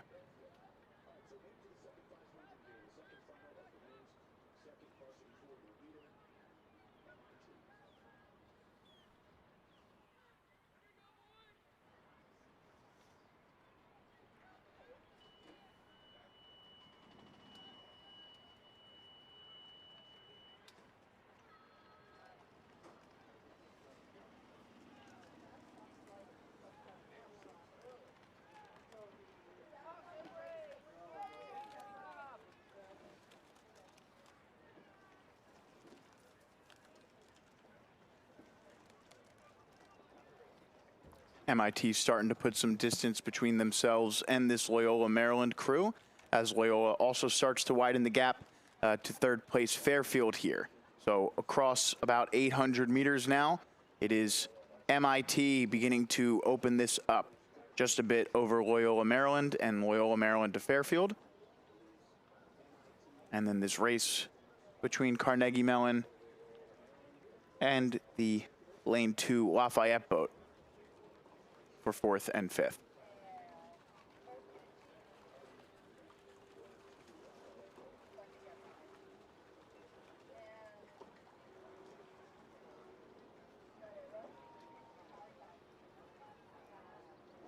There you see crossing the halfway mark. First is the boat from MIT, Loyola Maryland, the next to cross the line. As we follow these boats into the third 500. Yeah, I was going to say, just as we saw them cross the line there, it looked like Loyola Maryland was actually making quite a push to close the gap a little bit. And then you look away just for a split second and MIT has completely moved away again. So it's really gone back and forth, like up and back and up and back. So we're going to keep an eye on Loyola Maryland, but right now, MIT just keeps opening up water, and we can see it a little bit more clearly here from this angle if you are watching the Jumbotron or the screen.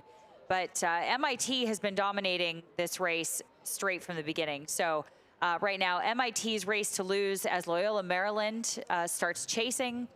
And then we will look to Lafayette again, who is trying to win one of the points trophies here. So they're excited about putting down some good times there to at least make an effort at the points trophy.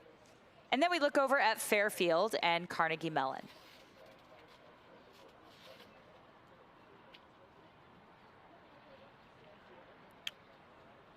Shot there of that Lafayette boat in lane 2. We know that they are just about even with that Carnegie Mellon boat. We'll see exactly how that's shaken out. And there you see really not much between those two boats here at the back of the pack.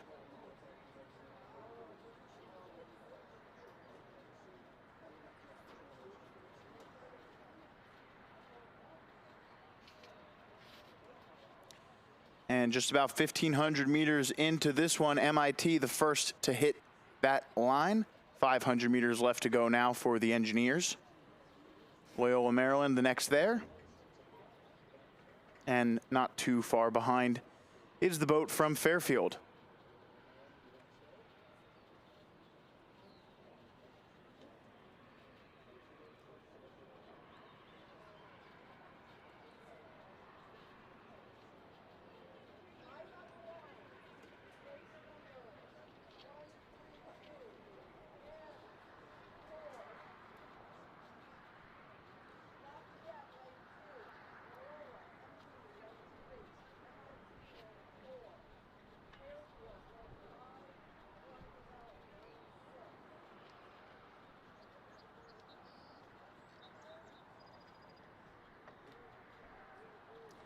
.250 meters left to go now for our lead boat out of MIT. You can see there Fairfield making a push onto this Loyola Maryland boat at the last.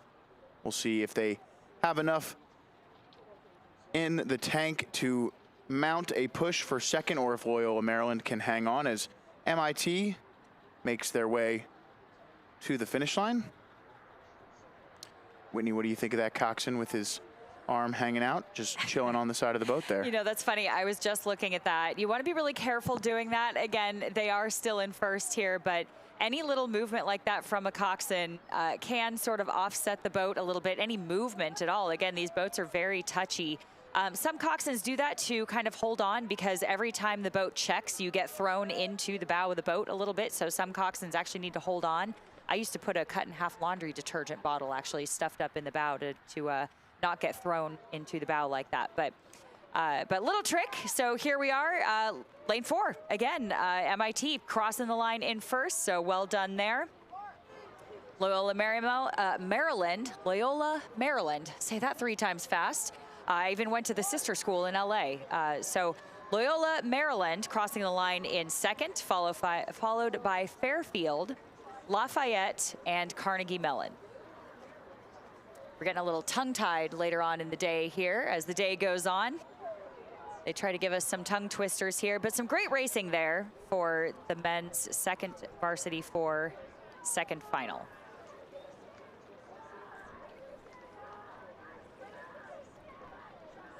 We'll sit here and wait for the boats from Lafayette and Carnegie Mellon to cross. It should be a pretty tight one here from what we had seen at that 1,500 meter line. Looks like the boat from Pittsburgh will be the first out.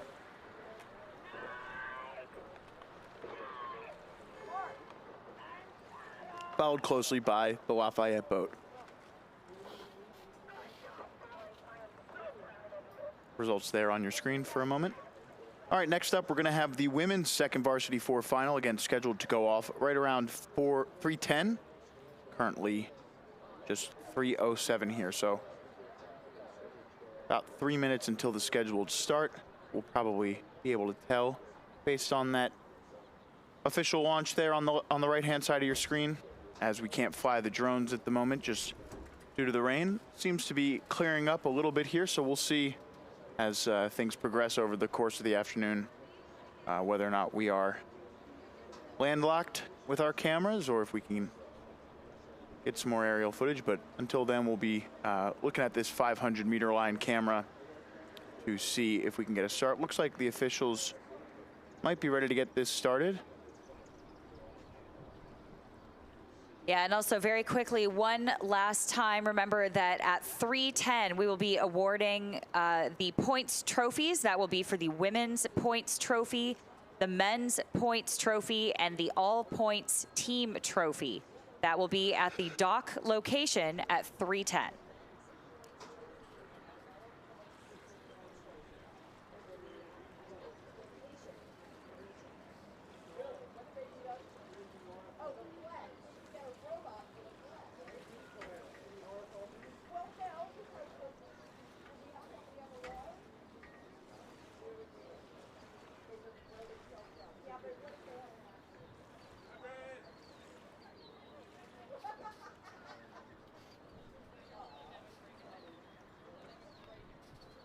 Looks like we're underway here now in this women's second varsity 4 second final.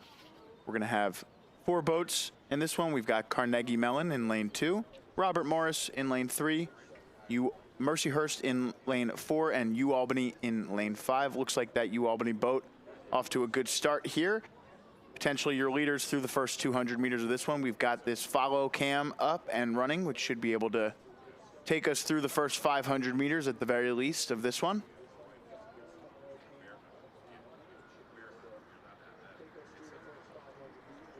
Yeah, that's right. And we have this beautiful shot here, lane 5, University at Albany. And we want to make sure, again, to give a very belated happy birthday to Hayden Johnston. She is the 3 seat here of the 2v4. So it is her 21st birthday, was her 21st birthday on the 9th. Very happy birthday to her. And again, would be a pretty sweet way to finish off your birthday weekend with a victory here in the second varsity 4. So we will wish them luck here. But we have some great racing happening here. Mercyhurst just behind them, really challenging Albany here for that first place right now. But Albany, University at Albany, still hanging on. Then we look back to lane 3. That is Robert Morris with about a boat length open water down on the lead cruise. And that would be University at Albany, Mercyhurst, and then about a boat length down is Robert Morris. And then another boat length open water down is Carnegie Mellon in lane 2. Yeah, so interesting tidbits here from the semifinal. Robert Morris actually was out in front of the UAlbany boat in their respective semifinal by just 0.2 of a second. So a really tight finish yesterday between these two boats in their semifinal. Meanwhile, in the other semifinal, Mercyhurst did finish pretty far out in front of the Carnegie Mellon boat. So no surprise to see Mercyhurst out in front here. Just big surprise so far is the UAlbany boat putting a big gap between themselves and Robert Morris and competing for first here with this Mercyhurst boat. So in fact, as they come by our vantage point here, we're going to take a look from the Camden County Boathouse. It does seem like UAlbany is maintaining a slight advantage here over Mercyhurst.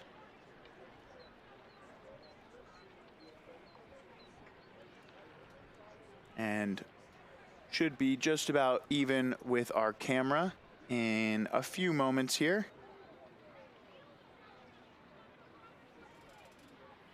Right about there lets you know exactly when they're flush. So it's just about a 4-seat lead right now for UAlbany over Mercyhurst. You can see up in the crow's nest there of the Camden County Boathouse, that's where that previous camera angle was coming from. You can see the tent just on the porch up in the top tower there.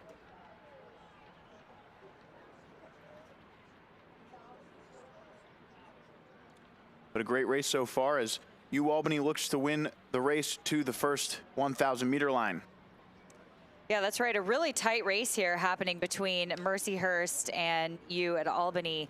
In that nice purple, makes it nice and easy for us to see them all the way across the water. But Mercyhurst really making a push. Again, they put a little bit of power on. It looks like the front end of their stroke here. So a little bit less back end heavy, a little bit more front end heavy on the Mercyhurst crew, which is kind of interesting. So they're getting their blades in the water and pushing pretty hard right off of that connection point, which is pretty cool. And that's really working for them here. So starting to make a move now and walking through Albany. Again, we'll see if Albany responds, but we also want to keep an eye on Robert Morris here, who is kind of trying to close that gap between themselves and Mercyhurst in lane 4. Lots of story left to tell here in this second half of the race as Robert Morris, you're right, making a really strong push here. And these two lead boats drawing closer to even. In fact, Mercyhurst now starting to inch out into the lead. UAlbany now just going to try and hang on and see if they can't propel themselves past the Mercyhurst boat once again.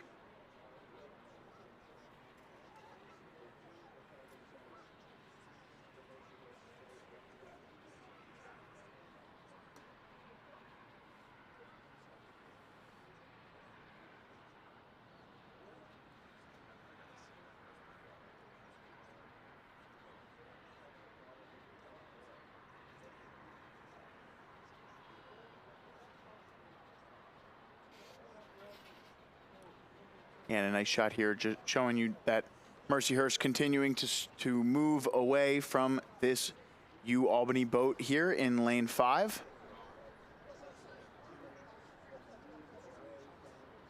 Yeah, it looks like they've actually brought their rate up just a little bit too as we start to approach the last 500. So this is where it really gets interesting and the races get pretty fun as we see these boats that are really close together. They do have coxswains, and so these coxswains now have to make a choice and an artistic decision, a strategic decision to decide whether or not to sprint early. So again, this is sort of a stylistic choice, a strategic choice as these race plans are being put together. Does the coxswain have the ability and the instinct to kind of decide to sprint early or not? So that is, again, part of the art of coxing. You have to make those decisions in the heat of the moment. So if a coxswain decides to be gutsy and thinks their crew can hang on to that move, then they might make that call. So we'll see what happens with this Mercyhurst and Albany race that is shaping up to be pretty tight here. And then we'll keep an eye on Robert Morris as they start to make their moves to close the gap on Mercyhurst.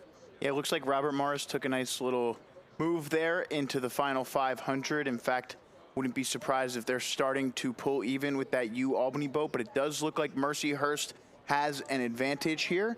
But these three boats headed towards the finish line, starting to compress a little bit over the final 500 meters of this one. We'll get a better idea as they make their way closer to the finish line, but it does look like Mercyhurst, UAlbany, and Robert Morris, at least for the moment, in that order.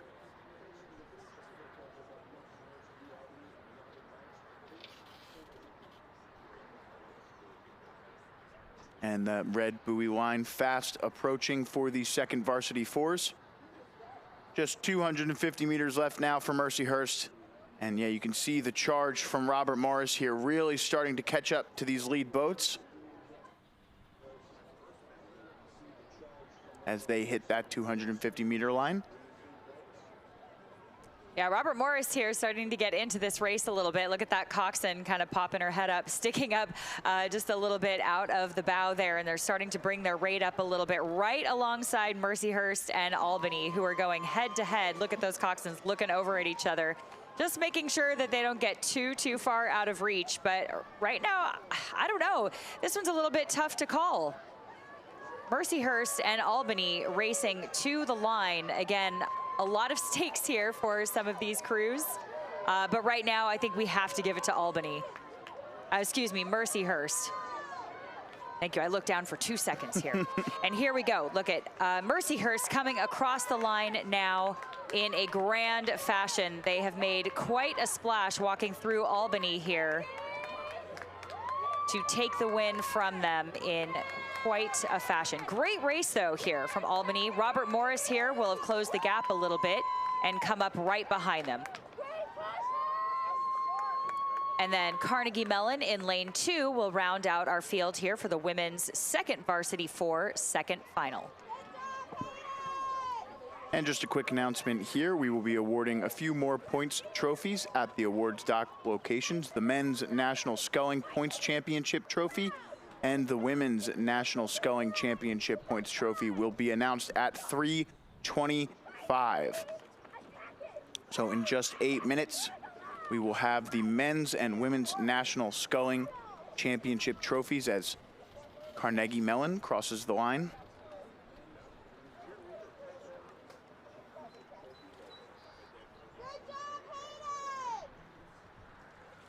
Next up on the course will be this race for the men's third varsity 8 second final. Looks like 2 boats in this one, Jacksonville and Hobart. We'll see if Marist arrives. One of their boats earlier was scratched, so unsure if the program is still here. It doesn't look so. It looks like we're gonna get this started with just Jacksonville and Hobart. So, you know, an interesting thing here, Hobart, as they get underway here in this second final of the men's third varsity 8, just a head-to-head race between Hobart and Jacksonville. You know, Hobart unfortunately excluded here in these men's 8 events after failing to weigh in their coxswains before the regatta this year. So some really talented Hobart boats here with a chance to put down a really solid piece, unfortunately being excluded from the finished results here at the Dad Vails.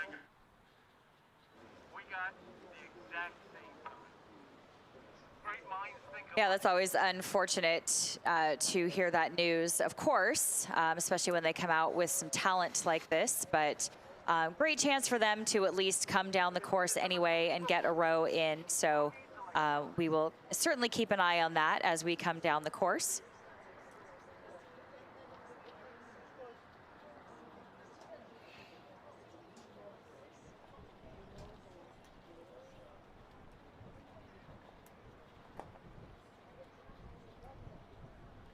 Yeah, and that Hobart boat rowing really well here through the first 500 of this one.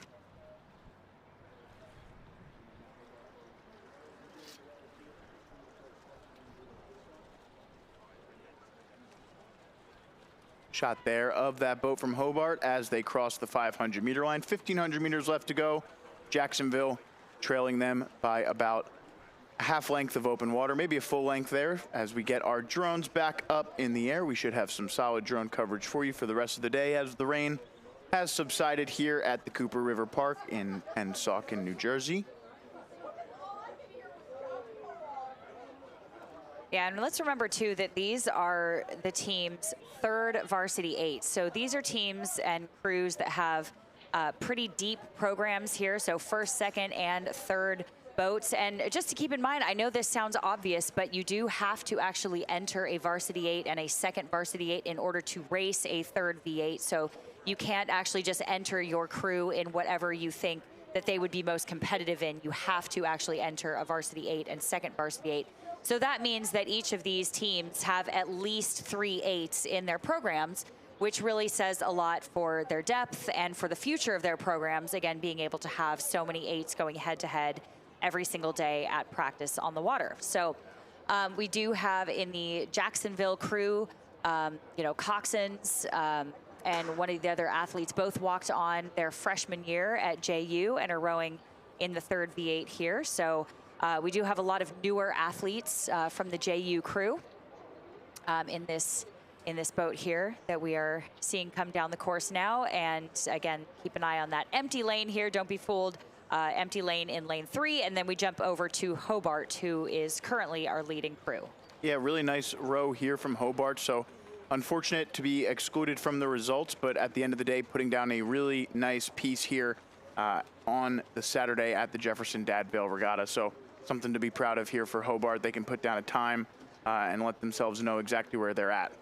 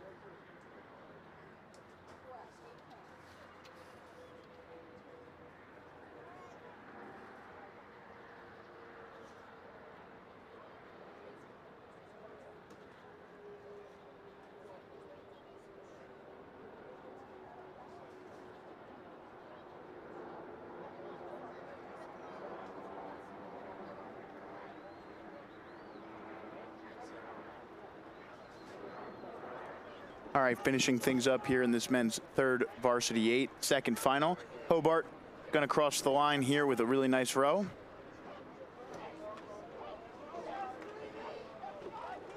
Get a chance to compare their times to the other third varsity 8s in this event, see where they may have stacked up.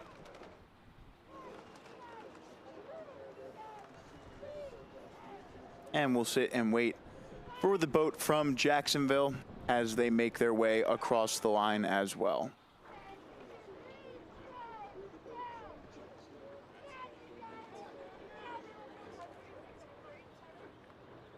And there is the boat from JU.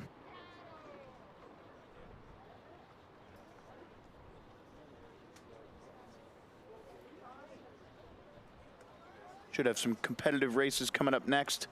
Next scheduled race, you can see getting into the stake boats here is the second varsity 8 men's second final. So just waiting on this boat from Embry-Riddle to get into their lane 1 stake boat, and they'll likely send that off pretty quickly.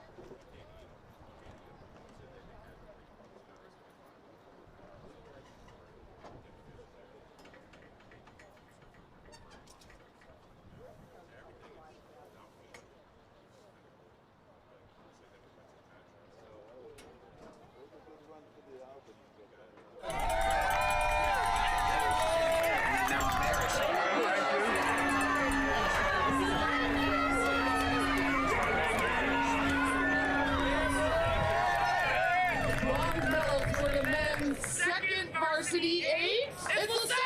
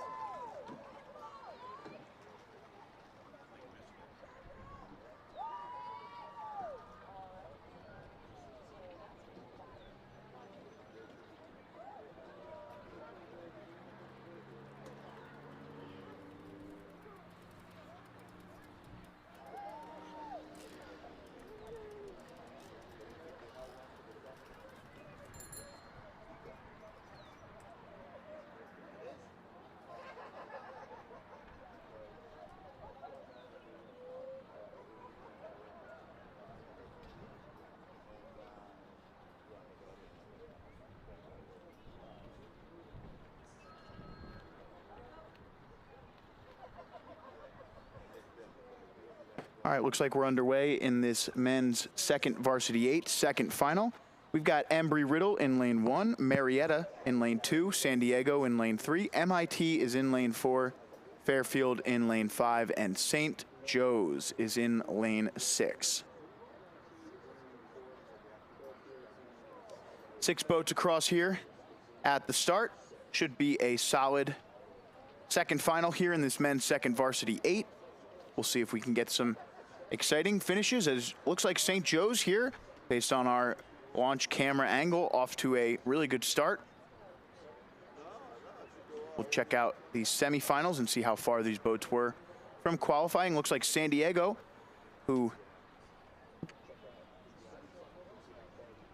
actually I think got bumped up because of the something earlier that happened. Oh no, they're in lane 3 here, my fault, my apologies. So San Diego was the first boat off of the grand final in the first semifinal with a time of 6:05. They finished just 2.5 seconds behind Gonzaga in their semifinal, 3 seconds out in front of Fairfield and 5 seconds out in front of Embry-Riddle, so a tight finish there.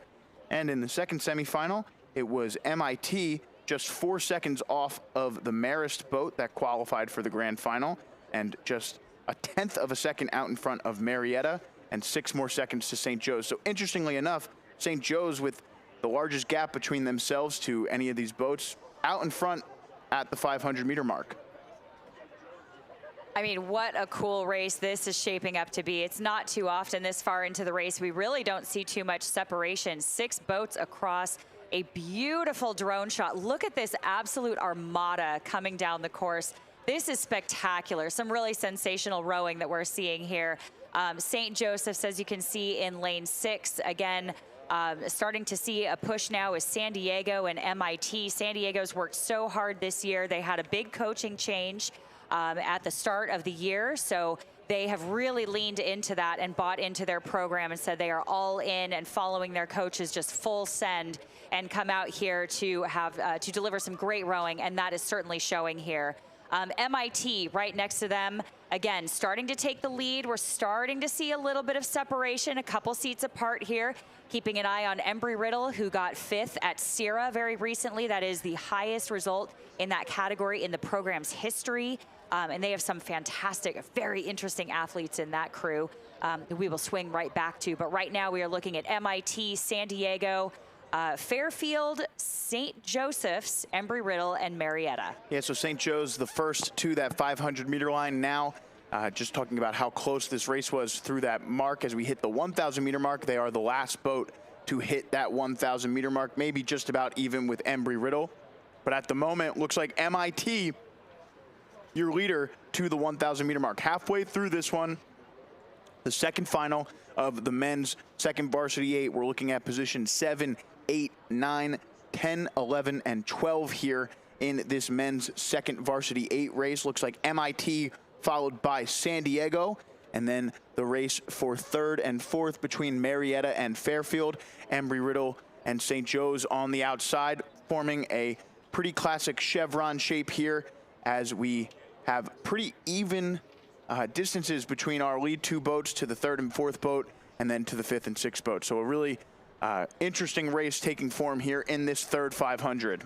As things start to get a little bit more spread out here just in this 3rd 500, as I was speaking, we're starting to see both St. Joe's and Fairfield start to fall off the back of that San Diego and MIT boat. And if my eyes don't deceive me, I think we're seeing San Diego start to move out into 1st. Yeah, I think so, and you better believe they're going to be hungry for it. I know for a fact. We've seen them at Crew Classic this year. We've seen them at Weira just a couple weeks ago, and they've really put down some strong performances, and I know that they were really hoping to come out here and make a splash, and they certainly have. So despite everything that they have gone through this year, they are here to really make a statement. And so far, that is exactly what they're doing, really challenging MIT in lane 4. And then we look back at Fairfield in lane 5, who's about 4 seats down from MIT, so still connected to those leading crews. And then we go over to Marietta, who is about a half a boat length, and it's starting to grow just a little bit here. Marietta just dropping off a little bit, followed by Embry-Riddle and St. Joe's on the outside. So when we saw them at that 1,500 meter mark, it was San Diego out in front by a handful of seats over MIT. Looked like that boat from Fairfield fighting with Marietta, as you said. So we'll catch them here over the final 400 meters of this one and see if San Diego can hang on or if MIT can make one final push out in front of this one, as we focus in on the baby blues here of this San Diego crew. Taking a look over, St. Joe's making a mad dash, trying to get back up into the top 3 of this one. A really fast sprint here from St. Joe's, so great start from them, great finish from them so far. But here comes San Diego and MIT. It's going to be a fun finish between these two. Yeah, this really is. We're already at a 41 here. San Diego, I know, is going to give it everything they've got. Maybe a little bit of boost here, free speed with that bucket hat in the 2 seat, but they better keep an eye on MIT. I know they still have the lead, but MIT really on the charge. But it will be San Diego, followed by MIT, St. Joe's, Fairfield, Marietta, and Embry-Riddle. Yeah, so check out the distance between this one. I think it's only going to end up being about 6 seconds from 1st to 6th here. St. Joe's with an incredible finish there to get themselves into 10th place, or rather 9th place, 3rd in that race. And you can see here Embry-Riddle finishing with a time of 6:11, so just about 7 seconds the difference between 1st and 6th. A great finish in the men's 2nd varsity 8 second final. Congrats to San Diego. You would have died. You would have died hearing facts about this Embry-Riddle crew. There's somebody who's well known for bird calls. And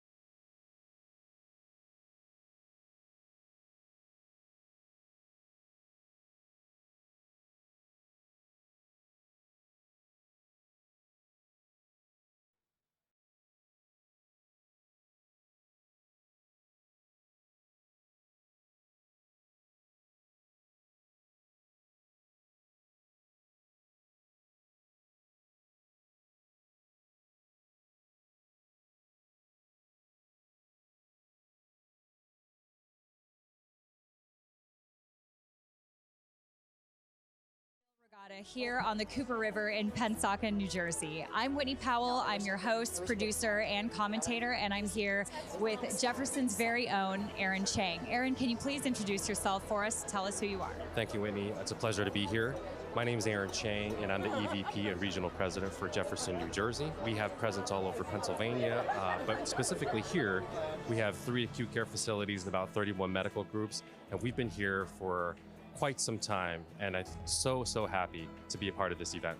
For the last few years, the last many years, your name, the Jefferson Dad Vail Regatta, has been synonymous with the event. So what are you hoping to change by putting your name on this regatta? It's so important for us to be a part of this event like this because, again, when you think about Jefferson, there's three arms. There's Jefferson Clinical Enterprise, there's Jefferson University, and there's Jefferson Health Plans. And the core theme that connects us all is our ability to connect with the community and our ability to really impact community. I think there's so many life lessons you could take away from this. And for us, it's so important to make sure that we're impacting the community beyond just clinical care, and we're improving the lives of everybody involved. And this is a big component of that. We are now celebrating the 50th anniversary of women's rowing. We are able to bring a lot of these teams back and celebrate the history and the nostalgia of the event. And so what does it mean to have daughters and kind of be in that role as well, watching them hopefully do the same thing, playing sports yourself, and then coming out here and seeing the impact that you personally can have on an incredible amount of athletes out on the water?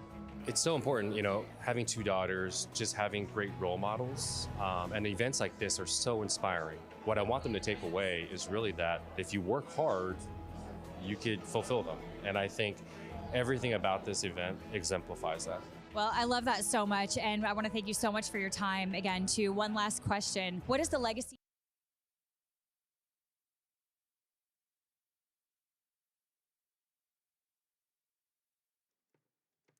All right, looks like we are underway here in this women's second varsity 8 second final. We've got in lane 2, Merrimack. Lane 3 is LaSalle. Lane 4, Albany. And in lane 5, Iona.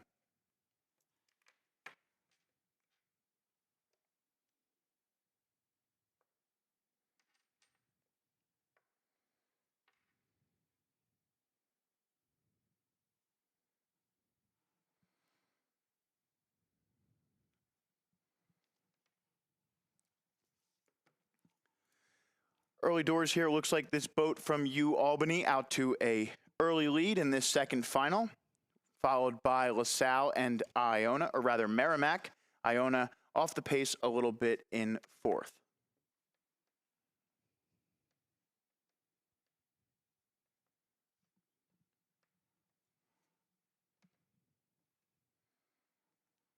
And first to this 500-meter line, it is Albany there. And we'll see LaSalle there next, and Merrimack in third, followed by Iona.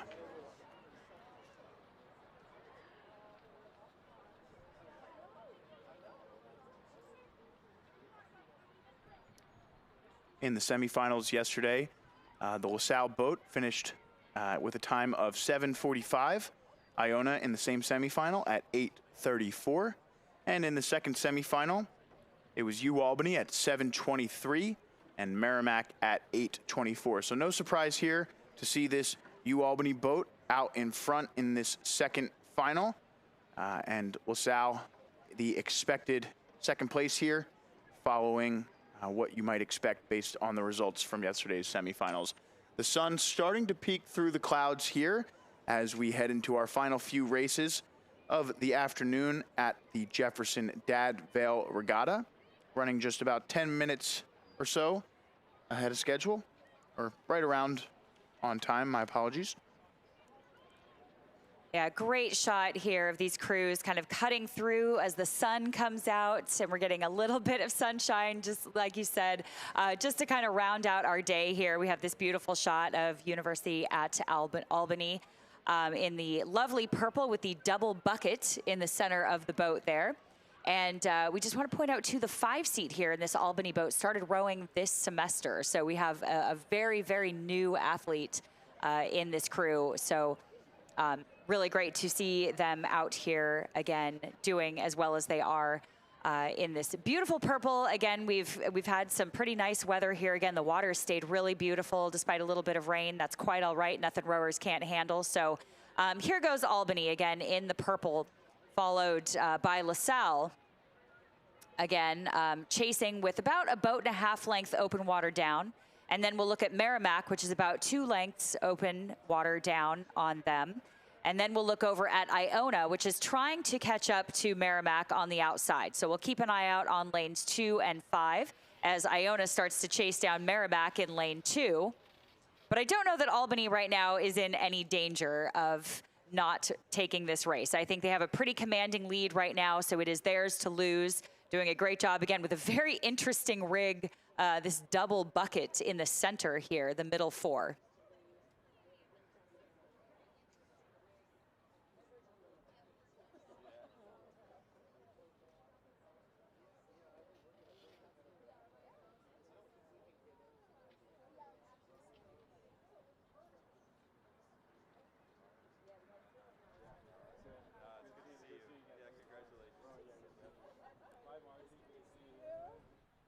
Yeah, really impressive row here from this Albany boat.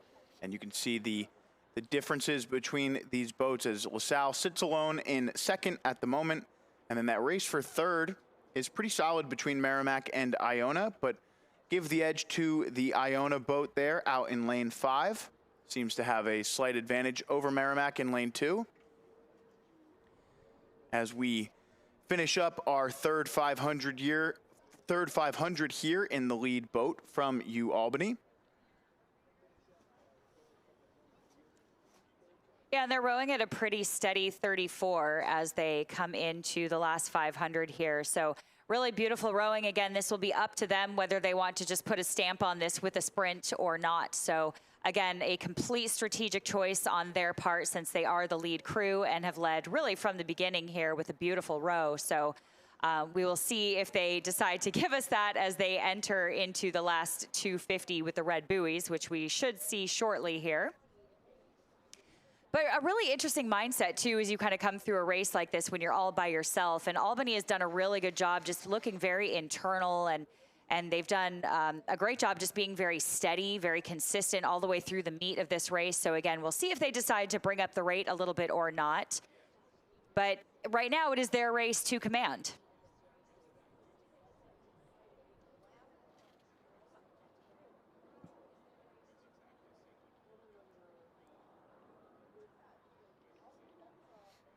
All right, 250 left here for this Albany boat as they put the finishing touches on this win in the second final of the women's second varsity 8.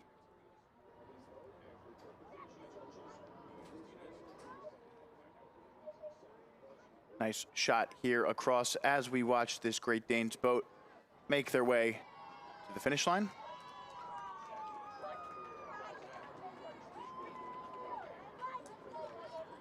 Yeah, here we go. We're starting to bring the rate up just a little bit. Again, striking the water just a little bit higher. We're getting some numbers on that for you. Looks like 36, 37. So starting to kick it up just a little bit. And again, in this beautiful striking purple. I love this color purple from Albany here as they cross the line first. Really pretty color of boat. And there they go. Finish at a 36, 37 with a 7:12.8. Then behind them, again, very roughly as our unofficial call, Merrimack, LaSalle, and Iona.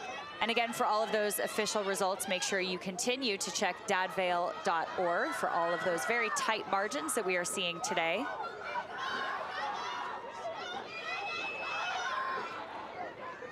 There's the boat from LaSalle crossing second here, finishing in 8th overall.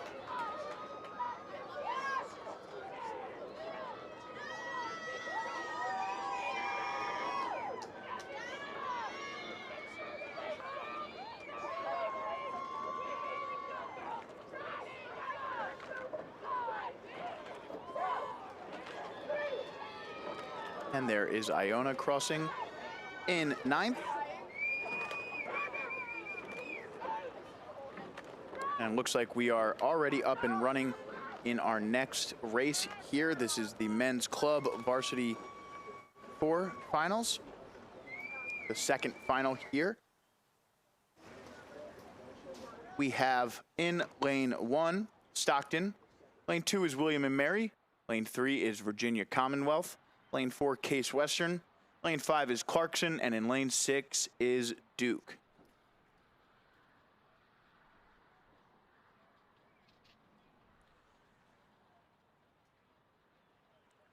Early on here, it looks like the boat from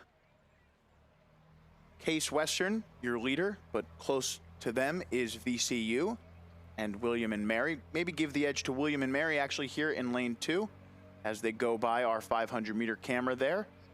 Looks like a 4-boat race at the moment. Let's call it William and Mary, Case Western, VCU, Stockton, and then a little bit further back in 5th is Duke and Clarkson, currently in 6th place there at lane 5. That is that Clarkson boat right there.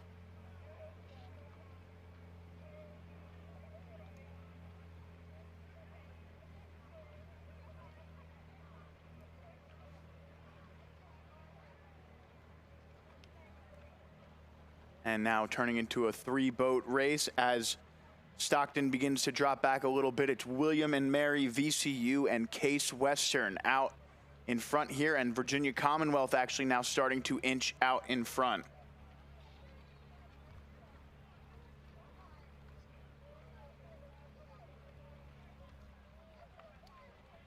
And really quickly, I just wanted to take a moment to announce some of our points trophies here as this second final of the men's club varsity 4 makes their way down the course.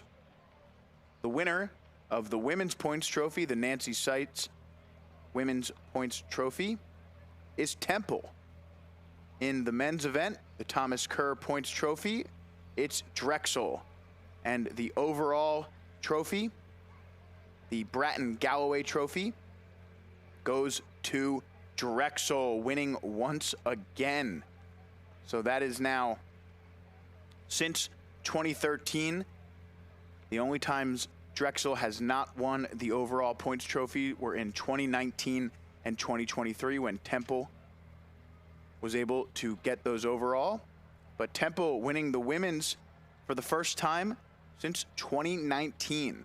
So a huge accomplishment here for the Temple Owls women's team, and the Drexel women's and men's winning the overall, and the men's team from Drexel winning the points trophy. So congratulations to the teams from Temple and Drexel. Yeah, and let's look back at our men's club varsity 4 final here. We're looking at Case Western as our current leader. And again, they got 1st and 2nd at the Connect Cup this year in the men's 4. So they've had a great start to their season, or great middle part of their season, I guess we should say. And this is the first time being back at Dad Vail's in 4 years after having to rebuild the program. So Case Western really coming back to Dad Vail's and making quite a splash here, quite a statement as they start to walk away from VCU. Then we look over at William and Mary, and then on the outsides we have Stockton, Clarkson, and Duke. But right now it is all about Case Western in the lead as we come towards the last 500.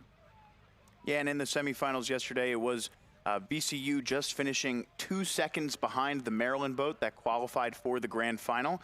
So no surprise to see them competing for one of the top 2 spots here. And in the second semifinal, it was that Case Western boat, another just second finish between Case Western and Vermont there, between those 2 boats. So Case Western and VCU really close to making the grand final earlier today, and now duking it out here in the second final.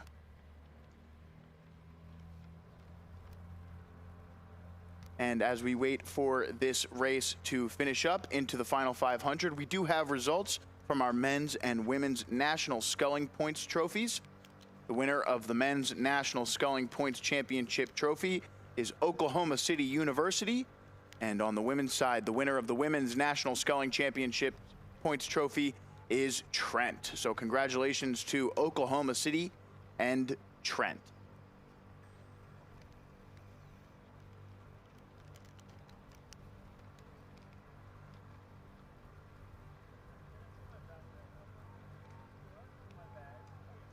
Not too much of a surprise in those results, Whitney. Those teams from Drexel, Temple, Oklahoma City, Trent University have been some of the dominant forces here on the race course today at the Jefferson Dad Vail Regatta.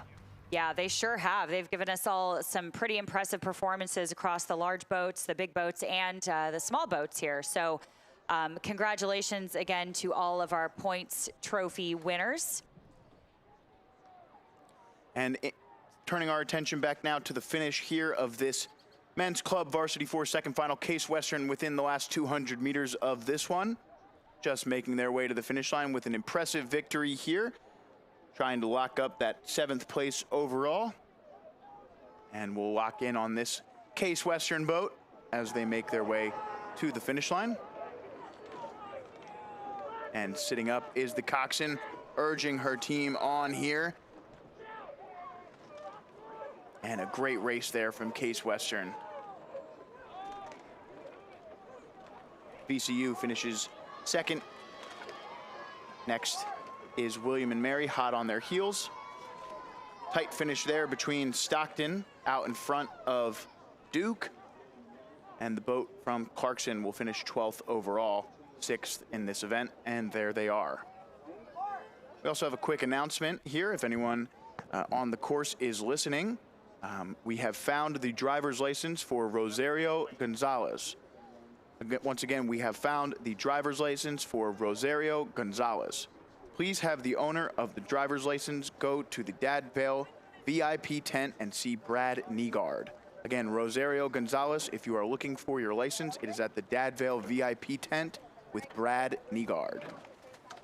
We're going to take a moment to step away for our commercials before we come back with our final 4 races of the afternoon. We are back here live from Avalon, New Jersey for the South Jersey Lifeguard Championships. Josephelle, well done. 3-time South Jersey double champion. And we are back here in Ventnor, New Jersey for the first annual Women's South Jersey Lifeguard Championships.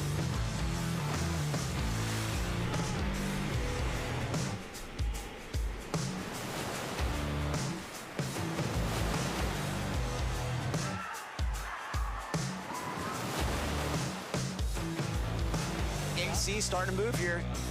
And right now, unofficially, Atlantic City is going to take the easy victory here.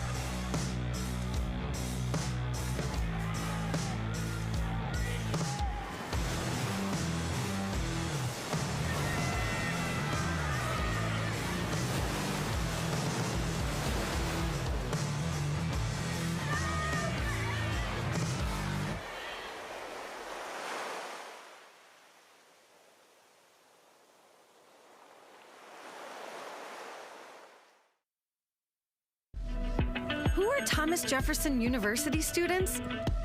They're designers, healers, builders, but mostly they're in demand by the employers creating the jobs of tomorrow. When you're trained to never settle, but to keep asking why, and your education crosses disciplines, these different perspectives ignite new ideas and make the impossible possible. Jefferson, redefine possible.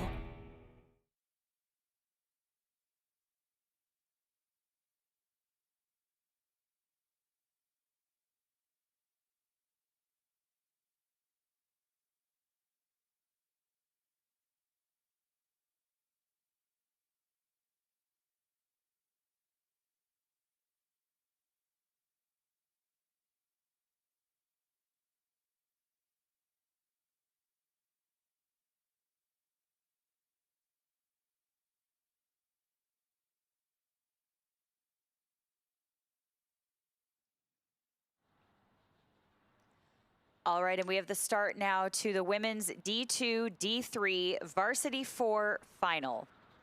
In lane 1, Simmons. Lane 2, Clark. Lane 3, Rochester, that is RIT. Lane 4, Jefferson. Lane 5, Case Western. And lane 6, Simmons. And right now it is Jefferson that has the lead off the start. Looks like we are clear of the first 100 meters, so clear of the breakage point here. And Jefferson has taken off like an absolute rocket here. So already bow to stern, opening up water now on the rest of the field. So it is Jefferson in lane 4 that we will keep our eye on.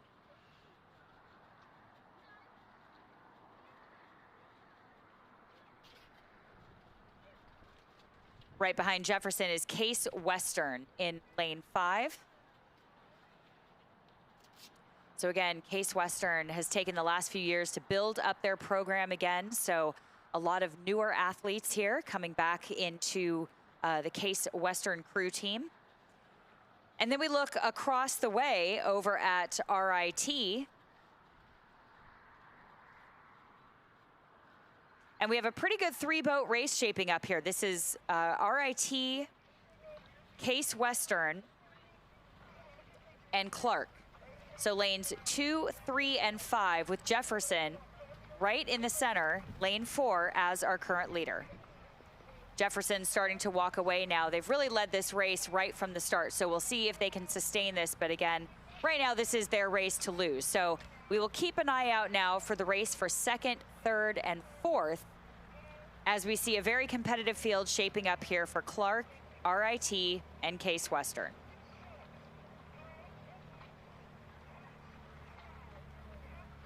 As we cross the 500-meter mark now, that is Jefferson in first.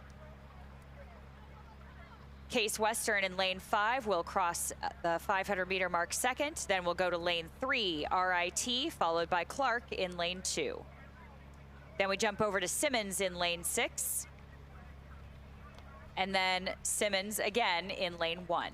But right now, a great 3-boat race happening behind Jefferson, and that is Clark, RIT, and Case Western. So very close together. Again, the advantage still goes to Case Western between those 3, but we're going to keep an eye on it because RIT and Clark are definitely on the hunt.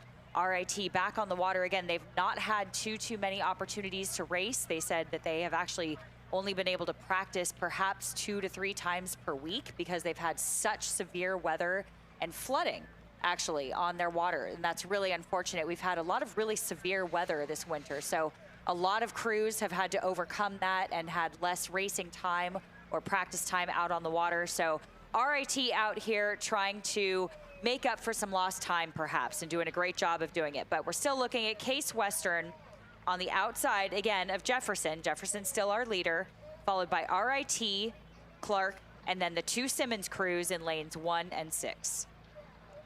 Yeah, so just a little info here, some color from the semifinals yesterday.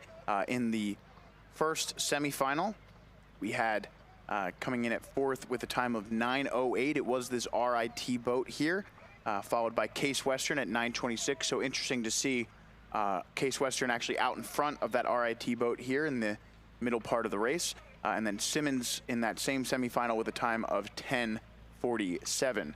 Meanwhile, in the second semifinal, finishing in 4th was Jefferson, this Jefferson boat right here with a time of 8:34. So no real surprise to see them first to the 1,000-meter line. Halfway through this one for our lead boat from Jefferson. Next in that race was Clark at 9:26, and then a boat from Simmons there was in 9:34. So 2 Simmons boats here. Believe this Simmons boat in lane 6 was the boat that finished in 10:20, and the boat in lane 1 will be the 9:34 boat. But you can see here a pretty close race, as Whitney was saying, between Clark, RIT, and Case Western for spots 2 through 4 in this one, as Jefferson University puts their foot down in this third 500 and continues to move away from the rest of the field.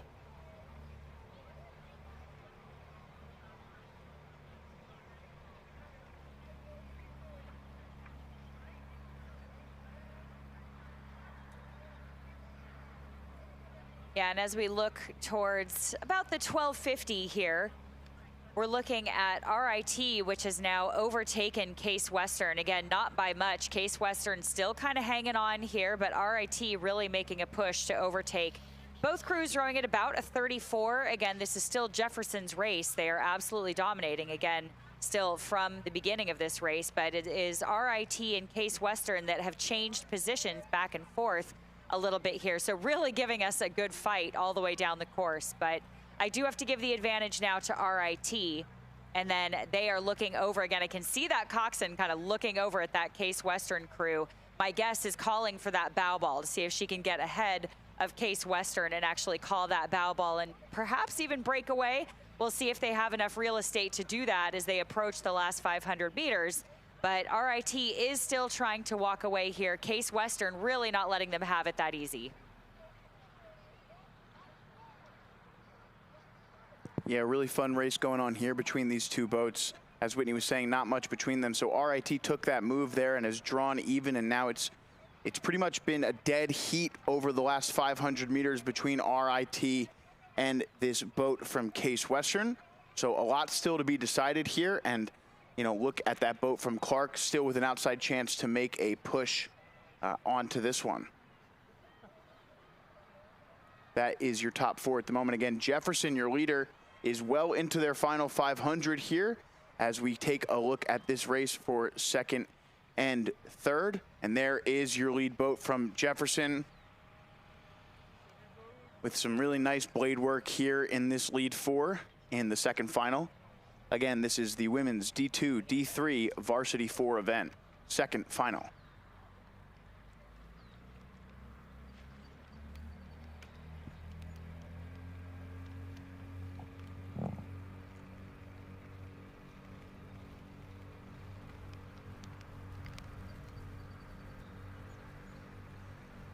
And just about 250 meters left to go here for our lead boat from Thomas Jefferson University as they enter into the red buoy lines here. And again, we're keeping an eye on that race for second and third. Remembering that Case Western and RIT were just about dead even the last time we saw, right around 500 left to go. But we'll keep it locked on our lead boat here as we make our way to the finish line.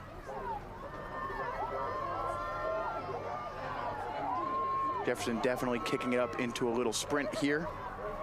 So going out there, able to row their own race here in this Jefferson boat and putting down a really impressive finish to finish 7th overall in this Division II, Division III Varsity 4 second final.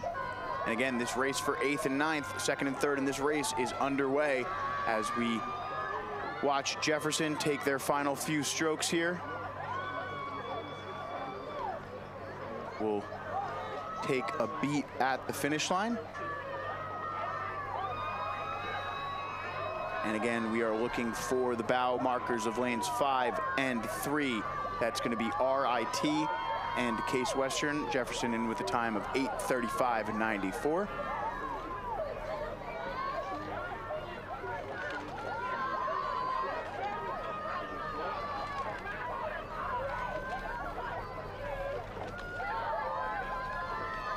And it looks like Case Western is able to hold off this boat from RIT.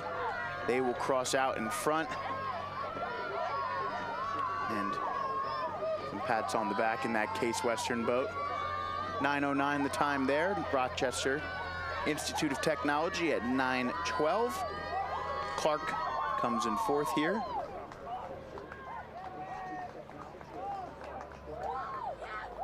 Pretty immediate time result there for Clark at 9:26. And these two boats from Simmons finishing up here. We've got the boat out of lane 6 finishing 11th. And the lane 1 Simmons boat will finish 12th overall.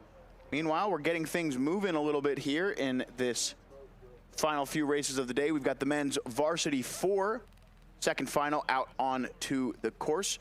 We've got RIT there in lane 2, Franklin and Marshall in lane 3, Fairfield in lane 4, lane 5 is Rollins, and in lane 6 is Iona. So probably still within the first 500 of this one. Looks like we've got a early lead for Fairfield and Rollins. We'll try and pick out where exactly we're at on the course when we get a notifying marker. And here we are at that scissor lift cam. Go ahead, Whitney. Yeah, I was just going to say, we're looking at them crossing the 500 now, so I just peeked out the window there, but you were right. We have to get a nice view from our vantage point here. But it is Fairfield and Rollins. You are right, lanes 4 and 5. And we're seeing another race kind of happening just behind them here between RIT and Franklin and Marshall here. And I'm going to give the advantage to Franklin and Marshall here. And then we will look back to RIT and then Iona in lane 6. I got a little tongue-tied there, but we'll look at Fairfield and Rollins in lane 4 and 5 right now that are going head-to-head as our current leaders. Yeah, so interesting to see Franklin and Marshall a little bit further off the pace. They actually finished 4th in their semifinal. yesterday, actually 7 seconds out in front of this crew from Rollins in lane 5 there. So Franklin and Marshall now down to Rollins. It's something we've seen a lot actually over the course of these second finals, is that boats kind of outperforming their positioning in the semifinals from yesterday. So really fun to see some boats bouncing back and having some great rows later on in the program here. And meanwhile, in the second semifinal, it was in fact Fairfield who finished just 4 seconds away from the Temple boat that qualified for the grand final. So no surprise to see this Fairfield boat beginning to pull away into first place in this second final. Rollins hanging tough with them for the moment. Great shot here of those two lead boats. It was RIT who finished in 5th in the second semifinal, and Iona finished in 6th. Again, we turn our attention here as they approach the halfway mark. It's going to be the boat from Fairfield, the Stags, out in front of the Rollins boat here.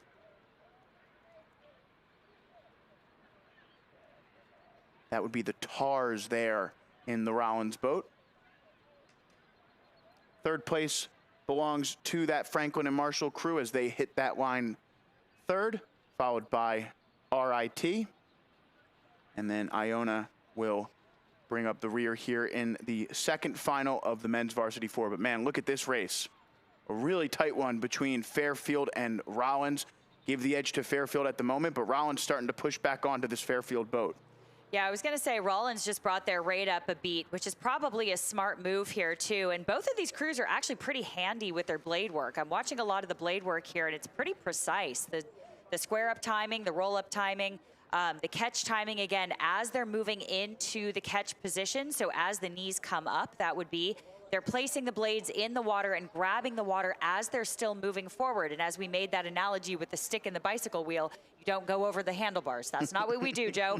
So we actually keep the boat moving between strokes as we do that. So it seems counterintuitive, but both of these crews are actually doing a pretty good job on the front end. I actually like a lot of the rowing that I'm seeing here.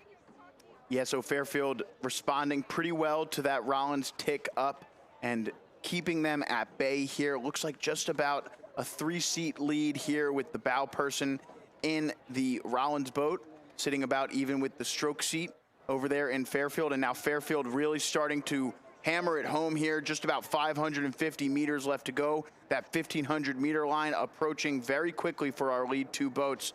Just about 500 left to go now for Fairfield and Rollins. Fairfield really starting to put their mark on this one. Yeah, I'm not really sure that either of these crews thought they were going to have such a close matchup when they showed up today to race this, but this has really been tight all the way down the course, and we love to see it. It definitely keeps us at the edge of our seat here. Both crews starting to push a little bit more. Fairfield probably getting a little bit more adrenaline now, saying we might be able to shake them. We might be able to do this. And Franklin and Marshall and RIT still trailing behind a little bit here. So right now we're looking at Fairfield, who is trying to walk away from Rollins, who surely has been a nuisance for Fairfield, really not letting them have it that easy, which is great for us spectators here. I'm sure a little nerve-wracking for the other people on the shore here at the VIP tent and the Jumbotron, but really giving us quite a show. And then we're looking at Franklin and Marshall, again, like I said, in third. And then a few boat lengths open water back will be RIT, and then we will look over to Iona in lane 6. Yeah, so Fairfield looked like they had just started to open up a little bit of daylight between themselves and that boat from Rollins. We'll see here as they make their way into the final stretch here. 250 meters left to go for our lead boat. You can see that 1750 sign just off behind that tree right there. So closer to around 200 left, so just about 20 strokes left in this for this boat from Fairfield as they try and put the finishing touches on what's been a really impressive race, winning it over the final 1,000 as they hit that 1,000 meter line just a nose in front of Rollins and has begun to spread that lead out over the second half. Yeah, here we go. Fairfield bringing it up to a 37 now, and they know that they've already opened up water here, so this race is theirs. They cross the line. That'll be lane 4. Fairfield in an epic battle coming down the course against Rollins in lane 5, who will come in second, giving us quite a show. Franklin and Marshall in that third place spot. And then RIT in lane 2 and Iona in lane 6. There's that Franklin and Marshall boat. Sigh of relief as they cross the line. Here comes RIT.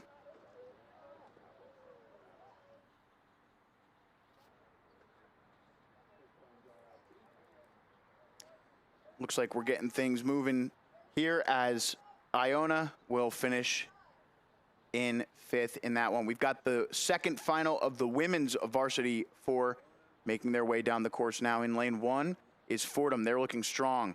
In lane 2 is Loyola Maryland. Lane 3, Robert Morris. Lane 4, Mercyhurst. Lane 5 is FIT.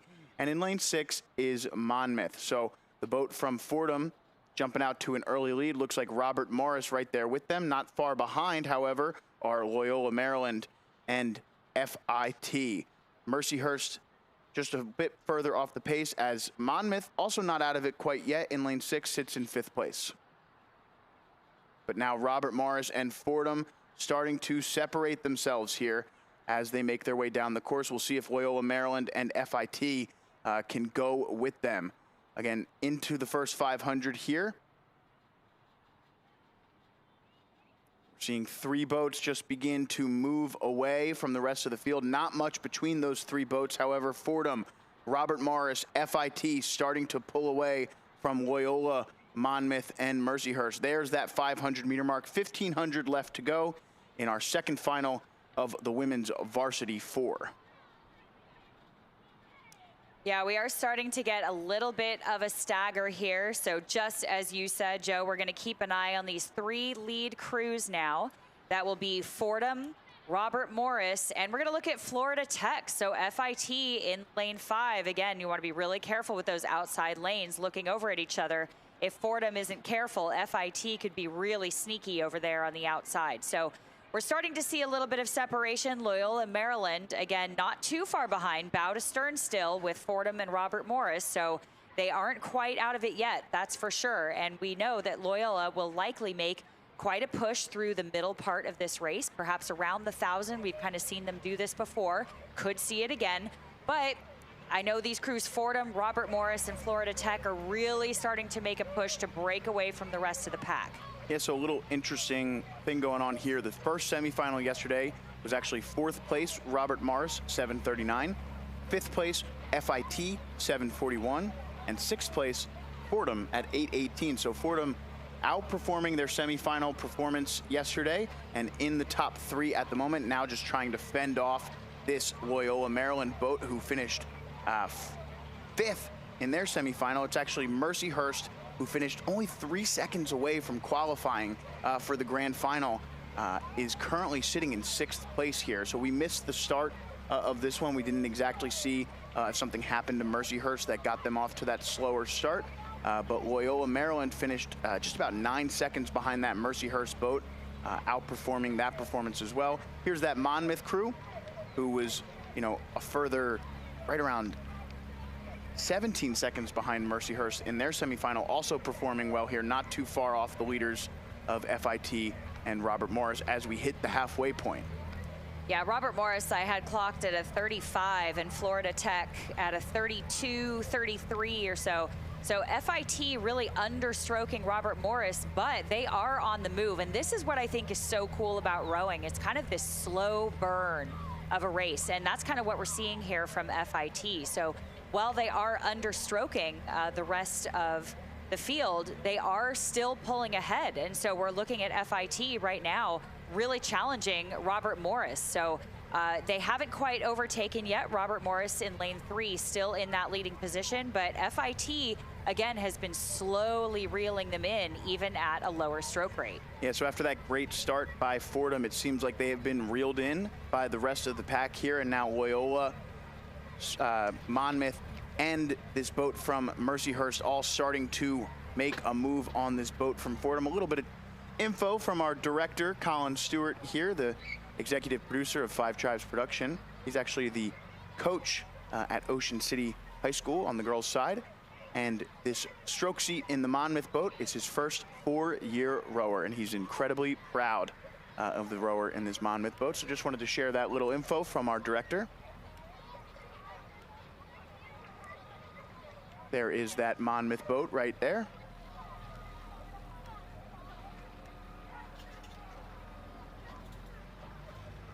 Yeah, we are still looking at FIT. I don't even know how to make this call right now. I mean, we're pretty close to bow ball here. Perhaps still advantage to Robert Morris, but not by much. FIT is really starting to pull through. And again, as we said, what's so cool is that they're understroking. This has been such a slow burn. And that really takes a lot of confidence and composure in your race plan to be able to do that, because you have to know that your time is going to come a little bit later in the race. And that takes a lot of patience and a lot of confidence to be able to do that. That's really difficult to be able to do and not get anxious or start getting shortening your stroke up a little bit and starting to fall apart. So really well done here. This is a good, smart play by FIT. And look at this, just as I spoke, they've started to pull ahead from Robert Morris. Yeah, FIT taking a really nice move here at the start of the final 500. We saw they were the first to hit that 1,500 meter line, and since then has only improved upon their lead. Robert Morris here sits in second, and then that race for third is on. Looked like Fordham was hanging on by the skin of their teeth just for a moment. Loyola and Monmouth on the hunt. Mercyhurst still not out of it yet for one of those top three spots, but the race for first, FIT and Robert Morris, last we saw overhead, looked like FIT was well out in front and on their way to victory here. We'll keep an eye on that as they approach this red buoy line. We can see both the Robert Morris and FIT boats in frame here. It does look like FIT is maintaining that advantage. Yeah, Robert Morris starting to bring the rate up here a little bit. They're at a 37, ticking on to a 38 now, so just starting to kind of twist the thumb screws a little bit on FIT.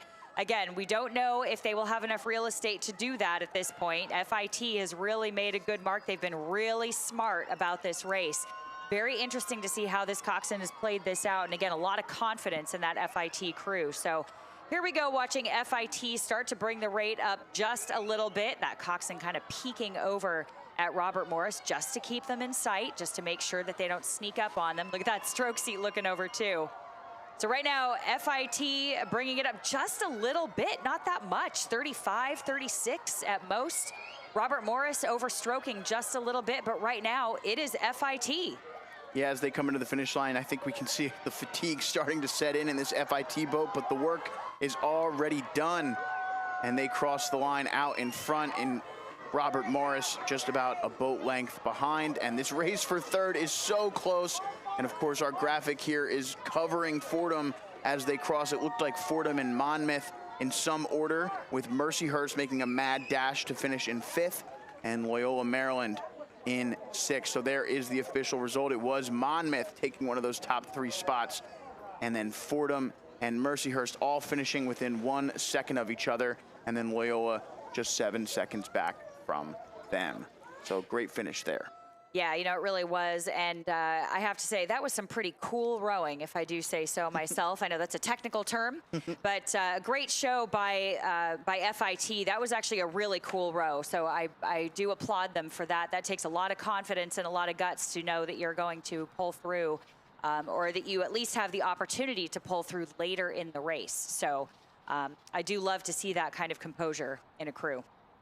So the men's and women's National Open Intercollegiate Small Boat Rowing Championship, the trophy will be given out at 4:35 at the awards dock. So in just about 15 minutes, we will be awarding out the Small Boat Rowing Championship as we turn our attention to what should be our final race of the day, the women's varsity quad second final, originally scheduled for 4:30, so we may just be waiting for that to get started. And here it is. Looks like we've got two boats here.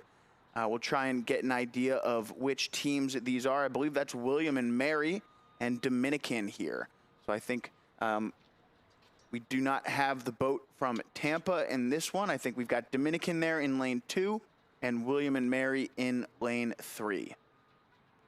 Two boats here in the women's quad.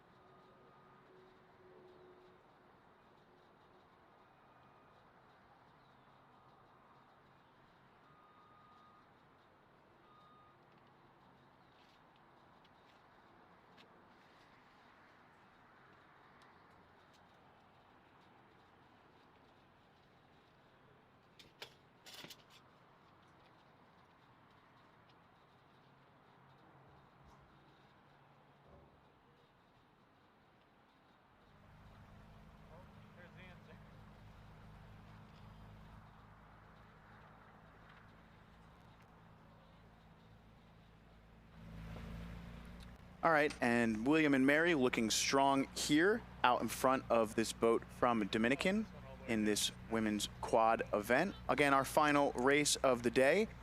Once this finishes up at the awards dock around 4:35, they will announce the winner of the National Intercollegiate Small Boat Championship as William and Mary hits that 500-meter line out in front of the boat from Dominican. And I'll let you know the times from the semifinals yesterday for these two boats and the time trial.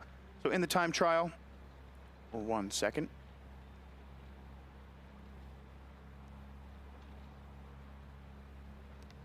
Well, we get some of those results here. We're looking at William and Mary again in our view, and it looks like their blades are just kind of hanging over the buoy line a little bit on the starboard side, but looking pretty good here. They're rowing at about a 32, 33 or so. So a pretty steady pace all the way through this race as we see the beautiful Camden Boathouse in the background there. But William and Mary right now in lane 3 is our current leader. Yeah, so yesterday in the time trial, William and Mary with a time of 8:28, Dominican at 9:15. And then in their respective semifinals, they had William and Mary clocked at 9:54. And then in the second semifinal, Dominican came in with a time of 9:28. So again, William and Mary with the faster time in the time trial during similar conditions. And then of course the semifinals yesterday were a bit all over the place. The wind was really picking up race to race. So different conditions race to race yesterday. And we're seeing William and Mary kind of match that advantage they had in the time trial over the boat from Dominican here as they pass by our vantage point.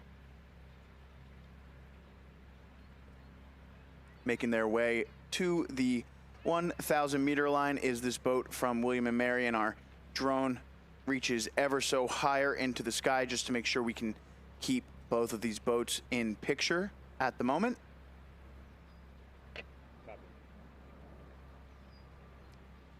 There is our lead crew from William and Mary. And the approaching 1,000-meter line, William and Mary reaches the halfway mark here. 1,000 meters down, 1,000 left to go in the second final of the women's varsity quad.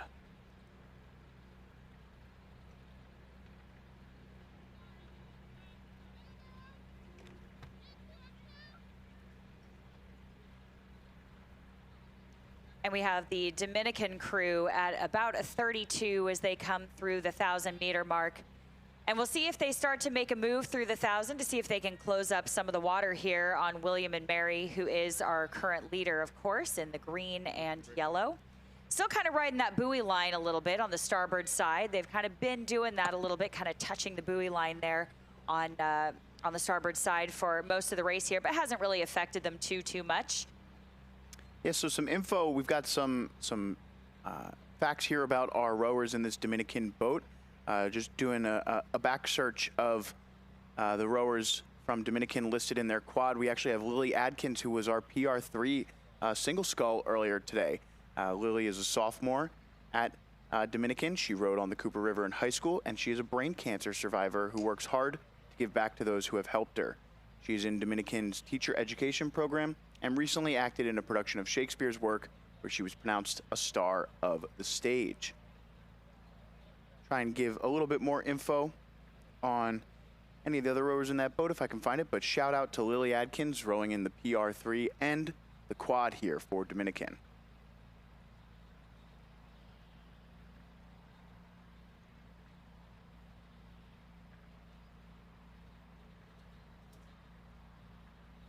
Yeah, another rower in this quad for Dominican is Nicole Helen Franco.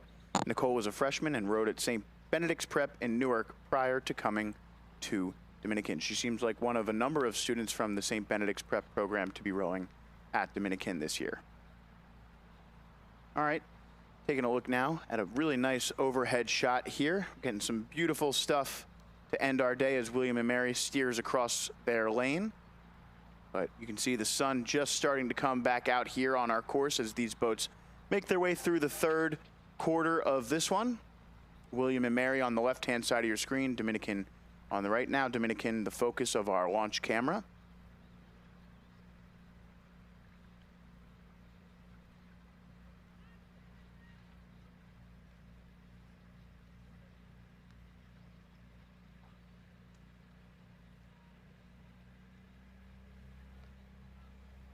Here's an overhead shot of the boat from William and Mary, your lead boat here. Yeah, they've done a great job coming down this course. Again, a few little minor steering corrections, but again, for them, I want to say they can afford to do that because they are in the lead. Of course, we never want to do that, but it hasn't really cost them too much here. Again, they still have the advantage by quite a bit of water here, so we will keep an eye on them. They've rode pretty steady at a 32, 33 or so, pretty much the entire way down the course. And again, as we always say, we'll see if they decide to just kind of put a stamp on this race and execute a solid race plan from start to finish and give us a sprint or an abbreviated sprint perhaps. But again, that will be a strategic choice up to them. And we will see very shortly as they start to come into the last couple hundred meters. Yeah, you see there the red buoy line overhead just getting started for that William and Mary boat. 250 left to go. And you can see just about 400 still left in it for the boat from Dominican. So just around a 150 to 200 meter lead here for this William and Mary boat. And you can see there they are starting to take that rate up just a little bit, trying to put the finishing touches on what's been a really nice row here in this final race of the day of what's been a fantastic 2026 Jefferson Dad Vail Regatta. And so we're going to close it out here with William and Mary and Dominican in this women's varsity quad second final. It's been a great day of racing. We've seen all different types of boats, from small singles to quads like these all the way up to the 4s and the 8s, not to mention our doubles and pairs. So it's just been a really great day of racing, showcasing athletes of all different types here at the Dad Vail Regatta, and that's what it's all about as William and Mary finishes up here. Yeah, this event really is so special, again, for so many reasons. A festival of rowing here as William and Mary cross the line in first, and we will wait for Dominican to round out our field here for the women's quads. But again, seeing so many different points trophies, small boats, big boats, and so many opportunities, para opportunities for all types of athletes, as you said, club, varsity, men, women, across the board to come out here and race at our fantastic Jefferson Dad Vail Regatta, our festival of rowing here. And of course, this spectacular water staying very nice for us through the end of our final race here as Dominican crosses the line as our final crew to round out the day. Yeah, it's been a fantastic day of rowing here. Whitney, any final thoughts on the racing that we've seen so far today? Yeah, you know, so many thoughts, so many surprises and upsets, and so much great rowing. I really have to say, for a lot of these coaches that have had difficulties even getting out on the water through the winter, we're seeing some incredible rowing, some very sharp rowing, very composed, mature rowing from some of the younger crews and from the 3Vs and 4Vs, which just shows the depth of so many of these programs. So amazing job to these coaches that are out here fielding all of these crews. Really fantastic job. Congratulations to all of our winners, and thank you, coaches, volunteers, and you know, of course, our video crew, Colin Stewart and 5 Tribes, for giving us fantastic views of the racing all weekend long. So how about you? Yeah, just to wrap things up here, I want to reiterate our winners today.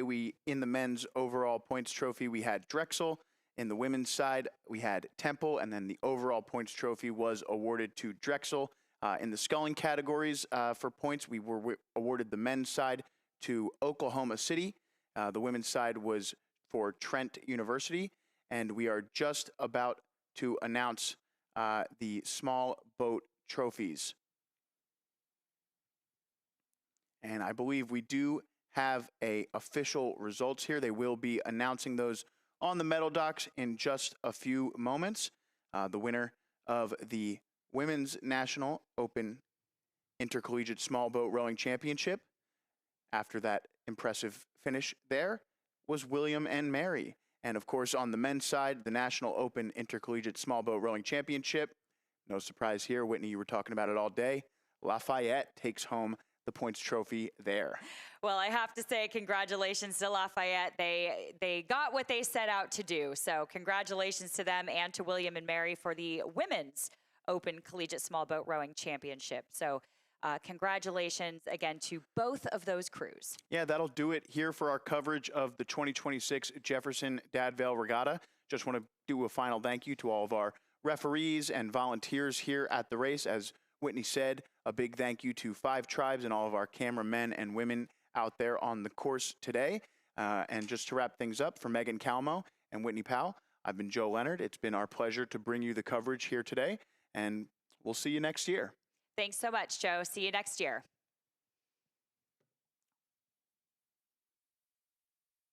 As we're looking at the story of this race continuing to unfold, we're just crossing that halfway mark now. Stetson looking awesome into the finish line here. Didn't really get a good idea of just how big their lead has grown. And here is that Hobart boat.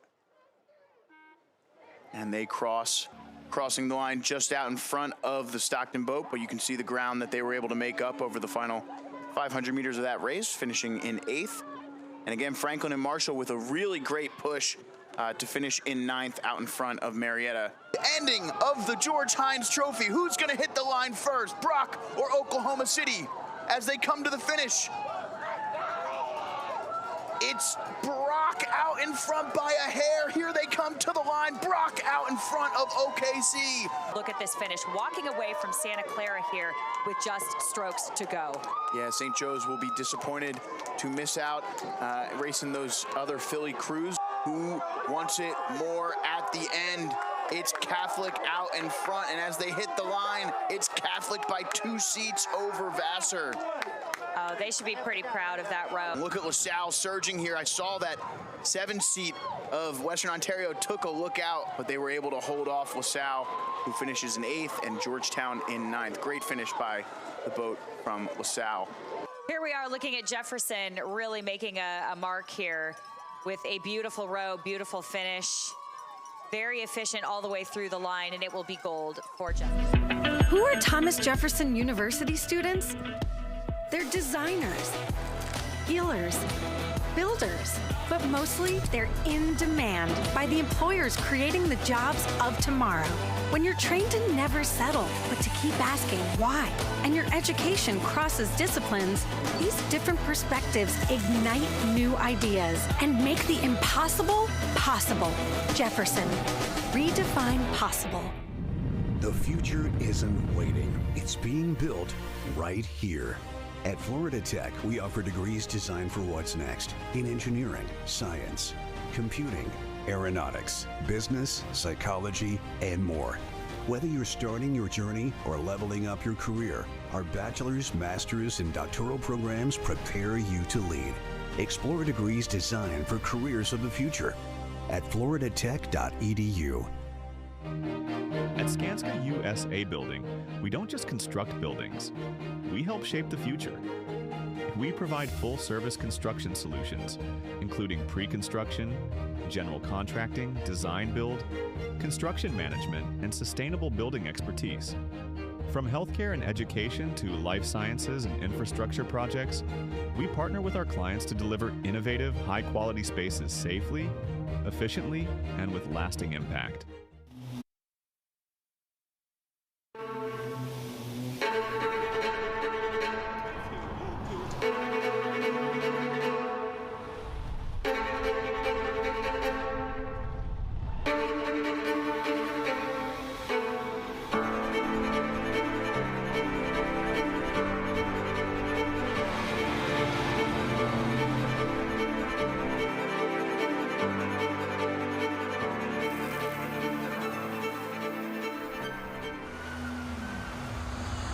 Are back here live from Avalon, New Jersey for the South Jersey Lifeguard Championships. Joseph Bell, well done. 3-time South Jersey double champion. And we are back here in Ventnor, New Jersey for the first annual Women's South Jersey Lifeguard Championships.